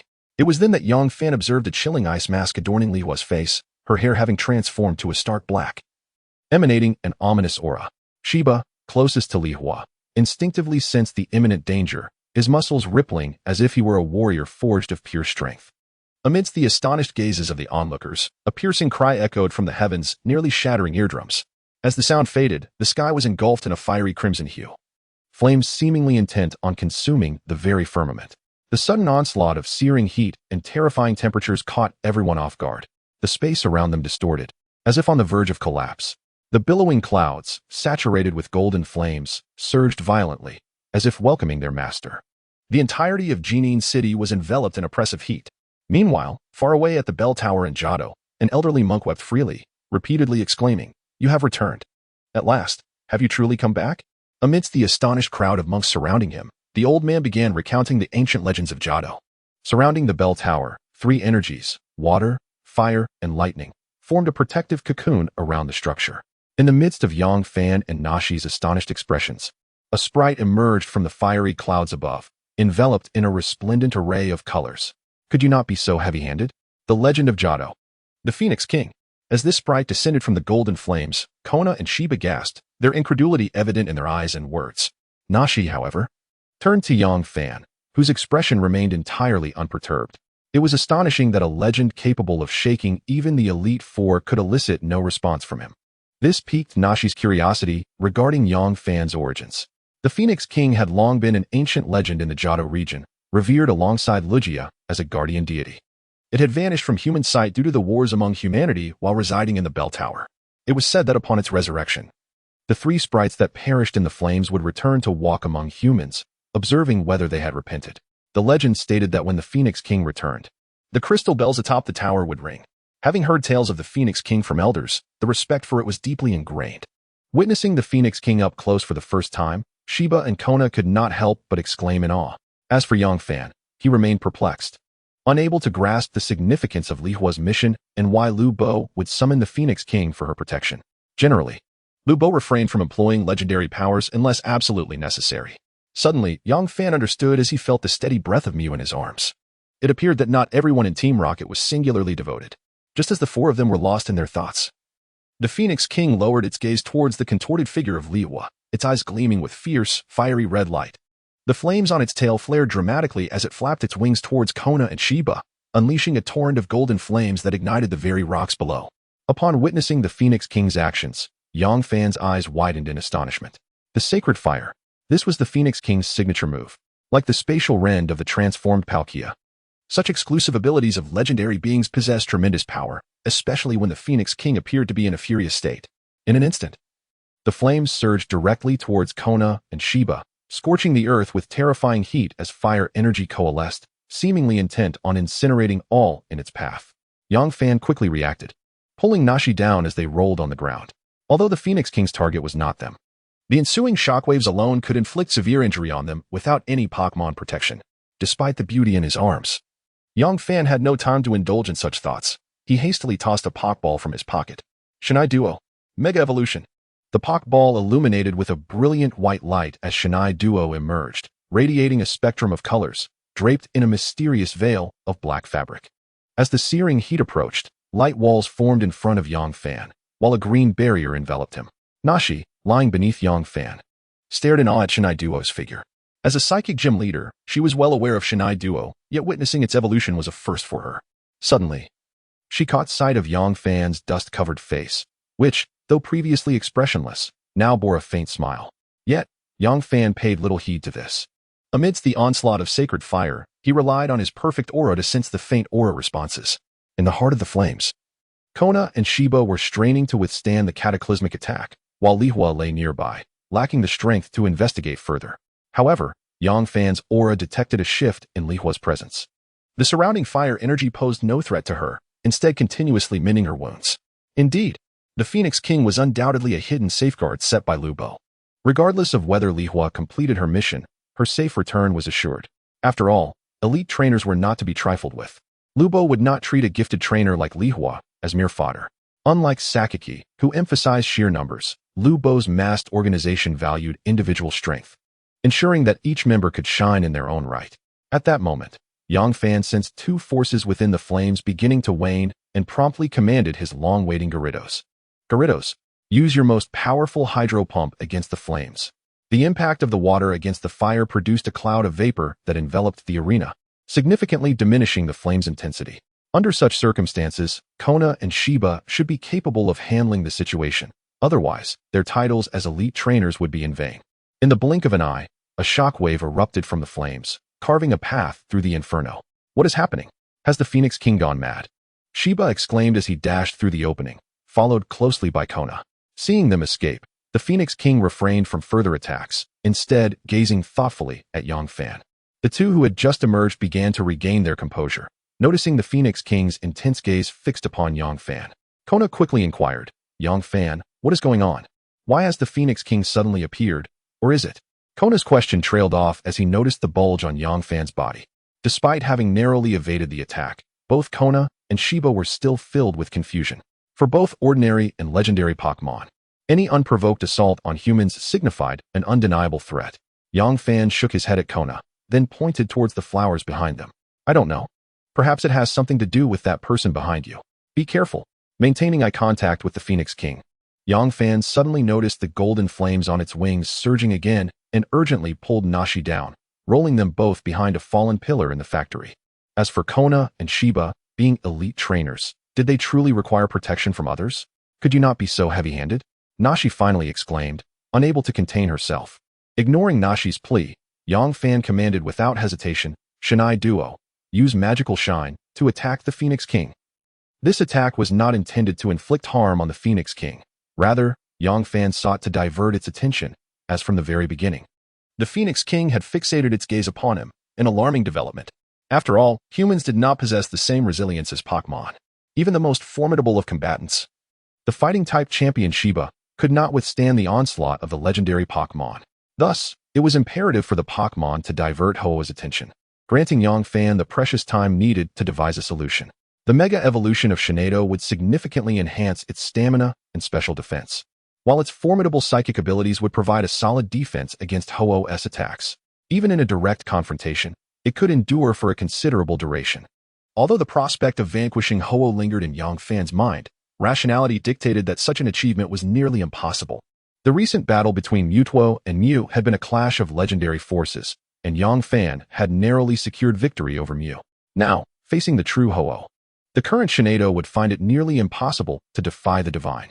Moreover, Ho-Oh was the pinnacle of legendary Pokémon in the Johto region, making this endeavor seem utterly fantastical. Nevertheless, even in the face of Ho-Oh's overwhelming power and presence, Shinado did not flinch. As a darkened and mutated form of Shinado, it exhibited an unparalleled reliance on Yongfan and was exceedingly concerned for his safety. Upon receiving Yongfan's command, Shinado's psychic energy radiated brilliantly. Its icy gaze fixated on Ho-Oh above, slowly crossing its arms. With a faint sound of air being sliced, a fissure appeared in the golden flames before Ho-Oh, unleashing an invisible fairy power directly towards its face. The bizarre trajectory of this attack caught Naz's attention, leaving her astonished, while Kona and Shiba stood in disbelief. As champions of the league, they were well aware of the unique Mega Evolution in the Kalos region. However, this phenomenon had yet to become widespread. Only regional champions might possess a Pokémon eligible for Mega Evolution and acquire a Mega Stone. Even their most familiar ally, Dato, lacked such an enhancement. Unlike Kona and Shiba, who were merely astonished by Mega Shinado, Naz's shock was profound. As the saying goes, the uninitiated marvel at the spectacle, while the informed discern the nuances. As a specialist in psychic-type Pokémon, she understood the magnitude of Yongfan's Shinado. The recent attack was not something just any Pokémon could unleash. Although she did not comprehend the nature of that assault, she was well acquainted with Shinado as a psychic Pokémon. Was Yongfan's primary ally truly a psychic-type Pokémon? This thought crossed Naz's mind, causing her cheeks to flush with warmth. While they were all captivated by the spectacle, Yongfan remained furrowed in thought, his gaze locked onto Ho-Oh. He did not believe that the recent attack would inflict any substantial damage upon Ho-Oh. The golden flames swirled chaotically, and the invisible assault was engulfed by the inferno. Just as everyone breathed a sigh of relief, a wind blade, shrouded in golden flames, sliced through the fire. This was the air slash, amplified by sacred fire. The already formidable air slash, further enhanced by the divine flames, compressed the surrounding space and collided forcefully with Shinado. A deafening explosion erupted. Despite Mega Shinado nearing champion-level prowess, the attack forced it back several steps, pain evident on its face. Yet, this was not the end. The once roiling golden flames suddenly receded, revealing Ho-Oh, enscathed and cloaked in golden fire, its piercing gaze mocking Shinado. The flames on its tail ignited once more, gathering for another sacred fire attack. Shinado halted its retreat, staring defiantly at Ho-Oh, an overwhelming fury coiling within, its aura growing increasingly terrifying. However, Ho-Oh's relentless assault descended without mercy. Blastoise, use Hydro Pump at maximum power. Yongfan commanded, unwilling to sit idly by. Although he was uncertain of Shinado's condition, he could not allow Ho-Oh's attack to strike. Blastoise roared defiantly, fixating on the unknown Pokémon that had harmed its dear companion. Rage ignited within, it endeavored to gather the scarce water energy around them. A Hydro Pump, smaller in scale than before, began to take shape. Yet, relying on this weakened attack to counteract the awe-inspiring sacred fire was nothing short of a delusion. Alakazam, use Rain Dance. A cold voice interrupted, as Naz instructed Alakazam to alter the weather. Noticing Yongfan's puzzled expression, Naz, with a hint of pride, added, "Don't misunderstand. Consider this a reward for your earlier assistance." Upon uttering this, the normally stoic girl's ears turned crimson. Yongfan chose not to unveil the prideful nature behind her words, instead offering a friendly smile. However, her furrowed brow soon returned to its prior intensity.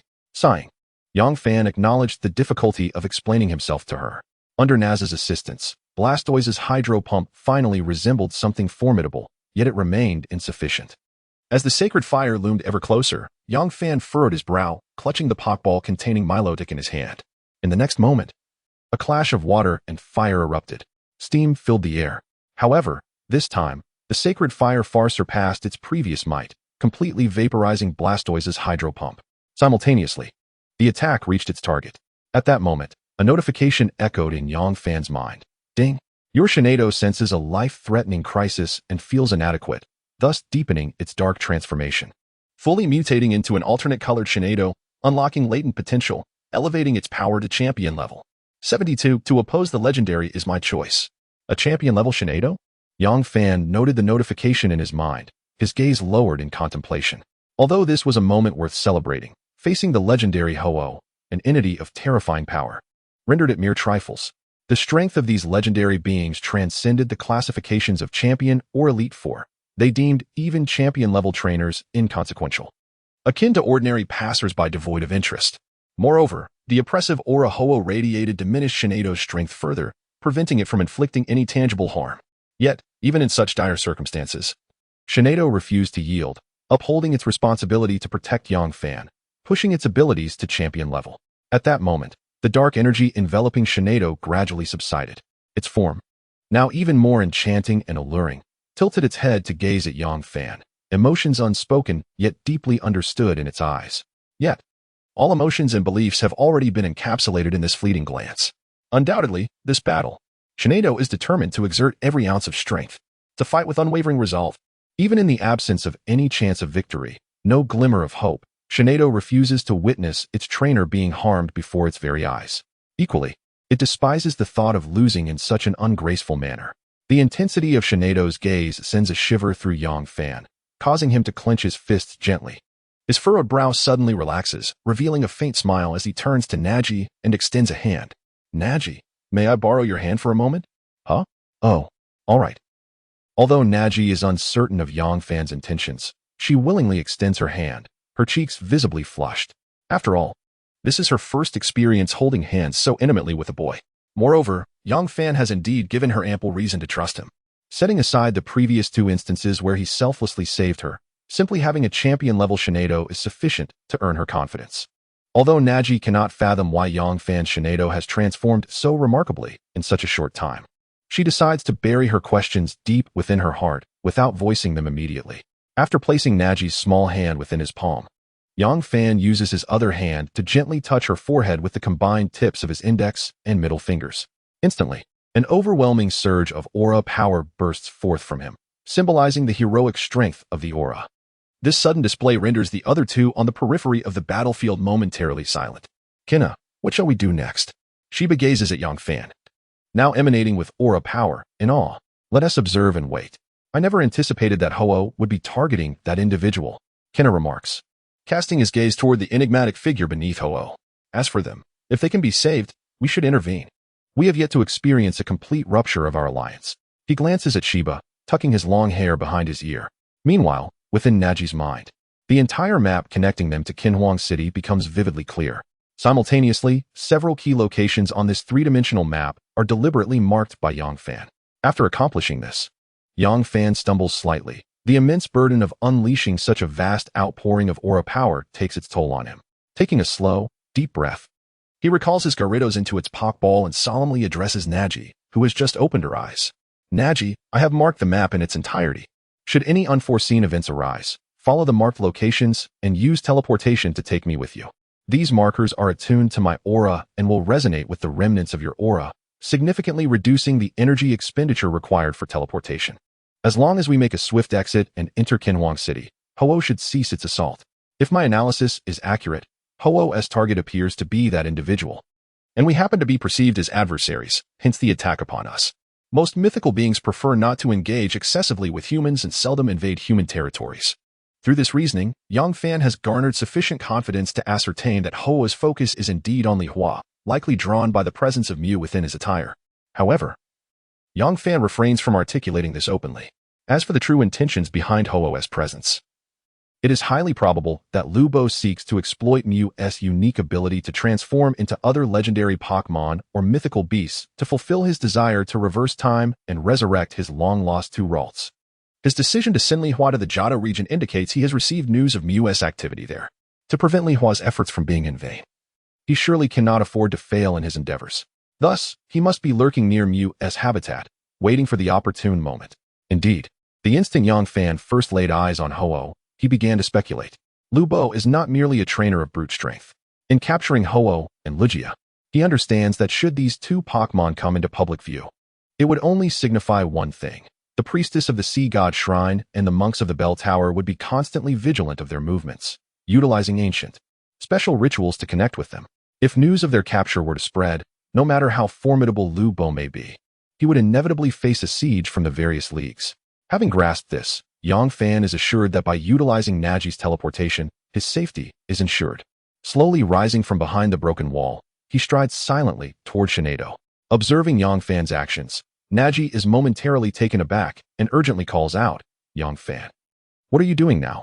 Hearing the concern in her voice, Yang Fan turns back, offering her a reassuring smile as he points toward the soaring Ho-Oh in the sky.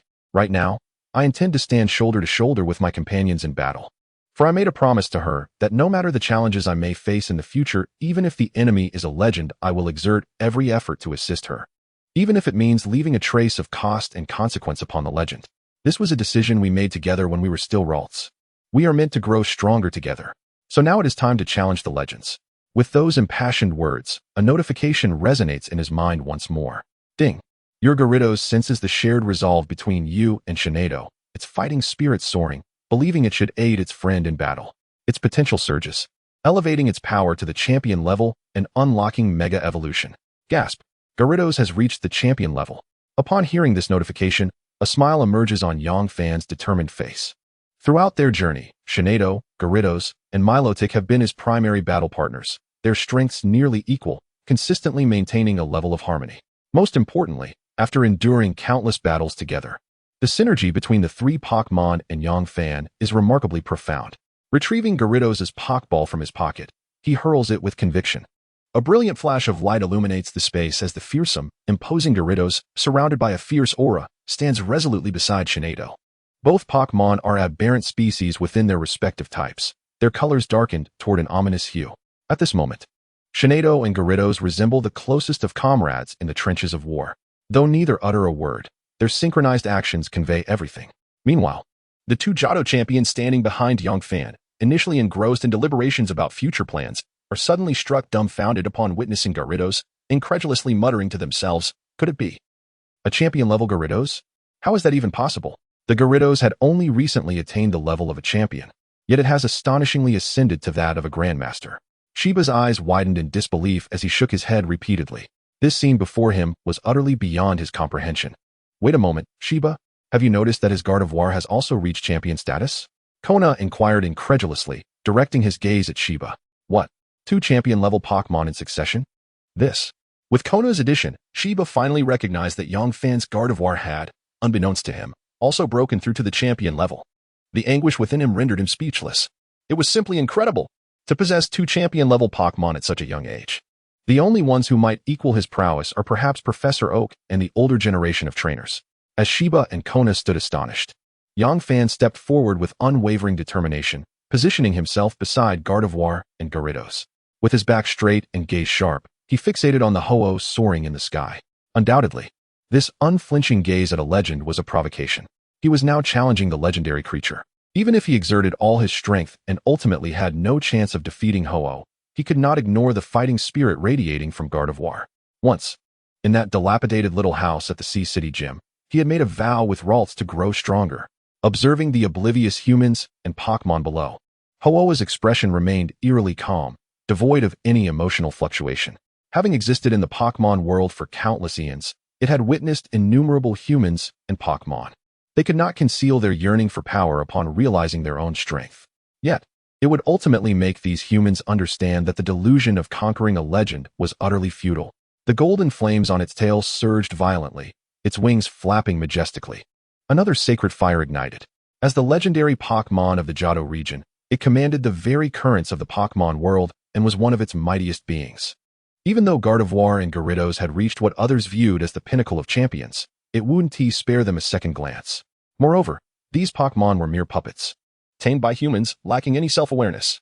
The suffocating heat of the golden flames instantly engulfed the entire space, hurtling towards Gardevoir. Yang Fan's gaze flickered as he intently focused on the approaching sacred fire, commanding, "Gyarados, Mega Evolve. Use Hydro Pump against the sacred fire." Gardevoir, Employ moonlight to minimize the sacred fire's power. Upon receiving Yang Fan's orders, the battle-hungry Gardevoir and Gyarados quickly charged their respective moves. Boom. Sizzle. The energy sphere and the stream of water collided with the sacred fire. At the moment of impact, a deafening explosion reverberated throughout the abandoned factory, with smoke and steam billowing from the collision point. Yet, in the next moment, the sacred fire surged forth from the smoke, heading straight for Gardevoir. Observing the oncoming flames, Yang Fan's demeanor remained calm, not overly surprised. He knew all too well that 2 champion-level attacks could not negate the effects of sacred fire. However, it was evident that the flame's potency and speed had noticeably diminished, unable to maintain the state of the golden flames. Gardevoir, use Life Dew on Gyarados. Gyarados, use Bite to completely extinguish that flame. Mega Gyarados let out a long howl, dark energy swirling around its jaws, a menacing aura enveloping it. With a powerful flick of its tail, the mouth formed from the dark energy clamped down on the sacred fire. Meanwhile, Gardevoir's Life Dew dripped onto Gyarados. Sizzle. The sound of water extinguishing flames rang out. The waning sacred fire was decisively bitten apart by Gyarados, dissipating into the void without inflicting any damage. Ho-Oh lowered its proud head, gazing at Gardevoir and Gyarados, its expression one of perplexed goodwill. It seemed impossible that these insignificant creatures, which it could easily vanquish, could withstand its attack. Yang Fan's eyes lowered, a faint smile gracing his lips as he mused to himself. The synergy between Pokémon and trainer extends far beyond this. A competent trainer can unleash a Pokémon's full potential, but to draw forth 1,000% of that power, that is what defines an exceptional trainer. This time, even a legend shall not have it easy. Yang Fan's objective was clear. He understood that, with his current strength, defeating Ho-Oh was merely a pipe dream. However, he aimed to ensure it would pay a significant price. This sentiment was shared by Gardevoir and Gyarados alike. Yang Fan's gaze remained steady as he analyzed the situation with calm precision, issuing commands to Gyarados. Gyarados, use Surf to approach Ho-Oh and trap it with Hurricane. In the next instant, Gyarados, enveloped in a fierce aura, conjured massive waves beneath it, despite the surrounding water-type moves being significantly weakened by Ho-Oh's flames. The Gyarados that had broken through to champion level gathered enough water energy to create a formidable wave. Accompanied by a deluge of splashes, even Ho-Oh took notice, shifting its position in the sky. Just as Ho-Oh began to falter, Gyarados surged beside it, fierce and menacing, unleashing a powerful hurricane. The storm, infused with the water from Surf, enveloped Ho-Oh in an instant, momentarily interrupting its movements and diminishing the intensity of its golden flames. Witnessing this, Shiba couldn't help but express admiration, exclaiming, "Incredible battle instinct and decisive commands. This battle awareness is simply astonishing." In such an environment, to devise a strategy to restrict Ho-Oh's movements was beyond belief. Utilizing Gyarados' flying attributes, combined with the hidden nature of Surf and the properties of Hurricane, he effectively constrained Ho-Oh. Hearing Shiba's words, Kona appeared somewhat skeptical. Isn't this just Whirlpool? For Kona, who specialized in Ice-type Pokémon, Yang Fan's combination move bore similarities to Whirlpool. No, it's different. Whirlpool cannot get near Ho-Oh, and its charging time is far too long, making it easy for Ho-Oh to counter. Shiba shook his head, observing the composed Yang Fan, his astonishment and admiration evident, leaving both Kona and Nashi stunned. After all, in Johto, Shiba, a fighting-type master, was praised even by those like Dui. In contrast to Konoha's disbelief, Nashi felt a small thrill of joy at Shiba's praise, her gaze drifting towards the Ho-Oh in the sky. Even a legend, suddenly besieged by a combination of skills, could experience a fleeting moment of distraction. Yang Fan's expression turned cold, a smile forming at the corners of his mouth as he quickly glanced at Gardevoir. The blue aura surged wildly around him, as the aura had regained some strength during that brief moment. At this moment, Yang Fan was fully channeling his limited aura into Shinado. This time, he held nothing back. Under the influence of the aura, Shinado's energy surged dramatically. However, the Phoenix King was not foolish. The sudden assault from the Gyarados could only be executed once. Given that opportunity was singular, it compelled Shinado to exert every ounce of strength, leaving no room for regret. The energy continued to rise, while Yang Fan's voice grew increasingly unsteady. As he felt a wave of dizziness wash over him, Shinado reached the pinnacle of its power. Yang Fan urgently commanded, "Shinado, now is the time. Use the power of the moon to strike at the wings of the Phoenix King. Give it everything we've got." The multicolored wings represented the Phoenix King's greatest vulnerability. It was a universally acknowledged truth that a fallen phoenix was inferior to a mere chicken. Furthermore, If the Phoenix King were to lose its ability to fly, Yang Fan would stand a chance in the ensuing battle. Most critically, the wings were also the most susceptible part of its anatomy. If they could direct their most potent attack towards that area, it was highly likely to inflict significant damage on the Phoenix King. This was the only viable and most effective strategy against it. As Shineido's energy peaked, Yang Fan hesitated not a moment longer and commanded Shineido to launch the attack. If they waited for the Phoenix King to regain its composure, even a slight tremor of its wings would be sufficient to disperse the water spout. In that fleeting instant of the Phoenix King's distraction, Shineido's dark energy surged. Its gaze like lightning fixed on the Phoenix King, hands tightly gripping the air above. A torrent of pink energy surged towards the Phoenix King's wings with all its might. This strike encapsulated all the energy from both Yang Fan and Shineido. Boom. The energy howled, flames roared. The Phoenix King screeched in agony, its form wavering in the air. In Yang Fan's hopeful gaze, several golden feathers suddenly drifted down from the sky. This was a success. By ensnaring the Phoenix King with a waterspout and leveraging Shineido's overwhelming strike against its weakest point, they had finally dealt it some damage. The feathers falling from the sky served as undeniable proof. Although it merely resulted in the loss of a few feathers, that was already more than sufficient. After a few erratic flutters in the air, the Phoenix King regained its senses, its sacred flames reigniting with ferocity. As if the recent attack had not touched it at all, the fearsome regenerative ability was utterly despairing. Most crucially, the moonlit power had thoroughly enraged the Phoenix King, whose proud gaze now bore down upon the humans and elves below. Observing the golden feather in Yang Fan's hand, flames erupted in its eyes, and with a violent flap of its wings, a chilling aura pressed upon everyone present. With a piercing roar, the Phoenix King unleashed a multitude of golden flames that streaked through the air like meteors, hurtling towards Yang Fan and Shineido, as well as Gyarados. There was no escaping. With a single glance, Yang Fan instantly discerned that these countless assaults were beyond his capability to withstand. Moreover, given Shineido and Gyarados' current state, to face this divine flame head-on would likely result in instant death, far more severe than merely losing their combat abilities. Just then, a familiar and unfamiliar voice rang out behind Yang Fan. "We're coming, Reshiram. Use Cross Flame to block it." The sudden voice, like a red torrent of flames, surged forth, momentarily stalling the Phoenix King's sacred fire and completely extinguishing it within this overwhelming wave. Cross Flame, Reshiram's signature move.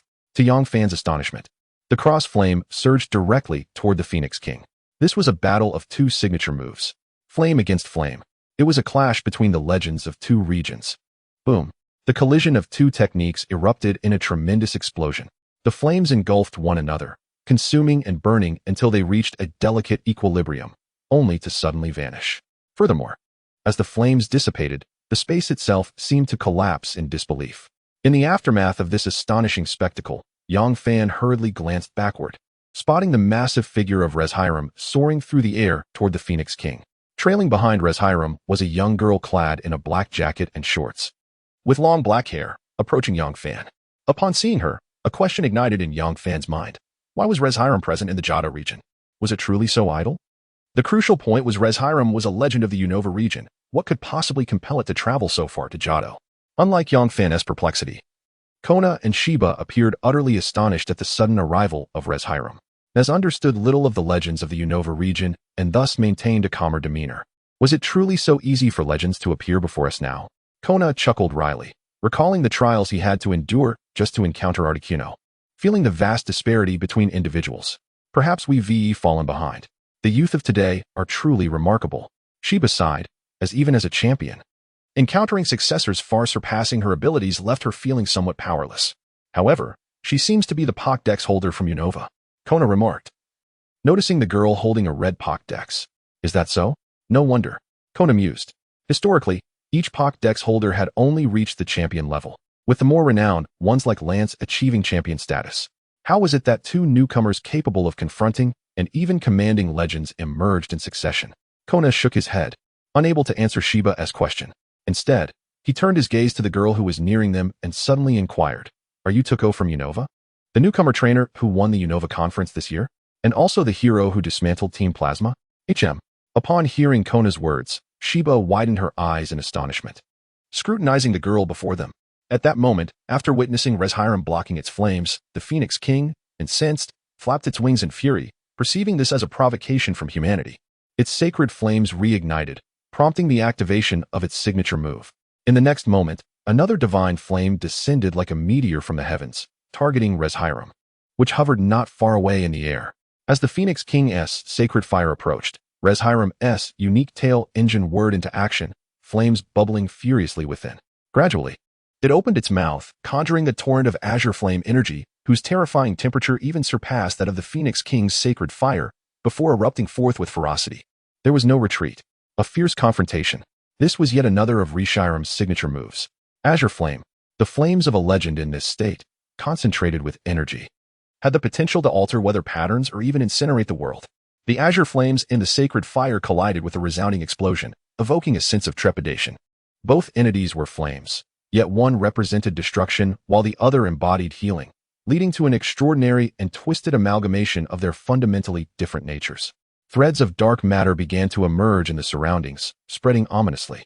The young girl hastened to the front of Kona and Shiba, eager to explain her presence.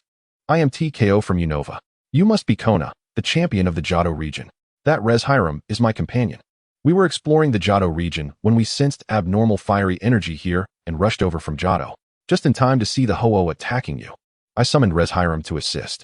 Upon hearing TKO's explanation, Shiba shrugged nonchalantly, though he was keen to personally gauge TKO's prowess. Kona, however, regarded TKO with a surprising smile, her alluring fox-like eyes concealed behind golden spectacles, pondering something. Thank you for your assistance, TKO. You have truly been a great help. Shiba expressed his gratitude in a boisterous manner. After a brief exchange of pleasantries, TKO dashed to Yangfan's side.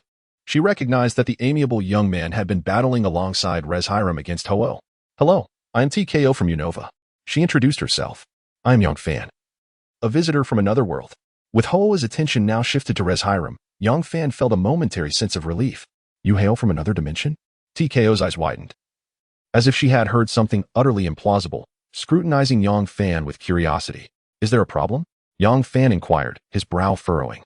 Oh no, not at all. I just find you quite different from those traditional beings from other worlds. TKO quickly interrupted the dialogue.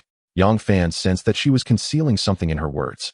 Meanwhile, the battle between Ho-Oh and Reshiram escalated to a fever pitch. TKO had little time to elaborate to Yangfan, for the pressing matter was to calm Ho-Oh. Otherwise, the true flames unleashed in battle could lead to catastrophic regional disasters. Shiba stepped forward, addressing TKO and Yangfan with a grave tone. His gaze fixated on the fierce clashes between Ho-Oh and Reshiram, worry evident in his eyes. The rapidly changing weather served as further proof of the turmoil. Upon hearing this, Kona and TKO's pupils dilated as they scrutinized their surroundings, a chilling dread creeping into their hearts. The weather in the entire area had become utterly abnormal.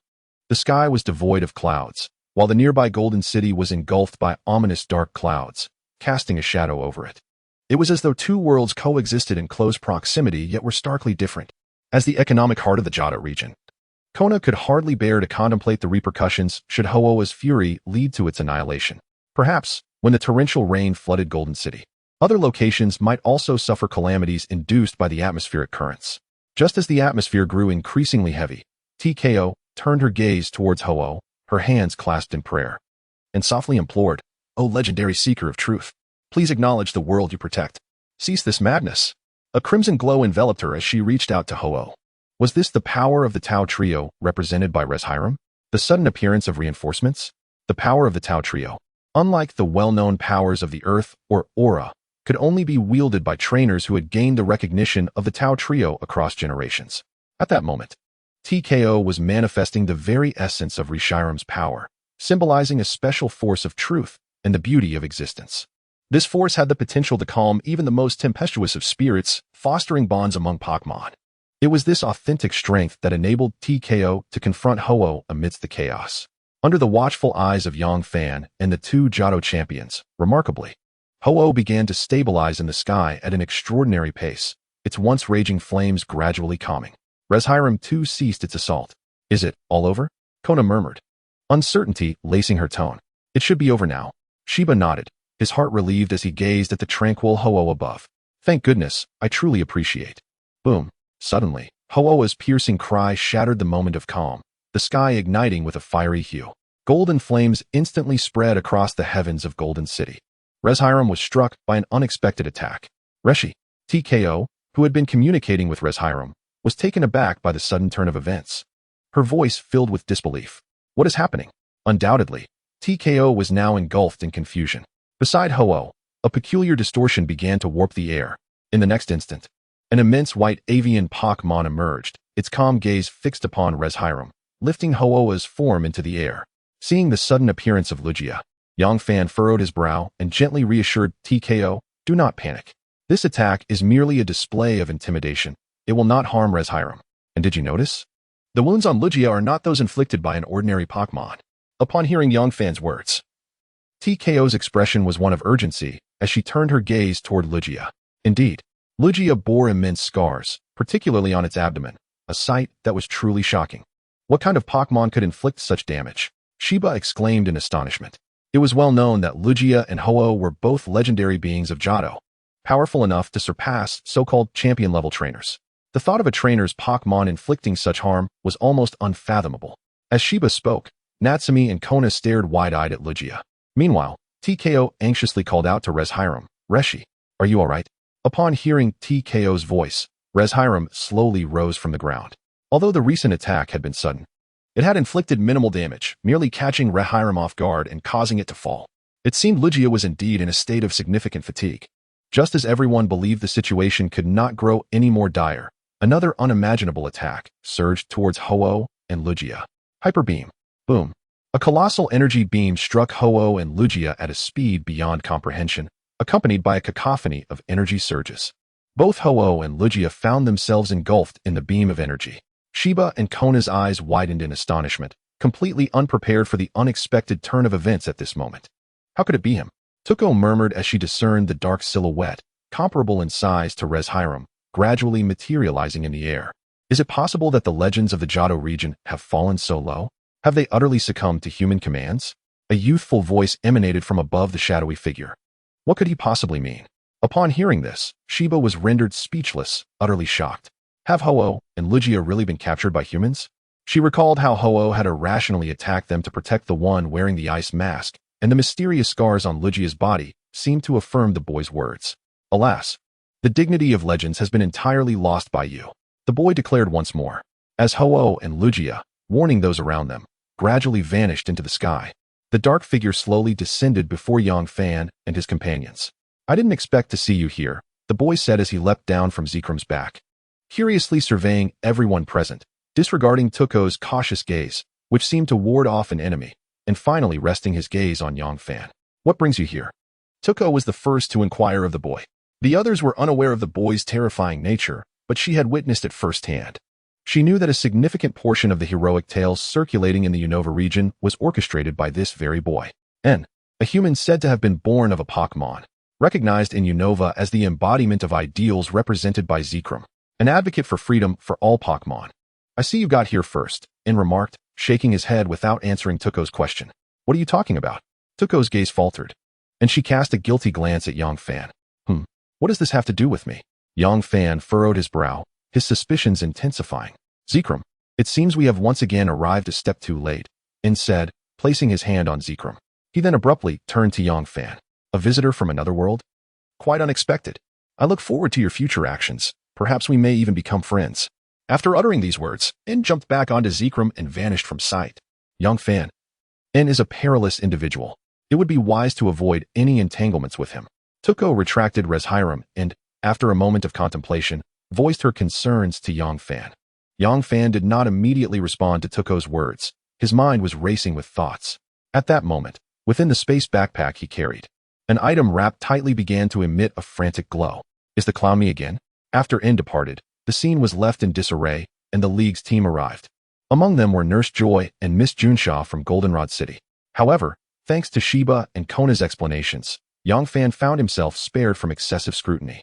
Just as he cradled Mew, preparing to make his exit, a figure suddenly appeared before him. Miss Natsuki, is there something else?" Yang Fan asked, slightly furrowing his brow. Hadn't he everything concluded? Did Natsuki still wish to reclaim Yuo and Mew from him? "Thank you, for this time. However, I won't let you off so easily next time." Natsuki stammered, a hint of an unexpected blush appearing on her otherwise frosty countenance. Yang Fan regarded Natsuki with a mix of amusement and exasperation, resolutely replying, "As I said, next time, I will confront you directly. Hearing this, Natsuki couldn't help but glare at Yang Fan with a murderous intent, her teeth biting down slightly as her ears flushed with anger. Haha. Until next time, Miss Natsuki. Yang Fan shrugged nonchalantly, waving goodbye as he exited the crowd.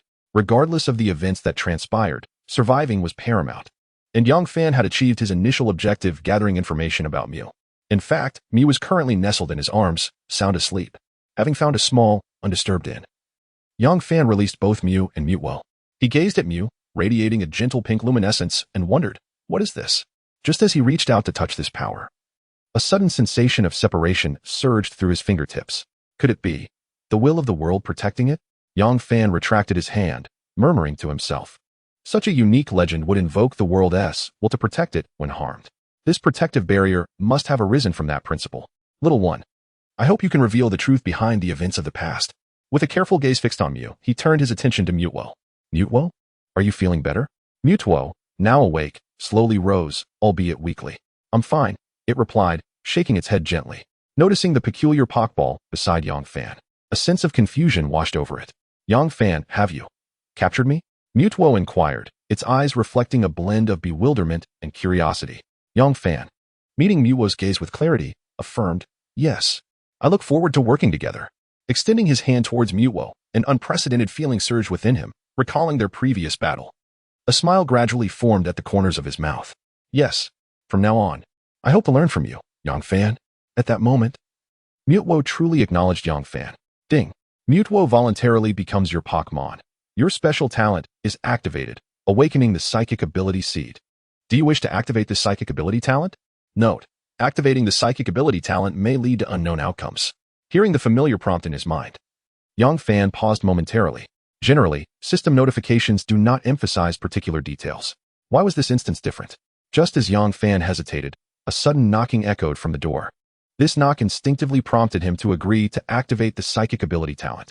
With the mental confirmation of activation, a searing pain coursed through Yang Fan's body. Ah! In an instant, he could not restrain his voice, crying out in agony. Yang Fan, what is happening? Mutwo observed Yang Fan, who was suddenly overwhelmed with pain. Clutching the sheets tightly, the veins beneath his skin writhed like worms, his complexion turning pale as death. After what felt like an eternity, Yang Fan's contorted body finally began to settle. Mutwo continuously employed its self-regeneration to mend Yang Fan's ruptured skin and blood vessels. The sheets beneath him had turned crimson with blood, creating a scene of stark horror. Yang Fan weakly opened his eyelids, and his gaze fell upon the concerned face of Mega Mutwo. Beside him, a group of small Pokémon, including Shinado and Long-Eared Bunny, surrounded the bedside, their worry evident. What happened to you all? Yang Fan managed to utter in a faint voice. Are you all right, Yang Fan? Mega Mutwo's telepathic voice echoed in Yang Fan's mind.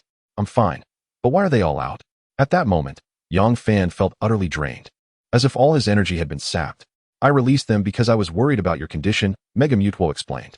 Due to the semi-transparent nature of the Pokeballs and Shinado's acute sensitivity to Yang Fan, Mega Mutwo had been compelled to let them out through their psychic connection. I see, Yang Fan sighed in relief, addressing the assembled Pokémon. I'm really okay, thank you for your concern. A radiant smile graced his pale face. Yet it did little to ease the worries of Shinado and the others. Ultimately, Yang Fan agreed to let Shinado stay outside to care for him while the others returned to their Pokeballs. After all, the last thing he wanted was to inadvertently collapse the small inn they were in. Yang Fan, feel free to call me anytime if you need anything, Mega Mutwo said before returning to the Master Ball. Rest assured, I won't hesitate, Yang Fan replied with a smile. Given his current condition, it was indeed plausible that he could trouble Mega Mutwo. After all, he was essentially a severely injured individual.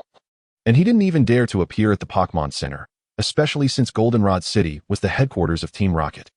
Sakaki would undoubtedly relish any opportunity to cause him trouble. However, Yang Fan pondered, System, what exactly is going on with me?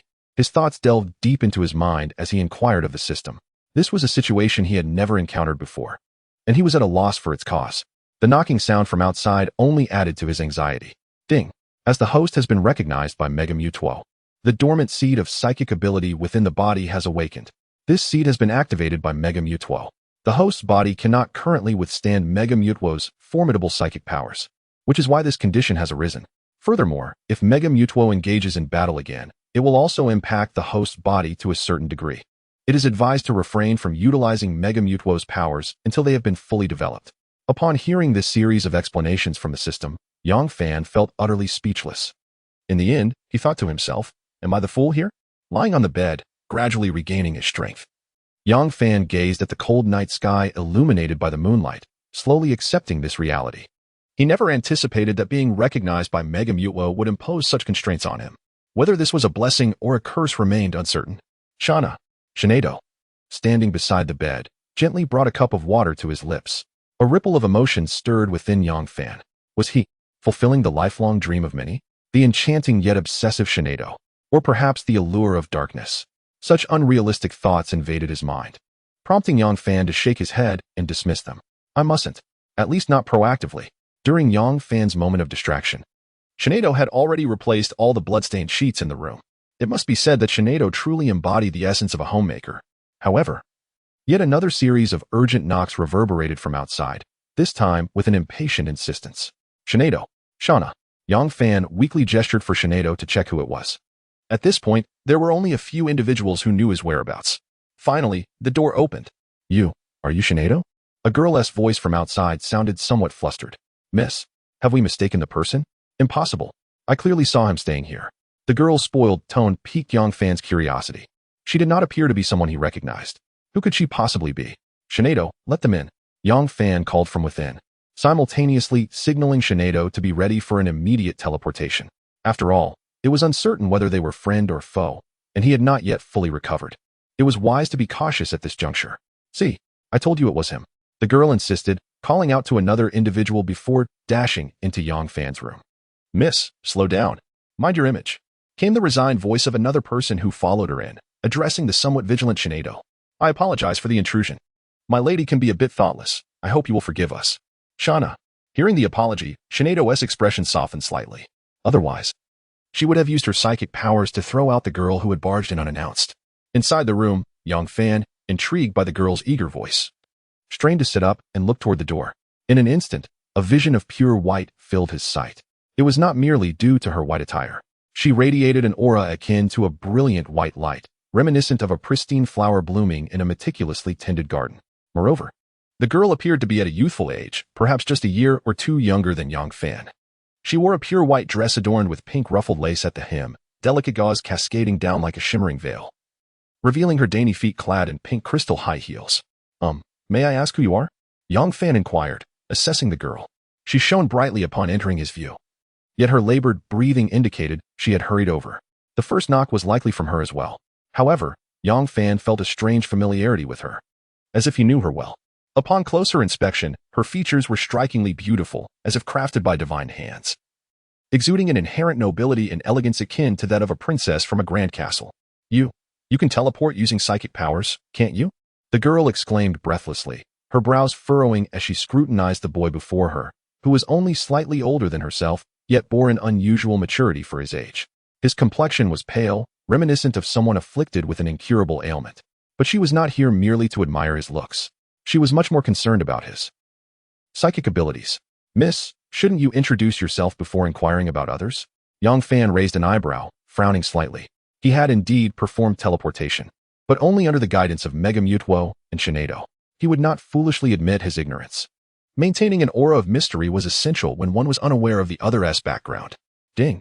The host's psychic ability feels underestimated and has automatically comprehended teleportation. The notification rang in his mind, causing Yang Fan to click his tongue in astonishment. Well, it seems that fortune truly favors the bold. He had inadvertently learned to teleport. However, at this moment, he was reluctant to use his psychic abilities too frequently. Wave guidance felt much more manageable for him. With newfound clarity, Yang Fan finally grasped the situation.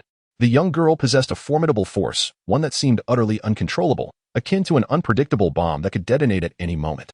Just then, outside the door, Shinado and a mature woman dressed as a butler approached. Yang Fan found it difficult to discern the woman's age, but she seemed to have been raised in a noble household, exuding a distinctive grace with every gesture. Notably, Yang Fan observed several pokeballs at her waist, indicating she was a trainer of considerable skill. Excuse me, I am Yang Fan, he introduced himself. Oh, I apologize for the disturbance, Lord Yang Fan. The butler curtsied slightly, lifting her long skirt. My young lady is the heir to the battle castle in the Sinnoh region, Gardenia. as she spoke of her mistress's identity. A sense of pride crept into her tone, revealing her admiration for the young lady. "Ah, I understand. Please, teach me how to harness psychic powers, or else I might just refuse to leave your side." Gardenia's eyes sparkled with excitement, her entire being trembling with eagerness. It was clear that she had endured enough of her uncontrollable emotions, which had brought chaos into her life. She was weary of solitary existence, fearful of engaging with others. Yang Fan had not anticipated that the person he wished to recruit upon entering the Pokémon world would manifest before him in such a manner. What a true young lady she was. Was it customary to threaten others in such a way? It was evident she lacked social graces. Yang Fan shook his head in resignation, finally grasping the meaning behind Cynthia's words before his arrival in this world. Had he inadvertently invited trouble upon himself? "Gardenia, you must maintain your elegance." Upon hearing the girl's words, not only did Yang Fan shake his head helplessly, but even the accompanying butler wore a wry smile. The girl's expression was both rebellious and steeped in profound sorrow. Yang Fan understood her pain, the torment of a power she could not control, a psyche pushed to the brink of madness. Yet, if he wished for Gardenia to become his apprentice at the gym, he could not simply acquiesce to her demands. This self-centered young lady was not the most agreeable of characters. Agreeing too readily might lead to unforeseen complications at the gym. As he watched her emotions escalate, the fluctuations of her psychic abilities began to intensify. Yang Fan frowned slightly. Should Gardenia's powers erupt in this moment, countless individuals could be harmed, possibly leading to a catastrophic incident. If the League were to learn of this, her family's reputation would surely be shattered. With this thought in mind, Yang Fan nodded slowly. "Gardenia, what a lovely name. Like a blooming white rose." He leaned closer to her, gazing intently into her eyes, then extended his right hand to gently touch her smooth forehead. To master psychic abilities, the most fundamental and crucial principle was elegance. A flicker of light appeared as Yang Fan harnessed his aura to calm Gardenia's tumultuous energy, forcibly restraining it.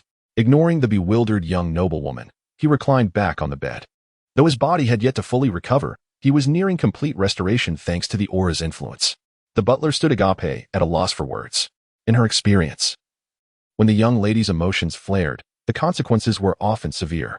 Yet, here was this seemingly youthful boy, exuding a unique maturity, who had managed to resolve the situation. Perhaps he could indeed help her lady.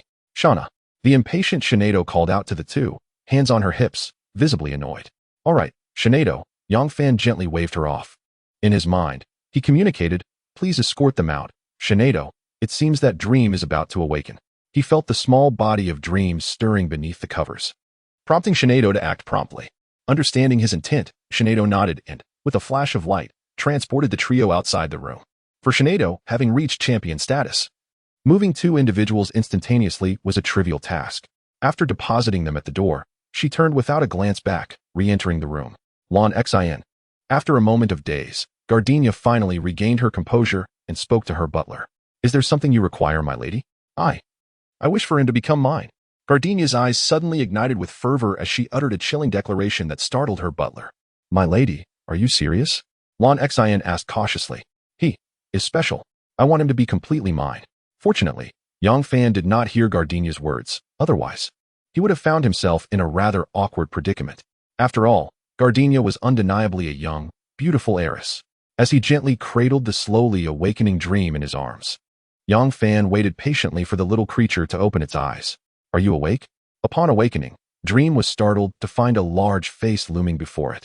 Clearly taken aback, Dream covered its big eyes with its tiny hands, afraid to look up, even using its tail to shield its face. Seeing Dream's adorable reaction, Yang Fan felt a sense of healing wash over him. But he was not about to forget his true purpose, to uncover the truth behind Dream's past. "Dream, could you assist me with a translation?" Yang Fan inquired, gripping the Master Ball hanging around his neck. "Certainly," came the reply from Dream. Yang Fan slowly moved his fingers to gently lift Dream's hands away from its eyes. "Little Dream, it's me." Hearing a familiar voice, Dream cautiously raised its head to gaze at Yang Fan. Upon recognizing him as the one who had defeated it, its cheeks puffed up in indignation, and it turned away in a huff. "All right, little one, don't be upset. What do you think this is?" Yang Fan retrieved a colorful cube from his bag and presented it in the palm of his hand, bringing it closer to Dream.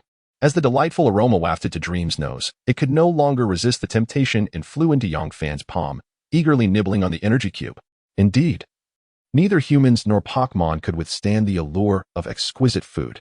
Yang Fan mused, This was the most expensive energy cube he had purchased in the real world. A small piece capable of sustaining both Shinado and Gyarados for an entire day. Can you listen to me now? Yang Fan gently poked Dream's soft cheeks. Speaking in a calm tone. Dream floated towards Yang Fan, bargaining for the energy cube he held. Ah, it's a pity you're not in business, little one. Yang Fan chuckled, placing the energy cube canister into Dream's hands.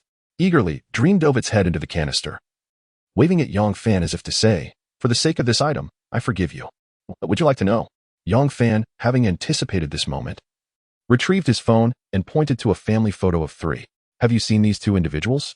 Particularly this man. When did you last encounter him? What transpired at that moment? This is crucial for me, and I implore you to tell me the truth. By the end of his plea, Yang Fan's voice trembled with emotion, his body vibrating with anticipation. This was the closest he had ever been to uncovering the truth about his parents' disappearance. It was no wonder he felt such fervor. Anyone else in his shoes might have been even more agitated. Slowly, Dream raised its head, gazing at the joyful family in the photograph, and drifted into contemplation. It then pointed repeatedly at the man in the picture, gesturing towards Yang Fan. 80, a convoluted truth. Mutwo. I understand. Yang Fan remarked internally as he observed Dream's movements.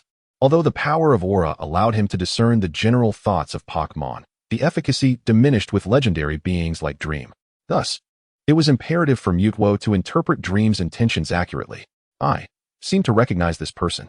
As Dream gestured, Mutwo's voice resonated in Yang Fan's mind. The previous events occurred during Arceus, then, the dragon, the world tree, fell ill. There were other villains. Arceus was enraged. I brought them out. This person did not emerge. I could not use my powers. Upon hearing the fragmented words echoing in his mind, Yang Fan furrowed his brow. Is this the extent of Mutwo's translation? He pondered. I am uncertain. Mutwo's somewhat disheartened voice replied. I comprehend what is being conveyed, but when I translate it, I can only reach this level. Moreover, whenever I articulate it, I am constrained by a certain power. Watching Dream engrossed in the energy cube once more, Yang Fan took a deep breath, striving to maintain his composure. It appeared that gleaning the truth from Dream would be a formidable task. Simultaneously, he was astonished to discover that his father's disappearance was somehow intertwined with Arceus. From the fragments translated by Mutwo, he could piece together a coherent narrative. A malevolent organization had located the World Tree's position, causing it to suffer a severe affliction, which in turn incited Arceus' fury. His father, along with Professor Oak and others, had likely encountered Arceus during the tumultuous period. Subsequently, Dream, realizing they were not the ones harming the World Tree, had rescued them. However, for reasons unknown, Dream's powers had proven ineffective on his father, leading to his absence ever since. Then, what did Dream mean by dragon? Is it Dado? No, that couldn't be right. 10 years ago, Dado had yet to earn the title of Dragon Master, and with his strength at that time, he could not have participated in a battle against Arceus. Yang Fan, nearly at his wit's end, struggled to comprehend the identity of this elusive dragon. His already pale complexion faded further from overexerting his mental faculties on these matters. Shaman, observing Yang Fan's furrowed brow, enveloped him in a comforting embrace, gently massaging his head to alleviate his distress. Leaning against Shaman's soft form, Yang Fan gradually relaxed, his brow unfurling as he succumbed to a deep slumber in her arms. When Yang Fan awoke the next day, it was nearing lunchtime. After stretching his limbs, he felt the fatigue of the previous day had vanished entirely, leaving him even more invigorated than before. Shaman, just as he intended to call out, he noticed Shaman sound asleep beside the chair, covering her mouth in a silent gesture. It seemed that she had exerted herself to care for him the previous day. Gently, he lifted Shaman and placed her back under the still warm covers, whispering, Rest well today, Shaman. After tucking her in, Yang Fan quietly exited the room. Unbeknownst to him, as he turned to leave, Shaman's eyes widened, filled with emotion as she watched him depart. Only after he vanished from sight did she bury her head in the blankets, inhaling deeply before drifting back to sleep. However, Dream must have left as well. As Yang Fan stepped outside, he slowly became aware of Dream's absence. It flew away shortly after you fell asleep last night, Mutwo reminded him in his mind. Is that so? Mutwo, can you still sense that power you mentioned yesterday? Yang Fan recalled the previous day's events and thought it prudent to inquire further, considering that yesterday's phenomena might have been related to Dream. It is inescapably influencing me. Mutwo responded. Is that so? Yang Fan murmured, a bitter smile crossing his lips. Oh, dear father, what kind of trouble have you stirred? Though he had not obtained any particularly useful clues from Dream, Yang Fan's next objective remained clear, to investigate the dragon that Dream had alluded to. He had an instinctive feeling that this dragon was intricately connected to his own fate. This almost intuitive sense, akin to a prophetic vision, arose from a deep-seated stirring within Yang Fan's heart. While dining at a small restaurant, Yang Fan suddenly sensed a familiar aura. What are you doing here?" Toko glared at the man who had disappeared without a word the previous day, her heart swelling with anger. She had postponed her upcoming gym battle specifically for him. Yet after rescuing him, he had vanished without uttering a single word of gratitude. Now, as she regarded Yang Fan, Toko clenched her teeth, wishing she could crush him into pieces. Feeling the palpable animosity radiating from Toko, Yang Fan was at a loss as to what he had done to offend her. And thus he offered a tentative greeting. "Oh, you're dining here too? Humph. None of your business," Toko retorted, viciously cutting her meat while glaring at Yang Fan. Would it be better if I changed tables?" Yang Fan suggested, opting for a peaceful resolution given her evident displeasure. "Absolutely not," Toko exclaimed, brandishing her fork at Yang Fan, drawing the attention of other patrons in the restaurant, who began to chuckle and speculate as if they were witnessing a couple spat. "You." "Humph." Toko stuffed several bites of food into her mouth, then seized Yang Fan's arm, hastily dragging him away from the mortifying scene. Miss Toko, are we really that familiar?" Yang Fan watched as Tuzi held his hand and suddenly exclaimed, "Indeed. Trainers from the Unova region are undeniably more exuberant than those from Kanto, aren't they?" Reflecting on the frequent blushes of embarrassment that had graced Naz's cheeks just yesterday, Yang Fan couldn't help but indulge in a moment of mischievous comparison. "You." Initially unfazed by Yang Fan's words, Tuzi suddenly felt a warmth radiating from their clasped hands. She stood frozen, staring at Yang Fan, then at her own hand entwined with his, momentarily at a loss for words. Ugh, why has this been happening so often lately? Could it be a case of romantic misfortune? Yang Fan recalled the events of the past few days, feeling as though this group of women was driving him to the brink of nervous exhaustion. "I can give you anything. What is it that you truly desire?" he asked, unfazed by her evident embarrassment as she pulled him into a corner. Since their encounter yesterday, Yang Fan had sensed that Tuzi was concealing something from him. Yet she was unwilling to articulate it. Especially after her cryptic words just before leaving, his suspicions had only intensified. "What is it that you wish to discuss?" Her expression, a mix of desire to confide and reluctance to disclose, was truly exasperating. "If you choose not to speak, I shall take my leave," he declared, noticing her continued silence. With that, he turned to walk away, feeling the pangs of hunger gnawing at him. However, as he strode towards the distance, Tuzi's gaze followed him, her eyes filled with a complex mix of emotions. Lacey, could he truly be that person? There is no mistaking it. I can sense the relentless aura emanating from him. A dragon's essence, perhaps? As she watched Yang Fan's figure vanish, she retrieved a photograph from her inner pocket. The image depicted a middle-aged man, cradling a boy and a girl in each arm. The little girl bore an uncanny resemblance to Tuzi in her youth. In the bottom right corner of the photograph was inscribed a small note. Unova region, Yang Yi. Silently returning the photograph to her pocket, Tuzi's demeanor shifted to one of agitation. She roughly tousled her long hair, muttering to herself, "How bothersome. Lacey, is it possible for me to abandon this identity?" She lingered in the shadows for a moment, awaiting a response that never came. Frustrated, she stormed off in a huff. Meanwhile, as Yang Fan prepared to return to his room with a takeout meal, he was blissfully unaware of the presence of someone who would soon become a source of annoyance.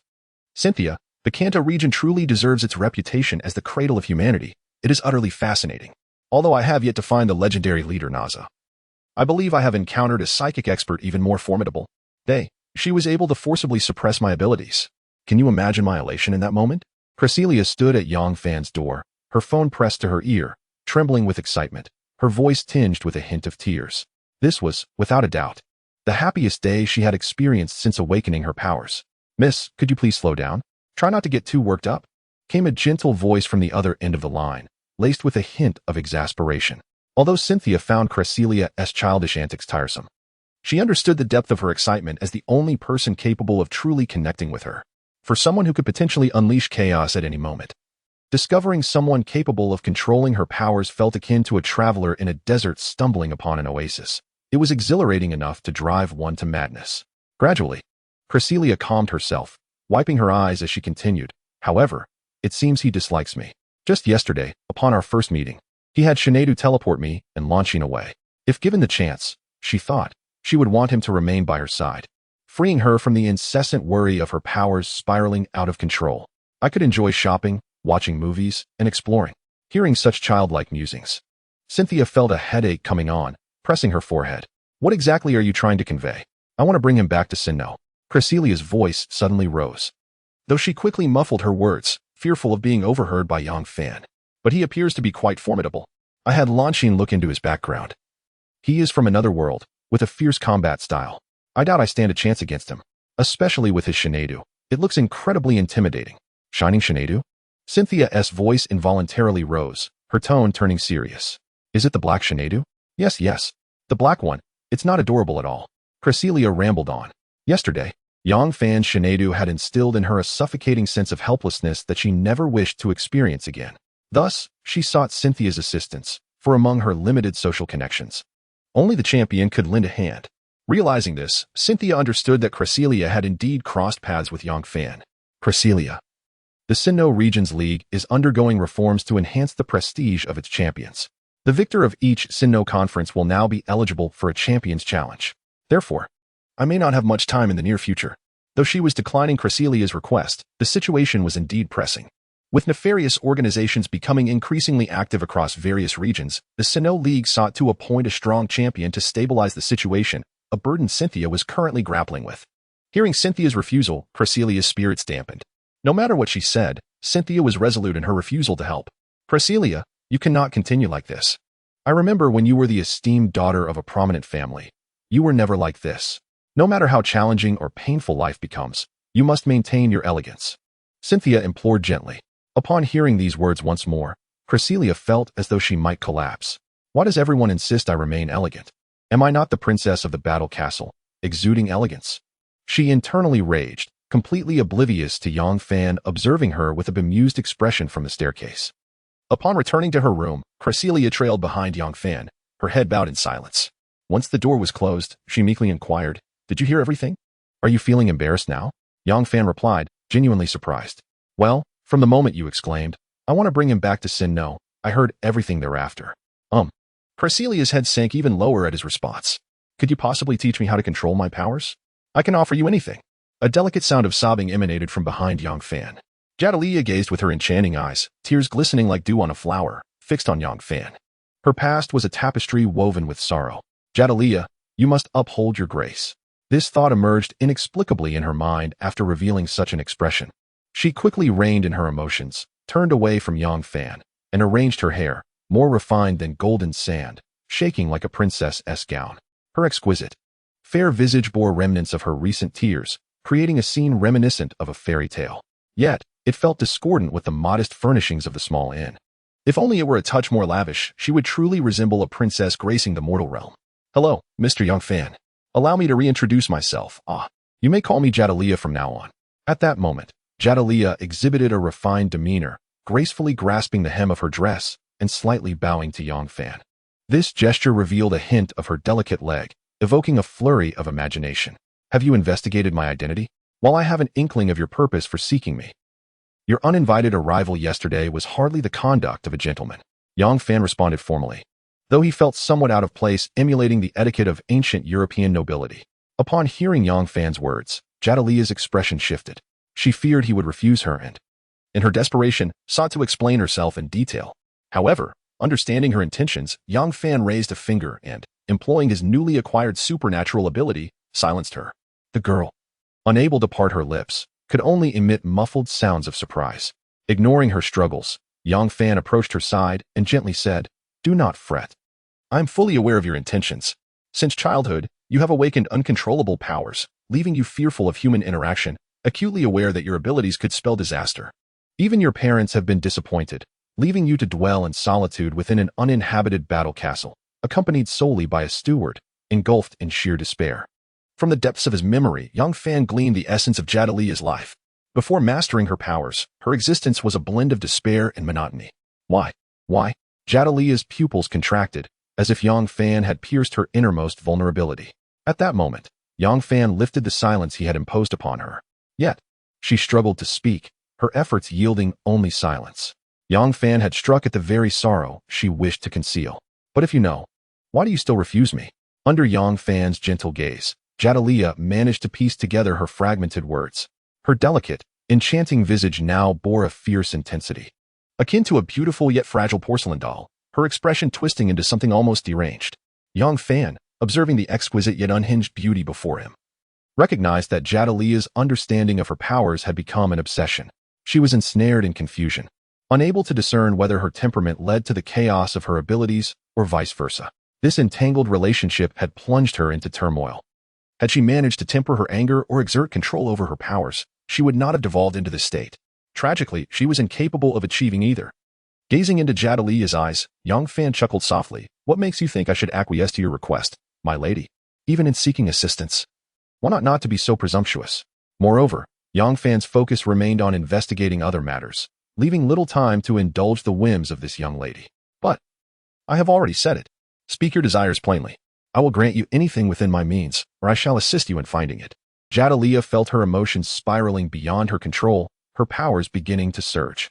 Witnessing this, Yang Fan furrowed his brow and placed a finger between her brows, dispersing the impending eruption of her abilities. At that moment, Shinado suddenly appeared, her expression frosty, startling both Yang Fan and Jadalia, with a flicker of light in her eyes. Shinado teleported them onto the bed. In the room, Jadalia's lips turned pale, devoid of color, and her exquisite face glistened with a sheen of sweat. Her beautiful eyes filled with panic. The earlier emotional upheaval left her mind scattered, and rationality regained its hold. Alone with a man, Jadalia began to feel fear creep in. Instinctively, she grasped the Pokeball at her waist, a gesture not unnoticed by Yang Fan, who regarded Shinado with a frown. Shinado? Yang Fan called out. But to his surprise, she stubbornly turned her head away, ignoring him entirely. Could it be that Shinado is jealous? The thought crossed Yang Fan's mind, and he found himself in a predicament. He had yet to resolve the issues with this young lady, and now Shinado presented her own complications. I am not a therapist. Yang Fan lamented inwardly, but he needed to calm Jadalia before any unfortunate outcomes unfolded. Are you feeling more composed? Yang Fan asked, observing Jadalia cowering in the corner of the bed like a thief. Yes, Jadalia replied, relaxing slightly upon noticing Yang Fan's lack of inappropriate behavior, though her hand remained poised over the Pokeball, just in case. Unbeknownst to her, her current posture was quite undignified in Yang Fan's eyes. Due to the bed's small size, they occupied separate spaces, and Jadalia, curled up on the bed, had inadvertently left 2 buttons of her white shirt undone from her earlier agitation. From his vantage point, Yang Fan could see more than he intended. Ahem. Let us maintain our elegance. Yang Fan felt compelled to break the awkward silence. Do you think I'm toying with you? Or merely finding amusement at your expense? With a serious countenance, he regarded Jadalia, the proximity between them palpable, allowing him to catch a faint whiff of her youthful fragrance. Jadalia, flustered under Yang Fan's gaze, clutched the sheets tightly, leaning back, struggling to suppress her embarrassment as she spoke. What do you mean? I assure you, I am not deceiving you. The essence of training one's powers lies in elegance. This is a form of therapy? She pondered. One must always control their temper, regardless of the occasion or circumstance. Constantly remind yourself that you are the daughter of a noble family, and maintain your grace in all situations. True elegance stems from an inner calm, not a superficial facade. Yang Fan stood by the bedside, gently guiding the seated Jadalia with his words. Meanwhile, Shinado, sulking at the side, leaned in to eavesdrop on Yang Fan's discourse. After all, what Yang Fan expressed seemed to resonate with her in some way. Remember, even in the heat of battle, one must maintain an inner elegance. Even in defeat, face it gracefully. Even if death looms before you, wither like a sacred rose.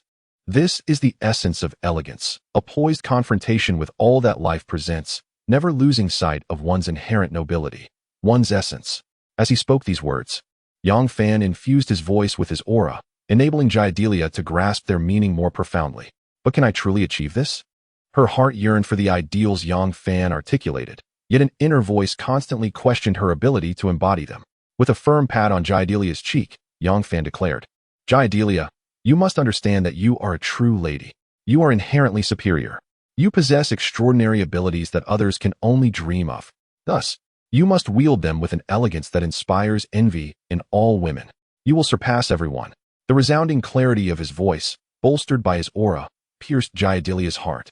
These words felt so familiar, yet the one who once spoke them had never truly understood her, leaving her to sense only falsehood and deception.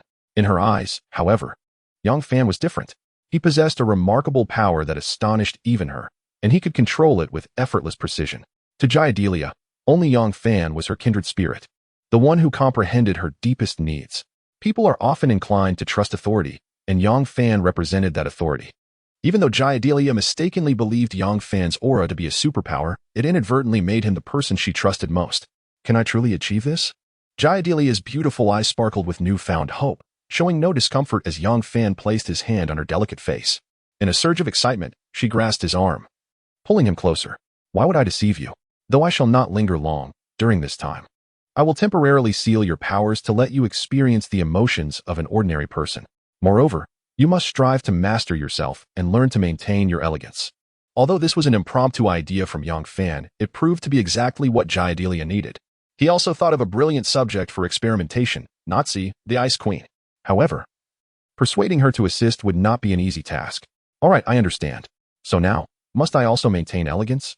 With their faces mere inches apart. Yang Fan felt a slight twitch at the corner of his mouth. No. At this moment, you should be shy. Just as the atmosphere between them grew increasingly intimate, Shinai Duo was not pleased. She promptly tugged at one of Yang Fan's arms, pulling him back. Jaidelia, emboldened, smiled softly at Shinai Duo and seized Yang Fan's other hand, perfectly embodying the elegance Yang Fan had just described. Suddenly, a feminine voice echoed from the doorway. Huh? Why isn't the door closed? Does he really live here? Lacey, having mistakenly arrived, pushed the door open, only to be greeted by the sight of Jaidelia and Shinai Duo vying for Yang Fan's attention. I didn't see anything. You all. Continue. After a moment of stunned silence, Lacey politely bowed and closed the door with a thud. So, do you understand now? This is how things are. Yang Fan rubbed the faint bruise left by Shinai Duo's playful pinch, helplessly explaining to Lacey. Oh, I see. So this young lady considers you her lifeline? Lacey pointed to Jaidelia, who was still holding Yang Fan's right hand, her expression unreadable. I don't even know how it turned out like this. Had I known, I wouldn't have shared so much with this noble lady. Truly, a misfortune. Yang Fan internally chuckled at his predicament. You truly are something else, Lacey remarked, her expression devoid of warmth, regarding Yang Fan with the gaze reserved for a scorned lover. I assure you, I'm not what you think, Yang Fan reiterated with conviction. Do you think I don't keep up with the latest news from the Alliance? Lacey brandished her phone, pointing out a sensational headline that dominated the news. Shocking. The genius from another world has a hidden side. The bold red letters were particularly attention-grabbing. Below, a photograph clearly depicted Yang Fan alongside another girl, both appearing distressed. Upon seeing this image, Yang Fan was utterly dumbfounded. Who in the world wrote this article? Such talent wasted not working for UC. This was clearly a scene from Hualan City, where the little actress had put on quite the performance. It was as if the narrative was crafted entirely from a single image. As Lacey observed Yang Fan's mortification, a smirk crept onto her lips. What is the matter? Your reputation as a scoundrel has been exposed, and you wish to vanish? Hearing Lacey's words, Yang Fan's brows knit tightly. Nevertheless, he took a deep breath to calm himself. Forget about that. What do you need from me? Please, just say it directly. I am not in the mood for riddles. At this, Lacey finally remembered her purpose. She stood and pulled Yang Fan into the inner room, turning to Jaidelia. You, stay outside. Do not enter. Upon being so brusquely dismissed, Jaidelia's brow furrowed, her noble temper flaring up, but she quickly recalled Yang Fan's earlier teachings. She cast a pleading glance towards him. You, please wait outside for a moment. All right, Master Fan. Jaidelia, undeterred by Yang Fan's rejection, hummed a cheerful tune as she settled onto the sofa in the outer room, her spirits remarkably lifted. 84. Lacey's secret. You're my sister? Once the door closed, Yang Fan and Lacey exchanged incredulous looks, as if the first to speak would lose. Ahem. So, what exactly is going on? Yang Fan finally broke the awkward silence with a cough. However, Lacey remained in a daze, lost in thought. Hey, don't tell me you've gone mute again? Yang Fan waved his hand in front of her face, somewhat exasperated. I can hear you. Lacey shot him an annoyed glance. Just haven't figured out how to tell you yet. Deep in thought, Lacey gazed out at the clouds drifting across the sky, lapsing into silence once more. Sensing that matters had escalated, Yang Fan fell silent. The two remained quietly in the room, and after an indeterminate span of time, the sky outside gradually darkened. In truth, I could be considered your sister, exclaimed Tuko, her startling words breaking the silence and sending shivers down Yang Fan's spine. Are you certain? Such jest should not be trifled with. Yang Fan, taken aback, furrowed his brow and spoke gravely to Tuko. This was not a matter to be dismissed lightly, especially given its implications regarding their parents' whereabouts. However, Tuko had pondered for a long time before articulating such a claim, suggesting it was not without basis. Look at this photograph, she insisted, retrieving a concealed image and presenting it to Yongfan. In the twilight's glow, Yongfan struggled to discern Tuko's expression, yet through the perceptive lens of his abilities, he sensed a deep-seated sorrow concealed beneath her demeanor. Are you all right? He cautiously inquired as he accepted the photograph. This, how can it be? Upon seeing the figure captured in the image, shock flooded Yongfan's eyes, and his breath quickened. Though the room was dimly lit, he was certain of his sight. The man in the photograph was none other than his father, Yang Yi. Is this real? Yongfan murmured. If the contents of this photograph were genuine, the events of the past became even more enigmatic. It was important to remember that during the time portrayed, Yongfan had been merely 3 or 4 years old, and the portal between their two worlds had only recently been established. As the most critical passage between the two realms, all travelers were required to undergo rigorous qualification testing, often marked by the presence of extraordinary beings who left unique imprints on each individual. These imprints were distinctive and irreplaceable, capable of being inherited by other extraordinary entities. Consequently, everyone who traversed between the worlds had their records meticulously documented within the Alliance. To this day, those with unique imprints could still access exclusive passageways, similar to Yongfan, who possessed a unique catalog. However, what troubled Yongfan was the fact that during his previous transit through the portal, he had not been detected as possessing an imprint. Furthermore, how could he have memories from such a tender age? Why did the sight of this photograph evoke no recollection? Was it possible that his memories had been altered or erased? Considering this possibility, Yongfan promptly reached out to his psychic companion, Mutuo. Mutuo, conduct a deep scan of my mind. Taken aback by Yongfan's fervent request, Mutuo hesitated, his voice tinged with concern. Yongfan, have you truly made this decision? A deep scan of the brain. I cannot guarantee a flawless outcome. If something goes awry. Mutuo's words trailed off. But Yongfan understood the gravity of the situation. If either Mutuo or he himself encountered a mishap, the repercussions could be dire, even leading to cognitive impairment or worse. Yet, the thought of his memories being tampered with, or the uncertainty surrounding his parents' disappearance, left him restless. I understand. Mutuo, proceed without hesitation. To ensure safety, envelop your powers with a layer of psychic energy. Although Yongfan felt a whirlwind of anxiety, he was resolute in seeking clarity concerning the events that had transpired in his life. With the protective layer of psychic energy, even if Mutuo's powers were inadvertently mishandled, the impact would be mitigated. Tuko, even if you are indeed my sister, I find it difficult to accept. Could you grant me some time? Yongfan gently conveyed his request to Tuko. All right, I will step outside for now. Take your time to reflect. Tuko appeared to want to say more, but upon sensing Yongfan's reluctance, she decisively exited the room. Thank you, Yongfan murmured softly as he watched her leave. Although he was puzzled as to how Tuko had stumbled upon his identity and produced his father's photograph, he recognized that it offered him a unique lead. After securing the door, Yongfan lay quietly on his bed, mentally communicating with Mutuo. Let us begin, Mutuo. Very well. Brace yourself. Mutuo's demeanor turned serious.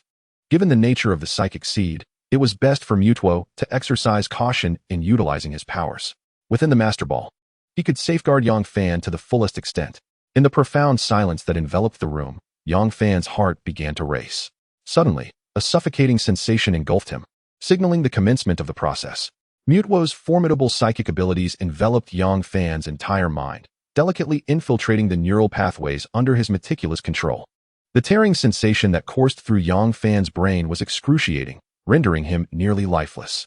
During this ordeal, he lay motionless, akin to a corpse, save for the rhythmic rise and fall of his chest, a testament to his continued existence. However, within the depths of his mind, memories began to surface, each fragment causing him intense anguish. The onslaught of overwhelming information threatened to ensnare him in its depths, pulling him into an abyss of despair. Mutuo, witnessing the cascade of memories from Yongfan's childhood to the present, diligently sought any signs of tampering. It was known that only extraordinary beings had the capacity to alter human memories undetected, yet such modifications invariably left traces, unless the entity's powers surpassed even Mutuo's comprehension. In what felt like an eternity, Yongfan dared not move a muscle. The agony in his mind was akin to being pricked by countless needles.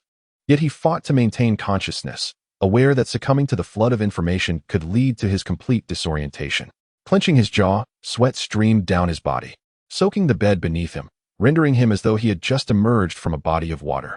Outside the door, Shauna was anxiously pacing, her heart racing. Having grown up alongside Fan, especially as a psychic entity, she had long forged a connection with him. After Tuko exited the room, a wave of trepidation surged within her, compelling her to rush in and check on Fan. Yet, Fan, well aware of Shauna's temperament, had instructed Mutuo to create a psychic barrier at the entrance, not only to shield against potential intruders, but to signal to Shauna that he wished to remain undisturbed. What did you say to him? Jadria endeavored to maintain her composure, yet her furrowed brow betrayed her concern. I told him I am his sister. Do you believe me? Tuko remained expressionless as she spoke. However, in stark contrast to Fan's reaction, Cordelia surprisingly relaxed her furrowed brow. With an air of elegance, she sat down and gently lifted the cup from the coffee table, saying slowly, "Oh, I see. So, Lord Fan did not accept you? Are you not surprised?" Tuko, filled with curiosity, directed her question at Cordelia. She often pondered what it would be like to meet Fan one day. Yet, when that day truly arrived, she found herself hesitant to face him. What is there to be surprised about? Cordelia set her cup down. It's quite common, you know. Our home was once quite desolate. But now, as Lanshin tells me, it's nearly full. My uncles bring people home almost every year. I've grown accustomed to it.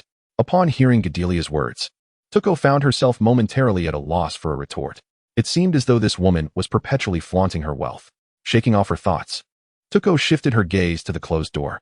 She genuinely did not know how she would confront Fan, the champion of the Alliance Conference, the hero of the Unova region. At that moment, she exhibited a rare moment of self-doubt. Do not doubt yourself. Authenticity cannot reside within an insecure individual. The voice of Hiram echoed in Tuko's mind. But, if he truly is a dragon, she murmured to herself, follow the guidance of authenticity. The truth within will reveal the most accurate answers. After a brief moment, Hiram fell silent, leaving Tuko deep in contemplation of its words, quietly awaiting the next turn of events. The room was enveloped in tranquility, save for the soft footsteps of Shinado. After enduring an indeterminate period of torment, the voice of Mutuo finally roused the steadfast Fan. All right, I found it, Mutuo exclaimed, a hint of fatigue in its tone. What? You found it? Fan attempted to speak, but the tearing sensation in his throat rendered him unable to continue. He suddenly succumbed to unconsciousness once more. In the brief span of 2 days, he had fainted twice. In that fleeting moment before losing consciousness, his hand instinctively pointed to the jar left by Mutuo on the table. Seeing Fan collapse, Mutuo maintained its focus, using its psychic abilities to assess his condition. Once it confirmed there were no issues, it retreated into its master ball to rest. This meticulous psychic scan was also a considerable strain for it. Meanwhile, outside the door, Shinado, upon sensing the withdrawal of Mutuo's psychic energy, gently opened the door and instantly teleported to Fan's bedside. Similar to Mutuo, she utilized her psychic powers to examine Fan's health. After determining there was no significant harm, she gradually relaxed, settling beside him to wipe the cold sweat from his forehead. Noticing that he was drenched in perspiration, she frowned at Tuko outside the room, her resentment akin to a psychic outburst. Another wicked woman. To Shinado, anyone who approached Fan was inherently suspect. As she dabbed his forehead with a handkerchief, she realized his hand was still pointing at the jar on the table. Tears welled in her eyes as she gently tidied him up, planting a kiss on his forehead before taking his pokeball and leaving the room. Lord Fan, how is he? Is he all right? At the door, Cordelia anxiously awaited, her eyes fixed on Shinado. This was her rare chance to encounter her teacher, and she could not afford any mishaps. Tuko, meanwhile, gazed at Fan with a complex expression, hesitating for quite some time before slowly uttering, Shauna. However, Shinado held no fondness for the two women before her. To her, one was a vixen vying for Fan's attention, and the other was the architect of his current condition. Responding curtly to both, she retrieved Fan's pokeball. Gesturing towards them, Cordelia, who was deeply concerned for Fan, immediately grasped her meaning. I'll take you both. I assure you, the food will be delicious and plentiful. Eager to establish a rapport with everything related to Fan, Cordelia felt a rush of excitement. This was her first step towards befriending Shinado. Perhaps later, when Shinado spoke to Fan, he would be more attentive to her. With her own schemes in mind, Cordelia was quite invested in this matter. I won't go? Tuko suddenly interjected. I'll stay here and watch over him. Noticing the evident disbelief in both the woman and her Pokémon, Tuko added, Shauna? Hearing her words, Shinado felt uneasy about leaving her. However, sensing a strange surge of psychic energy from Cordelia, she glanced at Tuko with a complex expression. Yet, she quickly took Cordelia's hand and exited the room, casting a fierce glare back at Tuko, a silent warning in her eyes.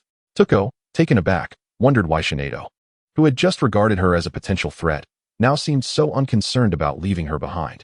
Human, hurry inside. 86. The truth? The power of the dragon. Who is speaking? Tuko asked, her vigilance heightened as she scanned her surroundings. The voice, reminiscent of Reshiram, resonated directly within her heart. Reshi, is that you speaking? She cautiously approached Yongfan's bedside, carefully observing every object around her. Such a voice could only belong to a ghost-type Pokémon's mischief. Be cautious. It seems your brother is not as simple as he appears. After uttering this warning, Reshiram's voice abruptly fell silent, as if obstructed by some force. Reshi? Reshi? Reshi? Despite her fervent calls within her heart, Tuko could discern no response. Who are you? She asked calmly, clutching a Pokeball in preparation. Human. What exactly is your relationship with Yongfan? Mutwo's voice reverberated once more in the confined space. Blaziken, come forth. Ignoring Mutwo, Tuko hurled the Pokeball, and with a flash of light, a Blaziken, weighing nearly 150 kilograms and emanating hellfire, materialized in the small room. I do not know what your intentions are, but if you harbor any ill will towards this person, Tuko warned, I advise you to reconsider. Listening to Tuko's words, Mutwo couldn't help but chuckle. Human, you truly are unaware of the dangers that lie ahead. Influenced by Yongfan, Mutwo unexpectedly invoked a 4-character idiom. In that fleeting moment, a suffocating sensation surged towards Tuko and the flame sovereign from all directions. At this moment, surrounded by superpowers, Tuko was rendered utterly speechless. Even the heavy body of the flame sovereign began to float slowly, struggling in the void. Were this scene to be witnessed by others from the Unova region, they would undoubtedly be astounded. This was a hero universally acknowledged in Unova, hailed as the potential contender closest to becoming a champion. Yet now, he was completely incapable of even the slightest resistance. Boom. Just as Tuko felt herself being overwhelmed by this wave of powers, a flicker of azure flame suddenly erupted from her. What? Is this the legendary power? Mutwo was taken aback. It had not anticipated that this little girl, buried deep within Yongfan's memories, would now possess such legendary strength. An unknown spirit. You have overstepped your bounds. A deep voice resonated from Tuko. Following that, a white, meteor-like stone, engulfed in azure flames, floated in the air, the very source of that voice. So this is how you legends operate. Mutwo remarked abruptly at that moment. It appears we belong to the same camp. Upon hearing Mutwo's words, Reshiram and Mutwo exchanged cryptic remarks that Tuko could not comprehend at all. As the atmosphere in the room grew increasingly tense, a faint voice emerged from the bed. Yongfan, are you feeling better? Mutwo asked with concern. I'm fine. But what is happening here? Yongfan surveyed the room. His attention was first drawn to Tuko and the floating azure-flamed meteor, the inheritor of the dragon. Is this your method of hospitality? Reshiram addressed Yongfan, its tone laced with a unique sense of oppression that made him frown.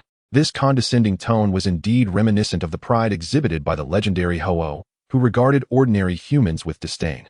Reshiram, an uninvited guest requires no hospitality from me. Yongfan's body felt somewhat weak, yet the flow of aura gradually began to mend him. Moreover, what do you mean by the power of the dragon? Yongfan was compelled to take Reshiram's words seriously. The dragon. It held the most vital information concerning his parents. As the inheritor of the dragon power, how could he remain ignorant of its meaning? Reshiram seemed to exhibit a noticeable change, scoffing at the question posed by Yongfan. So, what exactly is the power of the dragon? And why am I the inheritor of it? Please, elucidate everything in detail. Reshiram.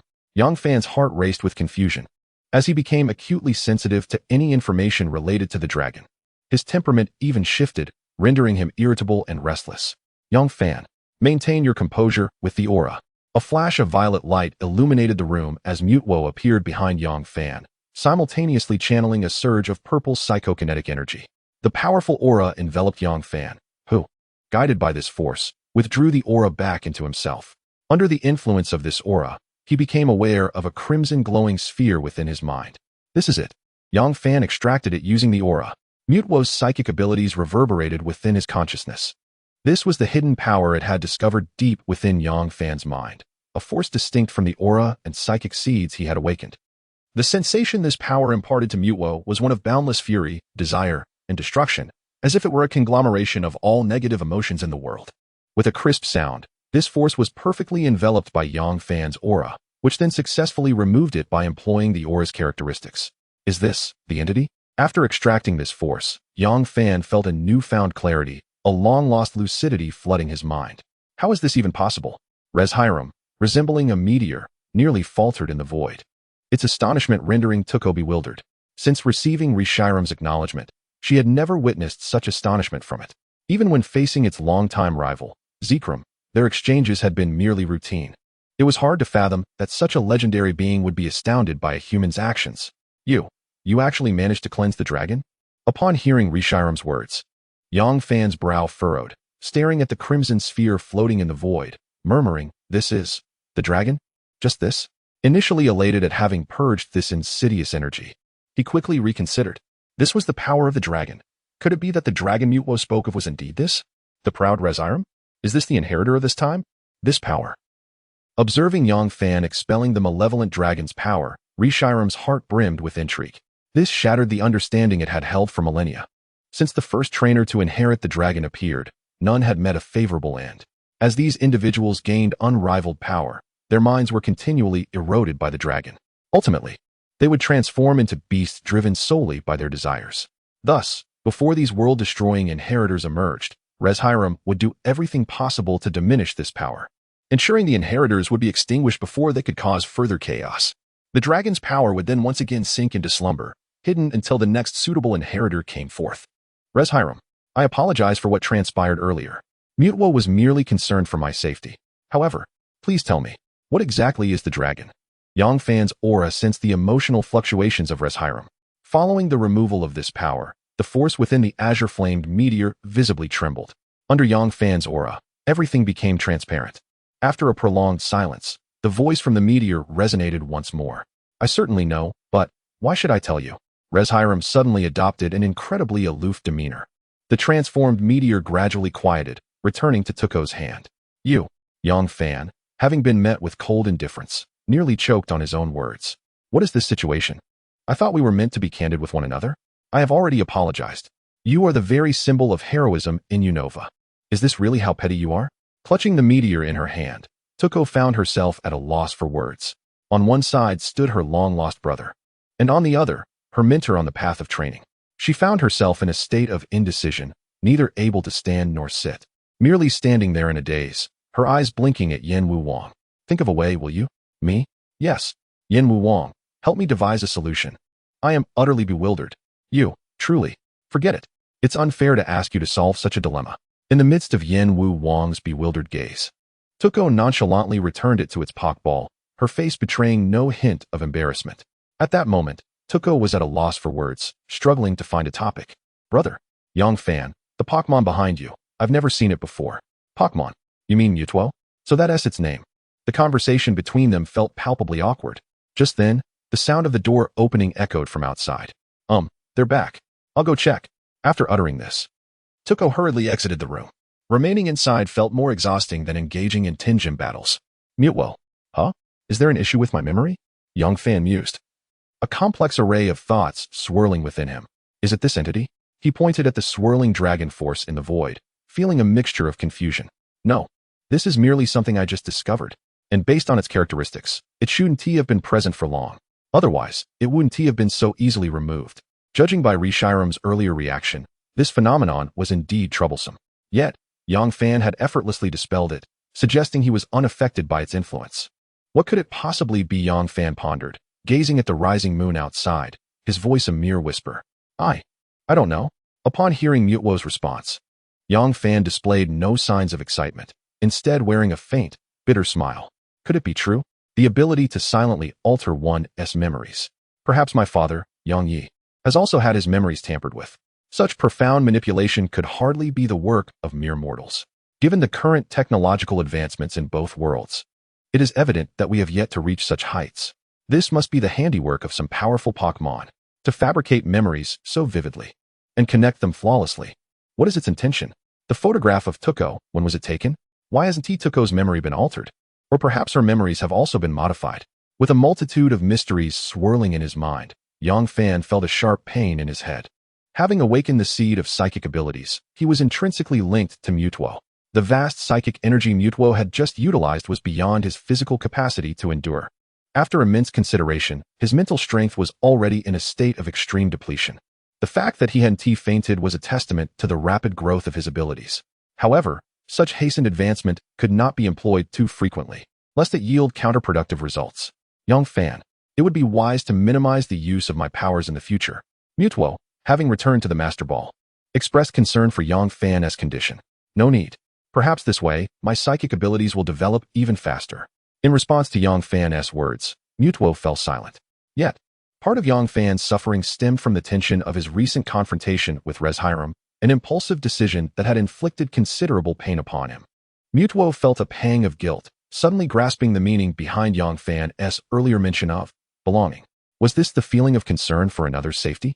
Reflecting on Yang Fan's previous philosophical musings, Mutuo sensed it had acquired something precious, something that might seem trivial to others, but was invaluable to it. A faint creaking sound signaled the opening of the door. Yang Fan noticed two small heads peering in cautiously from the doorway. Upon closer inspection, he recognized Shinado and Gardevoir, who were leaning over the doorframe, straining to see him. All right, come in. Slowly rising from the bed, Yang Fan regarded the two who resembled thieves. Shana, Hiki. Caught in the act, Shinado and Gardevoir sheepishly entered the room, carefully dimming the lights within. How did you two suddenly become so close? Yang Fan inquired, taking the pop ball from Shinado's hands. You've only been gone for a short while, and it seems your bond has exceeded my expectations. The previously tense atmosphere between the two had dissipated entirely. In Yang Fan's eyes, Shinado and Gardevoir now resembled two intimate friends. Dressed in white, Gardevoir, and clad in black, Shinado were akin to two pure roses, one dark and the other light, blooming in a garden. Young Fan. Such a direct inquiry into the secrets between girls is hardly a gentlemanly conduct. Shinado replied, a fleeting hint of hidden shyness in her gaze, unnoticed even by Yang Fan. Observing Gardevoir's poised demeanor, Yang Fan couldn't help but chuckle. In such a short time, you've managed to win Shinado to your side? Truly. Miss Gardevoir lives up to her reputation. Yang Fan teased, secretly appreciating Gardevoir's current disposition. Unlike before, where her temperament was volatile and unpredictable, her efforts to befriend Shinado were commendable. At the very least, with Shinado's influence, he needn't worry about her sudden outbursts. This is all thanks to you. Young Fan, Gardevoir whispered, covering her mouth. Now, she truly resembled a noble lady, her elegance beginning to emanate with every subtle motion. Though still youthful, Yang Fan believed that one day, Gardevoir would mature into a qualified and graceful champion among the Unova Elite Four. Yang Fan, what is this? As the atmosphere gradually calmed, Gardevoir suddenly pointed at the swirling dragon force, her expression filled with trepidation. Approaching it even slightly made her feel as though she were sinking into a quagmire, a suffocating sensation emanating from deep within, nearly compelling her to flee the room. Yang Fan, pondering how to respond after much deliberation, could only offer a vague analogy. You may consider it as mere garbage. Though the statement was not loudly proclaimed, it was audible to Tuko outside, causing her to nearly drop Hiram in shock. What in the world? The trash you speak of took us considerable effort to resolve. If what you say is true, then are we, the legends, not even worthy of being regarded as trash? The frustration within me suddenly magnified infinitely, and I found myself without a counterargument. After all, Yang Fan is indeed the only person capable of successfully extracting the dragon power. That. Toko sat on the sofa, murmuring to herself. What's wrong? The newly composed Hiram listened intently to the trainer she had chosen. My brother, Yang Fan. Since he has removed the dragon power you mentioned, does that mean I no longer have to battle him? I don't know. Although Yang Fan is indeed the first human to eliminate the dragon power, with its emergence, Yang Fan is undoubtedly the chosen human trainer. However, this matter is beyond our control, Toko. The appearance of the dragon power has certainly been sensed by those in Hoenn and Sinnoh, and I have a foreboding feeling that the world is about to undergo another transformation. Observing Toko's silence, Hiram found itself at a loss for words. The trainers it had previously chosen were all fervently devoted to the truth. Yet this time, Toko seemed unexpectedly lacking in confidence, catching it off guard. But who could blame the truth for manifesting in this young girl? Moreover, Toko was one of the few human trainers Hiram had encountered capable of fully inheriting the truth. Much like N, the one chosen by Zekrom. Is the world on the brink of yet another transformation? Zekrom. Perhaps this time. It is an opportunity. A flicker of azure flame danced across the meteorite, appearing more vigorous than before. Yet, such a rapid emergence was equally fleeting. Lost in contemplation, Toko remained oblivious to this change. Conversely, Gardevoir, just stepping out of the room, noticed something peculiar about the stone in Toko's hand. However, She chose not to dwell on it. Everyone has their own little secrets, which she could understand. But in the instant she averted her gaze, she discovered a backpack lying beside Toko. From the slightly unzipped opening, a faint glow emanated from within. That, Master Fan. Gardevoir hurriedly called out to Yang Fan inside the room. What is it? Master Fan, it seems there's something in your backpack. The backpack? Yes. There seems to be something shining inside, and it gives me an unsettling feeling. Gardevoir, could you please bring it to me? Yang Fan, perplexed, wondered how his backpack could suddenly be glowing. All right. As soon as Gardevoir touched Yang Fan's backpack, a sharp pain shot through her fingertips. Gardevoir, what happened to you? Hearing Gardevoir's shriek, Yang Fan hastily rose from his exhausted position. With the assistance of Shinado, he made his way to the outer room. What happened? Yang Fan covered his eyes, unable to bear the sight. The moment he stepped outside, the situation exceeded his imagination. Gardevoir, stung by the force emanating from the backpack, instinctively reached for Toko, leading to a collision between the two. For reasons unknown, their faces flushed crimson, and upon locking eyes, they could see the mutual embarrassment reflected there. Subsequently, the simultaneous exclamations nearly sent Yang Fan into a state of shock. Without a second thought, both rushed into the inner room. Gardevoir covered her face, unable to bear to look at Yang Fan, and dashed in. Toko shot Yang Fan an exasperated glare before slamming the door shut. What is happening? Supported by Shinado, Yang Fan stood in bewilderment, still processing the events that had transpired. Yet, the somewhat suggestive stance of the two women lingered in his mind, leaving an indelible impression. Slowly making his way to the sofa, he turned to Shinado and said, Shinado, could you check on them? Shauna, reluctantly. Shinado made her way to the room. Yang Fan then glanced at the meteorite on the coffee table, momentarily lost for words. 89. The Guardian of the Unova region. Shall we converse? Fixating on the meteorite, Yang Fan spoke deliberately. I have nothing to say. Reshiram's frustrated voice echoed from the meteorite. Sigh. Is this all there is to being a legend of the Unova region? Human, do not attempt to provoke me. I will not speak. Witnessing Reshiram's stubbornness, Yang Fan felt a sense of helplessness.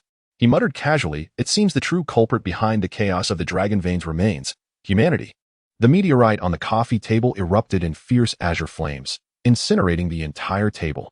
Reshi, Shauna, hearing the commotion outside and the rising temperature in the room, Toko and Shinado hurriedly opened the door, looking towards Yang Fan and Reshiram. Are you enraged in shame? Reshiram. A glimmer flickered in Yang Fan's eyes. Regarding the Unova dragon veins, he had merely mentioned it offhandedly, not anticipating it would yield any results. Human, I do not know how you learned of this matter. However, I cannot divulge any information regarding the dragon. The frustration within Reshiram threatened to engulf it entirely. The azure flames on the meteorite blazed even more fiercely, causing the greenery in the room to gradually wither and fall. Reshi, observing this scene, Toko immediately stepped forward, grasping the meteorite in her hand, her power of truth surging forth. In Yang Fan's slightly worried gaze, the azure flames on the meteorite gradually subsided. Toko's body then softened, and she fell backward towards Yang Fan. Sigh, why must it be this way? Though I still do not know if Toko is truly my sister. She considers me a brother, so I shall take care of her for now.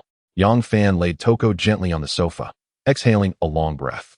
He then turned to Toko, who tightly clutched the meteorite, and said slowly, Reshiram, I merely wish to understand what the dragon truly is.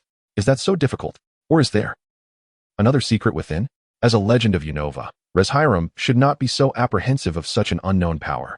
Moreover, from the information it had previously revealed, Yang Fan could infer that other legends were also involved in relation to this enigmatic force. Perhaps you truly are.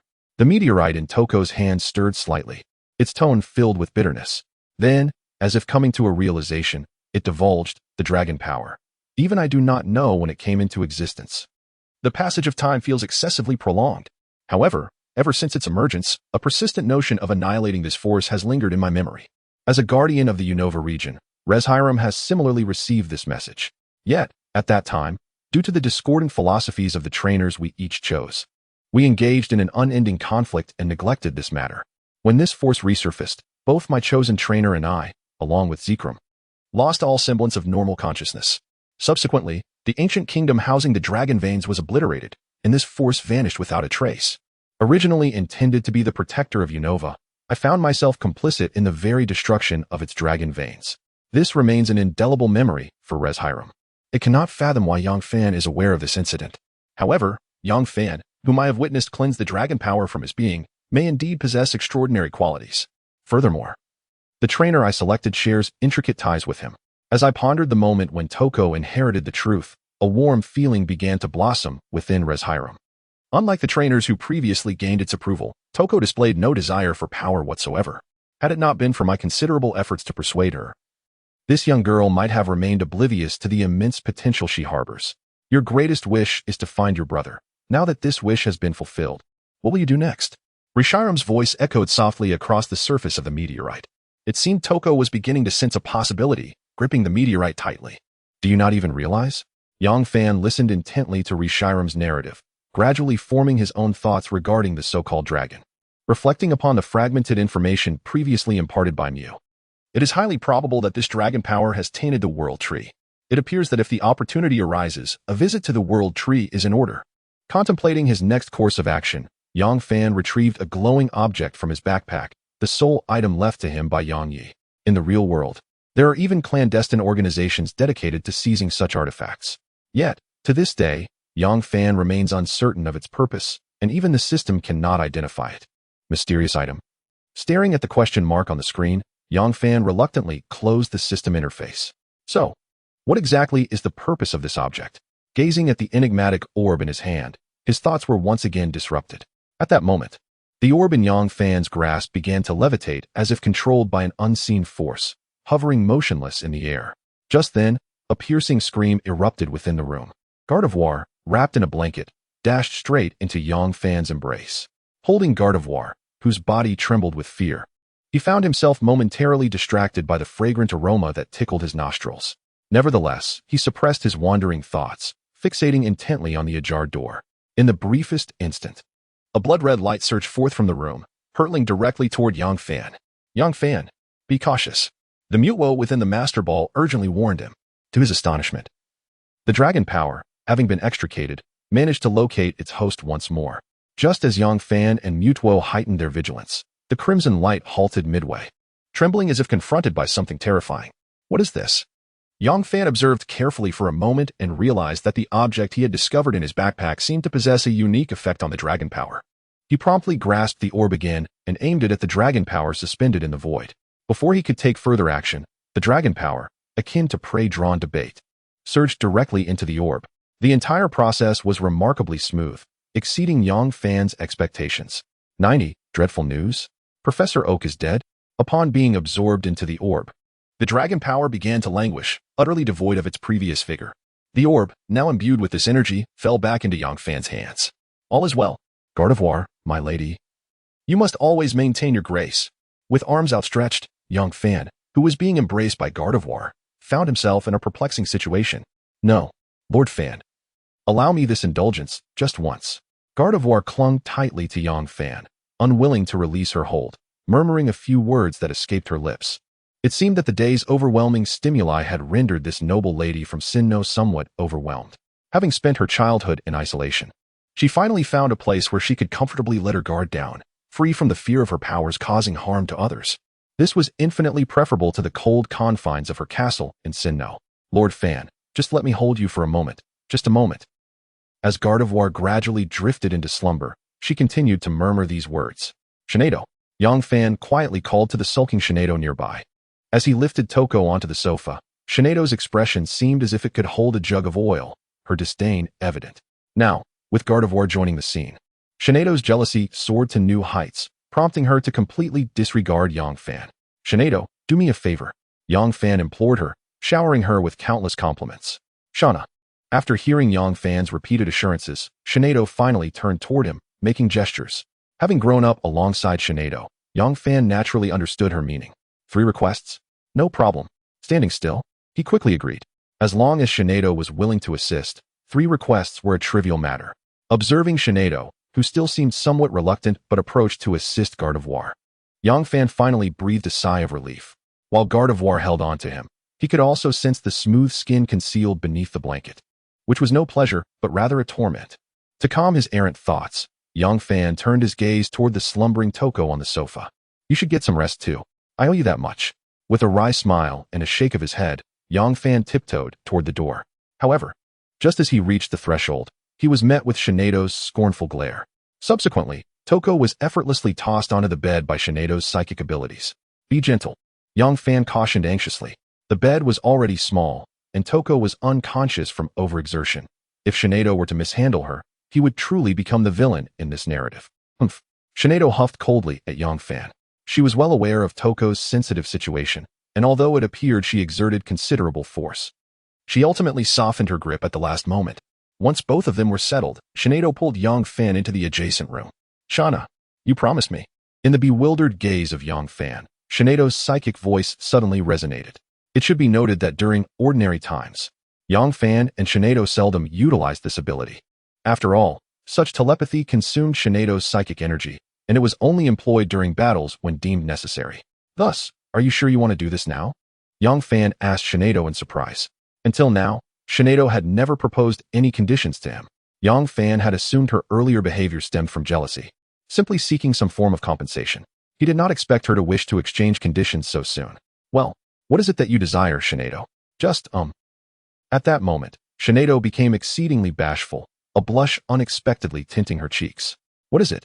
Just, ahem. Shinedo, why do you seem a bit off today? Upon hearing Yang Fan's words, Shinedo's heart sank. Off? You're the one who's off. She recalled the words spoken to her by Kirlia after their previous outing. Yang Fan, you truly are such a straightforward man. After uttering this, Shinedo, in a fit of pique, abruptly severed their telepathic connection and turned her back on Yang Fan. Fine. Today, I admit my fault. I apologize, Shinedo. Please forgive me this time. Yang Fan implored, approaching her with a sorrowful expression. The events of the day had indeed exceeded his expectations. Shauna, contemplating how his plans had fallen apart while observing Yang Fan's weary visage, Shinedo found it in her heart to forgive him. Thank you, Shinedo, for always being by my side, caring for me since childhood. Taking Shinedo's hand, he led her to the window, gazing at the resplendent starry river. Yang Fan felt a profound sense of relaxation wash over him as he quietly reminisced about the past. Shauna, observing Yang Fan's radiant smile, unburdened by worries. Shinedo too became enveloped in the cherished memories of their companionship. Those days were devoid of such complexities. Each day was simply dedicated to the essence of living. Therefore, Shinedo, Yang Fan's keen gaze remained unwavering upon her. All this time, truly, thank you for being by my side. As he spoke, a glimmer akin to a shooting star flickered in Yang Fan's eyes, filling Shinedo's heart with warmth as well. Beneath the vast, shimmering stars, within that humble room, a young man leaned in to kiss a lady who appeared remarkably enigmatic. The lady, poised and elegant, gazed at the young man with a hint of dazed wonder. What is it? The young man smiled at her, his expression pure enough to melt the coldest of hearts. The lady remained silent, quietly extending her hands toward him. In response, he embraced her with an unspoken understanding. The atmosphere between them was profoundly harmonious. Time drifted away beneath the canopy of stars. Hey, Yang Fan, rise and shine. Awakened by the morning call, Yang Fan rubbed his eyes vigorously. As he opened them, he found Jadelia's angelic face mere inches from his own. What is it? Yang Fan, your Pokédex has been ringing incessantly. A Pokédex? Confused, Yang Fan quickly sprang up in search of it. Meanwhile, Shinedo approached him with a heavy expression, holding the black Pokédex. Yang Fan, the Pokédex indicates that Professor Oak is gravely injured and near death. What? How can this be? Yang Fan's voice rose in disbelief as he questioned Shinedo. Such news seemed utterly preposterous. Professor Oak was one of the most esteemed champions in the entire Pokémon world. Although he had not been active in battles in recent years, his championship prowess was beyond reproach. How could he suddenly be gravely wounded? Stunned, Yang Fan hastily took the black Pokédex from Shinedo's hand, scrutinizing the information it conveyed, fervently praying that this was merely a cruel jest. Upon opening the black Pokédex, a hollow look appeared in Yang Fan's eyes, and the air in the room seemed to freeze. Is this real? Gazing at the glaring red text on the Pokédex, Yang Fan grasped the truth. Shinedo spoke nothing but the truth. What on earth happened? Silver Mountain? The information from the Pokédex bore a clear signature from the Silver Mountain Pokémon Center. Without hesitation, Yang Fan gathered his belongings and exited the room. Speaking as he did so, Jadelia, I apologize, but it seems I cannot teach you how to control your powers for the time being. Yang Fan, do you want to ask something? Jadelia suddenly hesitated, merely shaking her head softly. Yang Fan, please be careful. It seems you have truly grasped the essence of elegance. Jadelia, casting a reassuring glance at Jadelia's demeanor, Yang Fan was acutely aware of her underlying confusion. However, having uttered those words, Jardilia had undoubtedly taken her first step on the path of grace. Now then, Tuko. Huh. Oh, what is it? Tuko appeared quite taken aback, her expression laden with concern. Due to our location at Silver Mountain, I lack any flying Pokémon, so. Yang Fan admitted somewhat sheepishly. Unfortunately, none of his Pokémon were particularly swift flyers. If he were to utilize Mewtwo, he would likely faint from overexertion mid-journey. Thus, borrowing Tuko's Reshiram was a necessity. Alright. After confiding in Yang Fan yesterday, Tuko felt an inexplicable shyness in his presence. Do not dwell too much on our relationship. I believe Professor Oak might have some insights, and even if we are not siblings, we are indeed quite good friends now, aren't we? I have always regarded you as my little sister. Upon hearing Yang Fan's soothing words, Tuko's tense emotions gradually began to stabilize. After years of waiting, finally receiving news of her brother, she felt a sense of guilt at the thought of straining their bond. Yes, alright, brother, Yang Fan. It's fine. You can call me little sister. I have long wished for such a beautiful and lovely sister. Yang Fan's words resonated in Tuko's ears, causing tears to spill forth like precious pearls. Thank you, brother. Tuko silently expressed her gratitude, understanding that the relationship between them should not be hastened. Reshiram, can you take my brother along with us? As a meteor, Reshiram initially had no intention of accompanying Yang Fan. However, given that its trainer had betrayed it, it reluctantly agreed. Alright, thank you, Reshiram. Sensing Tuko's joy, her latent power surged forth once more, and Reshiram couldn't help but sigh heavily. Who would have thought I would encounter such a trainer? After vacating the room, Yang Fan, Tuzi, and Jardilia arrived at the expansive plains outside Golden City. Take care, Jardilia.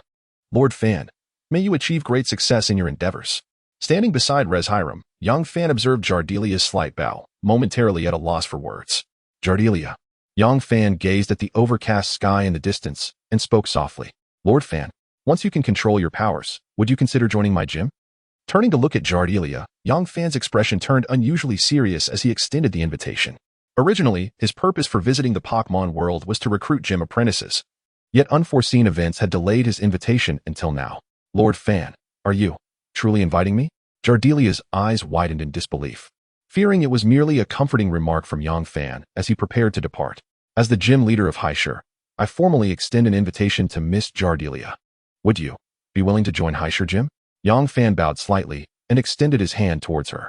Observing this archaic yet somewhat clumsy gesture, Jardilia felt no mockery.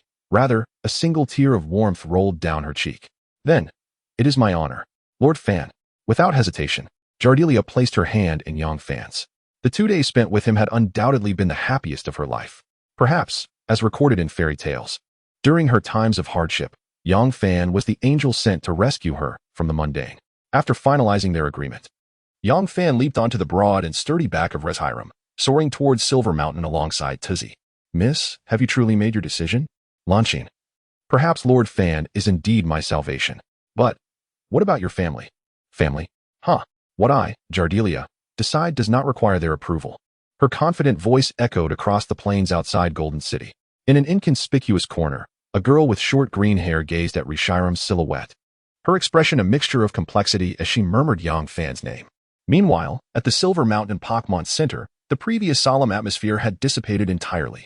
Nurse Joy, drenched in sweat, was frantically coordinating rescue efforts, with some already collapsed on the floor, devoid of dignity. Within this technologically advanced Pokémon Center, the air was filled with cries of despair. 92, family. In the innermost chamber of the center, Professor Oak. What are you shouting about? Are you really going? Yes. No room for discussion? None. Then count me in. You realize you might not return from this, right? If you, an old man, aren't afraid, why should I be? But an elderly man with a bald head and sunglasses spoke absently. Still worried about it? Of course. That is my life's work. Rest assured, nothing will happen. Haven't there been rumors from Team Rocket about new species of Pokémon? Perhaps. Shaber, what's wrong? Stay back. I need your help with something. Professor Oak gazed at the distant dark clouds, his expression shifting between guilt and sighs. After a prolonged silence, the conversation in the room ceased. Not long after, a figure of a Dragonite vanished from the summit of Silver Mountain. I hope your choice is the right one.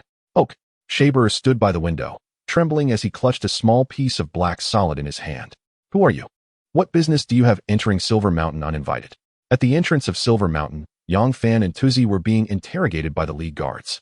I have urgent matters to discuss with Professor Oak. Here is the proof. Displaying his Pokédex, which clearly bore Professor Oak's special authorization. The guards promptly allowed them passage. Tuzi also presented her Pokédex. Regardless of the world, individuals like Yang Fan and Tuzi, as Pokédex holders, were considered reserve forces for various regional leagues. Hence, they possessed relative rights to traverse restricted areas, even gaining the potential to become candidates for the Elite Four upon reaching a certain level of strength. What on earth is happening? Upon arriving at Silver Mountain, Yang Fan and Tuzi were immediately met with various cries of anguish. Tuzi couldn't help but exclaim at the scene before her. Though she had witnessed brutality before, including many horrific experimental sites during the Unova's conflict against Team Plasma, nothing could compare to the current devastation of Silver Mountain. Limbs and body parts were visibly scattered on the ground, countless pools of dried black blood staining the earth, with some corpses carelessly discarded, trampled upon by hurried passers-by, who did not spare them a glance. The nurses were too exhausted to speak, relying solely on gestures to direct the rescue efforts. Their partners, Happiny and Chansey, had long since fainted on the ground. The harrowing scene left Yang Fan feeling a profound sense of discomfort. Gripping Tuzi's pale, trembling hand, he ventured deeper into the Pokémon Center. Fortunately, everyone was preoccupied, racing against death, completely oblivious to Yang Fan and Tuzi. The two made their way unobstructed to a special room at the innermost part of the Pokémon Center. Yang Fan slowly placed his hand on the doorknob, the icy sensation sending shivers down his spine. He could hardly fathom the scene that awaited him inside. Was Professor Oak lying silently on the bed? Or had he already? Noticing Yang Fan's unease, Tuzi gently placed her hand over his. Her gaze resolute as she looked into his eyes. Creak. The doorknob turned, and the door swung open with a sound that made one's teeth ache. Have you arrived? Come in, young man. A voice belonging to an elderly figure resonated from within the room, though it was evidently not Professor Oak. Yang Fan, puzzled, stepped inside, with Tuzi closely following. Who are you? Scanning the room, Yang Fan inquired, taken aback by the peculiar attire of the elderly man, who gave him an oddly familiar impression. Yang Fan. I believe I know him. The Master Ball hanging on his chest echoed with the voice of Mutuo. Could it be Shaber, the principal architect of Team Rocket's Mutuo project? Also, the gym leader of the Johto League's Red Lotus Island. His strength is on par with Professor Oak's, a top-tier trainer specializing in fire-type Pokémon. I am Shaber. Professor Oak specifically asked me to wait for you. Shaber turned to Yang Fan, but as soon as he spoke, he noticed the Master Ball at Yang Fan's chest. In an instant, the figure rushed before Yang Fan, fixated intently on the Master Ball. This Pokeball, where did you acquire it? The unusually excited Xiaobo seemed completely oblivious to the bandages wrapped around his body, which were once again stained with fresh blood. You, Yang Fan, frowning and about to utter something, was suddenly dazzled by a flash of purple light. Mutuo emerged from the Master Ball, materializing in the room. Indeed, it is you. Mutuo. Xiaobo's face flushed crimson, akin to that of someone who had encountered a long-desired deity, his eyes bloodshot as they gazed upon Mutuo. You're far too excited. You should lie down. Mutuo, observing Xiaobo's state, displayed an expression remarkably similar to Yang Fan's. A flicker of ethereal light emanated from its hand. Bang! Xiaobo was unceremoniously tossed onto the hospital bed by Mutuo, although his wounds reopened. He gazed at Mutuo with a sense of contentment and pride that made Yang Fan feel somewhat uncomfortable. Yang Fan, I am returning, unable to endure any longer. Mutuo threw forth a self-regeneration and returned to the Master Ball. By the way, Xiaobo, where is Professor Oak now? Yang Fan approached the bedside, steeling himself against Xiaobo's fervent gaze as he inquired. You must be Yang Fan. Is this something Professor Oak left for you? But first, you must answer me a question. Xiaobo waved the black solid towards Yang Fan. A question? Please, go ahead. Suppressing his urge to retaliate. Yang Fan listened to Xiaobo's query. What do you believe Mutuo represents as a life form? Life? Upon hearing Xiaobo's reference to Mutuo, Yang Fan became serious. Regardless of the circumstances, Mutuo was the culmination of this man's lifelong endeavors, a being that had endured years of toil, only to be treated as a weapon by Team Rocket. It was clear that such a reality weighed heavily on his heart. Mutuo is my family. After considerable contemplation, Yang Fan provided this answer to Xiaobo. In his heart, Mutuo had long since become family. Family indeed. A commendable response. Young man, cherish it well. Its future holds far more than its current state.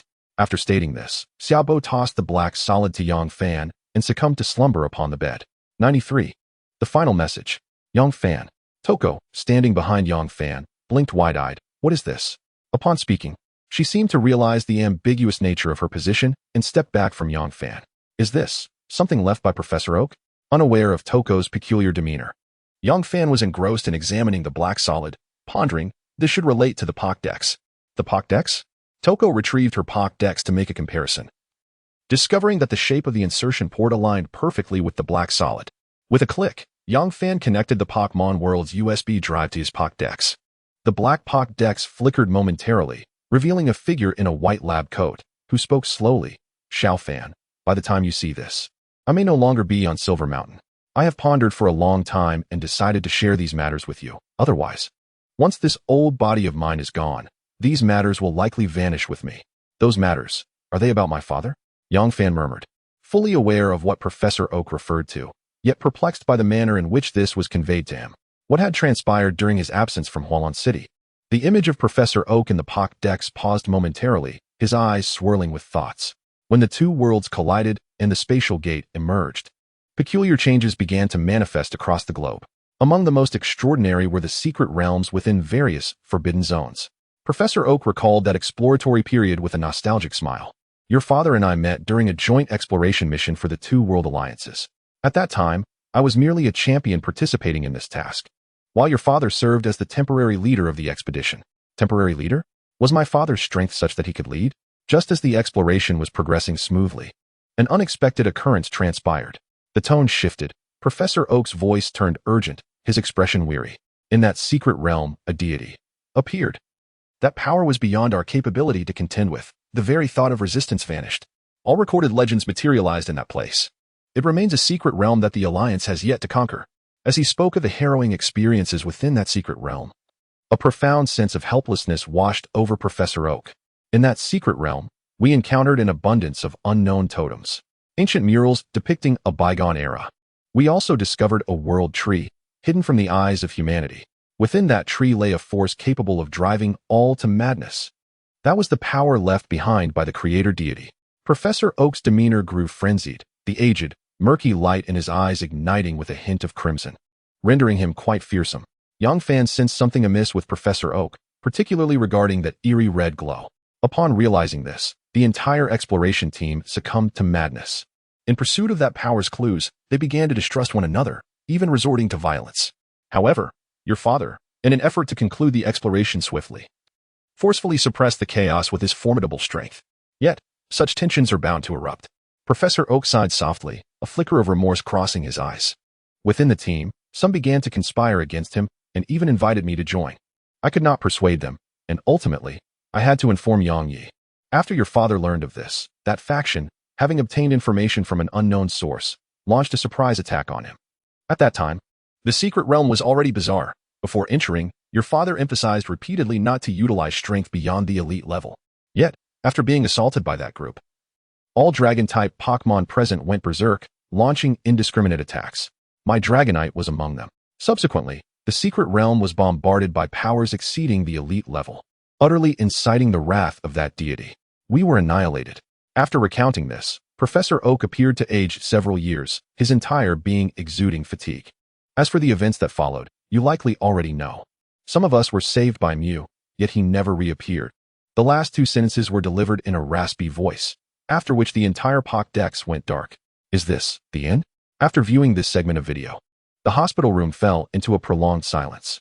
Young Fan began to ponder, who exactly was the deity referenced by Professor Oak? Simultaneously, who were the individuals that had collectively attacked the exploration team? Furthermore, if he was not mistaken, the strange red glow emanating from Professor Oak likely corresponded to the dragon power in his backpack, which Mew had alluded to during their stay at the inn. Therefore, where exactly was the secret realm that Professor Oak claimed could not be conquered even by the combined forces of two worlds? What does all this have to do with that deity? Young Fan once again felt as though the entire world was shrouded in mist. For now, it was imperative to ensure Dr. Oki's safety. Young Fan sighed quietly. Bang! A heavy object fell to the floor of the hospital room, where only 2 hospital beds were present. There lay Xia Bo in a peculiar posture, utterly ungraceful on the floor. With a sense of helplessness, Young Fan approached and lifted Xia Bo back onto the bed, exclaiming, I wonder how you've managed to live so long. Cough, cough.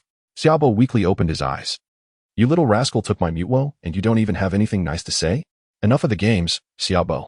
Where exactly is Dr. Oki gone? Young Fan pressed urgently. About that. Xia Bo attempted to feign ignorance to evade the question. Speak quickly.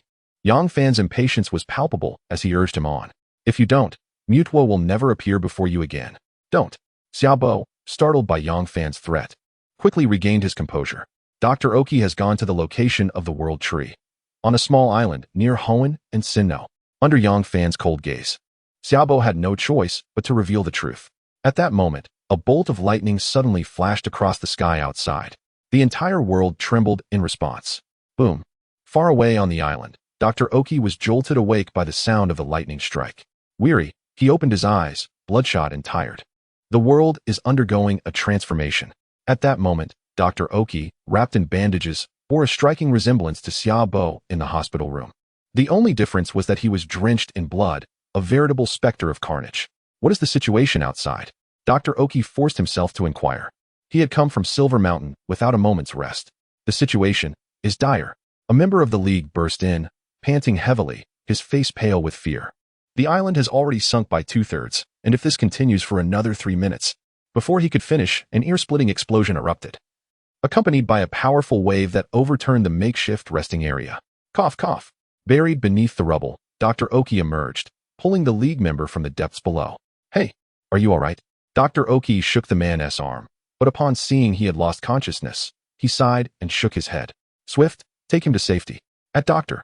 Oki's command, a disheveled yet robust Swift appeared, its fur matted with drying blood, dripping onto the ground as it struggled to hoist the League member onto its back and limped away.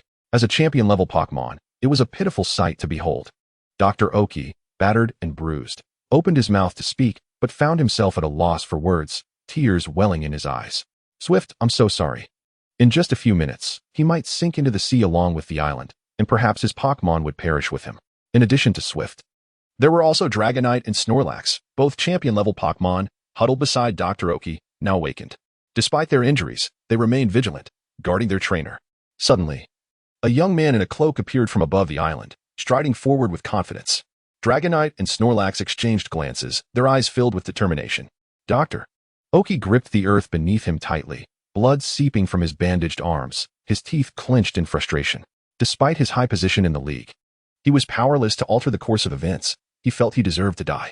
Yet, he could not bear the thought of the many League members and his Pokémon perishing, especially those young trainers, barely adults, buried on this nameless island. A tragedy of life. And what of Snorlax's offspring? As a trainer, how could he accept this? How could the illustrious Dr. Oki find peace? Dr. Oki, it has been a long time. The young man stood before Dr. Oki, casually adjusting his cloak to display his arrogance. You are Datu? Dr. Oki could hardly believe his eyes, bewildered by the situation. How did you end up here, Datu? Huh? Has the League abandoned you? Datu looked down at Dr. Oki with a hint of pity. What necessity remains for such a league to exist? Dr. Oki felt a wave of confusion wash over him, although he was reluctant to accept this reality. The evidence was laid bare before him. Look. Datu tossed a Pokédex onto the ground before Dr. Oki. This is the current state of the League. Slowly picking up the Pokédex, Dr. Oki staggered to his feet, walking with a limp. How is this possible? Gazing at the information from various regions displayed on the device, he was utterly lost. Abnormal climatic events were occurring worldwide. Kanto, Johto, Hoenn, Sinnoh, all were experiencing unknown disasters. The League called upon gym leaders to take urgent rescue measures. The situation is critical. Trainers, lend your strength. Do you see? Data gazed toward Silver Mountain, his voice low, merely mobilizing subordinates, while the higher-ups continue to conceal their true power. And Data gestured for Dr. Oki to look further. Several stark photographs flooded Dr. Oki's vision. The images depicted rescues of Pokémon, yet they had already been covertly injected with syringes and transported to unknown laboratories. These are. Dr. Oki found himself momentarily speechless, staring at the photographs. This world. It is time for a transformation. Datu's voice sharpened as he took a step closer, locking eyes with Dr. Oki. So, Doctor, choose. Will you be swept away by the tides of the times? Or will you set sail toward a new world? Datu's voice was soft yet resonated like a haunting melody in Dr. Oki's ears. He felt as though he had heard such words before. Make your decision, Xueqing. Cast Yang Yi aside. The power of the Creator is ours. This is a chance to change the world. Two conflicting voices echoed in Dr. Oki's mind, their speakers' faces beginning to merge. Get out of my way. Dr. Oki shouted with all his strength, Dragonite and Snorlax encircling Datu protectively. So, you remain unchanged. Datu sighed deeply. uttering words that sent chills down Dr. Oki's spine. Unchanged, the overlapping faces in Dr. Oki's mind jolted him awake. Was it you back then, Doctor? Oki struggled to comprehend. Datu. No, who are you really? Power is always cyclical. Datu shook his head with a sigh. He was not surprised by Dr. Oki's choice. If Dr. Oki had truly chosen a different path, he could not possibly be Dr. Oki. What has transpired will surely repeat itself. What has been done will be done again. On the island, submerged by the sea, Datu's soliloquy echoed around them. Become the waves of this era, Dr. Oki. As his words fell, the waves surrounding the island surged violently. The relentless waves, imbued with a force capable of cataclysm, crashed heavily upon the small island. At the crest of this tumultuous tide, Professor Oak discerned a dark, avian silhouette. Could it be that creature? In this moment, the champion's combat prowess manifested brilliantly. Dragonite. Snorlax. Utilize Ice Beam against the bottom of the waves.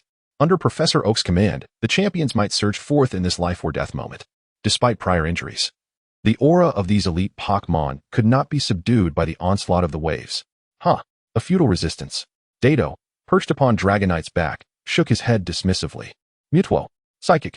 As the waves roared around them, the frozen area created by Dragonite and Snorlax was swiftly compromised. The remaining members of the Alliance on the island wore expressions of impending doom. Do we truly have no hope? At the very least, we have delayed them. Yet, the very ones who were meant to protect them, the Elite Four, seemed absent. Where were the champions? The only one fighting for them was Professor Oak. As death loomed, doubts about their trusted leaders began to surface among the crowd. This was only natural. Suddenly, ice shattered and the waves howled. Everything beneath that torrent was about to be obliterated. Even Professor Oak felt despair. Is this finally the end? He slowly closed his eyes. His mind flooded with fragmented memories of life. Mutuo. Psychic. The crowd envisioned their bodies being crushed by the monstrous waves, yet instead, a youthful voice reached their ears, prompting many to open their eyes in confusion. This is... They stared in disbelief at the scene unfolding before them. An invisible force obliterated everything in its path, carving out a vast vacuum amidst the overwhelming tide.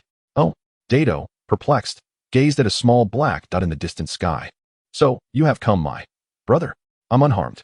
Professor Oak realized something was amiss, opening his eyes to the astonishing sight around him. The surrounding waves had been forcefully displaced.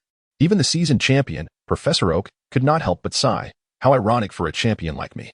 Logically, if these top-tier legendaries had not appeared, then the title of champion would indeed signify the pinnacle of power. Even exchanging blows with beings like the legendary birds would be within reach. You should not have come, Dato proclaimed proudly from Dragonite's back. Could it be? Professor Oak's eyes reddened as he focused on the approaching figure. Is it the champion of Hoenn? Or perhaps one of the Elite Four? A champion from Sinnoh would suffice as well. The Alliance members began to speculate wildly. After all, this was their final hope. Dato cast a disdainful glance at the excited crowd, a swarm of ignorant ants still clinging to the notion of rescue from the Alliance. Is it really him? Professor Oak was entranced by the increasingly distinct figure. Tears still lingered on the faces of the Alliance members, who looked at Professor Oak with joy and asked, Doctor, who is coming to save us? The Elite Four of Hoenn are preoccupied with the Aqua and Magma teams, and Michael and Steven are engaged with Rayquaza and the Sky Pillar. Dato replied calmly. But that attack? The Alliance members stammered, caught off guard by Dato's explanation. They were desperate to know if the newcomer was indeed the Alliance's top strength. Doubts lingered among them, but they lacked evidence. Moreover, Dato had no reason to deceive them at this moment. To him, they were merely fish on a chopping block, easily dispatched at any moment. Pray for your good fortune. Dato resumed his haughty demeanor. He is coming. At least your lives will be spared. With heavy uncertainty, the crowd gazed at the imminent arrival.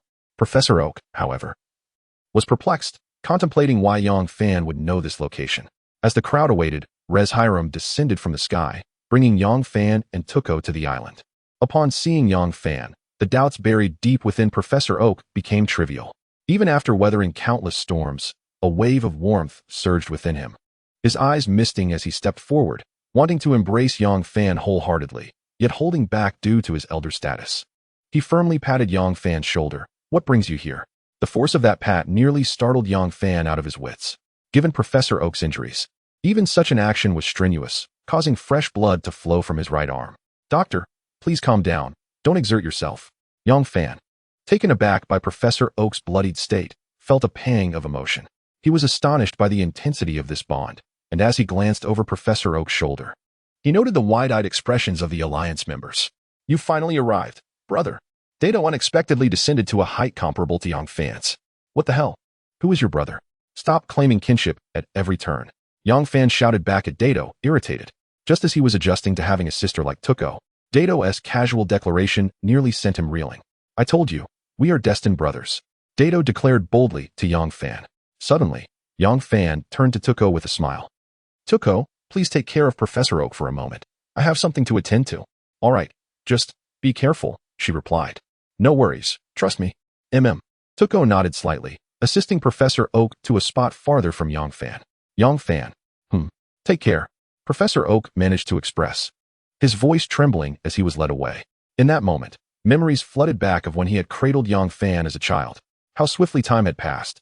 When Yang Fan was first brought into the Pokémon world, he had been somewhat reserved. Now, it was Yang Fan who needed to protect him. So, was all of this your doing? Yang Fan asked coldly, regarding Dato, his expression devoid of emotion. He had not wished to engage deeply with Dato. Yet reality had a way of appending plans. Why not ask those behind you? Dato laughed heartily, gesturing to the Alliance members. Yang Fan turned to look at the injured Alliance members behind him. No, it wasn't him, it's someone else. They only appeared later. They were fighting that black, machine-like creature. The Alliance member, under Yang Fan's scrutiny, hurriedly explained. Got it. Dato regarded Yang Fan with an unusual gaze, while his cloak billowed as if caught in an unseen breeze. However, we brothers must have our showdown. Come forth. Lugia. The moment Dato's words fell, a massive black avian Pokémon leapt forth from the tumultuous waves, enveloped in an abyssal darkness. The creature's unique blood-red eyes instilled a paralyzing fear in those who gazed upon it. Some timid members of the Alliance even collapsed to the ground, their legs turning to jelly. Could this be the sea god Lugia? A quivering voice dared to utter the name of this Pokémon. Yet terror still clouded their eyes.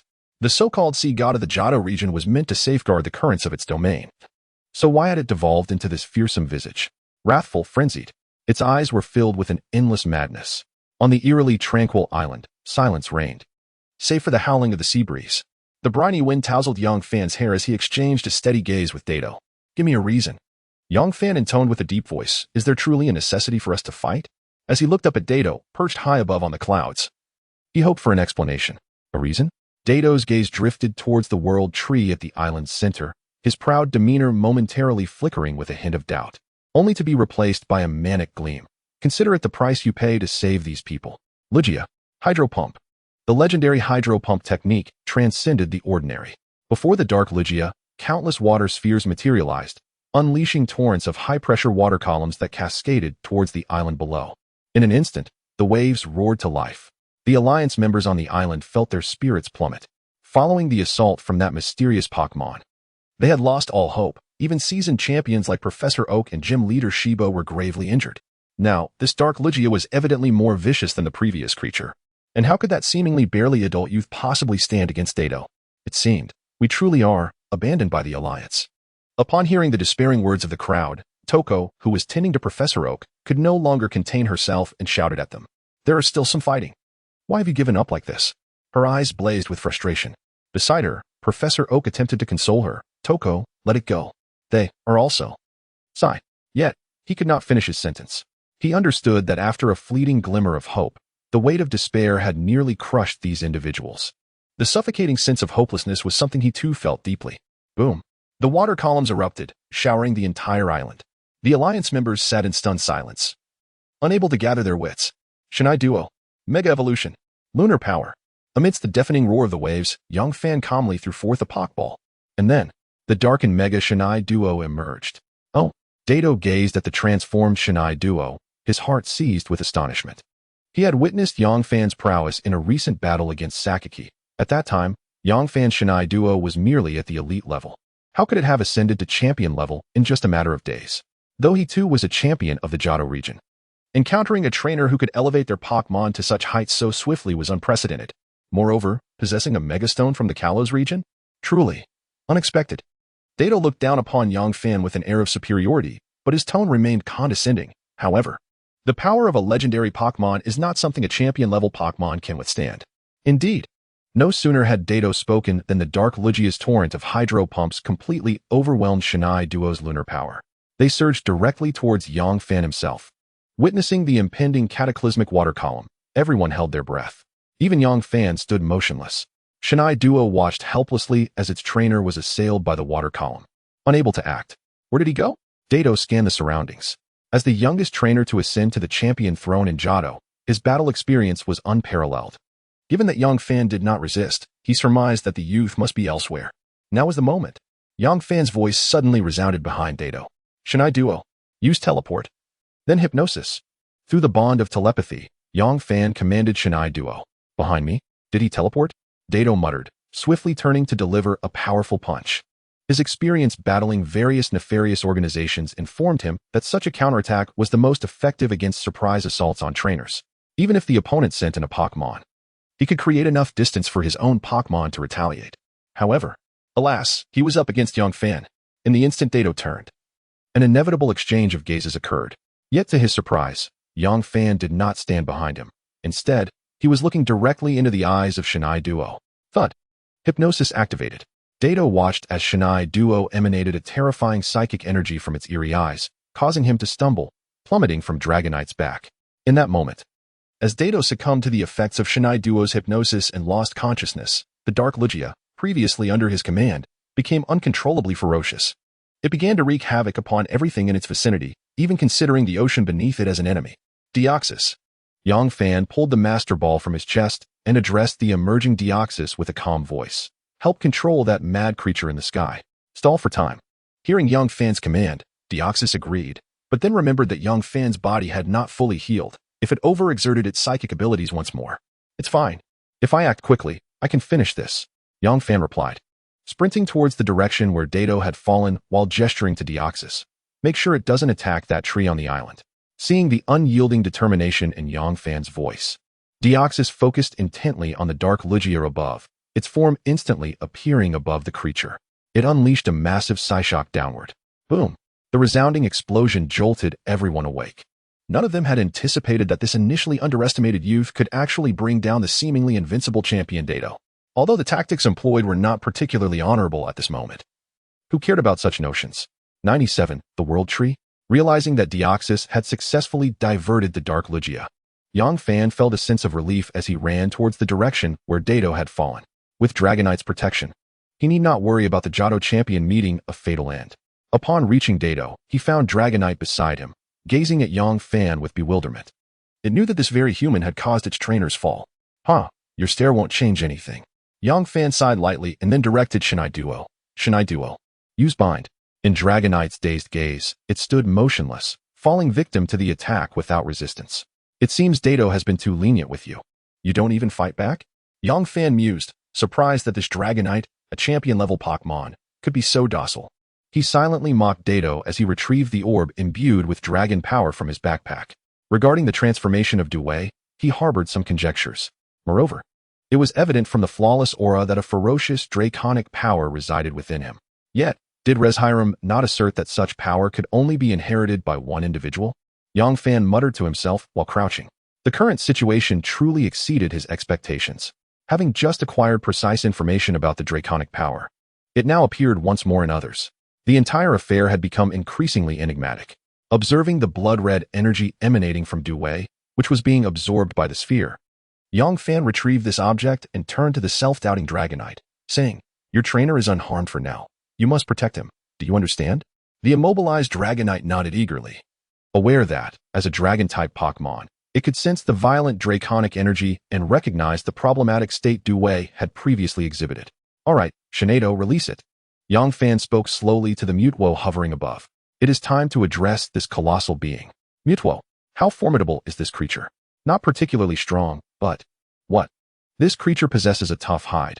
It seems my earlier attacks had little effect. Before Mutuo could finish, the Dark Lugia unleashed an attack directed at it. Destructive Beam. Fortunately, Yang Fan had foreseen this, instructing Mutuo to lure the Dark Lugia to the sky. Otherwise, the island might have been completely engulfed by the destructive energy, ultimately sinking into the ocean. As the might of the destructive beam dissipated, a series of explosions echoed across the distant sea. Despite the considerable distance, one could still feel the tremors of the island beneath the waves. Roar! Dark Lugia, enraged by the failure of its attack, exhibited an intensified fury. In Yang Fan's perception through the aura, It was entirely under the thrall of the draconic power, reduced to a mere puppet. Mutwo. Psychic Force. With Yongfan's command, Mutwo soared into the air, unleashing a surge of psychic energy that even Yongfan could feel flowing fiercely. A violet beam of light suddenly flickered, striking Dark Lugia. Boom. The violent explosion drowned out Dark Lugia's anguished cries, leaving only a rolling silhouette visible through the dissipating smoke to those on the island. Raisher, lend a hand, shouted Toko beside Professor Oak, summoning Reshiram. The genuine power surged forth, transforming a meteor engulfed in azure flames into a soaring dragon. Reshi, intertwined flames. Now, let us conclude this battle. Shinado, harness the power of the moon. Roar. Amidst the blaze, the tsunami of psychic energy, and the cacophony of fairy magic, only the wails of Dark Lugia resonated in the air.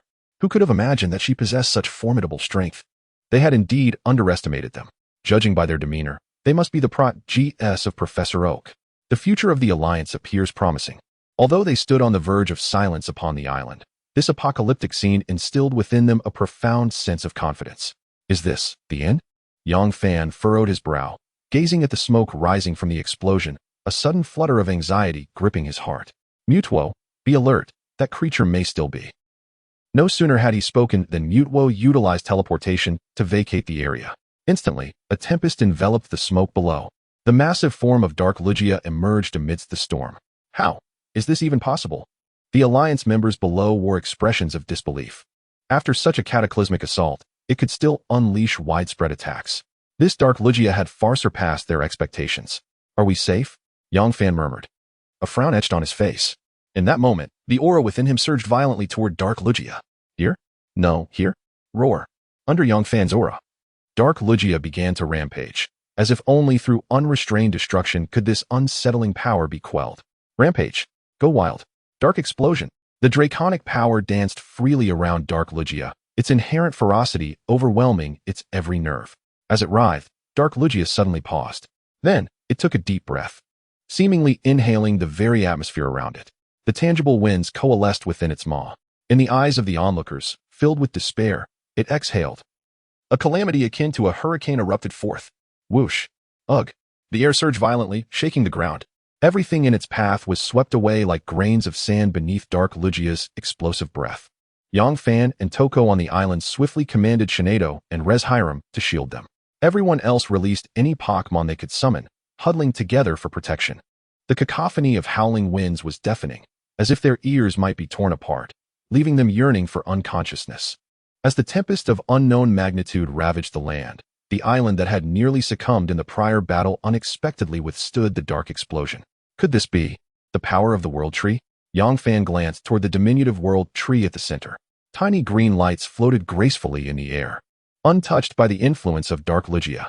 Simultaneously, an exceptionally pure force erupted from the World Tree, rapidly racing toward Mutwo. Ding. Your Mutwo. 98. Event concluded? System upgrade.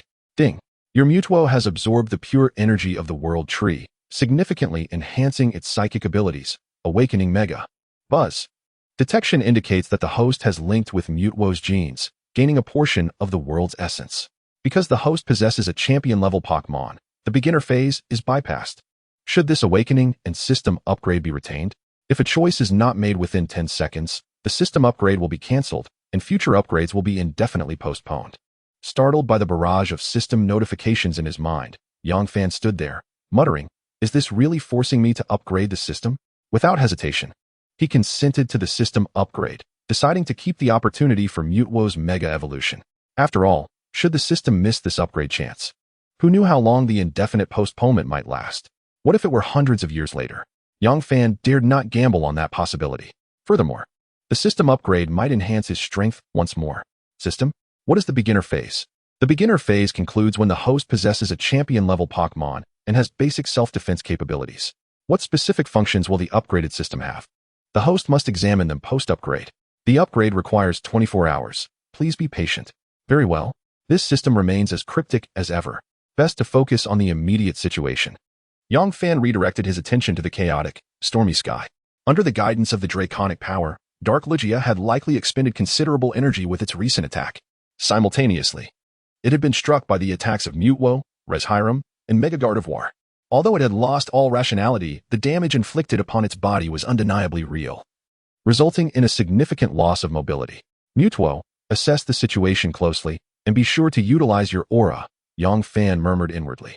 Following Yang Fan's directive, Mutuo enveloped itself in a protective aura without leaving a single gap. Thanks to the comprehensive link established between Yang Fan and Mutuo, a substantial portion of Yang Fan's flawless aura was inherited by it. As Mutuo slowly approached the immobile Dark Ligia, its psychic power began to radiate, creating a psychic net around Dark Ligia. The net was further covered with aura to prevent the dragon force from escaping once it sensed something amiss. Suddenly, as Mutuo neared Dark Ligia, a crimson light erupted from the massive form of Dark Ligia, hurtling directly towards Mutuo. However, it had underestimated the strength of Mutuo and Yang Fan. After thorough preparations, there was no way it could prevail. The dragon force was swiftly ensnared by the psychic net surrounding it, and the aura above seemed to diminish its power significantly. It's over now. Yang Fan exhaled deeply, tossing a sphere towards Mutuo. Mutuo, capture it. Under Mutuo's psychic prowess, the sphere teleported directly in front of it. The dragon force flowed into the sphere like water. Yang Fan, this creature? Mutuo instantly teleported to Yang Fan's side, returning the sphere to him. Use self-regeneration on it, and return it to the sea. Yang Fan gazed at the floating Ligia in the sky, feeling a pang of sympathy. Although it was a dark entity, it was also an innocent victim of the dragon force. Moreover, lacking a suitable Pokeball to capture it, returning it to the ocean seemed the most humane option. Understood. Mutuo nodded solemnly at Yang Fan, then swiftly teleported into the sky. Watching Mutuo's elusive teleportation, Yang Fan couldn't help but fantasize about when he would be able to wield such powers independently. I truly envy you all, Gardevoir. Yang Fan retracted his thoughts, smiling at Gardevoir beside him. Gardevoir. Gardevoir gently patted Yang Fan's shoulder, its expression suddenly adorably charming. All right, enough of this. Let us see how Professor Oak and the others are faring, Yang Fan said, walking towards the World Tree. Professor Oak and Tuco were resting nearby, while Reshiram cast a disdainful glance at Yang Fan. This young man. A member of the League rushed forward as Yang Fan approached, inquiring, "Is there something you need? We are profoundly grateful to you for coming to our rescue. This kindness will be etched in our hearts." Rescue? I didn't come specifically to save you. What? So, young man, you are. I came to find Professor Oak, and as for the League you anticipated. Yang Fan abruptly halted, pointing towards the now-sitting Dado, as he stated, "It seems they have completely abandoned you." Yang Fan's words struck like nails into the hearts of everyone present. What? The League has really abandoned us? Are we merely expendable? The faces of the League members turned pale. Moreover, this was no baseless rumor from Yang Fan. As he departed from Silver Mountain, he had overheard conversations from the adjacent room in Shiba's hospital, revealing that the League was critically short-handed and preoccupied with the emergence of legends, leaving them unable to assist an obscure island. Had it not been for the discovery of Mew's traces here, they likely would have disregarded the matter entirely. Even if they had learned of Professor Oak's insistence on coming here, they would have turned a blind eye. How are you feeling now?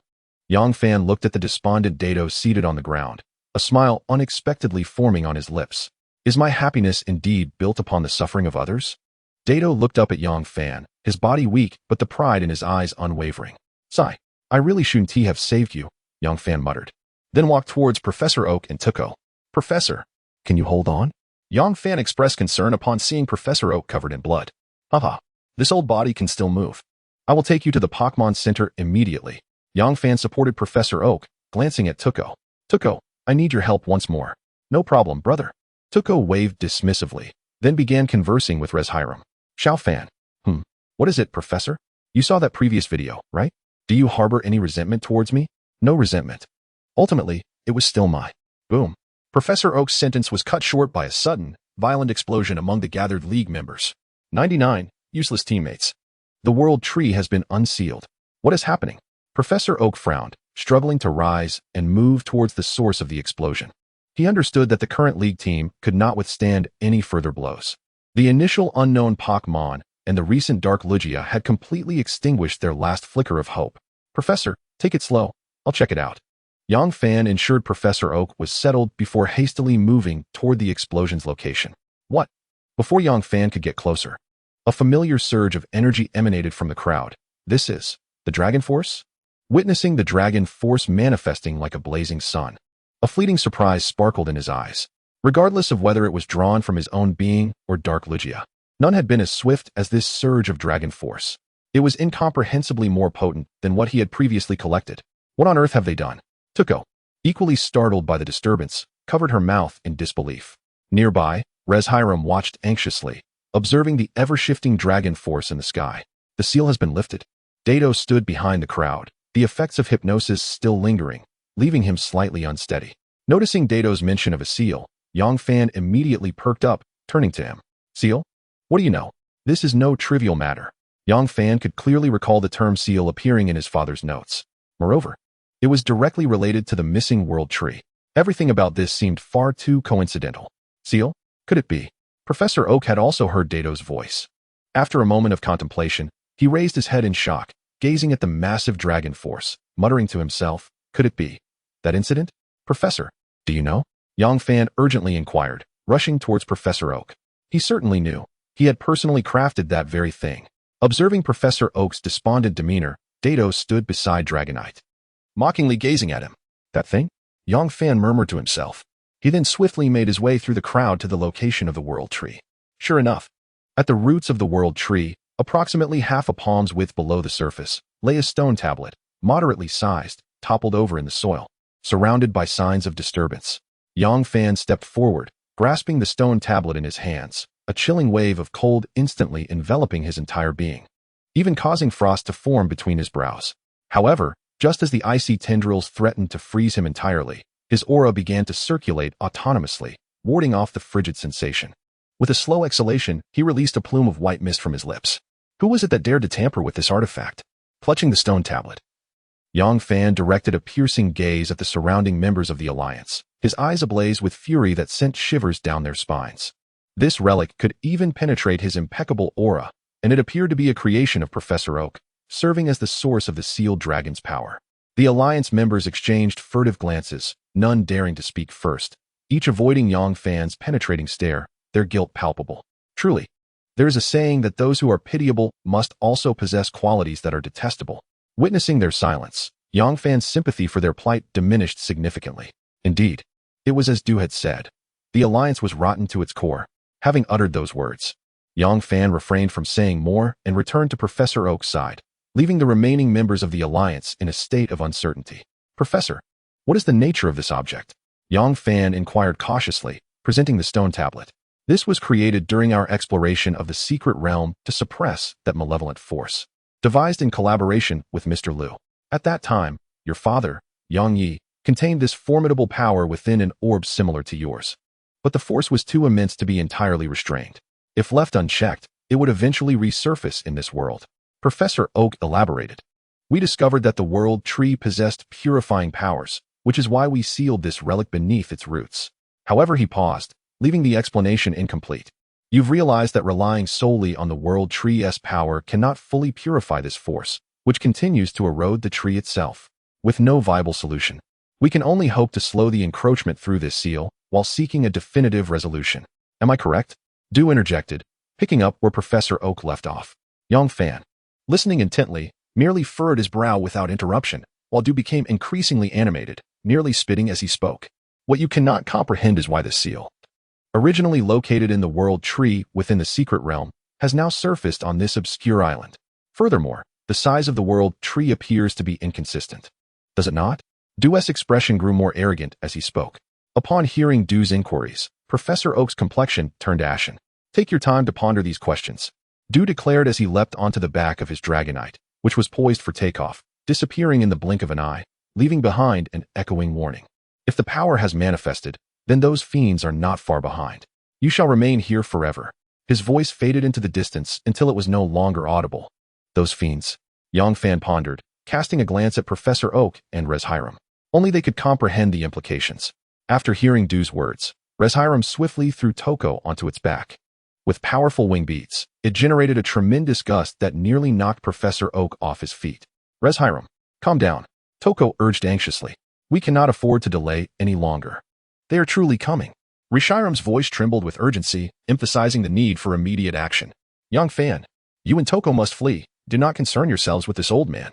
Professor Oak exclaimed, realization dawning upon him as he pushed Yongfan away. Something approaches. After dealing with Dark Lugia, Mutwo now turned to Yongfan. What is it? Yongfan inquired hastily. I cannot ascertain the specifics yet. However, there are many, and their aura rivals my own.